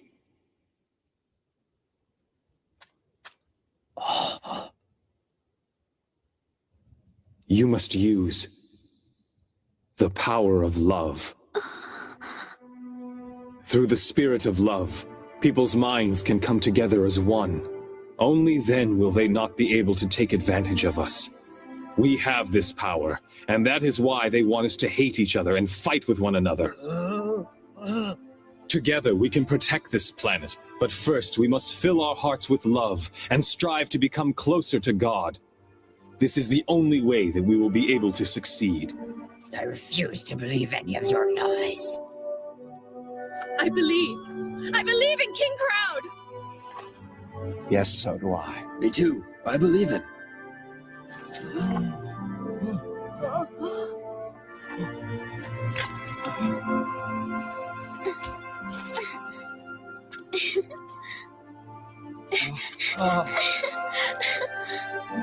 What were you expecting to receive from those aliens?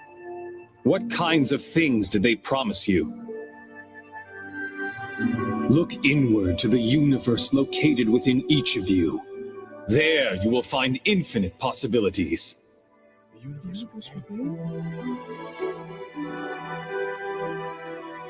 The universe within me? Is it true?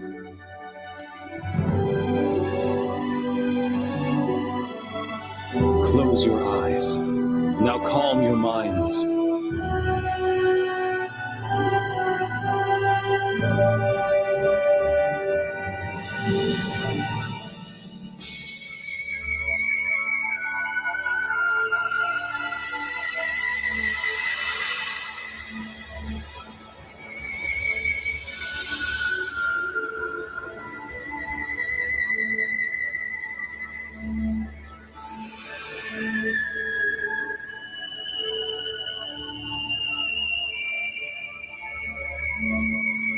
God does not exist outside of you.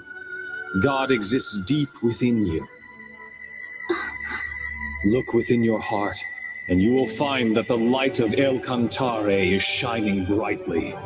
The light of El Cantare?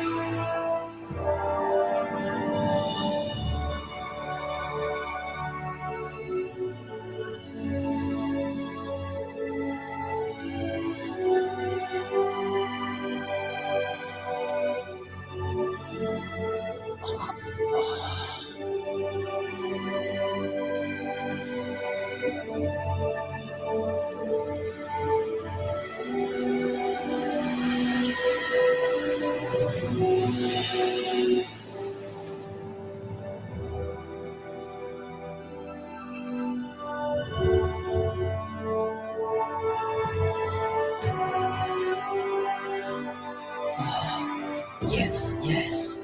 I see now. He is the true God.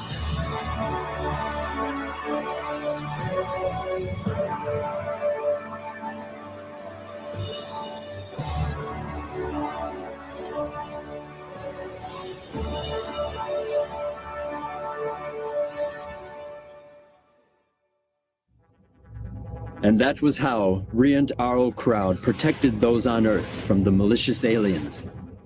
He simply showed them the mystic power of love. Once again, the light of El Cantare reincarnated itself in Greece. It was about 6,500 years ago when the golden light descended on the island of Delos, this time as Ophelus. Ophelus was later called the fundamental god of Greece, for he was the one who laid the foundation for Greek spirit by teaching self-development and performing miracles with the power of faith.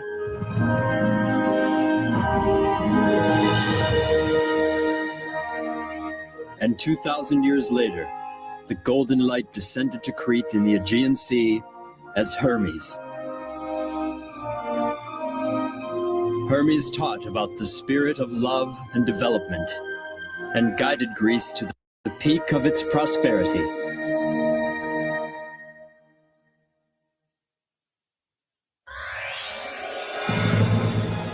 And then the golden light moved on to Asia. Gautama Siddhartha, Shakyamuni Buddha descended on Earth.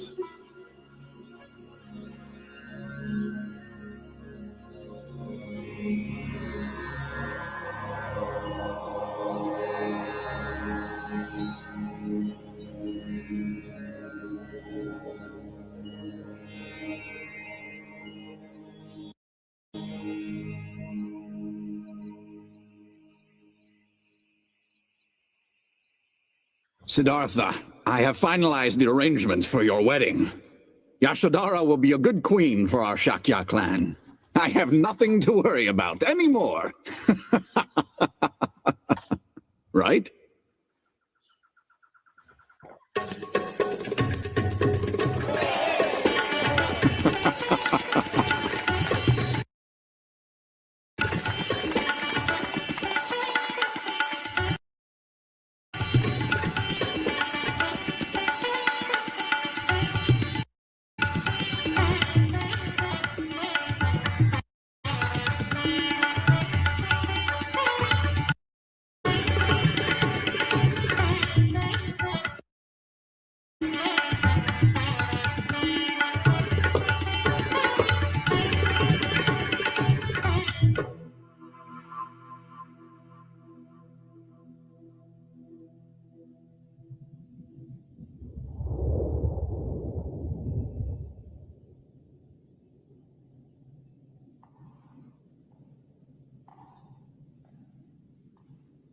Are you Yashodhara?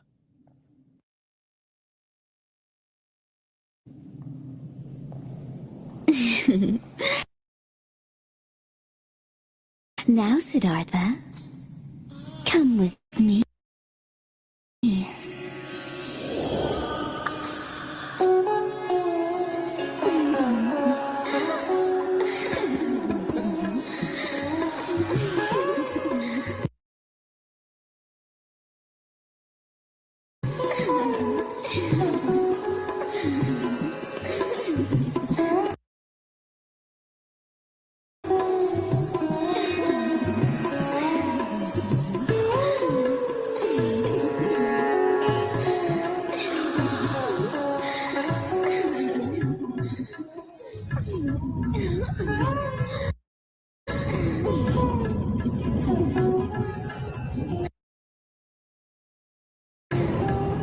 The pleasures of the flesh will only bring about pain and suffering.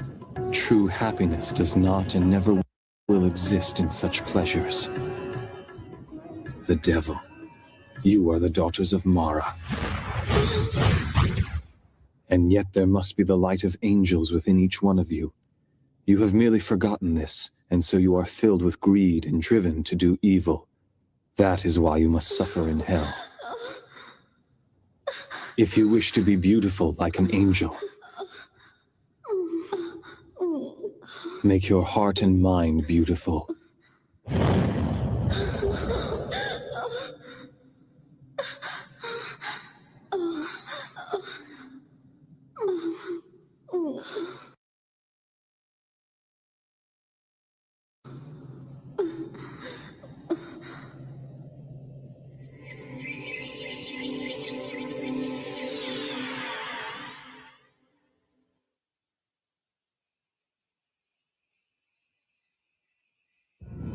Siddhartha!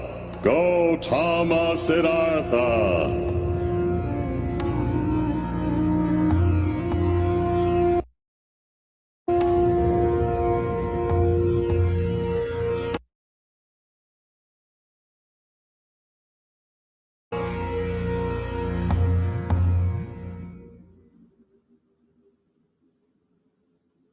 I am the god who countless numbers of generations have long worshipped. I am Brahma. I was very impressed. You have become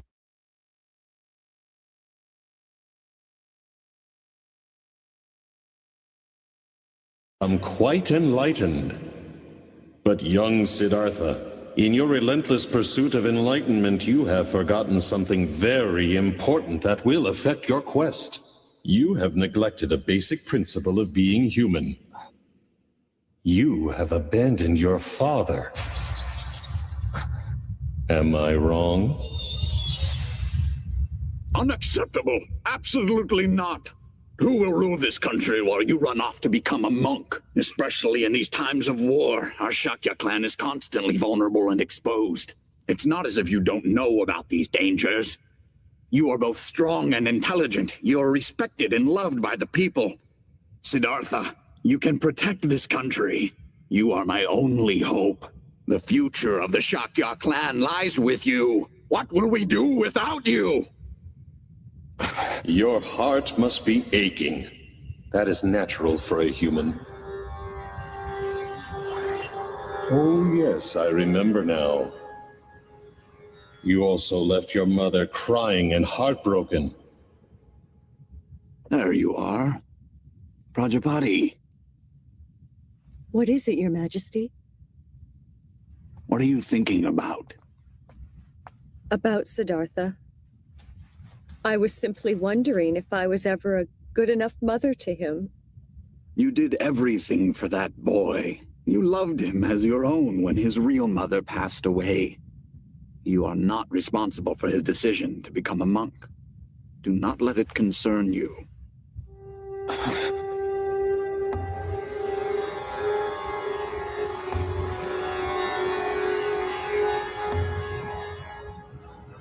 Yet, I have even more pity for the wife and child that you abandoned.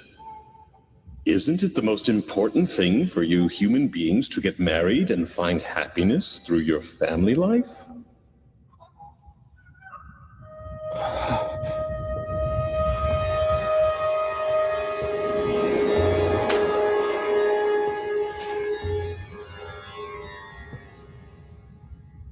Wait a minute, Siddhartha.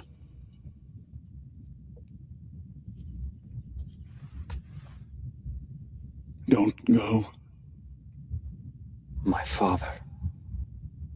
He has grown old.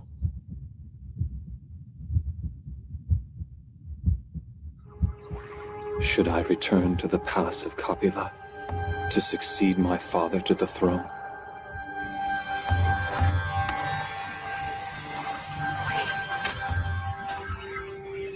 Yes, that is exactly what you should do now. Hurry back and return to the palace. You will make everyone happy. You have tried your best, and that is good enough. Now go back to your home and live for the happiness of your family and clan. You may remain spiritual by keeping in contact with me, Brahma. You should try to enjoy your life as much as possible in this world. After all, isn't that why you were born into this world? The more you enjoy yourself in this world, the greater your happiness will be in the next. The more I enjoy myself in this world.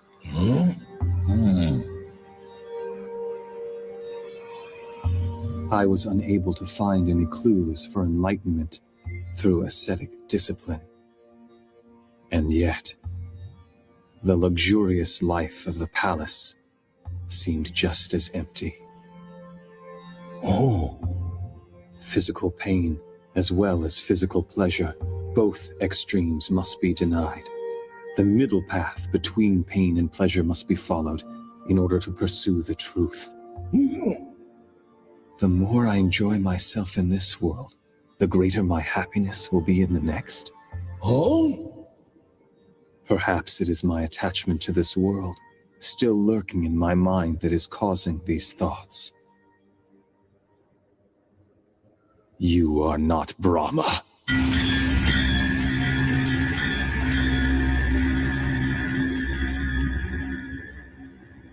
How can you say that to me, Siddhartha? I am merely concerned about you. Quiet. You are Mara, the devil. I can see your true form. But Siddhartha!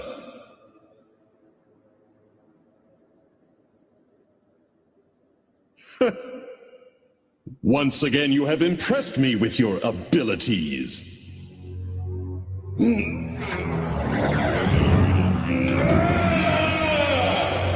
So, you have discovered my true identity. Well, you should have gone back to the palace while you still had the chance. Prepare yourself!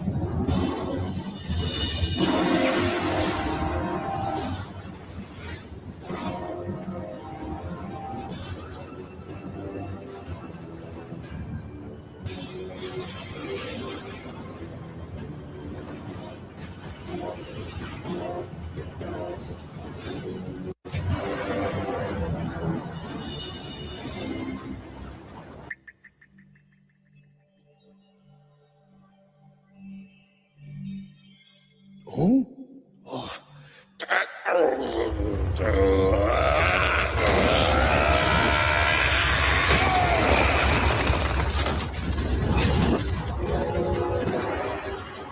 Come forth, my invincible warriors. No one in heaven or earth can defeat you.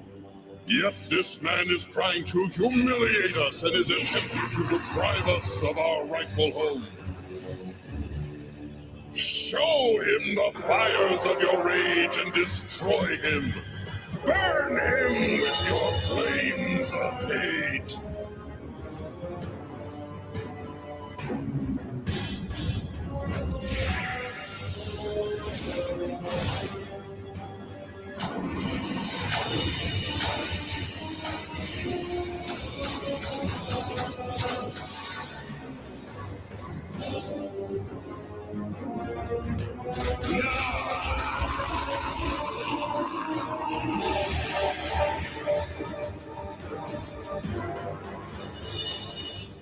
Listen carefully. Even if there is no one in heaven or on earth who can defeat your troops, I will still defeat you by using the power of infinite wisdom which I possess.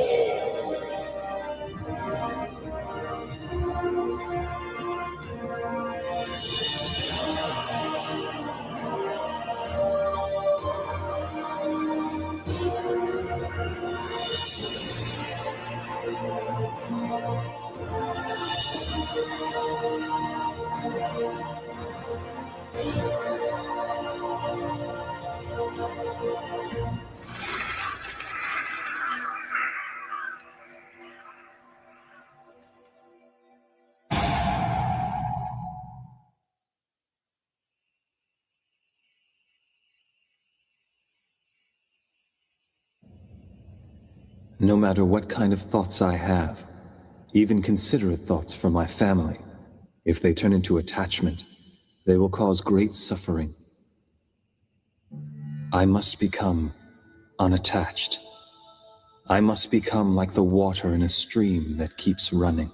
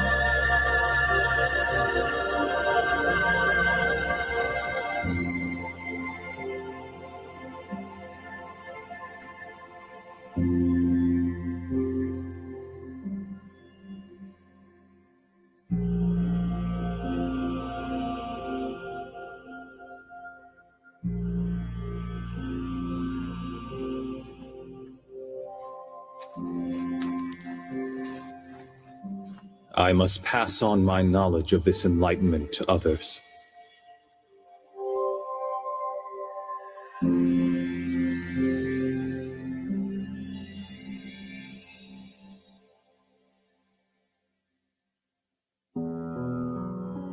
From that moment on, the Buddha began to teach the Dharma, traveling mostly through northern India.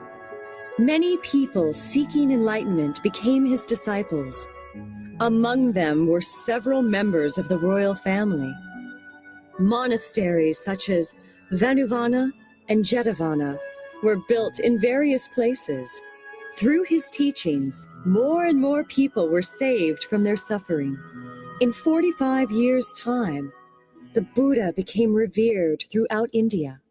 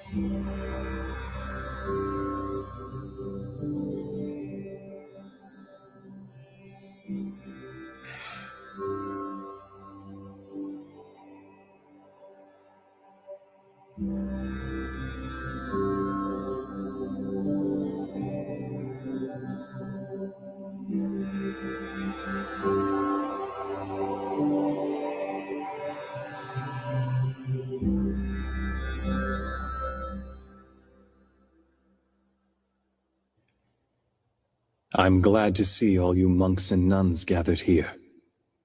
Ever since my enlightenment 40-some years ago, I have always taught you to strive for your own spiritual progress, while at the same time extending a helping hand to those in need of salvation. I have always tried to teach the profound truth in a way so that most could understand it. But now I am finally prepared to show you all true enlightenment, which I attained while under the Bodhi tree. True enlightenment?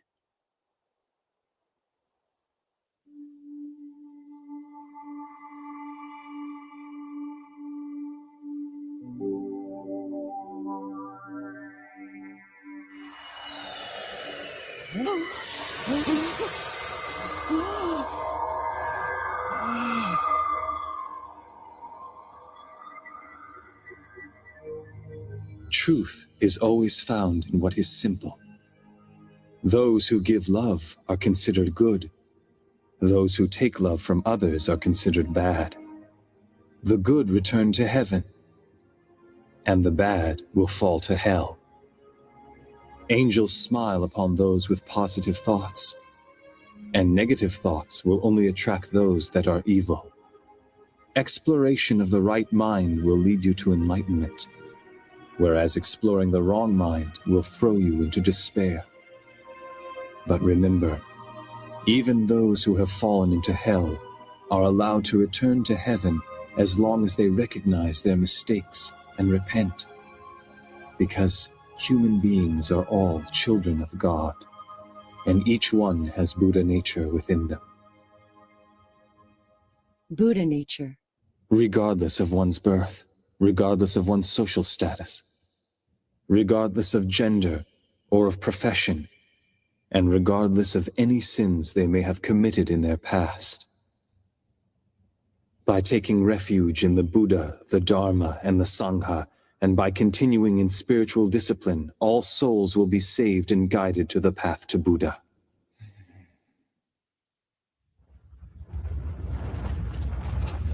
Earthquake!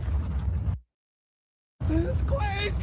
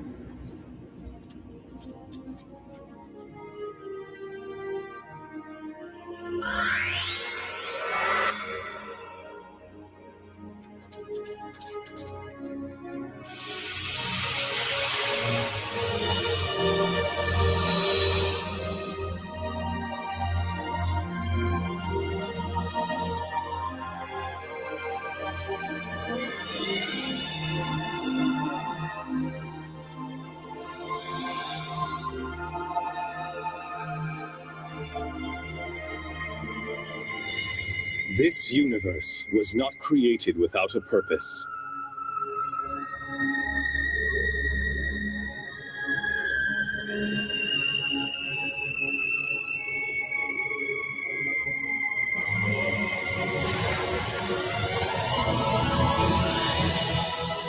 Nothing in heaven occurs by accident, and nothing here on earth was created without a purpose. Even a leaf does not fall off the tree by accident. It is subject to God's law. The primordial God's will connects all things in the universe. And so is this how the universe was created? How great the primordial God is. His will has existed before recorded time, before the universe was even created. His will embraced, loved, and nurtured all things in the universe. And as such, he instructed his children, "My dear creatures, strive to be great beings. Strive to be as I am." And thus, each of your souls was created.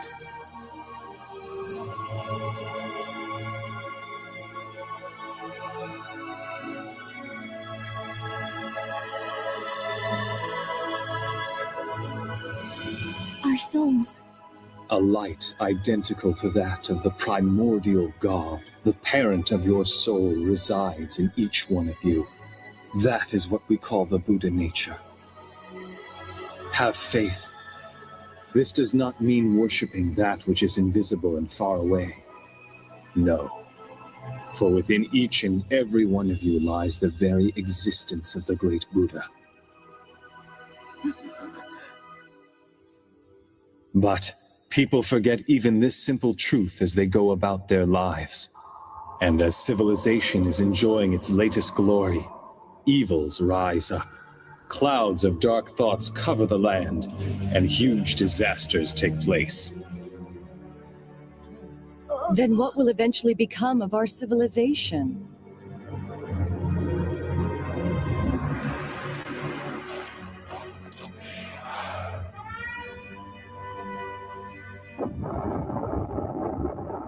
Is this the future of mankind? I cannot believe it. Do not fear darkness, for no matter how dark and hopeless this world may become, I promise you, the sun will rise again. The sun will rise again? From under the sun of truth, which will permeate through the darkness and shine onto earth, human beings will build a new civilization once again. When the world sinks in darkness, and there is a need for light, that is when I will descend from the heavens and return to the earth, bringing forth a new light of hope. The rebirth of the Buddha. He will return to us. He will descend again?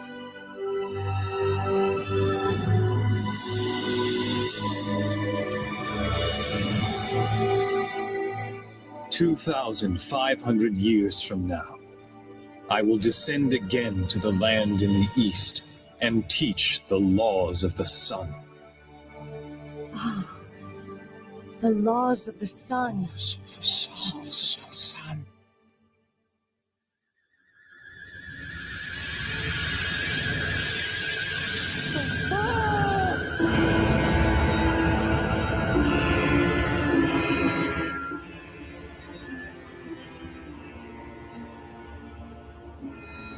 Buddha, thank you for preaching the truth. We journeyed from the ideal land on the far side of the universe for the sole purpose of studying the laws of the sun. We humbly ask you to teach us the laws of the sun. Who are they? In the universe far beyond this earth and solar system, There are numerous stars where human-like beings, similar to yourselves, are striving on a daily basis to attain happiness, just as you are. Oh, Buddha, allow us to spread the laws of the sun in that future society and in those latter days of the world. We will do what we can to spread the divine laws to every corner of this planet. Allow us to transform this Earth into a utopia. Please entrust us with this mission. What's happening? I can't believe this. Huh? No, there is no need. Earth is filled with angels who are carrying out this mission to practice and spread Buddha's teachings. Angels?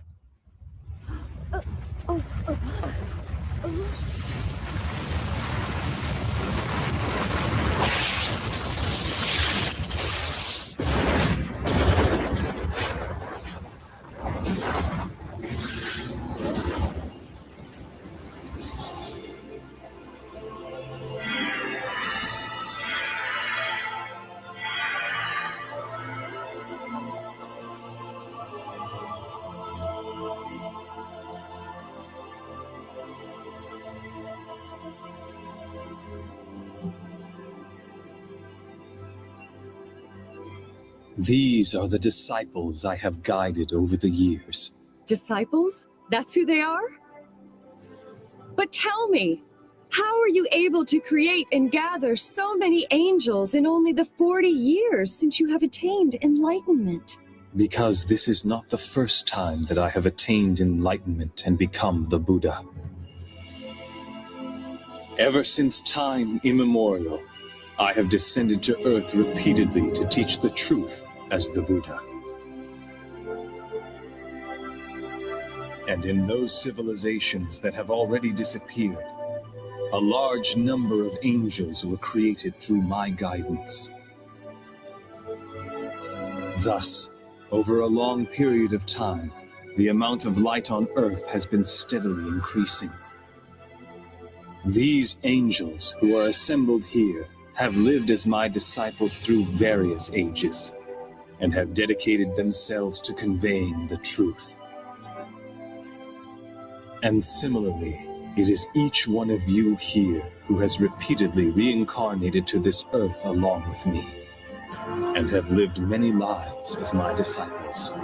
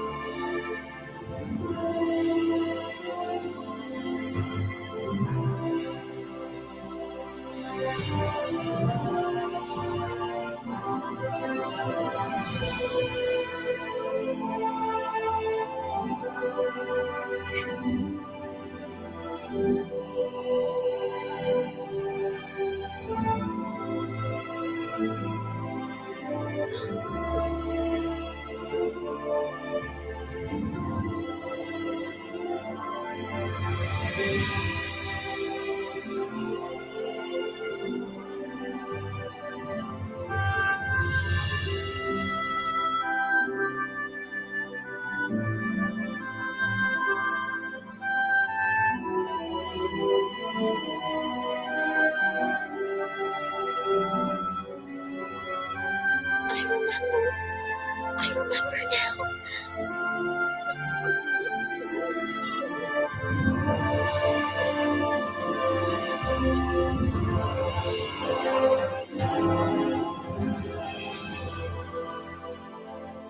Oh, Buddha! Listen to all of us now. Please entrust us with the honorable mission to spread the laws of the sun throughout the world. We can do it. We will do it.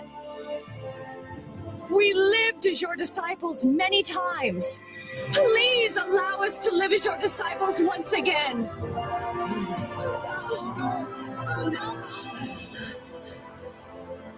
Every single time that my brother souls have descended to the earth, They have dedicated themselves to the creation of a utopia on that land.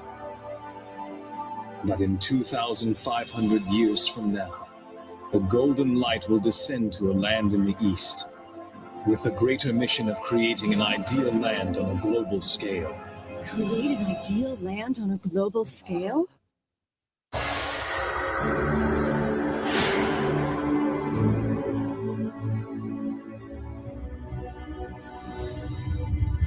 Buddha will extend salvation. He will offer to all the people on earth, and he will purify the entire world. He will immerse the world with his tremendous light of enlightenment, that of which has never been seen before.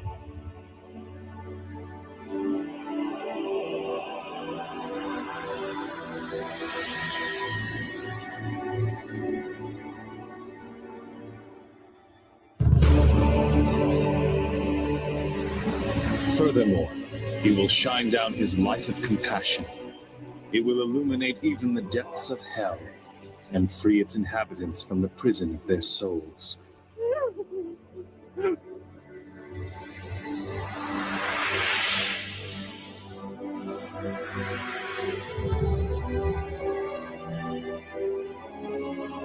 Thus, Earth will enter the age of the sun.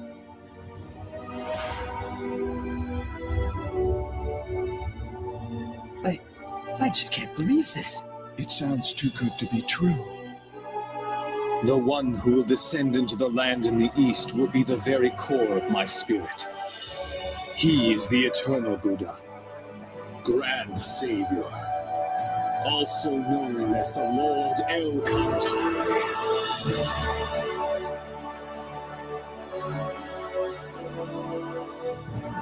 The Grand Savior, the Lord El Kantare. The eternal Buddha will descend. The parent of human souls will finally descend to Earth? The eternal Buddha, El Kantare, is a supreme existence that possesses all the features of light of my brother souls that have ever descended to Earth, and is even mightier than all these energies combined. It is the source of the light that keeps illuminating mankind from time immemorial and toward the eternal future.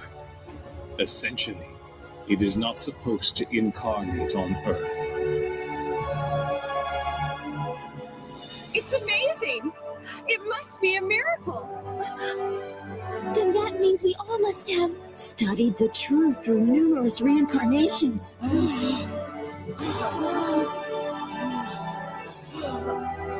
We were waiting for that moment.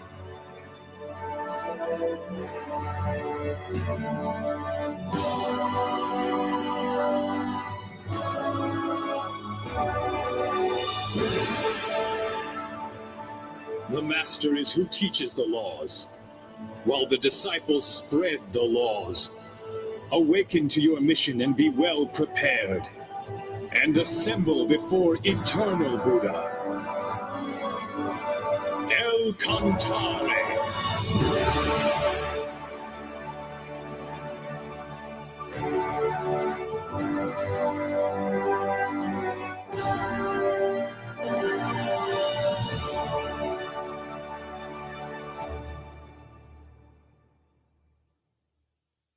We understand.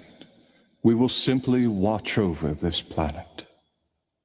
And when the eternal Buddha teaches the laws of the sun, we will come back. We will be waiting for that moment.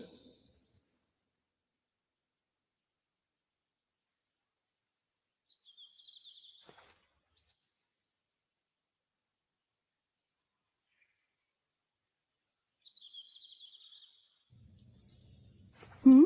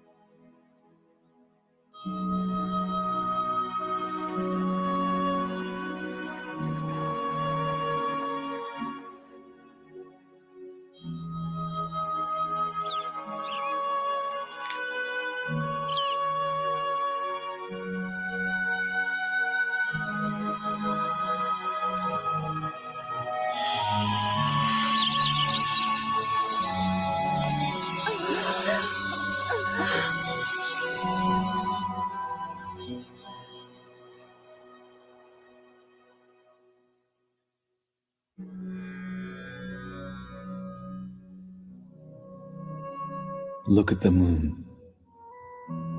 Even if it is hidden, if it is obscured by the clouds, it continues to shine behind them. Life is like this. Even if earthly life ends, it will continue to shine forever with no end. After I am gone, nourish your souls with the teachings that I have preached. Turn on your inner light and continue to progress spiritually. Yes. Do not be distracted by the changes that take place in this world. Continue to strive for spiritual perfection.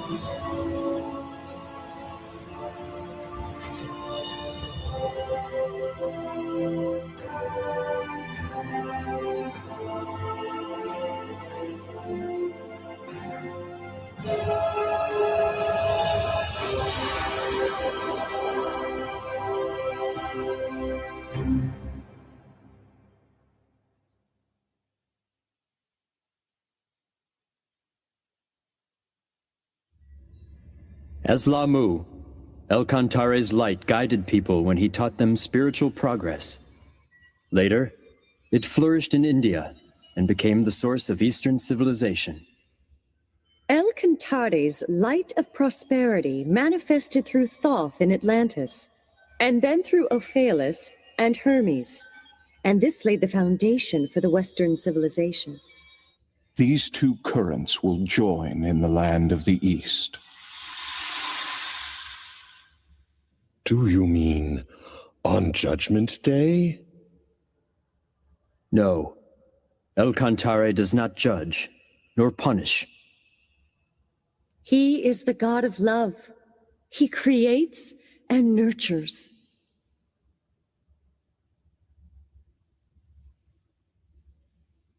The descent of his core soul onto the earth will be a glorious story, and it will forever have a place in the histories of the universe.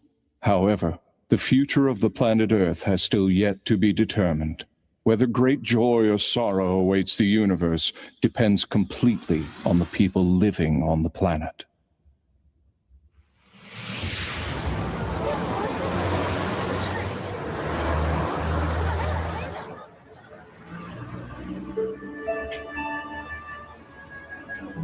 The disciples of the past have already been reborn to Earth. The light has already descended to Earth. And the laws of the sun have already been taught. All that remains is... I'm a little lost. Actually, that's where we're headed right now. Then why don't we all go together? Have we met somewhere before? No, I guess that can't be possible.